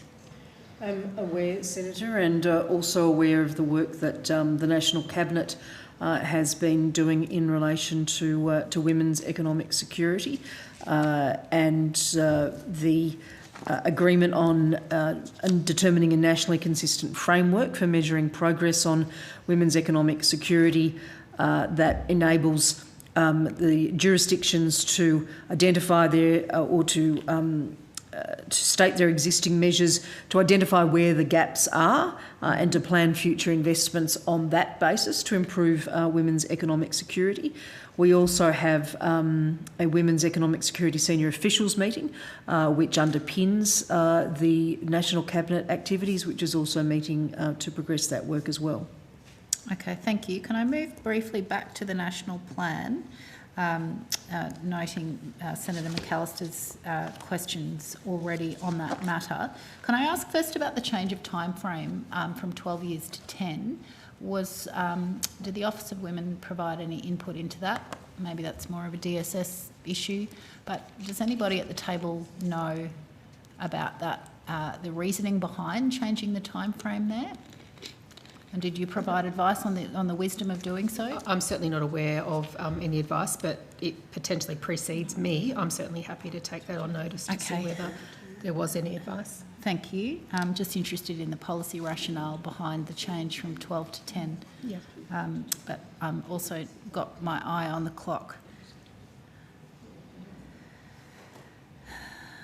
The other issue that I wanted to ask about, Minister, perhaps while you're reflecting on that question of the change of time frame, is also the... I don't have any information for you on that. Oh, no? Okay. Is that a Minister Ruston question? Well, I think the time frame in terms of the change, Senator, was agreed and includes the two 5-year action plans sitting underneath it, but I don't have anything further for you. Okay, I'll take that up with DSS. By it sounds. Senator, can I just add that part of the rationale behind the 2x5 plans rather than 4x3, which doesn't go directly from 12 years to 10, but the rationale for the change in action plan goes to Senator McAllister's earlier questions about evaluation. Yes. And it was considered, part of the thinking was that 2x5 year action plans would enable more time for evaluation of the effectiveness of measures rather than the 4x3 action plans, in which it was they were very quickly rolled over without allowing that time for really rigorous evaluation, which we think will increase the effectiveness of the spend. Has there been a guideline for what shape that evaluation will take, or has that been decided yet? I have to take that on notice, and there will be a lot of thinking about that with DSS, and there will be work on that, but we'll take that on notice. And thank you, because obviously that was a key criticism of the first national plan, that it lacked evaluation, as has been covered already in earlier questions. There is a recognition of the importance of gender equality in the draft plan, but again it lacks any sort of specificity or any measures designed to address gender equality. Minister or folk from the Office of Women, is that work to be expected in the draft action plan, or is that not forthcoming? I think, Senator, so there's definitely a recognition that gender equality is a very important element. It's not intended or designed to be a plan that captures everything, including women's economic security. There are references, but it may well be something that comes up prominently in the feedback that we may need to look at. But yeah, I mean, there's the priority is trying to capture it in terms of women's safety. Yes, measures. okay, but given that the plan itself acknowledges that the lack of gender equality is a key driver for violence, we all know that, gendered violence, it would make sense to put some, I don't want to say meat around the bones, but to put some delivery items around trying to achieve gender equality. That's not in the draft plan.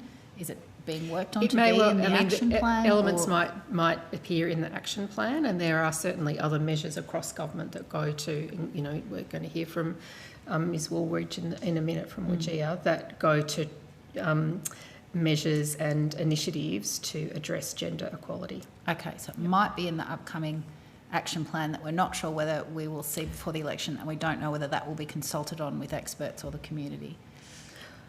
Well, just on the point around experts, we've certainly had the benefit of advisory groups supporting the development of the national plan. And it's obviously a matter for ministers, but I anticipate that their advice and support might be continued for development of action plans as well. Hope so. Last question from me, and I will take this issue up with WGEA as well, but what is the time frame for a report into the WGEA review and any legislative reform that might flow from that, in particular the extension of WGEA's remit to the public sector? Is there a time frame on that? So, Senator, the WGEA review was provided to government, I think, on the 27th of December, or the review report, I should say, 27th of December, and has been.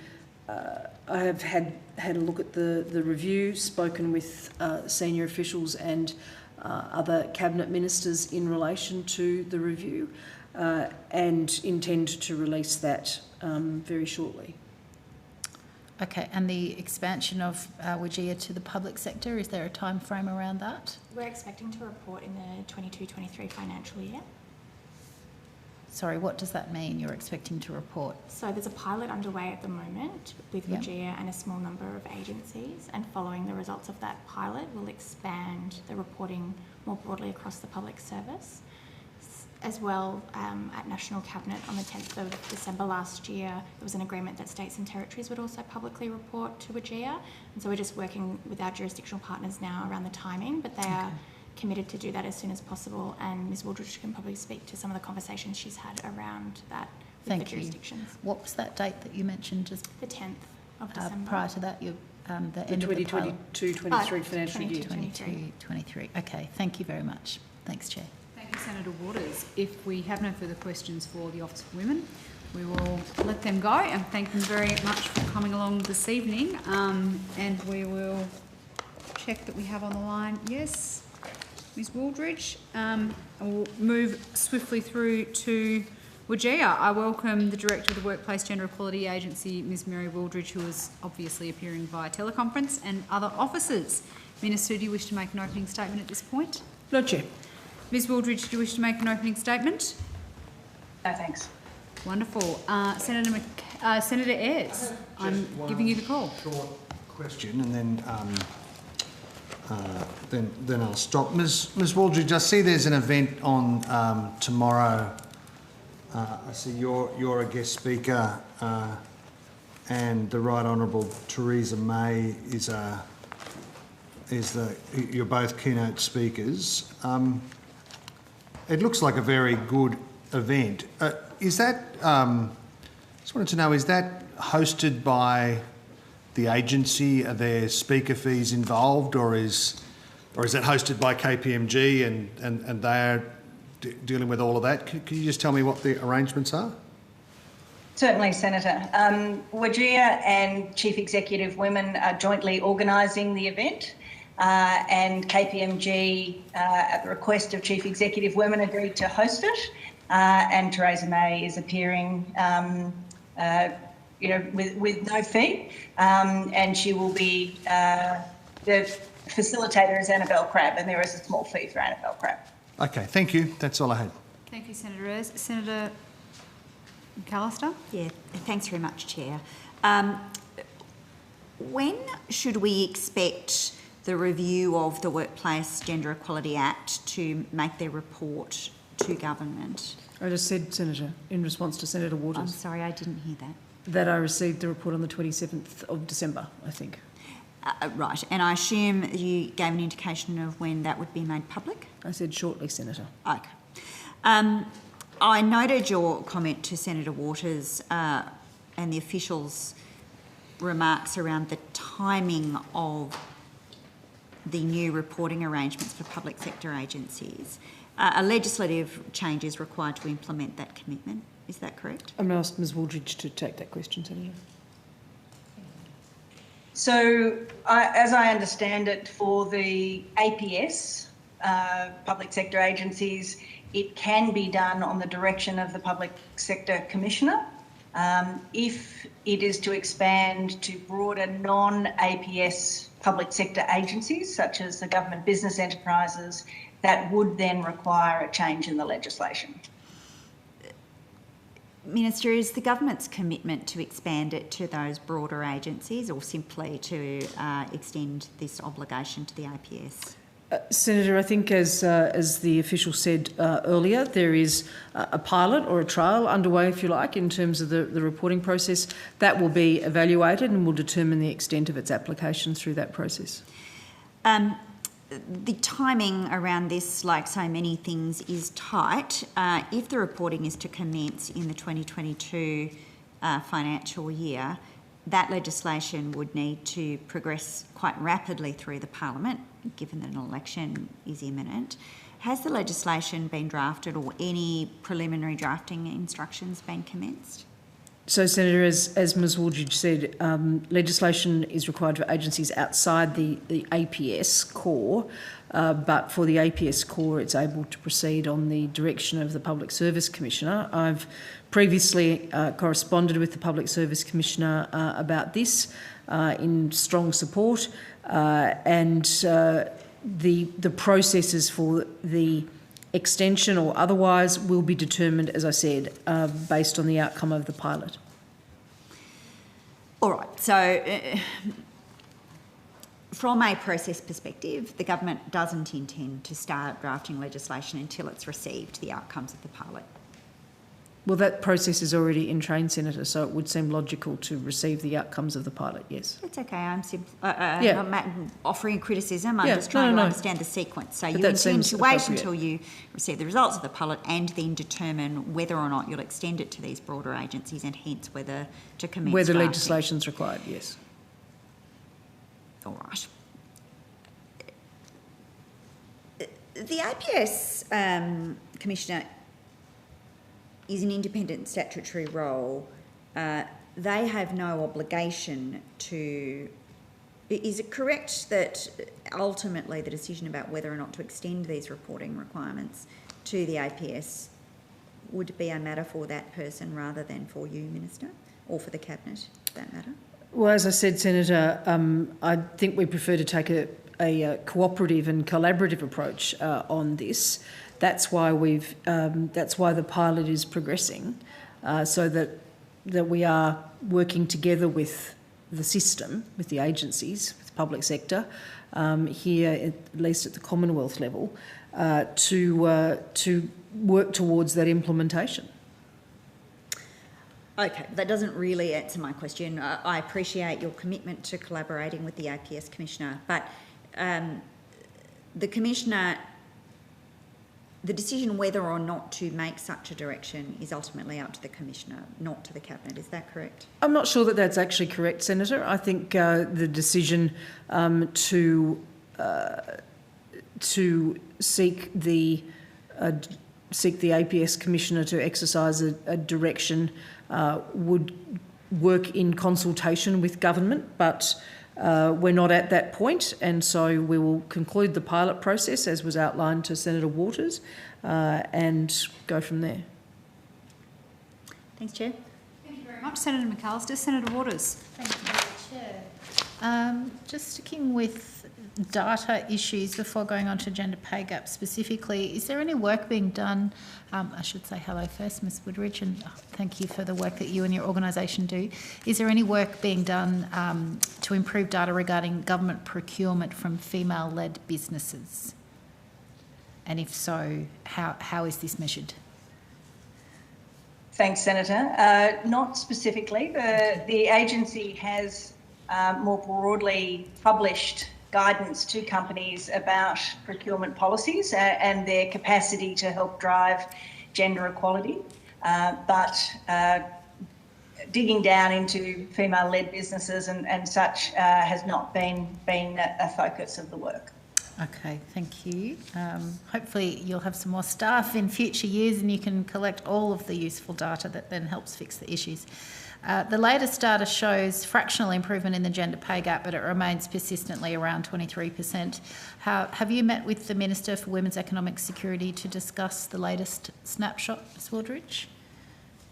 I have talked with the Minister for Economic Security and the Minister for Women in relation to the latest data, and we provide a briefing on the data and have the opportunity to have some discussions both with the ministers and in detail with their officers. Okay, roughly when was that? Certainly in the couple of weeks leading up, as you'll know, last week we released our scorecard over the course of the week, and in the couple of weeks beforehand leading up to that release of the data, those conversations become an ongoing discussion. It's not just a one-off, it's an ongoing conversation that we have, particularly with the officers, and then as the opportunity arises, individually with the ministers. Okay.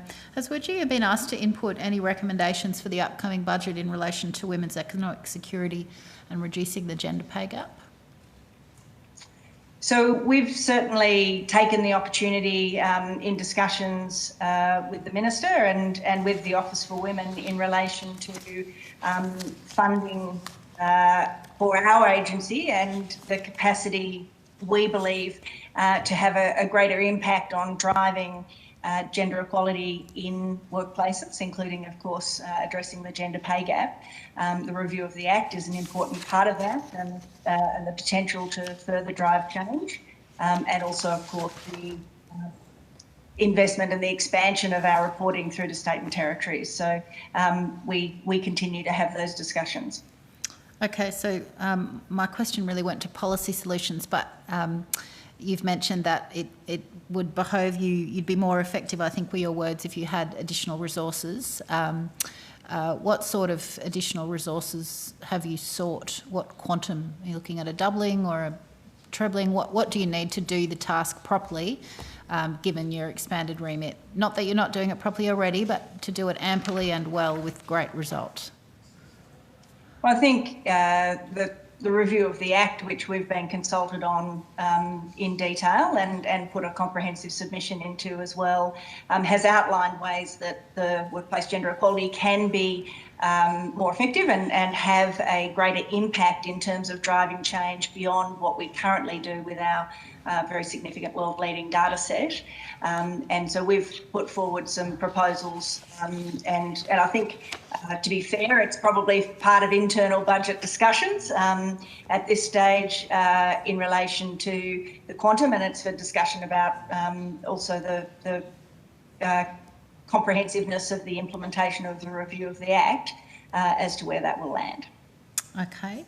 The Treasurer has been out today talking up the benefit of tax cuts for young women, but the most recent gender pay gap data, which we've just discussed, shows very marginal gains, and most analysis of the stage 3 tax cuts, which will predominantly benefit men, are that would far outstrip any such so-called benefits the Treasurer referred to this morning. What measures are actually needed to support closing the gender pay gap, the systemic drivers? Well, we've done some fabulous research over the years that with KPMG that identify the sources of the gender pay gap and the contribution of different issues. Some of it is occupational segregation, some of it is industrial segregation that contributes about 17% of the value of the gender pay gap. So different roles are valued at different levels and the fact that women often tend to go into lower paying jobs. The issue of women taking time out of the workforce for caring responsibilities particularly contributes about 40% of the value of the gender pay gap. And the other 40% is in the order of issues about bias and discrimination. So there's a range of issues, but issues in relation to workforce participation particularly contribute about 40% of that gender pay gap. Okay, so in answering the question of what measures are needed to support closing the gender pay gap, presumably you would go to issues of how to increase workforce participation, value unpaid domestic labour and care work, So I'm interested not so much in the description of the problem, although that was a good summary, but in your policy prescriptions to fix it. Well, and it's fair to say that the agency hasn't spent a lot of time on policy in the past, and we're doing more work on that into the future. We've traditionally, as you know, has been very much about collecting the data and working with companies in relation to their policies and practices.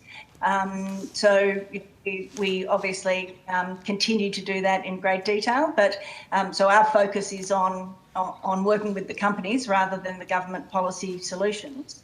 But obviously things that enable women to participate, their assistance, policies that companies can have about both equal recruitment and retention, not having a gender pay gap on graduation, which we currently see, having women into line roles and CFO roles that enable them to progress through organisations and enable them to take the most senior positions within an organisation, make a difference as well. Policies that enable caring and childcare and support that enable women to return to work after childcare. And of course, something we've talked about a lot in the last week is men taking parental leave, enabling to work, return to work as well. So there's some of the policies that we see and work very closely with companies in relation to facilitating the economic participation of women.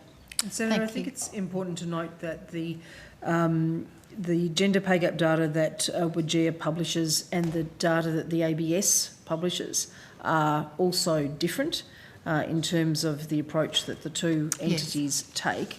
In terms of the gender pay gap through the ABS statistics, that sits at 14.2, which we acknowledge is too wide. We had driven that or it had been driven down to its lowest level on record, which was 13.4% in the 6 months to November 2020. But the reality is that COVID has of course impacted that as well. This is a longer conversation. I think it's a conversation worth having. It's a challenge when the committee allocates 25 minutes for WGEA and 20 minutes for Office for Women to do that, but I appreciate your interest and we can perhaps provide further information as well. Thank you, Minister. Yes, I'm across the different scopes for collecting the data and hence the different figures, although I would like to see personally the scope of WGEA expanded further to companies of smaller size, but that's not a matter for Ms Wooldridge tonight. Hopefully it might be in future though. Just a few remaining hopefully quick questions, Chair, and then I'm finished. Ms Wooldridge, just in relation to the development of the draft national plan, given that gender inequality and financial insecurity are drivers and often exacerbators of violence against women, has WGEA been consulted in the development of the draft national plan to end violence against women and their children? So, Senator, I was involved in the Women's Safety Summit and actually had the opportunity to speak, which I was very pleased to be able to do and participate. But that is the extent of our involvement in the Women's Safety Summit. Okay. But it's been... Sorry, you go. I was just going to say, the drivers of gender stereotypes and inequality for women and lack of respect underpin a lot of work that all the agencies do. So whether it's, Our Watch or ANROS or, we all end up coming back to the same principles in terms of what we need to change fundamentally in order to make a difference for vulnerable women. Indeed. Are you anticipating providing feedback on any specific indicators that might be drafted to measure progress on gender equality under the plan? There was some speculation that if there is an indicator that it might be in a draft action plan or maybe there won't be an indicator. Would that be something that you would seek to have some input on? So I'd very much welcome that. And in fact, the National Cabinet decision in December, coming out of some discussions around the plan and also the implementation of a nationally consistent framework, included the in-principle agreement for state and territories to report to WGEA, which will enable us to actually then have a mechanism to compare comprehensively what would then cover 60% of the workforce. So I see that as a very positive step, and we've obviously been very engaged in that discussion in terms of the benchmarks. Great. Now, given the undervalued care work underpins at least a large proportion of the gender pay gap, has WGEA made a submission to the Fair Work Commission's review of the Aged Care Sector Award? No, we haven't. And that would traditionally not be something that we would contribute to. We engage in other reviews. Okay, and just lastly, at previous estimates, we discussed the interaction of recommendations in the Respect at Work report to develop good practice indicators for monitoring sexual harassment, and for those indicators to ideally be included in the Workplace Gender Equality Act. Has any further work been done on that recommendation? So this is a two-step recommendation process. So recommendation 46, the Attorney General's Department is leading the determination and development of what those indicators will be, and they're consulting with us and many others through that process. When that work's concluded, we then take the initiative under recommendation 42 about how they then may be applied in workplaces, and how we would go about embedding that into our data capture on our annual census. Do you have a time frame for that work, Ms Wooldridge? Your portion of the work once the first step's completed?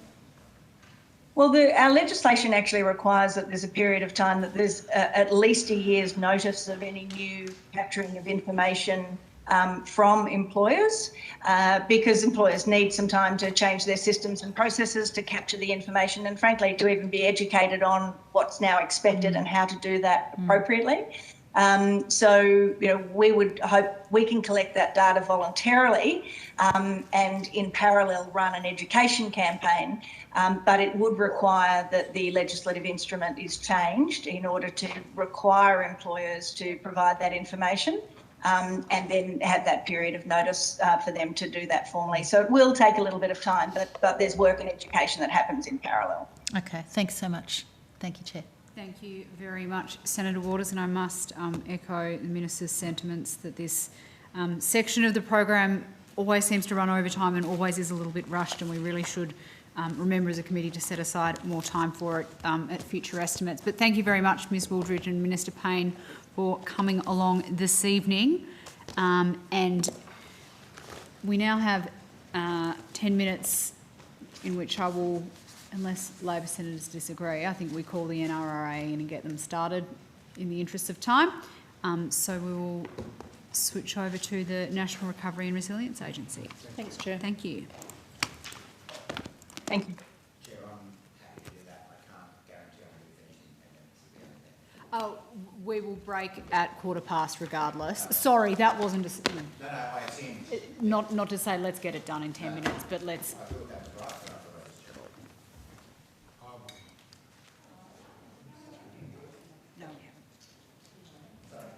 No, we've been following each other.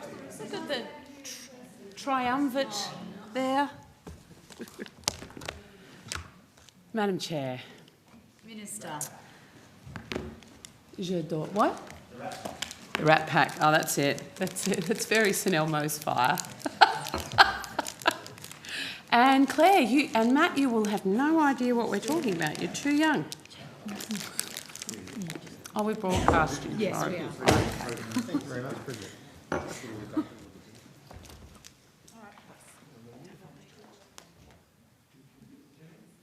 Thank you.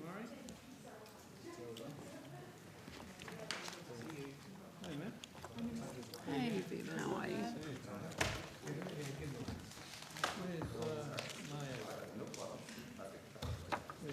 I've managed to pay all my gas.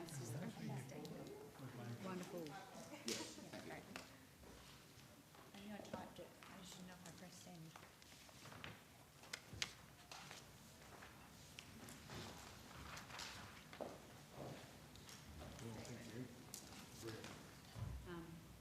We might get underway, given that we are due to break for tea in 7 minutes.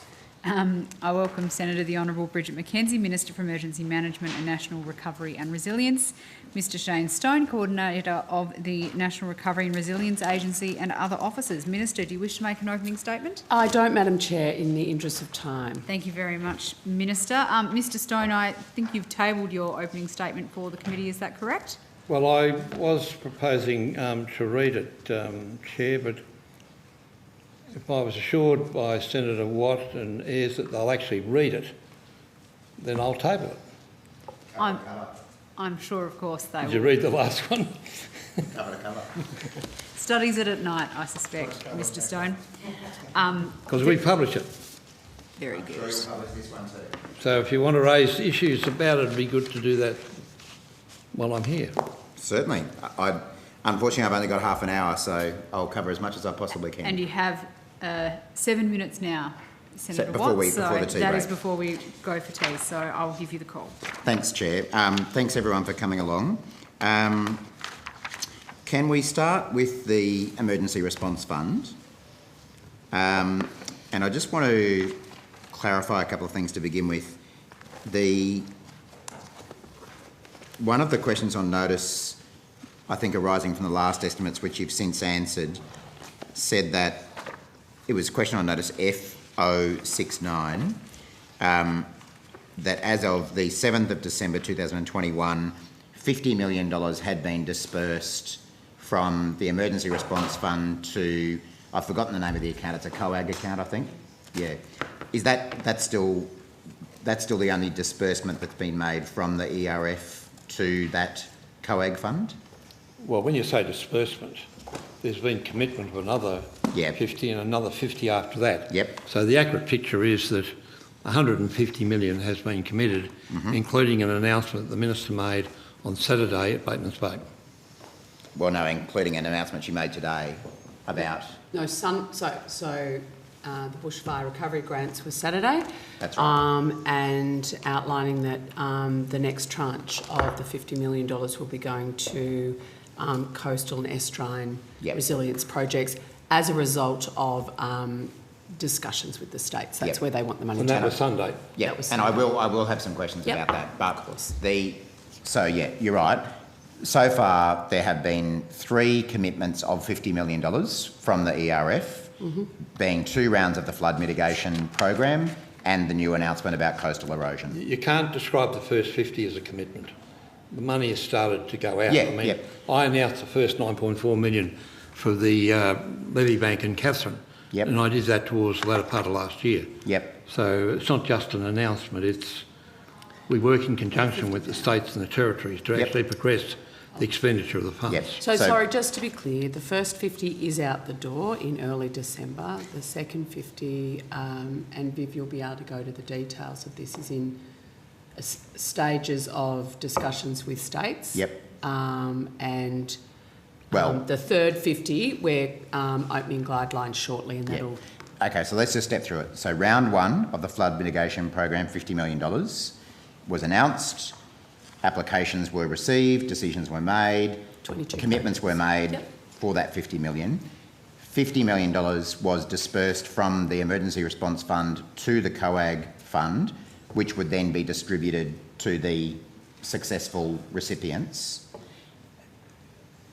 How much has all of that 50 now been given to recipients? Because I think the last time we talked about this, or the last figures I've seen were that 17 million had been distributed to recipients. So I'm interested to know an update on that.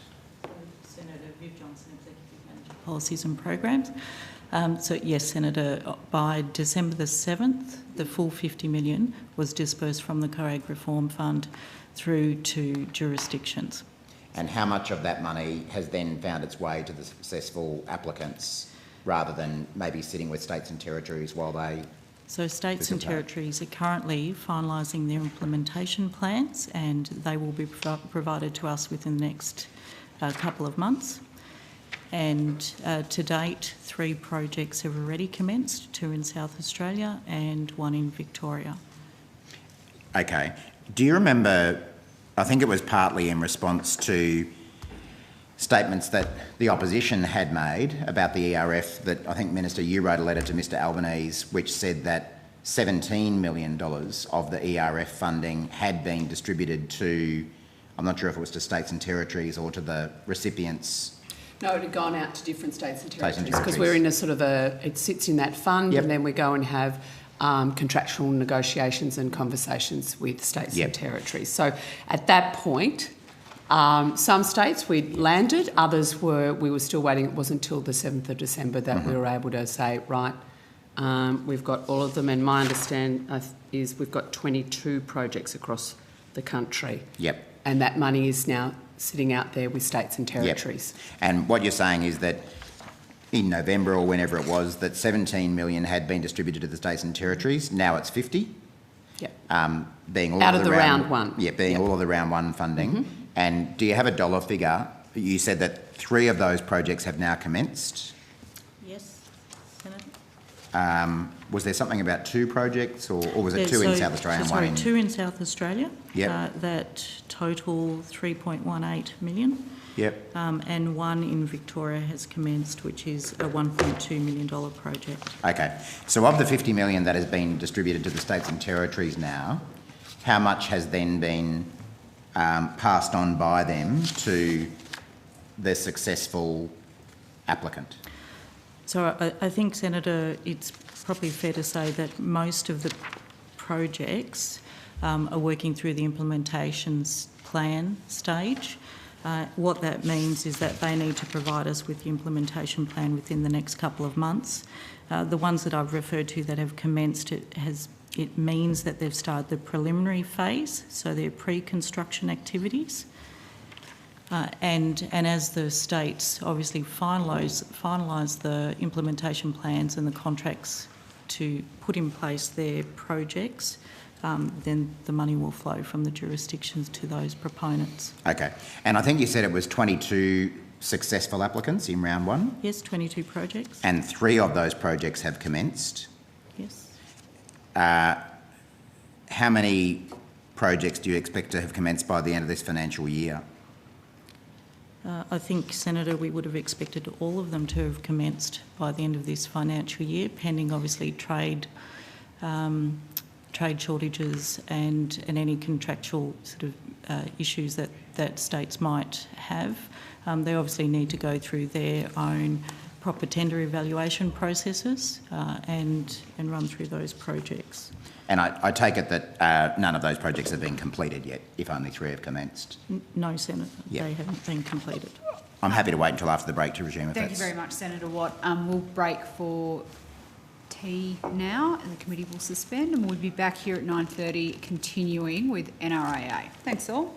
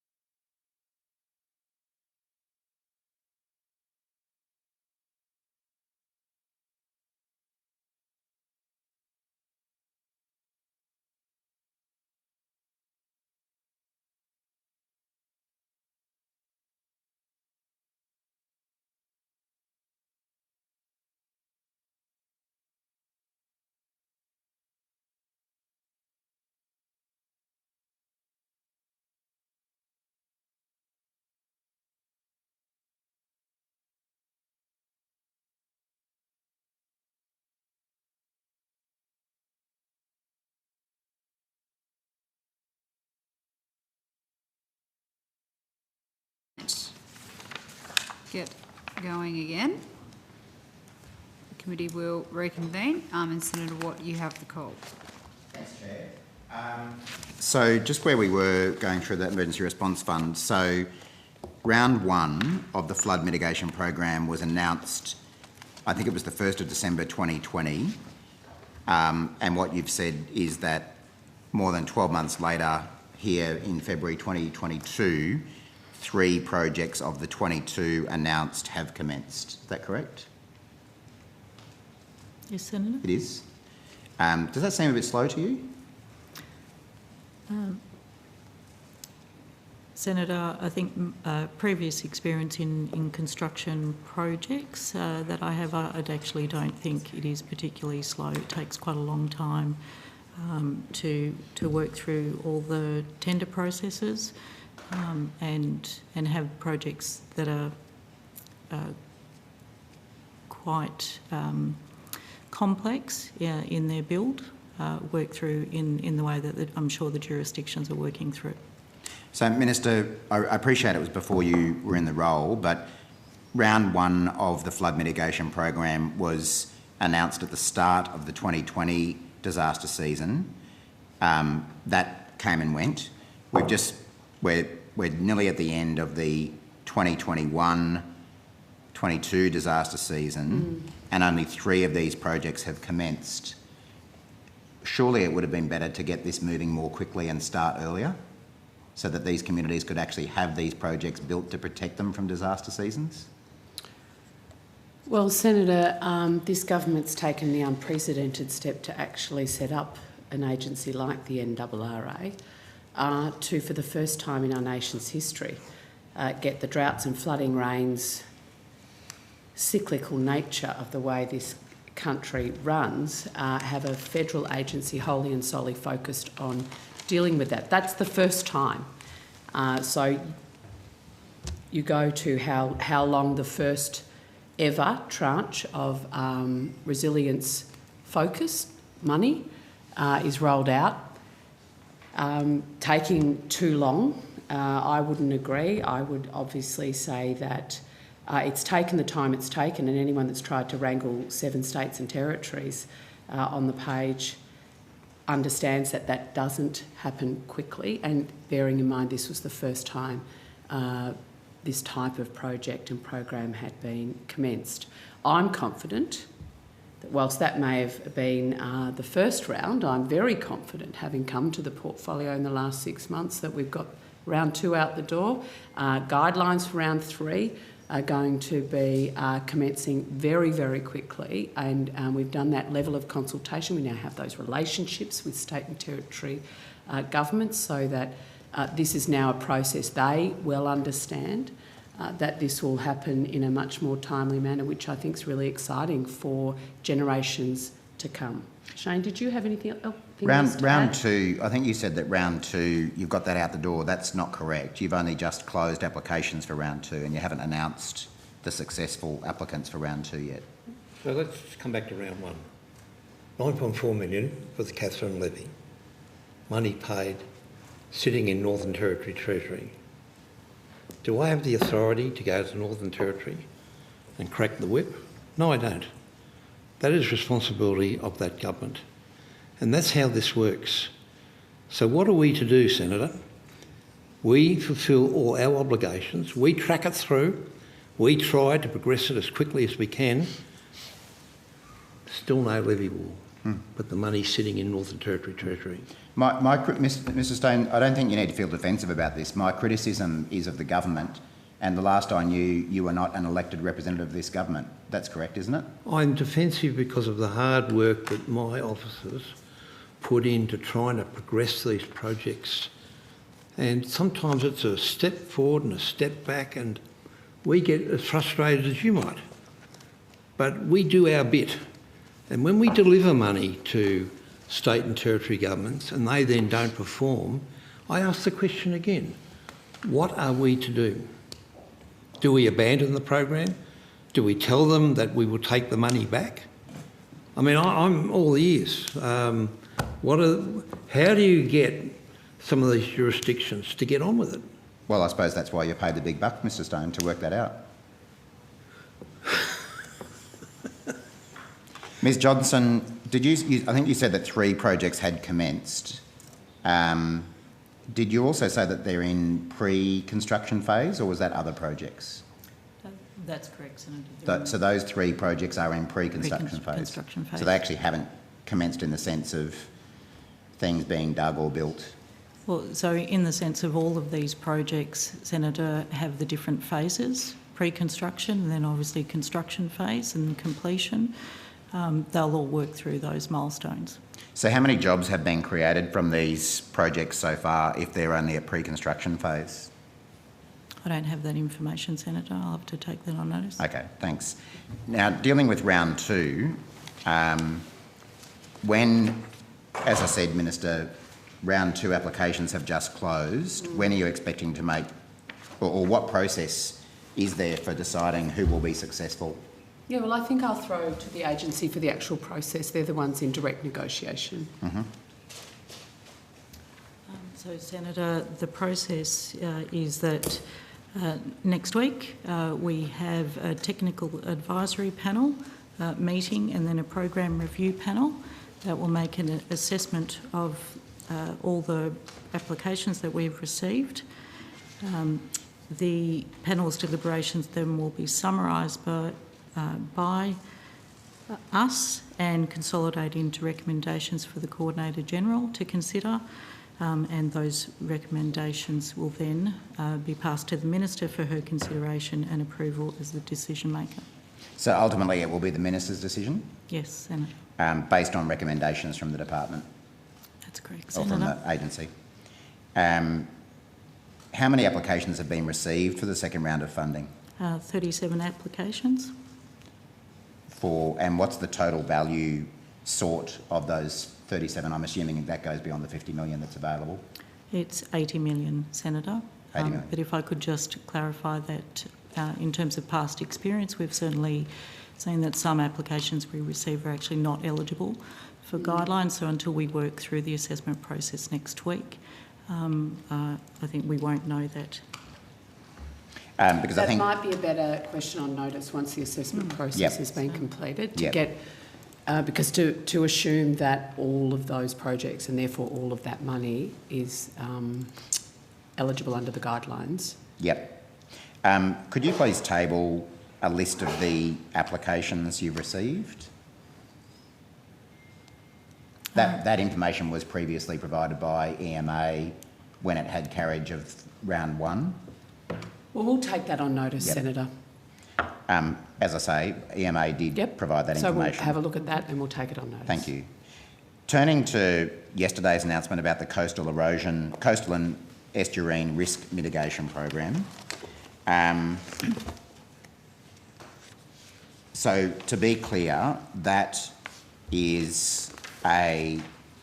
allocating the 2022-23 lump of $50 million available for mitigation. For projects, and that decision was arrived at from talking to states and territories.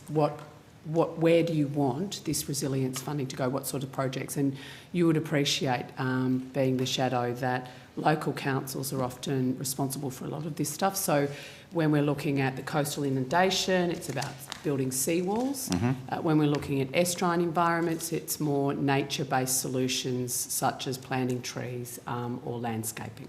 Right. So that was the sort of consensus of the states and territories, was it? That's what they wanted the money for? That's my advice. Right. Yep. Because I think Minister Littleproud, when he was in the portfolio, said that the real pressure from states and territories was for flood mitigation in general. So has something changed there in terms of what the states and territories have said? We've put $100 million towards flood mitigation to partner with states and territories. One of the changes I've made within this space is to actually ensure that future rounds of the Emergency Management Fund will actually require states and territories to actually go out to local councils because they're often on the ground dealing with these issues specifically. Mm-hmm. Viv, did you have anything to add to that? So, and is it anticipated that this will be an application-based program as well? Yeah, same process. Yep. Senator. But I would expect, given we're talking about funding that's not available till the next financial year, applications won't be called for until that financial year starts. Guidelines will be opening in, well, a week, a little over a week, start of March, and then closing, and obviously we'll be looking at assessing those applications June, July, August. Right. So you will be calling for applications before the end of this financial year. Yes, the guidelines will be released. To spend money in the next financial year. Yes. Right. But you don't anticipate that the assessment of those applications will happen this financial year? Well, not based on past experience, no. We okay. hope it'll be quicker, given that we're all a little more au fait with the process. Mm-hmm. So that obviously uses all of the next financial year's mitigation allocations, so there won't be any other money available from the ERF for bushfire mitigation or for flood mitigation? Well, this I would actually point you to the Coordinator General's opening statement. I'd actually point you to the Coordinator General's opening statement to make the assumption that there's no money available for further bushfire recovery or resilience from the government because the $50 million of the ERF has been allocated in partnership with states, really sends a message, I think, to particularly vulnerable communities and individuals that we don't have a plethora of options available, and we've, I think, demonstrated as a government and in conjunction with state governments a willingness to stand and fund a range of projects through a range of programs. I mean, the bushfire recovery grants, which were announced on Saturday, go to that mid to long-term planning. So we stood with quite an extensive response, $2.9 billion, is it? 2.5 of which has been committed with these communities in the early response phase, and now we're getting into that longer-term recovery and building long-term resilience through the program released on Saturday, and we're going to continue to do that. Okay. Just turning to... so am I right then also that at this point in time the Emergency Response Fund has not released anything for disaster recovery? It's for resilience projects. Well, no, the ERF is structured to fund both disaster recovery up to $150 million a year and resilience up to $50 million a year. So my question is about the recovery aspect. Am I right that at this point in time no funds have been expended from the ERF for disaster recovery? Shane? Yeah. Senator Nick Padovan, Chief Operating Officer. So the Emergency Response Fund, as we discussed, the last estimates, is the fund of last resort. Yep. DRFA, a range of other mechanisms are available. So there's several $1 billion that have gone out through other programs, and at this stage there has been no identified requirement to call upon the recovery component of the Emergency Response Fund. Yep. So to put it simply, and I understand the reasoning, but to put it simply, at this point in time, no money has been allocated from or spent from the Emergency Response Fund for disaster recovery. So let me give you an example. Well, it's a yes or no question. No, it's not. Well, the answer is yes, no money has been expended. No, you're not understanding. I mean, monies are... Well, sorry, Senator, with respect. Monies are allocated for different weather events. You take the example of North Queensland, where a certain amount of money was set aside, and it wasn't all taken up, which meant that we were able to repurpose monies, which we've been doing, and the Minister has supported the repurposing of that money in other areas, mainly in North Queensland. So if you're able to repurpose and shuffle money around, you don't need to go to that other fund. It is a fund of last resort. I understand the argument, but it is a factual statement that at this point in time, Mr Padovan, no money has been expended from the ERF for disaster recovery. That is correct. That is correct, Senator. No requirement has been identified to spend money. Thank you. And at this point in time, while money has been committed and announced for mitigation projects, no projects have been completed, and there are 3 projects only that are in pre-construction phase. That is a factual statement. Ms Johnson, based on what you said? Yes, Senator. Thank you. But it's also correct, isn't it, based on the figures that were on the Finance Department website the other day, that as of the 31st of December 2021, the ERF has earned the government $836 million in investment returns. That is a fact. Yes, Senator. Thank you. Right. So this fund has been in operation for 3 years, not a cent spent on disaster recovery. I know you say you give reasons for that. Not a single disaster mitigation project completed, but we're now up to over $800 million that it's earned for the government. So, Minister, isn't it clear that all this fund is doing is actually racking up money for your government rather than helping disaster victims? Well, our government has stood shoulder to shoulder with affected communities, whether it's cyclonic activity, whether it's floods, whether it's bushfires, whether indeed it's COVID. This fund has earned Well, Senator, $800 million. the officers have actually walked you through the process of how long it has taken to get jurisdictions. It's taken 3 years and we haven't got a single project to show for it. So, not Senator, a single dollar spent on recovery. Watt, the Minister's Senator, answering your question. you've been walked through the process. It is not for a lack of will on this government's behalf, or indeed the agency, to actually seek to get these projects up and running. And I'm confident that the more rounds we're running out of the ERF, the quicker they are going to land in projects, because we've never done this before.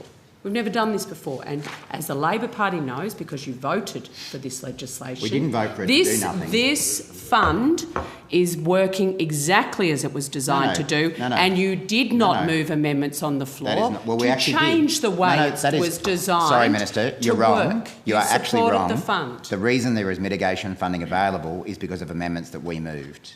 I moved them. The reason this fund has been set up and designed, it's working the way it's meant to be working, and we have supported communities affected by disasters to the tune of, over $12 billion in DAFRA alone in partnership with states. Senators, I'm just going to jump in here. Senator Watt, you've been going for almost 20 minutes, and I know Senator McMahon has a very short tranche of questions. Yep, happy to wait. So you're happy to pass the call to Senator McMahon? Well, I was going to ask some questions about the bushfire recovery grants, but I'm happy if Senator McMahon wants to... Senator McMahon? Yes. I'll give the call to you, and then we'll come back to Senator Watt. Thank you. I know we're short on time. Thank you. Ask, how has the government supported individuals, businesses and entire communities to recover from the Black Summer bushfires?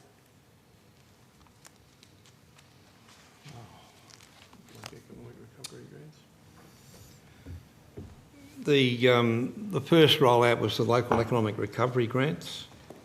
The precise amount for them... $350 million. Thereafter, there were the grants that were recently announced, and they are across a range of organisations, local governments and the like. When you round up the total amount that's been committed to bushfire recovery, it has now gone to $2.2 billion, Senator, and there is still money to come from New South Wales and also Victoria, but it's at their prerogative. They will decide when that money rolls out. In Victoria, it's what's the number, Trev? 3.3 million in Victoria. 3.3 in Victoria, and in New South Wales? 28.4, which will also... 28.4, both of those will have a common... That will be in addition to what's already been rolled out. Thank you. And can you give me an outline of timeline of this process? Say again? Can you give me an outline of the timeline of the grants process and rollout? Well, in terms of the local economic recovery grants, I inherited that from the Bushfire Agency. They had the courage at the beginning, I forget when that was out there, but we completed it. and that was partway into, we've been going 7 months, and it was about 3 or 4 months in. We got that done. And then more recently, the bushfire grants that were announced by Minister Mackenzie on Saturday. And when did they open? Do you have that date, Viv, the date they opened? Yes, Senator, they opened on the 22nd of July in 2021, and the original closing date was the 2nd of September, and there was an extension provided to communities, and so applications closed on the 6th of October 2021. Can I just note those were the original grants, not the ones that were just announced. Is that correct? I missed that. What you think? Sorry, Senator, could you repeat the question for the officials? Yes, so could I just get clarification? That timeline that was just given, that original grants, not the ones that were just announced on Saturday? No, Senator, that's the timeline for the Black Summer bushfire grants that were announced on Saturday. So sorry, are you saying that the grants that were announced on Saturday closed on the 6th of October last year? That's correct, Senator. Right, so it's the amount that's been increased, not the timeline, is that correct? Yes, that's correct. Over $100 million extra. Yep, thank you. So I heard $2.2 billion in funding. Was that the original amount, or is that the total amount, including the extra $110 million announced on Saturday? That's everything. From the very beginning, including the cleanups, the additional support. I mean, I do have a chronology which I can provide to you if that would assist, but not something to read out here. No, that's fine. No, that's fine. I think I've got a good handle on it. The extra $110 million that Minister Mackenzie announced on Saturday, that will provide extra support and allow extra funding of people that had already applied for grants. Is that correct? That is correct, because the original program had an allocation of $280 million in total, and the Minister through ERC was able to negotiate an additional $110 million in additional funding, and that delivered 524 projects totalling $390,893,782 in funding for approval by the Minister, which was announced on Saturday. Thank you, and I know we're short on time, but could you very quickly tell me about broader recovery and resilience support for other types of disasters? I'm sorry, Senator, I didn't follow that. I think Senator McMahon was, sorry, she said broader types of, for other types of disasters outside of bushfire. Right, so for example, the floods in North Queensland, they attracted their own suite of grants and supports. More recently, you would have noticed that the floods from Moree up to the Queensland border at Gundawindi was DRFA funded, and then of course we had the other floods around Maryborough out to Gameri and Tansey, and of course in your patch the washout of the Stewart Highway and of the road and the rail, that also attracted DRFA funding in different categories, and we've been dealing with similar disasters in other parts of South Australia, Western Australia, bushfires, and also interruption to the road network going across to Perth, which has caused major supply chain disruption. So the flexibility in the system, Senator, is such that we have a team of people who look to see what's required. We rely on the states and the territories to work with us and our regional support officers, recovery support officers, who are also on the ground, and based on that, the Premier or Chief Minister of the jurisdiction of the day will write to the Prime Minister, requests will be made, that'll be considered by Minister Mackenzie, signed off and actioned. And I'm pleased to be able to say that more recently over Christmas, the flood issue around Maryborough, Gameri, Tansey was all action within 5 days. So real testament to the officers who worked right through Christmas to New Year to get that done. Yep, thank you, Mr. Stone. That's pretty good news for parts that are often affected by natural disasters. So I'm very, very, very pleased to hear that. Thank you, Chair. That covers all my questions. Thank you very much, Senator McMahon. And I'll give the call back to Senator Watt, and I'm sure he is very cognisant of the fact that we are running behind time quite badly. So, Senator, before we start, just on the flood, on the ERF, the money, the interest earned, doesn't go to consolidated revenue. No, I know that. Well, this is where it just people racks up. It builds up in the ERF. It builds up to be used, and I think people. That's what you say, but it hasn't really been used so far. I mean, we've been using all these other, let me call them buckets of money, and we repurposed money, and I mean, let me tell you, the disruption of the supply chain into the Northern Territory and also into Western Australia, we thought that might have been an opportunity, but we were defeated by certain criteria not being met, and there was some major economic casualties around trucking companies who were not able to operate. One particular company had 600 workers off work throughout all of this. So it's not as though it just sits idly and we don't turn our mind to it. We do. But you just don't spend it. Well, it's an easy statement to make. You ruminate on it, and it still sits there. No. This was a fund set up, as you well know, as a fund of last resort when all other sources of funding were actually unable to be accessed. And when you look at whether it's our response to the COVID disaster, billions and billions and billions of dollars the agencies got out the door with the COVID disaster payment and the pandemic leave payment. The bushfire recovery, whether it's the DAFRA piece, whether it's the bushfire recovery grants, a raft of funding sources have gone to support individuals, communities and businesses, not just in the immediate response, but to build that resilience over the longer term. All right. So that the fund remains there, Senator Watt. But let's take the example... For a catastrophic Chair, event. can you note I haven't asked a single question since you've given me the call? Yes, Thank Senator you. Watt. You can ask a question. Senator, good call.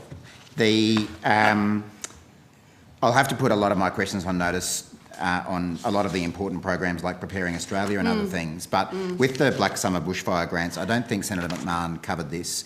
Obviously now 524 successful applications have been selected, and you have made announcements of the individual projects, Minister, have you?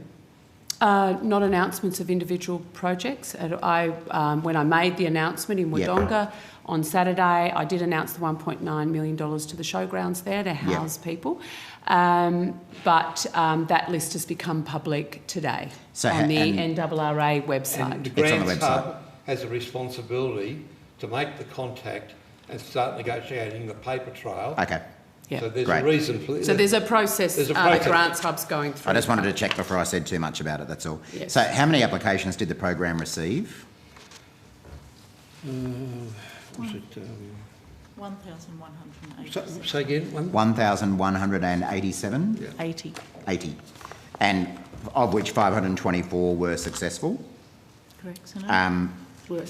And what was the total amount of funding that was requested by those 1,180? Oh, I don't have that with me, Senator. Okay, if you could take that on notice for us, please. But can I quickly tell you that the Grants Hub determined eligibility? So if they weren't eligible, they weren't then up for consideration on merit and need. So some of those 1,180 might not have been eligible. They weren't. Yes. Yeah. Maybe if you could come back to us on notice as to how many were eligible. Sure. When was the list of successful applicants finalised? I signed the brief, I think it was Friday morning last week. So the brief, and Shane can go, sorry, the Coordinator General can go to the process of assessment of those applications.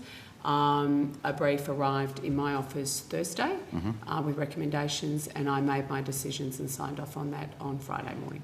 Senator McMahon sort of touched on this. When Minister Littleproud initially announced this grants program in April last year, he said that funding would be dispersed from December 2021.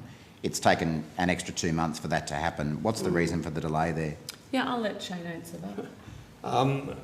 The Minister was successful in negotiating an extra 100 million. So we were dealing with a finite number. All of a sudden we had substantially more, which was another reason why we wouldn't have to go to that fund that you keep cross-referencing, because the ERC and Cabinet took the view, yes, there is an unmet need, and consequently the workload blew out for the panel that was considering the applications on merit and need. So even though extra funding was allocated to top up the Black Summer grants, clearly there have been several hundred applicants who were eligible who have missed out. So there are 1,180 Well, I think that's a applicants. false assumption, actually. Well, I'm assuming that 600 of them weren't ineligible. There was a very large number that were not eligible. We'll give you that on... Yeah. We'll take that on notice. We have the figures. There's no secret about who was eligible, not eligible.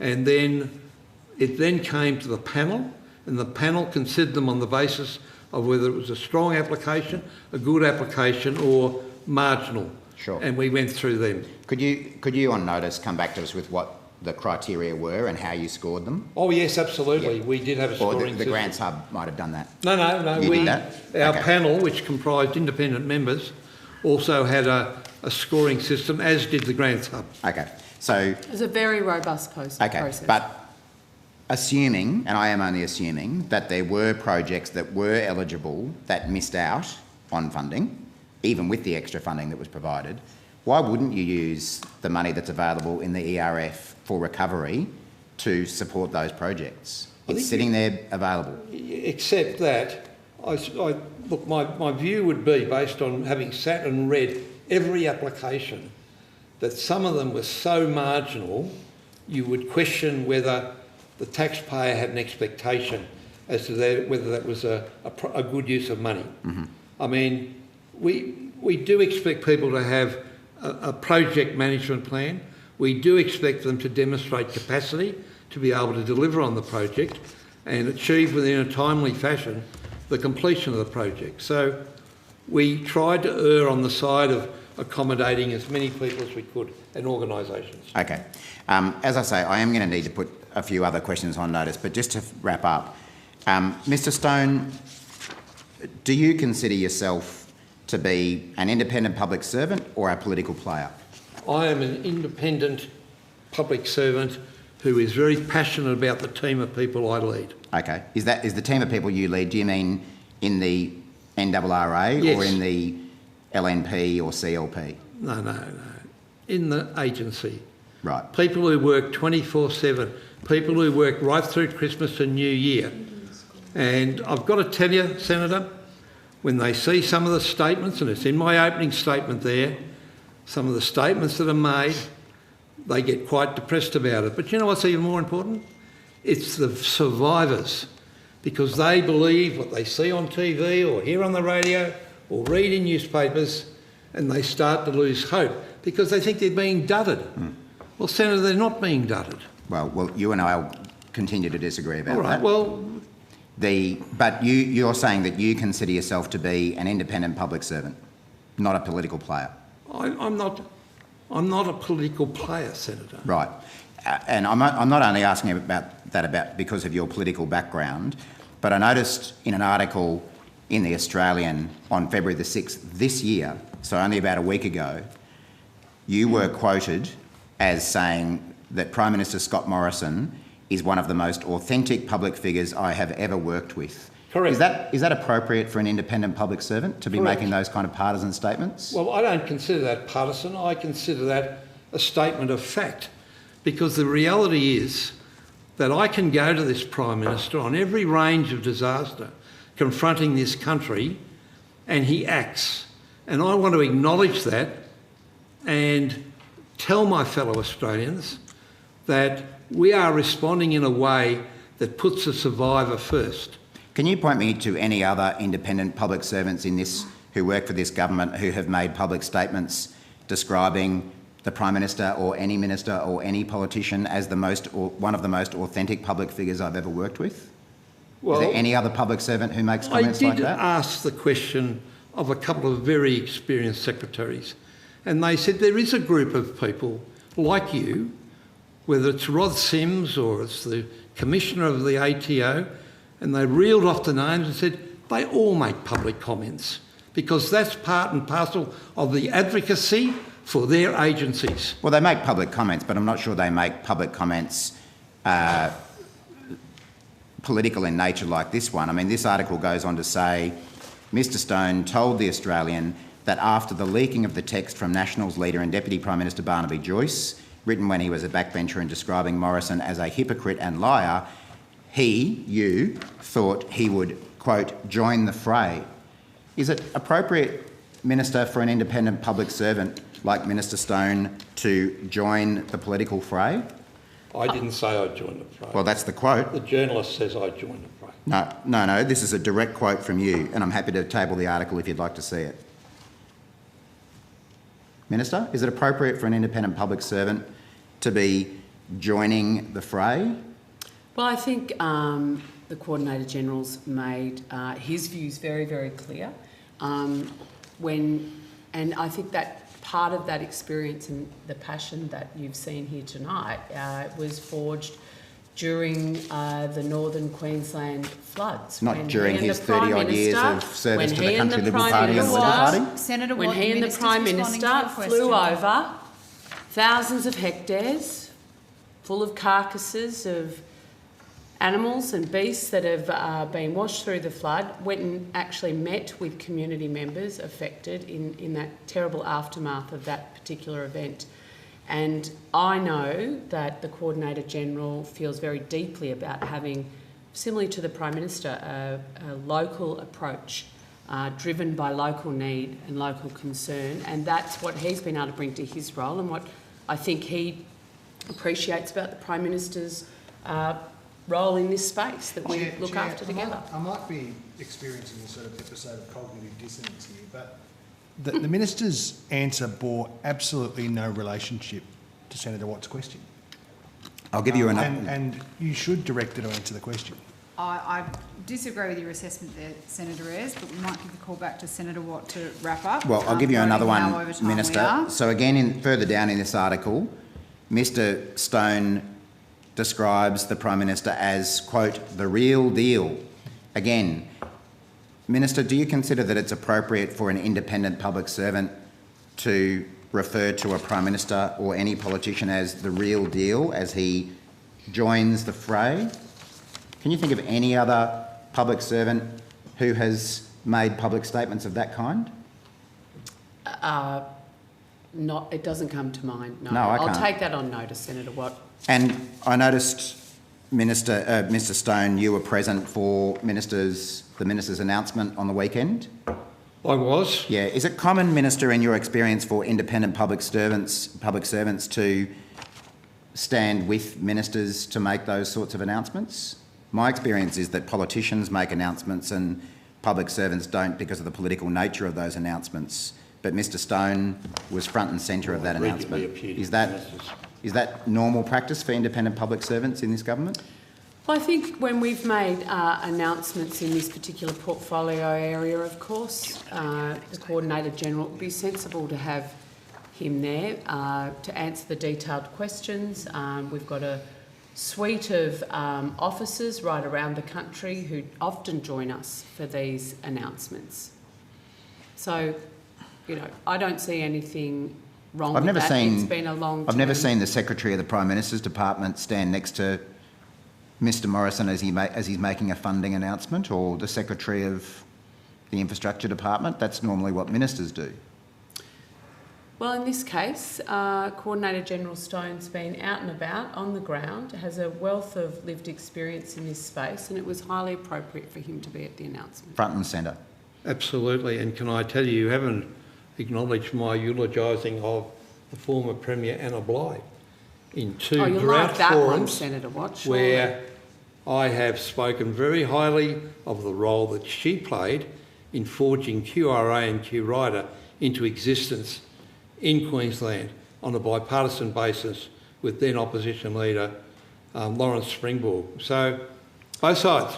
They are an agency, not a department, which is why you wouldn't see the secretary. And I think I personally think it's great when people get out of Canberra and get on the ground out in the regions. So I might just finally...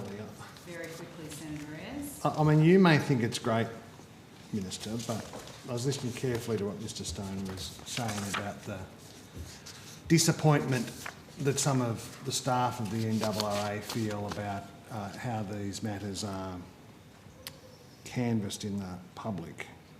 I've read Mr Stone's opening statement carefully, as promised, and it's a case in point.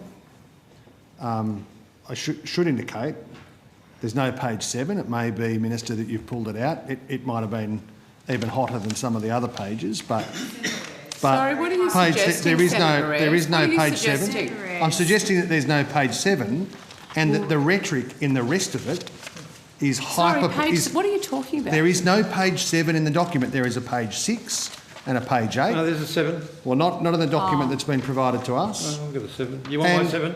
And it... We might get they want your your page 7, 7 photocopy. And the rhetoric, the political rhetoric... Secretary, excuse me, Brooke, can you come and get page 7? The political rhetoric in here is extraordinary for a public servant.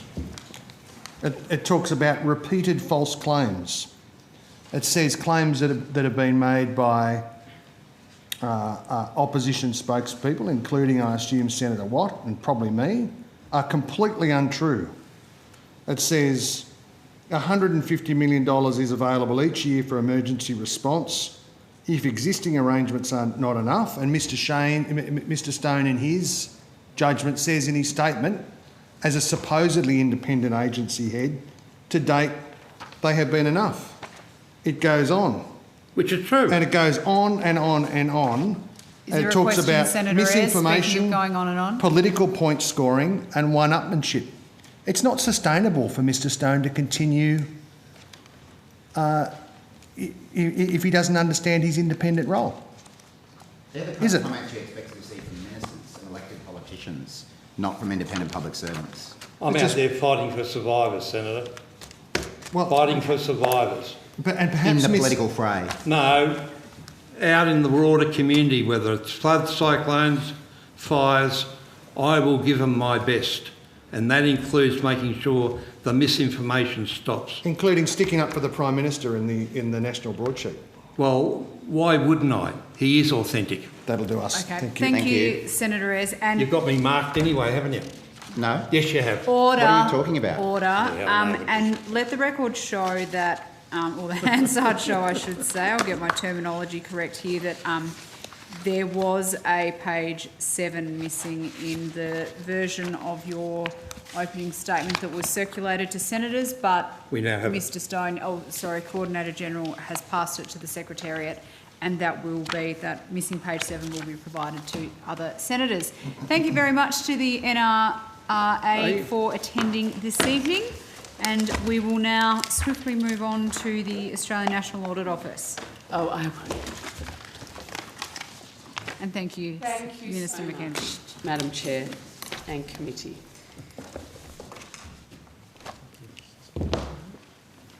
We might just suspend,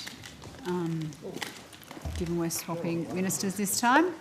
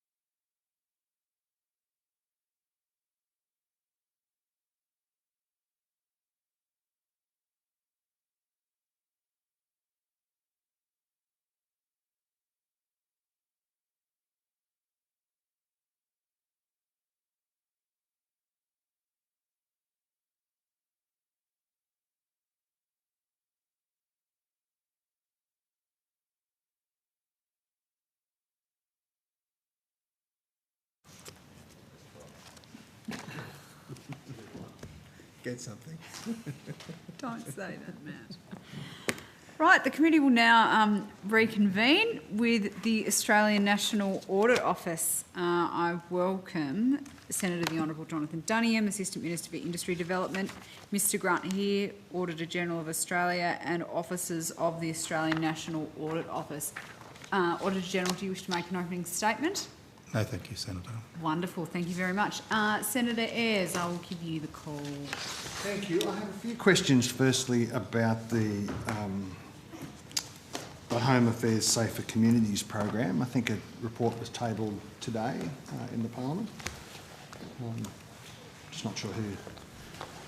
Thank you, Mr Boyd.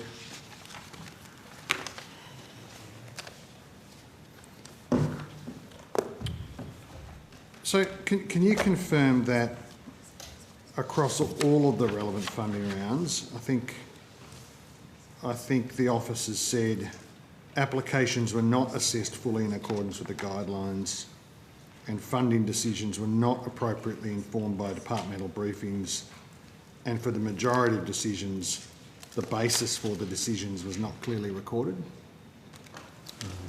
Brian Boyd, Executive Director, Performance Audit Services Group, Australian National Audit Office. That's Thanks, Mr Boyd. A reasonable summary, Senator. Probably on the last point, 54%, so just over half. So more than half of funding decisions could be characterised in the way that I've just read out? Indeed, Senator. And this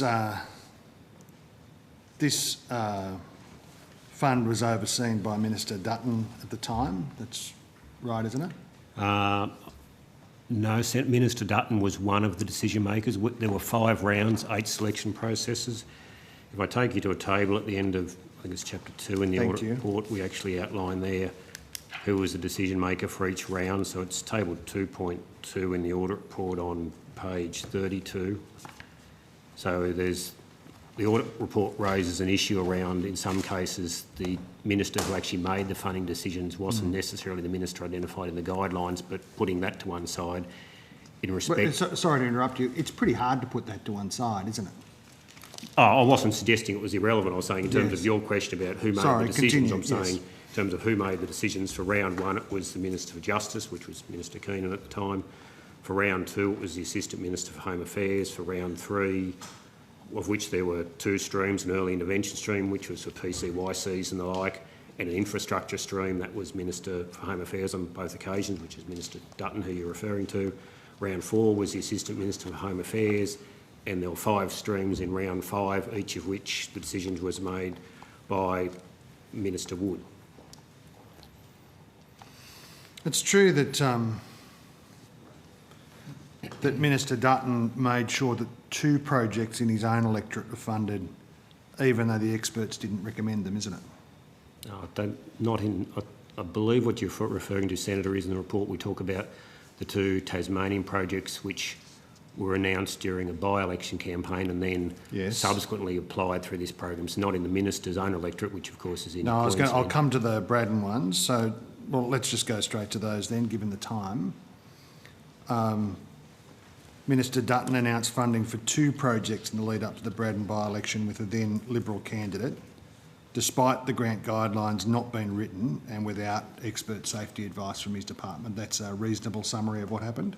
Probably an incomplete summary, Senator. As we set out in the audit report, the department went through an exercise after that happened of presenting options to the minister in terms of, do you wish to, if you like, separately carve out an arrangement for these 2 to receive funding without any competition, or should they be invited to apply and compete with all other applicants through a competitive process? And the minister elected to go with the latter approach, which is how they were actually then asked to apply and assessed. It was then through the assessment process they didn't come up as being those assessed as the most meritorious, but they were selected for funding in any event. Minister, did you meet Minister Dutton after he took a $36,000 flight on a RAF jet to Tasmania to announce these grants? I don't believe so, no. Yes. You tell Mr Boyd, what I think you said before, what percentage of funding decisions weren't appropriately informed by departmental briefings? No, that was in respect of which percentage of the decisions the the basis for those decisions wasn't adequately recorded, if at all. That was 54%. So the issue in terms of being informed by departmental advice, in round one, we were quite content with the advice in that ministers were actually told, this is how they compare against the actual selection criteria and given advice in that respect. Yes. From round two onwards, they weren't given information against the actual published criteria. They were given a strengths and weaknesses broad discussion, which the Commonwealth grant rules and guidelines don't permit that approach. They say that the decision maker needs to be given advice which is specific to the grant guidelines, and in particular mentions that has to be against the assessment criteria. And what about the percentage of funding decisions that didn't have a basis for the decision? So that's the 54%. Didn't have a recorded basis, and that's another obligation under the Commonwealth grant rules and guidelines, that the basis for the decision be recorded, and it's not just any basis, it must be the basis against the program guidelines, which again comes back to the eligibility requirements and the assessment criteria. Senator, I think it's important, the point about it being recorded. We can't make a statement about whether the decisions were made against the guidelines or not. All we can go to is that there isn't a record of how the decisions were made. But that in itself is appropriate record keeping is important for decision making. Yes. And there's a specific requirement in the Commonwealth grant rules and guidelines which says that the decision maker must record the basis, and that basis must address the program guidelines being the criteria. So there's an actual, and this was actually specifically introduced when the grants framework came into being, on top of the usual PGPA Act or FMA Act as it then was requirement for records to be made. There was an additional requirement put in for grants decision making to actually record that basis against the guidelines. I think we know from previous estimates rounds that, at least during round 3, which I think Minister Dutton was responsible for, I think that's right, correct, isn't it? Senator, yes. 91% of funding ended up in government-held, independent or marginal Labor seats. That's correct, isn't it? Yes, Senator. If you look to the distribution section, which is in Chapter 4, we say if you put all the selection processes together, which means just aggregating them all across the various rounds, and there's 8 selection processes, 5 rounds, nothing really stands out except for a small number of those. One of those is round 3, where certainly the extent to which coalition projects and coalition seats did better than they were represented in the application populations, we point out, because that's the starting point here. Is if you don't have an application, it's pretty hard to be successful. And if there's the round that Minister Dutton supervised, or one of them, 91% in seats that suited the coalition's political interest.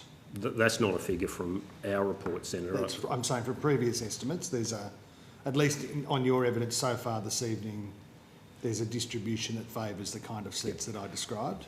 But the 91% is not our figure. No, I'm not. Sorry, I'm not. I think in our report, as Mr. Boyd said, our analysis is largely on the aggregate basis, and we looked to see whether across the programs there was any distributional bias, and set out in the report we find that the allocation is largely consistent with applications, as Mr. Boyd said. In the other rounds, yes. So if you go to paragraph 4.39, the first dot point talks about round 3, where we say projects located solely in a coalition-held marginal electorates and to a lesser extent coalition-held fairly safe electorates represented a higher proportion of approved applications in both numerical and dollar terms than they were represented in the application population. And the converse of that was the funding awarded to projects located in safe electorates and fairly safe electorates held by the ALP was lower in comparison to the application population. And there's a footnote off that which gives you the actual percentages. But say the 91%'s not a figure we looked at, because if you look at, I'm just trying not to bore you, Senator, but things such as the 91%, if you like, that's analysis which is done based on here's the decision. But from our perspective, a key thing in grants decision making, as I said earlier, you have to have applications to make a decision on. So the key thing we do in our audit reports, which people can't do based on public data, is we look at what does the application population look like, what's recommended and what's decided, to see whether there's any differences. Because of course, if all the applications you receive only have one political colour to them, ipso facto everything, all the funding has to go there. So the key thing for us is to see, if you like, Yes, those, yes. yeah. If you follow that through. And if that's the case and there's no reasons recorded for making funding decisions and some of them are ineligible, well, it's pretty hard not to join the dots, isn't it?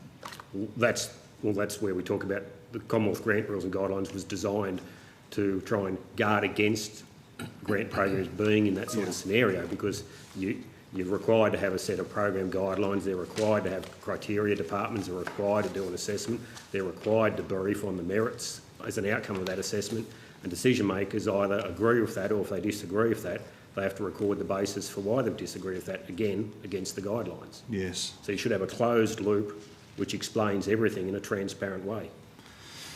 Yeah, Minister, it's not a surprise that the government's knocked off an independent integrity commission, given this kind of evidence. Can I take... If Labor would like to support the bill on the table, we'd happily have the... Can I take you to another rorted Morrison government fund, the Urban Congestion Fund?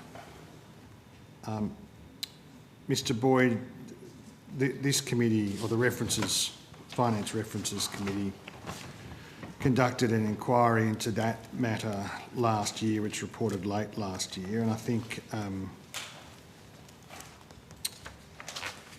I think you said that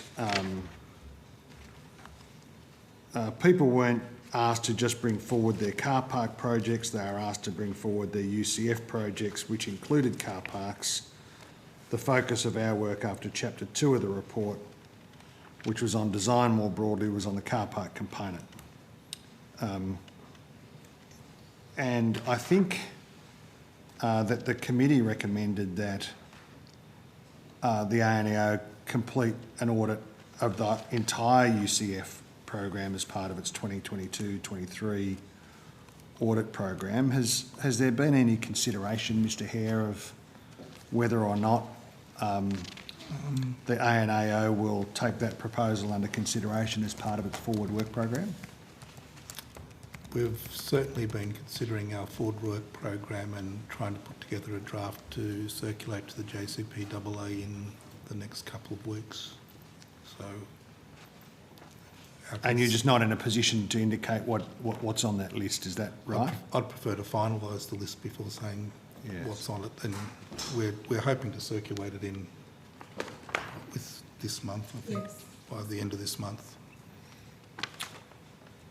Can you tell, there was a question on notice, I think 0323 for the Department of Prime Minister and Cabinet, where they confirmed for us that they had not seen a top 20 marginals list related to the car parks program. Can you remind me, Mr Boyd, who did have visibility of that list?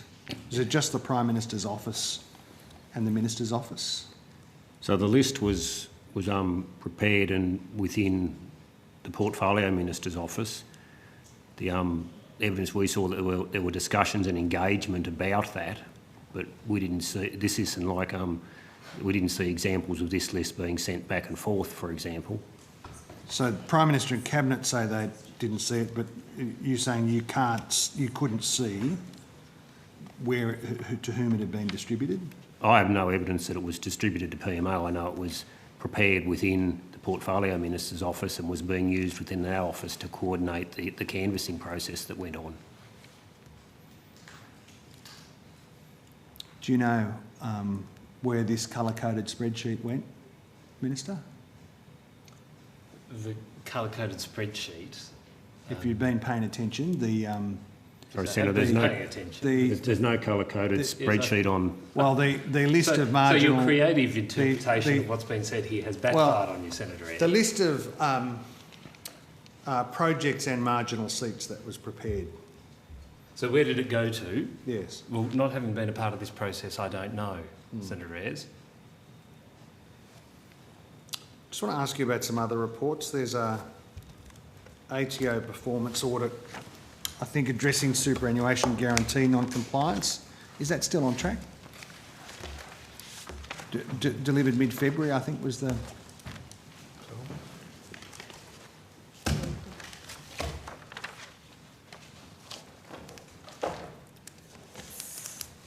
Carla Jago, Group Executive Director, Performance Audit Services Group.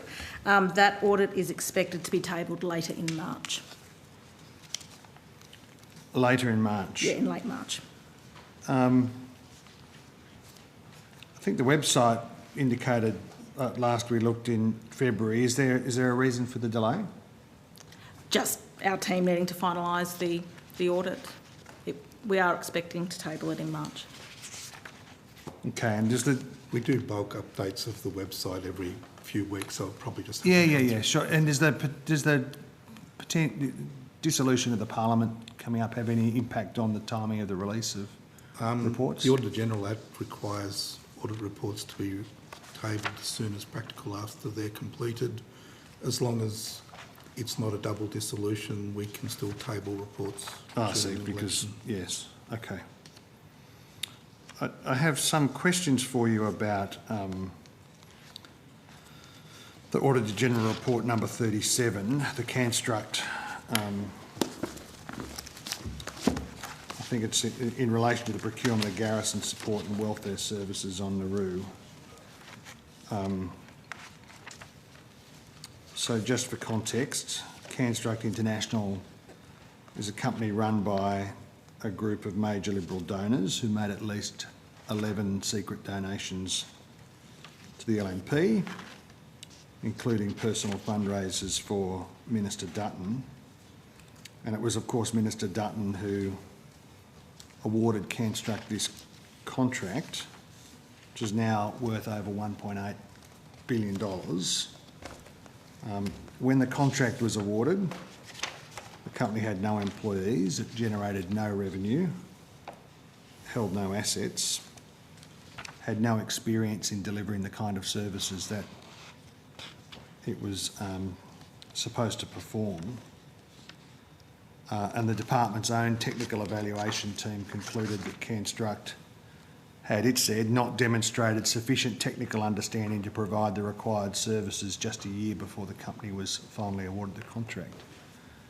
I'm not asking you to comment on that background, but I think we had some discussion in the last estimates. The department had engaged KPMG to conduct a financial strength assessment in relation to Canstruct International Proprietary Limited. You're aware of that? Yes, Senator.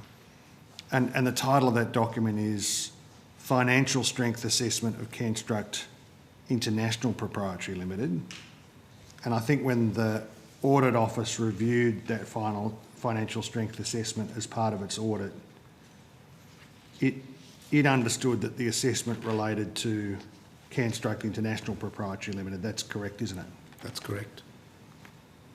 But in fact, the assessment related to an entirely different entity, Canstruct Proprietary Limited. That's correct, isn't it? That's correct. And that company has nothing at all to do with the commercial arrangement between the department and Canstruct International Proprietary Limited? I'm not certain that that's completely correct. My recollection is, but it is just my recollection, that the company which the financial analysis was done on had provided some comfort to the department on the finances of Canstruct, but it wasn't a documented thing, so they were related parties. I think they provided a financial guarantee or something. Yes. Yeah. I think that's right.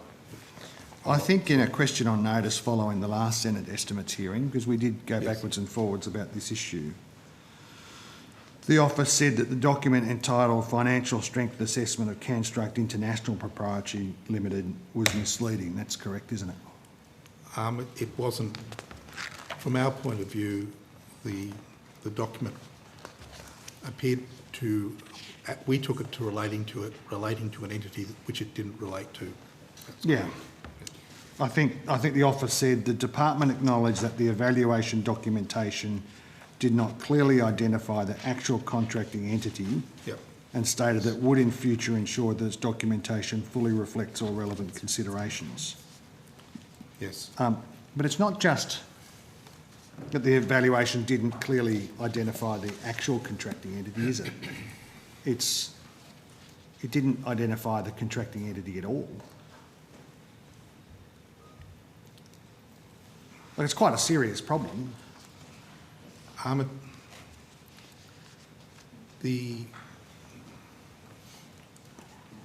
It's hard for me to comment on things which we didn't audit. Yes, and you were provided with that documentation, which purported to be... And we didn't audit the documentation, so all we were doing as part of the audit was looking at their due diligence, and there was 4 contracts that we audited, and we looked to see what the commented on the fact that they purported to do financial due diligence on 4 entities. In the report, we point out that one of those entities, the due diligence wasn't done on the entity indicated. Sorry to interrupt, Mr. Hare. That was the only due diligence that was done, wasn't it? That's my understanding, yes. So a contract for friends of the minister, donors to the minister, that eventually turns into a $1.8 billion contract. The only due diligence that was done was for a company that you are not in a position to say bore any relationship to the entity that actually was contracted for the work. No competitive tender process.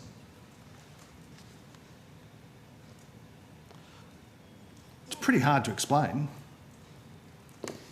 We've set out... I'm not saying you did it. I'm saying you have relied upon the material that the department's provided you, and that is a reasonable thing to do. Not a criticism of you. I don't understand how something that is so obviously improper has been allowed to come into being. It's a question, Senator Ayres. Well, it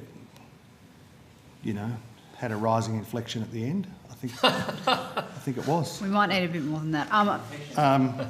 I'm just going to jump in here. We have 20 minutes to go. Senator Patrick has 5 minutes of questions for the ANAO, and Senator Roberts has a 10-minute block for the Digital Transformation Agency. So can you wrap this up in the next 5 minutes, please, Senator? Yeah, I think I can. Thank you. I know you can. So you've said that it's misleading. Was the financial strength assessment or information about the financial strength assessment, how was that provided to you? Was there an oath or affirmation? How do you... We access the documents. You just, in a search, you access the documents? Yes. Most of our auditing is done by cooperative processes, so the department gives us access to their systems and we access all of their documents. Are you satisfied that no offence has been committed here in the provision of the document?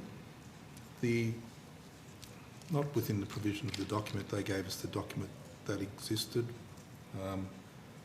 Subsequent conversations with them, they purport that they were aware of what the assessment was of at the time. So you're saying in subsequent discussions that... But we haven't audited any of this, so they're really more questions for Home Affairs than for us. But are they saying to you they were aware that it was the incorrect, unrelated entity, or that they weren't aware? Sorry, I'll just have to check that. They were aware when it evaluated the request for quotation response that a construct related entity was the respondent. However, they acknowledged that their evaluation documentation did not clearly identify the actual contracting entity and that they'd work to ensure that that documentation fully reflects that in the future. So I'll tell you what it looks like, and I'm a bit mystified, I have to say, by given the answer to the question on notice, Mr. Hare, I don't understand why the Audit Office hasn't gone back to this, because this is what it looks like to me. That Minister Dutton and the Department of Home Affairs decided to award a contract that ultimately became a $1.8 billion contract to a company that had no staff, generated no revenue and held no assets without a competitive tender. So that decision was made before there was any due diligence of the company that was going to be provided this Rivers of Gold Commonwealth contract. After the decision was made, the department conducted a due diligence process, but there were no contingency plans put in place at all. And the due diligence process was of the wrong company.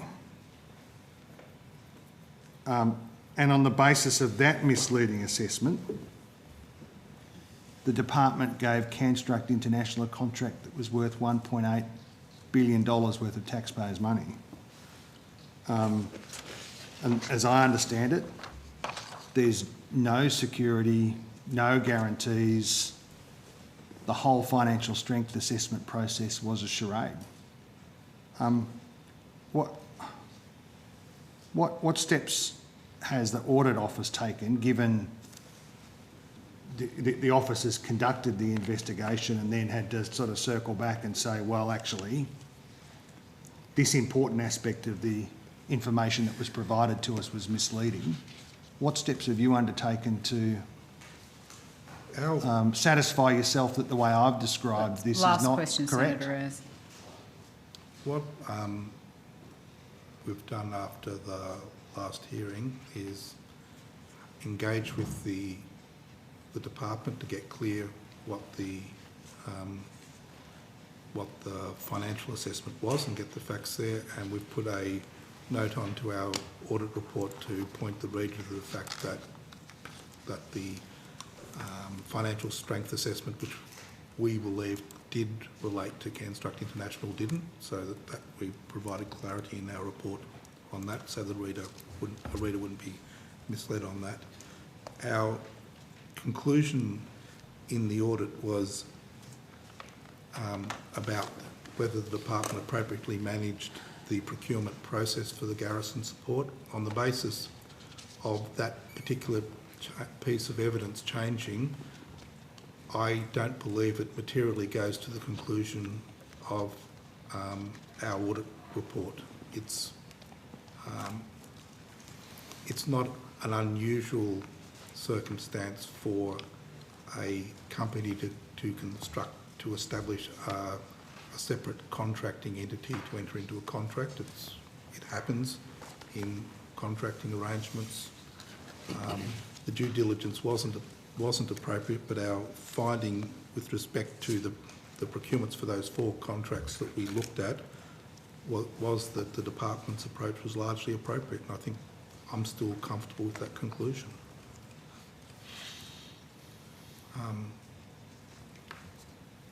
Okay. Thank you, Senator Ayres. Senator Patrick, you have the call. I will be keeping you strictly to 5 minutes. Auditor General, have you seen the letter that has been submitted to the JCPAA on the Leppington Triangle by the person who was investigated by the AFP over the acquisitions? I've seen the submission was brought to our attention by the JCPAA. I'm not certain who it comes from. Yeah, okay, so it's redacted, but it is the person who ended up getting investigated by the AFP. He or she raises some very concerning remarks, so I'll just read a couple of them. The Auditor General mistakenly placed the Leppington Triangle in an agricultural precinct, which would mistakenly infer a lower value for the property. The Auditor General mistakenly overlooked the differences in valuation standards as they apply to fair value and market value, and the Auditor General did not seek or have access to additional land valuation advice, and therefore the Auditor General had no evidence that the land price was inflated. He goes on to say that he says that all public officials exercise due care. It is apparent that the Auditor General did not exercise a reasonable degree of care and diligence in publishing a conclusion without evidence that the Leppington Triangle price was inflated. This unreasonable conduct may constitute negligence. So it's pretty strong words. Yes. I wonder, have you, I mean, I don't want to ambush you with this. Have you sort of looked at this and thinking about going to have a re-look at this? What's your response to this going to be? The JCPAA has asked us to put in a submission if we wished in response to that submission that they published on their website today, I think. Yep, which is where I got it from. Yep, and we're going to... So you are going to respond to this? Well, my feeling at the moment is that we'll put in a submission to the JCPAA in response to that. Because it's not, you know, evidence has been provided that supports his or her claims in relation to, you know, what the office did. Some of it does, in my quick reading, some... As you know, when we do an audit, we go in and when we're auditing something like whether a department appropriately carried out an arrangement, what we look at is what the department's records are for the arrangement. We don't go in and redo their work and test to see whether their work was done. We didn't do any valuations for this because all we did was publish what valuations had been done on the land, for example. So there are issues like that which we can only go on the evidence that sits in the department at the time. So we'll go through it all. And, sure. I just wonder, in the original audit, noting this person is anonymised by way of the committee, but I'm sure you know who the person is because, you know, you made some, at the end of your audit, you raised concerns that were then referred, I think, to the police. In your audit, did you actually interview or contact or engage with the person involved or you know, that has made this submission? Last question. Yeah, no, Thank you.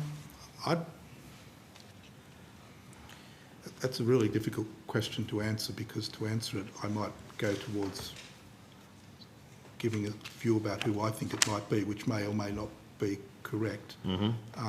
Our audit is carried out on the department and we work off the records predominantly whenever we do an audit, and we engage with the department and whoever the department puts in front of us. We usually only go to the point of interviewing people and doing that if there is some gap in the record which we think is inappropriate because, as you know, in our legislation, sort of the interview process tends to become a very formal one and we don't go there very often, and particularly in this one where I formed a view during the course of the audit that I couldn't understand things, and we're not an investigatory body, so maybe the police should do it. I didn't want to go down that sort of formal route of interviewing people because that's... The Administration Committee will now recommence its hearing, and I welcome Senator the Honourable Marise Payne, Minister for Women, Ms Alison Frame, Deputy Secretary Social Policy at PMNC, Ms Zakharoff, First Assistant Secretary, and other officers. Minister, do you wish to make an opening statement? No, thank you, Madam Chair. Ms Frame or Ms Zakharoff, do you wish to make opening statements? No, very good. Or Ms Stratford, for that matter. I'll ask everyone. Very good. Senator McAllister, you have the call. Thanks, Chair. Minister, you and I were both at the National Press Club last week, listening to Ms Tick and Ms Higgins and Ms Tame. Ms Tame made three key asks to better the nation, and she asked that the government take abuse seriously, that you provide adequate funding for prevention education, and that you deliver nationally consistent legislation related to child abuse and sexual assault. Will you support Ms Tame's three asks? Thanks, Senator, and thanks, colleagues, for the opportunity to discuss some of these issues tonight. Let me start with national legislative consistency and acknowledge Ms Tame's extraordinary commitment to addressing the question of child sexual abuse and the experience that she brings to this discussion is, frankly, I think for most of us, something that it is barely possible for us to imagine. So on national legislative consistency, I can say that through the meeting of Attorneys General, the Commonwealth and State and Territories Committee, the Attorney General has been working with Ms Tame to ensure that she's been able to raise those important issues of differing state and territory laws to work towards harmonisation. That includes definitions of consent, of sexual assault, of age of consent and of grooming. We have passed some reforms in recent years to ensure that our Commonwealth laws are using appropriate terminology. So we've replaced, for example, child pornography with child abuse material. We have, through the leadership of the Commonwealth, supported the progression of considerable work by each jurisdiction on improving the criminal justice response to sexual assault and on developing national principles on coercive control.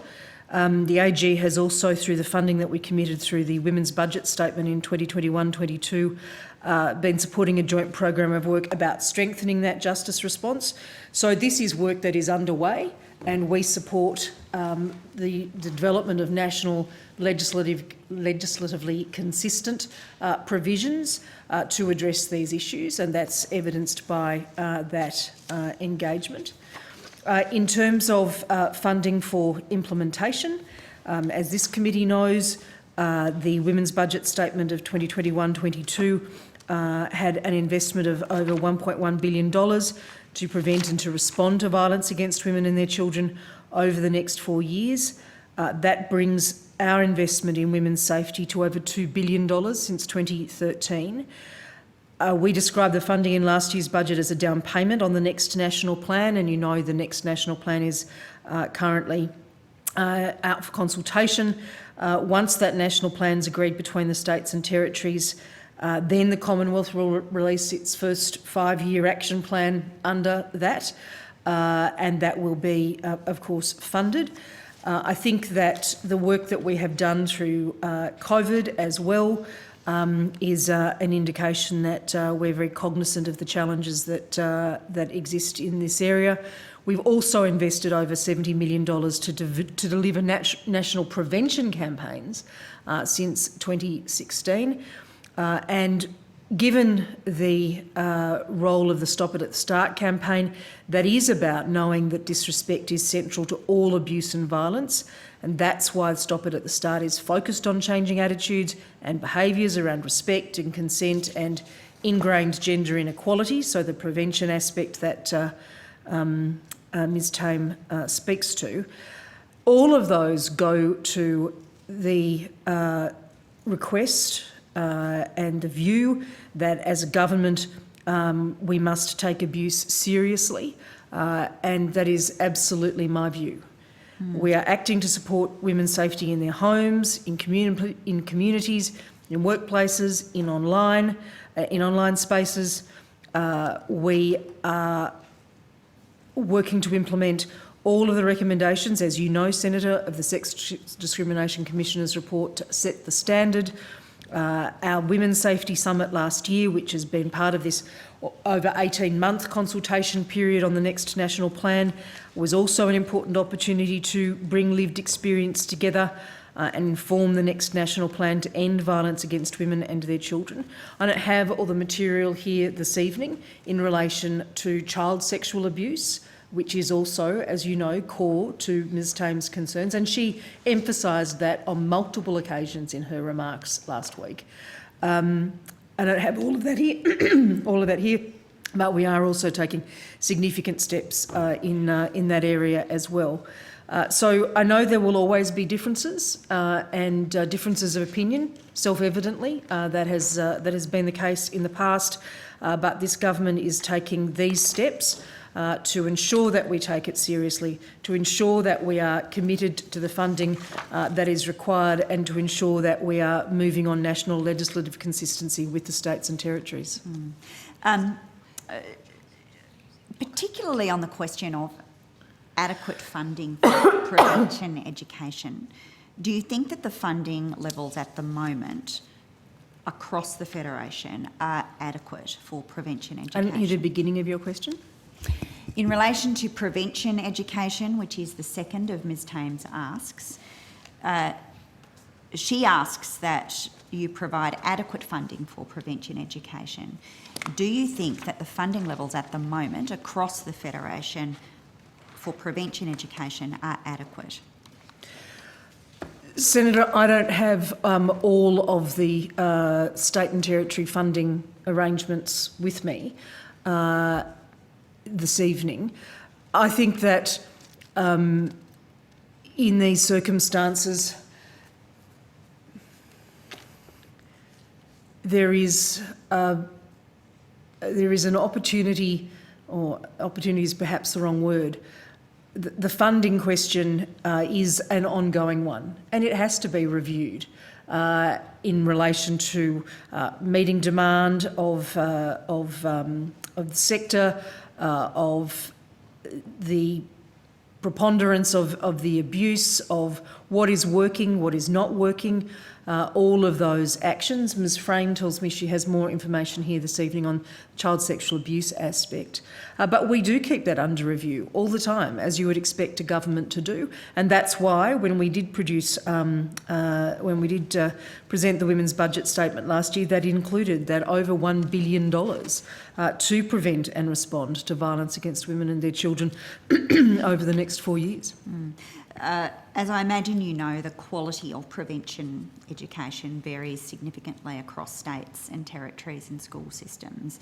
Is that a proposition that the Commonwealth accepts and is willing to take leadership on to raise the standard of education across the system? Well, these are conversations that we have been having right through this consultation process and through the development of the national plan. They are conversations which I have also had myself with Attorneys General from other states and from the states and territories and other relevant ministers. And I think that it is important that we work together. This is a federation. It is important that we work together. One of the reasons that the Women's Safety Task Force, as disparate as it is in terms of its makeup across the states and territories and the Commonwealth, one of the reasons that it is an important component of this and why it is one of only 2 National Federation Reform Councils is because we do recognise the importance of that coordination and that leadership. I want to come back to the plan, but just before I do that, this morning the Treasurer has made a series of remarks about the benefits to women arising from the government's tax policy settings. Was the Office for Women involved in reviewing the analysis that the Treasurer based his remarks on? I understand it to be Treasury data, Senator, but I'll ask Ms Zakharov if she has anything, or maybe even ATO data, actually, to be precise, but I'll ask Ms Zakharov if she wants to add any more. Chantal Stratford, Assistant Secretary, Office for Women. Sorry. No, we weren't consulted prior to the analysis being released. Thanks.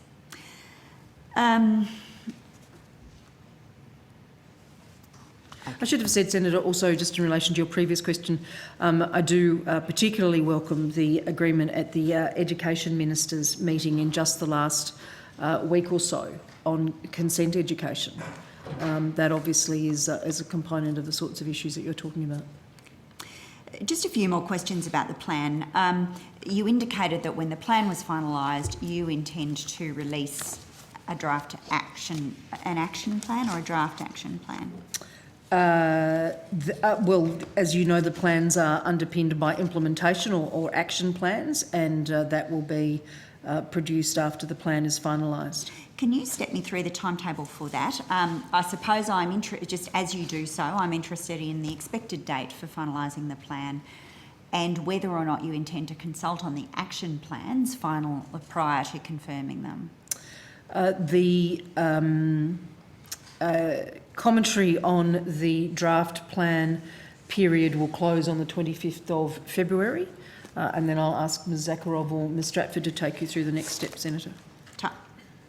Thank you. Kayleen Zakharov, First Assistant Secretary, Office for Women. Senator, if I can explain it, I guess, in a temporal way. The next national plan is due to come into effect on the 1st of July 2022. So working back from there, we obviously need to finalise the national plan. And as the Minister said, that's currently out for consultation, closing on the 25th of February. This is obviously subject to the decisions of ministers, but our expected next step is that it will go to the Women's Safety Task Force, which is all jurisdictions with the Minister for Women and the Minister for Women's Safety chairing that task force, to get agreement on the draft plan as it then is. The Commonwealth, will certainly then work through the details of the action plan with obviously states and territories. I would note that states and territories have quite rightly flagged that they will also go through their own sort of internal approval and budget processes in that time. So there are a number of steps, but we have until sort of that 1 July 2022 period. Is it your intention to publicly consult on the draft action plans or on the action plans at all? It's not actually something I am aware of. If I can, I'll take that. I'd like to consult with my DSS colleagues, who we work quite closely with in the development of the national plan and the action plans, and I'll come back to you, Senator. Okay, is that something we could do this evening? Potentially, yes. Okay, Minister, do you have a view? Reflecting on the development of the last action plan, Senator, my understanding is that went through state and territory processes and the Women's Safety Task Force processes. I don't recall it being consulted in the same way as the national plan itself, but as I said, we'll clarify that. As Ms Zakharov said, we'll clarify that. Okay. Is it your expectation, Minister, that the draft plans will be made available to the public prior to an election? We obviously have a very limited window in which an election could take place. Which plans, Senator? The draft, my apologies, the action plans. Well, as Ms Zakharov said, the action plans are to be to sit under the national plan itself, and I would expect that that first 5-year action plan will be released in the first half of this year. But given that the expiry of the next national plan is in the middle of the year, I'm not sure what the exact timing on that will be at this stage. So for clarity, as far as we can be clear, it's uncertain whether or not the public will see the action plans prior to the election. Senator, I don't know what the election date is, and we have to finalise the commentary process on the national plan, and then progress that through the Women's Safety Task Force, as Ms Zakharov said, for its finalisation, and then the action plan sits under that. So it is a matter of those timeframes, and we will endeavour to make it public as soon as we can. Okay, so we're uncertain about, at this stage, whether or not there's going to be consultation on the action plans, and uncertain about whether people will see them before they go to an election. No, Senator, I think that the action plans development process, and I stand to be corrected if I have misremembered this, but the development of the action plan on the last occasion was undertaken through the Women's Safety Task Force process, and agreed through that process. I don't recall it being broadly consulted in the same way as the national plan itself. I don't think that has been the purpose of the action plan, but we will take that on notice and come back to you. Okay. Look, as you know, almost certainly, there's an open letter was released on Wednesday. 45 quite prominent women expressed disappointment in the draft national plan and aspects of that plan. Can I take you through some of the propositions that they've put and get your response to those? The letter states that in the absence of targets, we do not believe that the draft is credible and believe it should be withdrawn and rewritten to reflect these concerns. Will the government set specific targets to reduce violence against women and children as part of the plan? Senator, the draft plan includes key indicators, and we are considering those stakeholder views, including those to which you have referred, on the draft national plan, including potential targets against those indicators. Any targets would have to be agreed by the Women's Safety Task Force, which, as you know, comprises all of the states and territories and the Commonwealth. The national plan itself does include Target 13 of the National Agreement on Closing the Gap, which is aiming to reduce all forms of family violence and abuse against Aboriginal and Torres Strait Islander women and girls by at least 50% by 2031 as progress towards zero. But as I said, we will continue to consider those stakeholder views. Will the Commonwealth be taking a proposal for targets against some of those indicators into that meeting of the Women's Safety Ministers? I said we would continue to consider those stakeholder views, Senator. Okay, so no decision on that question as yet? No, Senator. Senator McAllister, we only had 20 minutes set aside for the Office for Women tonight, and I know Senator Waters would like to ask some questions as well. So do you have too much longer left? I have 3 questions of fact, really, about this same matter, and then I'm happy to pull up. Thank you very much, Senator McAllister. So the signatories to the open letter also considered that the government should undertake a more robust analysis of how and why the national plan, the first national plan, failed to meet its aspiration. Is that something that the government is willing to do? Sorry, Senator, can you say that again? Signatories to the open letter argued that the government should undertake a more robust analysis of how and why the first national plan failed to meet its aspiration of significant and sustained reduction in violence. Is that something that the government is planning to do? Senator, as I recall, the inception of the first national plan as it was by the Gillard government, I think, at the time, with bipartisan, in fact non-partisan, multi-partisan support, I should say. The work of bringing that plan together was considerable, as is the work for this next draft national plan. There are a range of stakeholder views, and that process remains open, and the government will continue to consider those stakeholder views on the draft national plan, including raising those aspects which need to be agreed by all members of the Women's Safety Task Force with them. Sure. I think what stakeholders are looking for is some commitment that the government's willing to reflect on why things didn't produce the results as expected. Senator, we wouldn't be producing the next national plan if we were not willing to do that and not committed to this task and not committed on these issues. That is absolutely the case, and I can assure you and all stakeholders of that. And I welcome the comments and the submissions which are being made. But as you would imagine, given the process is still open and underway, those matters are still being considered. Okay. 2 more questions of fact. Will the government be releasing the consultation reports that were prepared by Monash University that underpin the draft plan, a request that's been made by very many experts in the public discussion? Senator, I think that matter is in the hands of Minister Ruston, given those that process was commissioned through DSS, but I will check. Okay. I wonder if you could check this evening. I mean, I'm not sure if I can check this evening, Senator. I said I'll check. Okay, so you don't know yourself? I said it's in the hands of DSS and Minister but not Ruston. in your knowledge, not something that's been communicated to you? Not that I'm aware of. Thank you.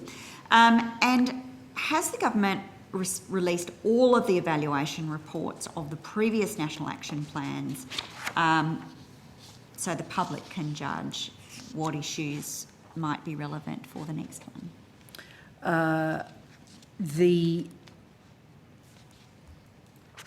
Those matters also, Senator, in terms of the management of those reports, again in the hands of DSS, but let me check.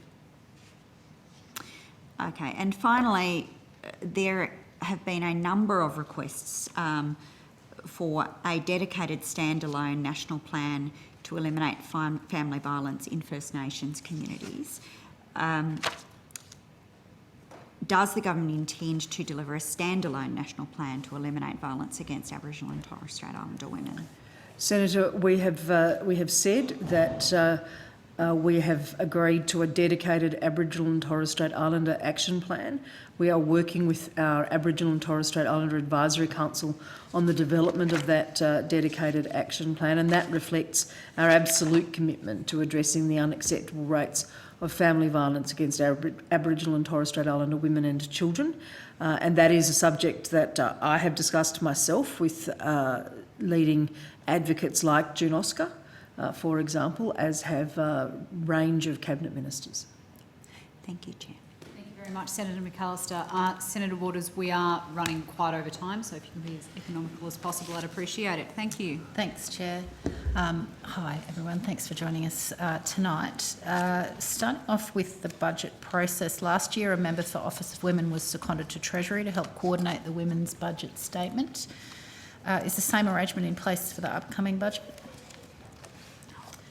Yes, it is, Senator. Okay, thank you. Will that simply be an analysis produced post-budget as it was last year, or will there be any semblance of a gender lens on the decisions taken prior to them being included in the budget? What you're asking about the Women's Budget Statement this year and the proposed... I'm just asking about the role of the Office for Women in putting what I hope to be a gender lens on the budget, which is not what happened last year. It was a sort of post-document summary of the implications of the budget. Will that be the same this year, or will you have some input on decisions prior to them being made, which would be a true gender lens on the budget, on the creation of the budget?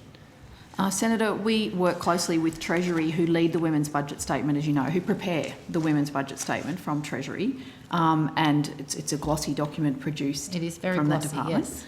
Well, that's the terminology actually that they use very for apt. it, and for other budget papers as well. So we work closely with them in the preparation of measures that go into that statement and on the analysis, and worked extensively with them on the women's economic security analysis that was in the statement last year. DSS obviously lead strongly on the women's safety elements in that package. And I anticipate we would be taking, or we are already taking, a similar approach this year, Senator, where we work closely with colleagues across the government, consider which measures are going to be included in the package, which is obviously dependent on decisions from the government, and then input the analysis, and as well as providing gender analysis on other measures that get considered outside of the Women's Budget Statement. Okay, gender analysis of the budget as it's produced, as opposed to decisions taken on the way into formulating the budget? There's elements of both, Senator. Okay, can you take on notice to provide the exact scope and role of the Office for Women in providing that analysis on the way into budget decisions? Because if that is in fact happening, that's the first time I've heard that in the 8 years I've been asking this question. So I'm keen for some more information if that is in fact the case, or perhaps I'm using the wrong words given the lateness of the hour. So if you could no take problem, that on Senator. notice for me. If I could just clarify, the gender analysis is typically done by departments with their own measures, so they undertake that analysis. Yes. I'm not interested Not in the it. Office for Well, it's not Women that I'm not on their interested. behalf. My question goes to the decisions before they're taken and then included in the budget. You keep nodding, so I think you know what I'm on about, as opposed to just working out what it means for women after the decision has been made by mostly a bunch of dudes. Pardon my So increasingly, the colloquialism. Office for Women is working more proactively. We had some resources, additional resources provided in last year's budget, so that's given us some capacity, additional capacity, to increase our engagement with departments and agencies to, as Ms Frame said, we don't prepare their budget measures, but we provide advice and ask questions that might help illuminate and illustrate the gender impacts of the proposal, so that as decision makers are considering proposals, it's a more fulsome piece of information. So we're definitely starting to do that. All right, well, thank you. Can you provide on notice a bit more about the scope and the level of resourcing that you've had to do that? 'Cause that, in my view, should have been the role of Office for Women all along, and I welcome that sounds like you're starting to do some of that work. There was recently an announcement by the New South Wales State Government where they've adopted an expert panel on women's economic security to help develop the New South Wales state budget. Has the Office for Women briefed the Minister for Women's Economic Security on that arrangement? No, Senator. Okay. Minister Payne, that's your home state. I'm sure you're aware of that arrangement. I'm aware, Senator, and also aware of the work that the National Cabinet has been doing in relation to women's economic security and the agreement on determining a nationally consistent framework for measuring progress on women's economic security that enables the jurisdictions to identify their or to state their existing measures, to identify where the gaps are and to plan future investments on that basis to improve women's economic security. We also have a Women's Economic Security Senior Officials meeting, which underpins the National Cabinet activities, which is also meeting to progress that work as well. Okay, thank you. Can I move briefly back to the national plan, noting Senator McAllister's questions already on that matter. Can I ask first about the change of time frame from 12 years to 10? Did the Office of Women provide any input into that? Maybe that's more of a DSS issue, but does anybody at the table know about that, the reasoning behind changing the time frame there? And did you provide advice on the wisdom of doing so? I'm certainly not aware of any advice, but it potentially precedes me. I'm certainly happy to take that on notice to see whether there was any advice. Thank you. I'm just interested in the policy rationale behind the change from 12 to 10. Yep. But I'm also got my eye on the clock.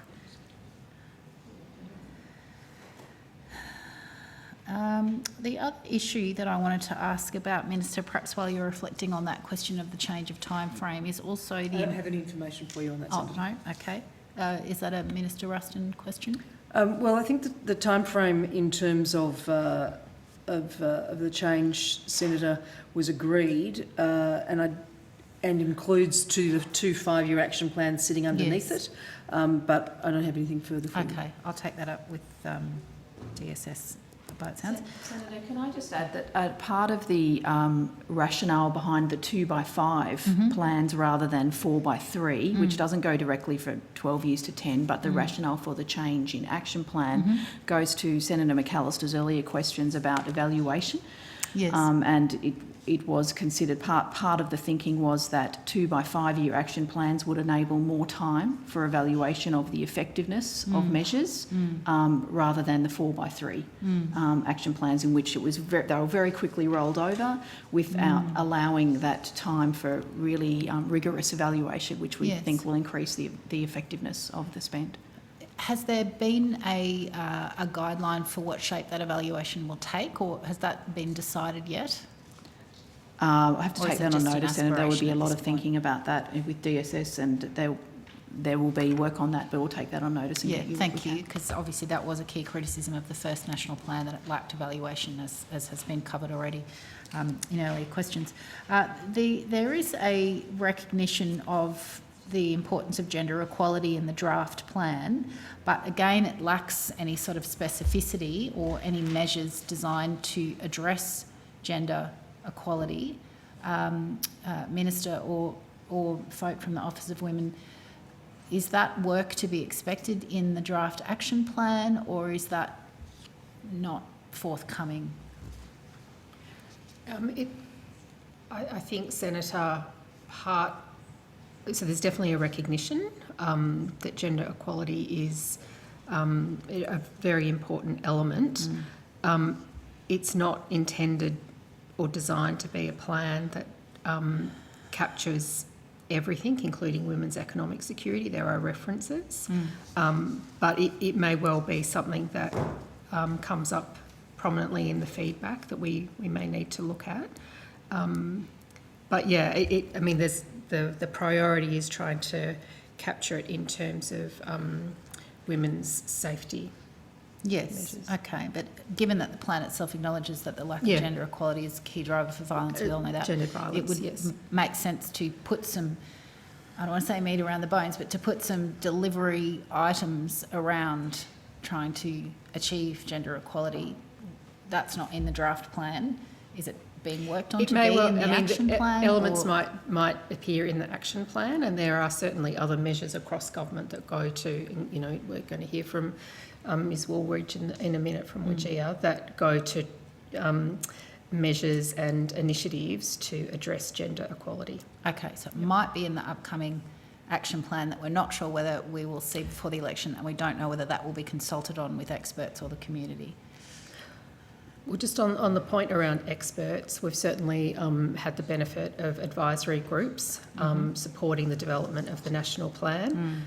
And it's obviously a matter for ministers, but I anticipate that their advice and support might be continued for development of action plans as well. Hope so. Last question from me, and I will take this issue up with WGEA as well, but what is the time frame for a report into the WGEA review and any legislative reform that might flow from that, in particular the extension of WGEA's remit to the public sector?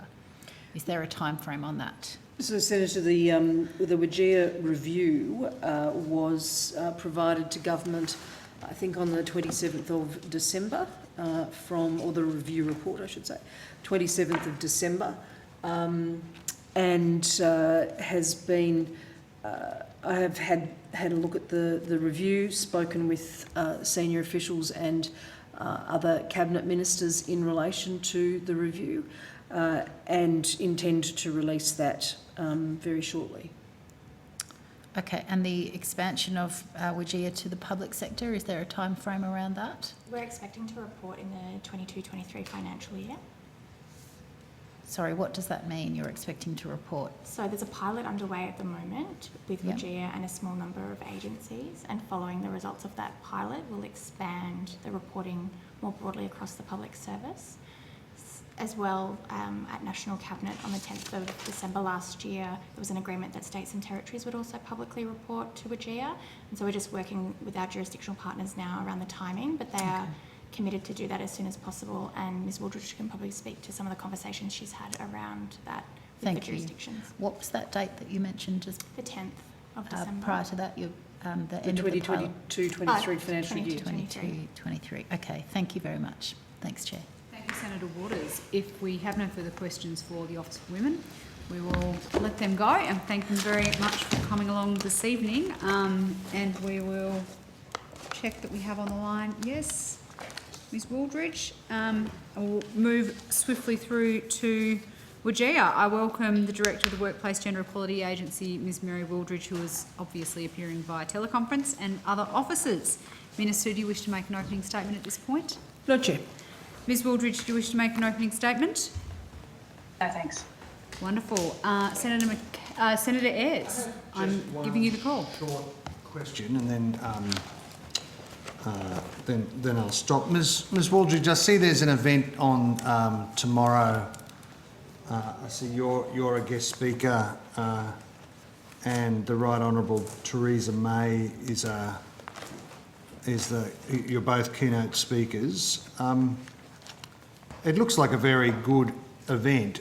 Is that, just wanted to know, is that hosted by the agency? Are there speaker fees involved, or is that hosted by KPMG and they're dealing with all of that? Can you just tell me what the arrangements are?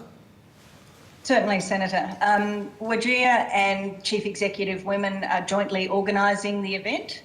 And KPMG, at the request of Chief Executive Women, agreed to host it. And Theresa May is appearing, with no fee. And she will be, the facilitator is Annabelle Crabb, and there is a small fee for Annabelle Crabb. Okay, thank you. That's all I had. Thank you, Senator Ayres. Senator McAllister? Yeah, thanks very much, Chair. When should we expect the review of the Workplace Gender Equality Act to make their report to government? I just said, Senator, in response to Senator Waters. I'm sorry, I didn't hear that. That I received the report on the 27th of December, I think. Right, and I assume you gave an indication of when that would be made public? I said shortly, Senator. Okay. I noted your comment to Senator Waters and the officials' remarks around the timing of the new reporting arrangements for public sector agencies. A legislative change is required to implement that commitment. Is that correct? I'm going to ask Ms Wooldridge to take that question, Senator. So, as I understand it, for the APS, public sector agencies, it can be done on the direction of the Public Sector Commissioner. If it is to expand to broader non-APS public sector agencies, such as the government business enterprises, that would then require a change in the legislation. Minister, is the government's commitment to expand it to those broader agencies or simply to extend this obligation to the APS? Senator, I think as the official said earlier, there is a pilot or a trial underway, if you like, in terms of the reporting process. That will be evaluated and will determine the extent of its application through that process. The timing around this, like so many things, is tight. If the reporting is to commence in the 2022 financial year, that legislation would need to progress quite rapidly through the Parliament, given that an election is imminent. Has the legislation been drafted or any preliminary drafting instructions been commenced? So, Senator, as Ms Wooldridge said, legislation is required for agencies outside the APS core, but for the APS core it's able to proceed on the direction of the Public Service Commissioner. I've previously corresponded with the Public Service Commissioner about this in strong support, and the processes for the extension or otherwise will be determined, as I said, based on the outcome of the pilot. All right, so from a process perspective, the government doesn't intend to start drafting legislation until it's received the outcomes of the pilot. Well, that process is already in train, Senator, so it would seem logical to receive the outcomes of the pilot, yes. It's okay, I'm not offering criticism, I'm just trying to understand the sequence. So you intend to wait until you receive the results of the pilot and then determine whether or not you'll extend it to these broader agencies and hence whether to commence whether drafting. legislation's required, yes. All right. The APS Commissioner is an independent statutory role. They have no obligation to... Is it correct that ultimately the decision about whether or not to extend these reporting requirements to the APS would be a matter for that person rather than for you, Minister, or for the Cabinet, for that matter? Well, as I said, Senator, I think we prefer to take a cooperative and collaborative approach on this. That's why that's why the pilot is progressing, so that we are working together with the system, with the agencies, with the public sector, here at least at the Commonwealth level, to work towards that implementation. Okay, that doesn't really answer my question. I appreciate your commitment to collaborating with the APS Commissioner, but the Commissioner, the decision whether or not to make such a direction is ultimately up to the Commissioner, not to the Cabinet. Is that correct? I'm not sure that that's actually correct, Senator. I think the decision to seek the APS Commissioner to exercise a direction would work in consultation with government, but we're not at that point, and so we will conclude the pilot process as was outlined to Senator Waters and go from there.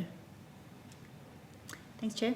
Thank you very much, Senator McAllister. Senator Waters. Thank you, Chair. Just sticking with data issues before going on to gender pay gap specifically, is there any work being done, I should say hello first, Ms Wooldridge, and thank you for the work that you and your organisation do. Is there any work being done to improve data regarding government procurement from female-led businesses? And if so, how is this measured? Thanks, Senator. Not specifically. The agency has more broadly published guidance to companies about procurement policies and their capacity to help drive gender equality. But digging down into female-led businesses and such has not been a focus of the work. Okay, thank you. Hopefully you'll have some more staff in future years and you can collect all of the useful data that then helps fix the issues. The latest data shows fractional improvement in the gender pay gap, but it remains persistently around 23%. Have you met with the Minister for Women's Economic Security to discuss the latest snapshot, Ms Wooldridge? I have talked with the Minister for Economic Security and the Minister for Women in relation to the latest data, and we provide a briefing on the data and have the opportunity to have some discussions both with the ministers and in detail with their officers. Okay, roughly when was that? Certainly in the couple of weeks leading up, as you'll know, last week we released our scorecard over the course of the week, and in the couple of weeks beforehand leading up to that release of the data, those conversations become an ongoing discussion. It's not just a one-off, it's an ongoing conversation that we have, particularly with the officers, and then as the opportunity arises, individually with the ministers. Okay. Has WGEA been asked to input any recommendations for the upcoming budget in relation to women's economic security and reducing the gender pay gap?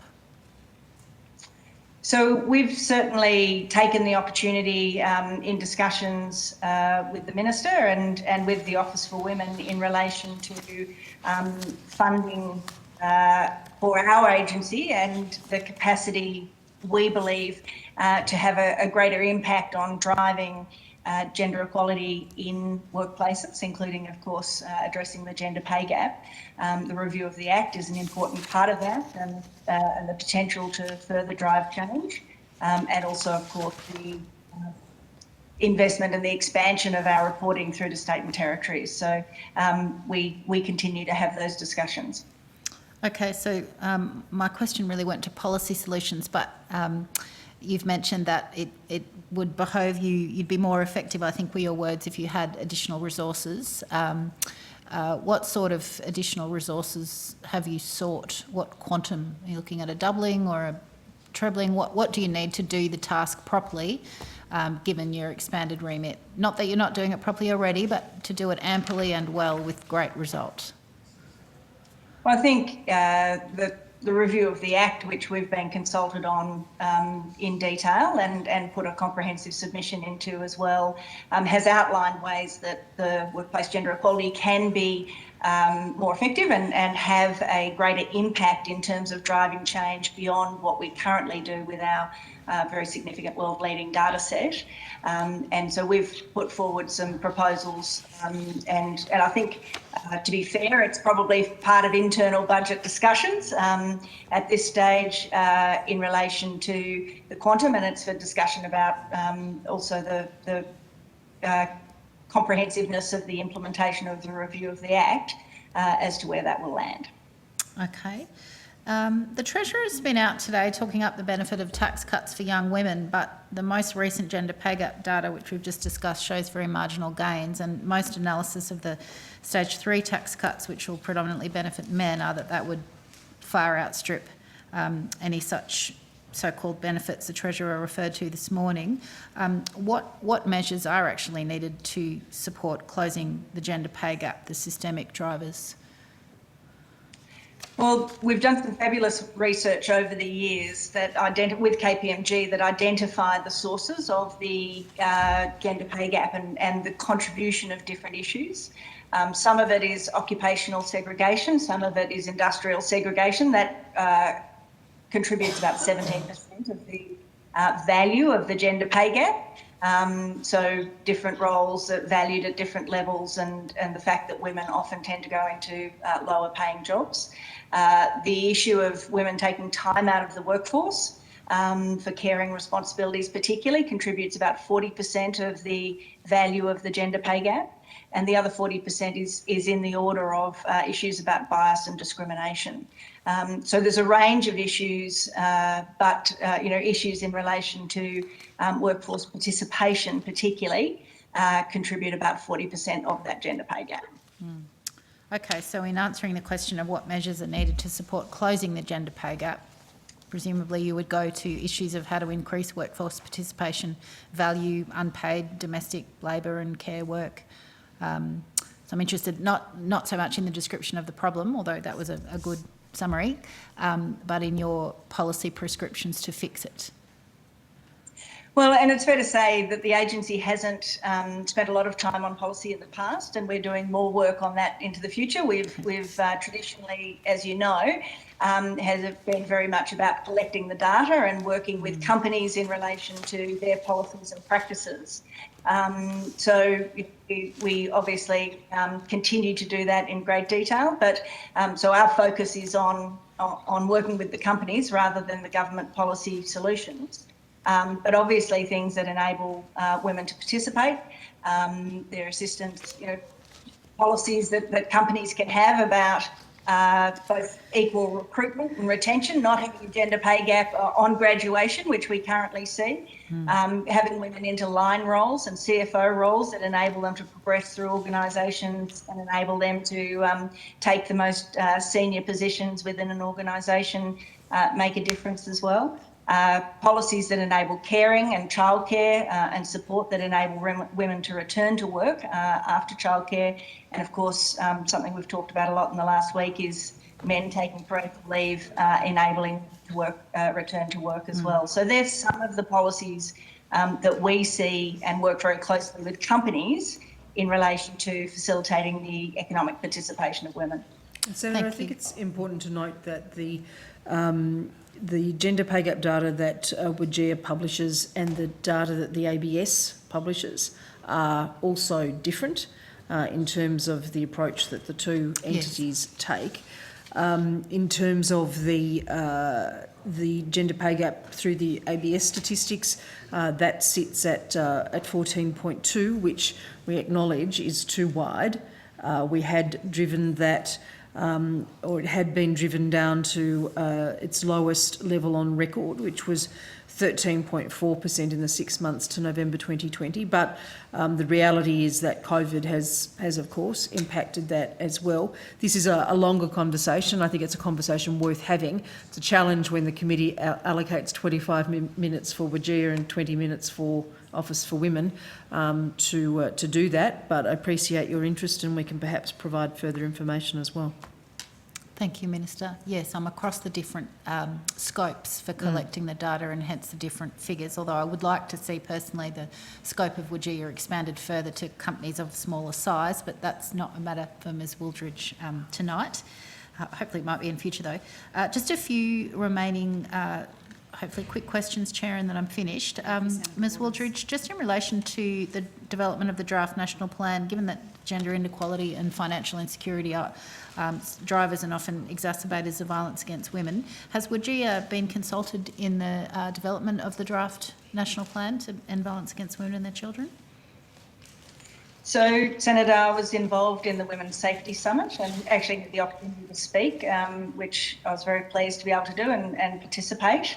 But that is the extent of our involvement in the Women's Safety Summit. Okay. Are you but it's been, sorry, you go. I was just going to say, the drivers of gender stereotypes and inequality for women and lack of respect underpin a lot of work that all the agencies do. So whether it's, Our Watch or ANROS or, we all end up coming back to the same principles in terms of what we need to change fundamentally in order to make a difference for vulnerable women. Indeed. Are you anticipating providing feedback on any specific indicators that might be drafted to measure progress on gender equality under the plan? There was some speculation that if there is an indicator that it might be in a draft action plan or maybe there won't be an indicator. Would that be something that you would seek to have some input on? So I'd very much welcome that. And in fact, the National Cabinet decision in December, coming out of some discussions around the plan and also the implementation of a nationally consistent framework, included the in-principle agreement for state and territories to report to WGEA, which will enable us to actually then have a mechanism to compare comprehensively what would then cover 60% of the workforce. So I see that as a very positive step, and we've obviously been very engaged in that discussion in terms of the benchmarks. Great. Now, given the undervalued care work underpins at least a large proportion of the gender pay gap, has WGEA made a submission to the Fair Work Commission's review of the Aged Care Sector Award? No, we haven't. And that would traditionally not be something that we would contribute to. We engage in other reviews. Okay, and just lastly, at previous estimates, we discussed the interaction of recommendations in the Respect at Work report to develop good practice indicators for monitoring sexual harassment, and for those indicators to ideally be included in the Workplace Gender Equality Act. Has any further work been done on that recommendation?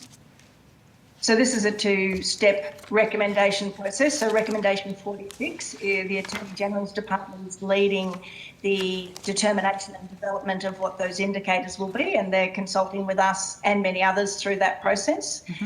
When that work's concluded, we then take the initiative under recommendation 42 about how they then may be applied in workplaces, and how we would go about embedding that into our data capture on our annual census.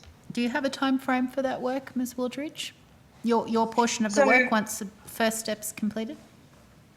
Well, our legislation actually requires that there's a period of time that there's at least a year's notice of any new capturing of information from employers, because employers need some time to change their systems and processes to capture the information, and frankly to even be educated on what's now expected and how to do that appropriately. So, we would hope we can collect that data voluntarily and in parallel run an education campaign, but it would require that the legislative instrument is changed in order to require employers to provide that information. And then have that period of notice for them to do that formally. So it will take a little bit of time, but there's work and education that happens in parallel. Okay, thanks so much. Thank you, Chair. Thank you very much, Senator Waters, and I must echo the Minister's sentiments that this section of the program always seems to run over time and always is a little bit rushed, and we really should remember as a committee to set aside more time for it at future estimates. But thank you very much, Ms Wooldridge and Minister Payne, for coming along this evening. And we now have 10 minutes in which I will, unless Labor senators disagree, I think we call the NRRA in and get them started in the interest of time. So we will switch over to the National Recovery and Resilience Agency. Thanks, Chair. Thank you. Thank you. Chair, I'm happy to do that. I can't guarantee I'm going to finish in 10 minutes. Oh, we will break at 15:15 regardless. Sorry, that wasn't No, I assumed. not to say let's get it done in 10 minutes, but let's. I thought that was right, but I thought I was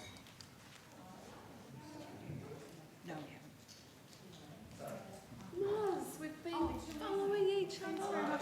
Look at the triumvirate there. Madam Chair. Minister.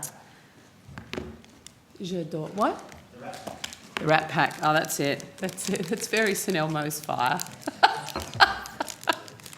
And Claire, you and Matt, you will have no idea what we're talking about. You're too young. Oh, we broadcast you. Yes, we are. Thank you very much, Bridget.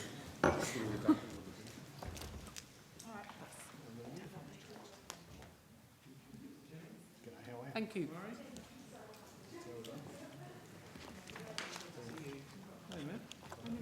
Hey, Viv, how are you?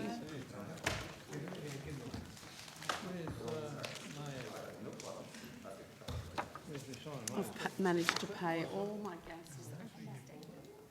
Wonderful.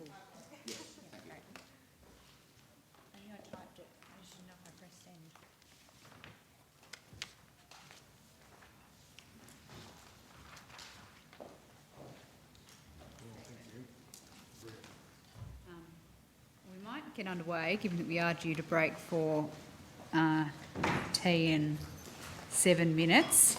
I welcome Senator the Honourable Bridget McKenzie, Minister for Emergency Management and National Recovery and Resilience, Mr Shane Stone, Coordinator of the National Recovery and Resilience Agency, and other officers. Minister, do you wish to make an opening statement? I don't, Madam Chair, in the interest of time. Thank you very much, Minister. Mr Stone, I think you've tabled your opening statement for the committee, is that correct? Well, I was proposing to read it, Chair, but if I was assured by Senator Watt and Ayres that they'll actually read it, then I'll table it. I'm sure, of course, they will. Did you read the last one? Cover to cover. Studies it at night, I suspect, Mr Stone. Because we publish it. Very good. So if you want to raise issues about it, it'd be good to do that while I'm here. Certainly. Unfortunately, I've only got half an hour, so I'll cover as much as I possibly can. And you have 7 minutes now, Senator before Watts. before the tea that break. is before we go for tea, so I'll give you the call. Thanks, Chair. Thanks, everyone, for coming along. Can we start with the Emergency Response Fund? And I just want to clarify a couple of things to begin with. One of the questions on notice, I think arising from the last estimates, which you've since answered, said that it was question on notice F069, that as of the 7th of December 2021, $50 million had been dispersed from the Emergency Response Fund to, I've forgotten the name of the account, it's a COAG account, I think. Yeah. Is that's still the only disbursement that's been made from the ERF to that COAG fund? Well, when you say disbursement, there's been commitment of another 50 and another 50 after that. Yep. So the accurate picture is that 150 million has been committed, including an announcement the Minister made on Saturday at Bateman's Bay. Well, no, including an announcement she made today about... No, the bushfire recovery grants were Saturday. That's right. And outlining that the next tranche of the $50 million will be going to coastal and estuarine resilience projects as a result of discussions with the states. That's where they want the money to go. And that was Sunday. Yeah, and I will have some questions about that. But so yeah, you're right. So far, there have been 3 commitments of $50 million from the ERF, being 2 rounds of the flood mitigation program and the new announcement about coastal erosion. You can't describe the first 50 as a commitment. The money has started to go out. I announced the first 9.4 million for the levy bank in Katherine, and I did that towards the latter part of last year. So it's not just an announcement, we work in conjunction with the states and the territories to actually progress the expenditure of the funds. So sorry, just to be clear, the first 50 is out the door in early December. The second 50, and Viv, you'll be able to go to the details of this, is in stages of discussions with states. And the third 50, we're opening guidelines shortly, and that'll... Okay, so let's just step through it. So round 1 of the flood mitigation program, $50 million, was announced. Applications were received, decisions were made, commitments were made for that $50 million. $50 million was dispersed from the Emergency Response Fund to the COAG fund, which would then be distributed to the successful recipients. How much has all of that 50 now been given to recipients? Because I think the last time we talked about this, or the last figures I've seen were that 17 million had been distributed to recipients. So I'm interested to know an update on that. Senator Viv Johnson, Executive Manager Policies and Programs. So yes, Senator, by December the 7th, the full 50 million was dispersed from the COAG Reform Fund through to jurisdictions. And how much of that money has then found its way to the successful applicants, rather than maybe sitting with states and territories while they... So states and territories are currently finalising their implementation plans, and they will be provided to us within the next couple of months. And to date, 3 projects have already commenced, 2 in South Australia and 1 in Victoria. Okay. Do you remember, I think it was partly in response to statements that the opposition had made about the ERF, that I think, Minister, you wrote a letter to Mr Albanese which said that $17 million of the ERF funding had been distributed to, I'm not sure if it was to states and territories or to the recipients.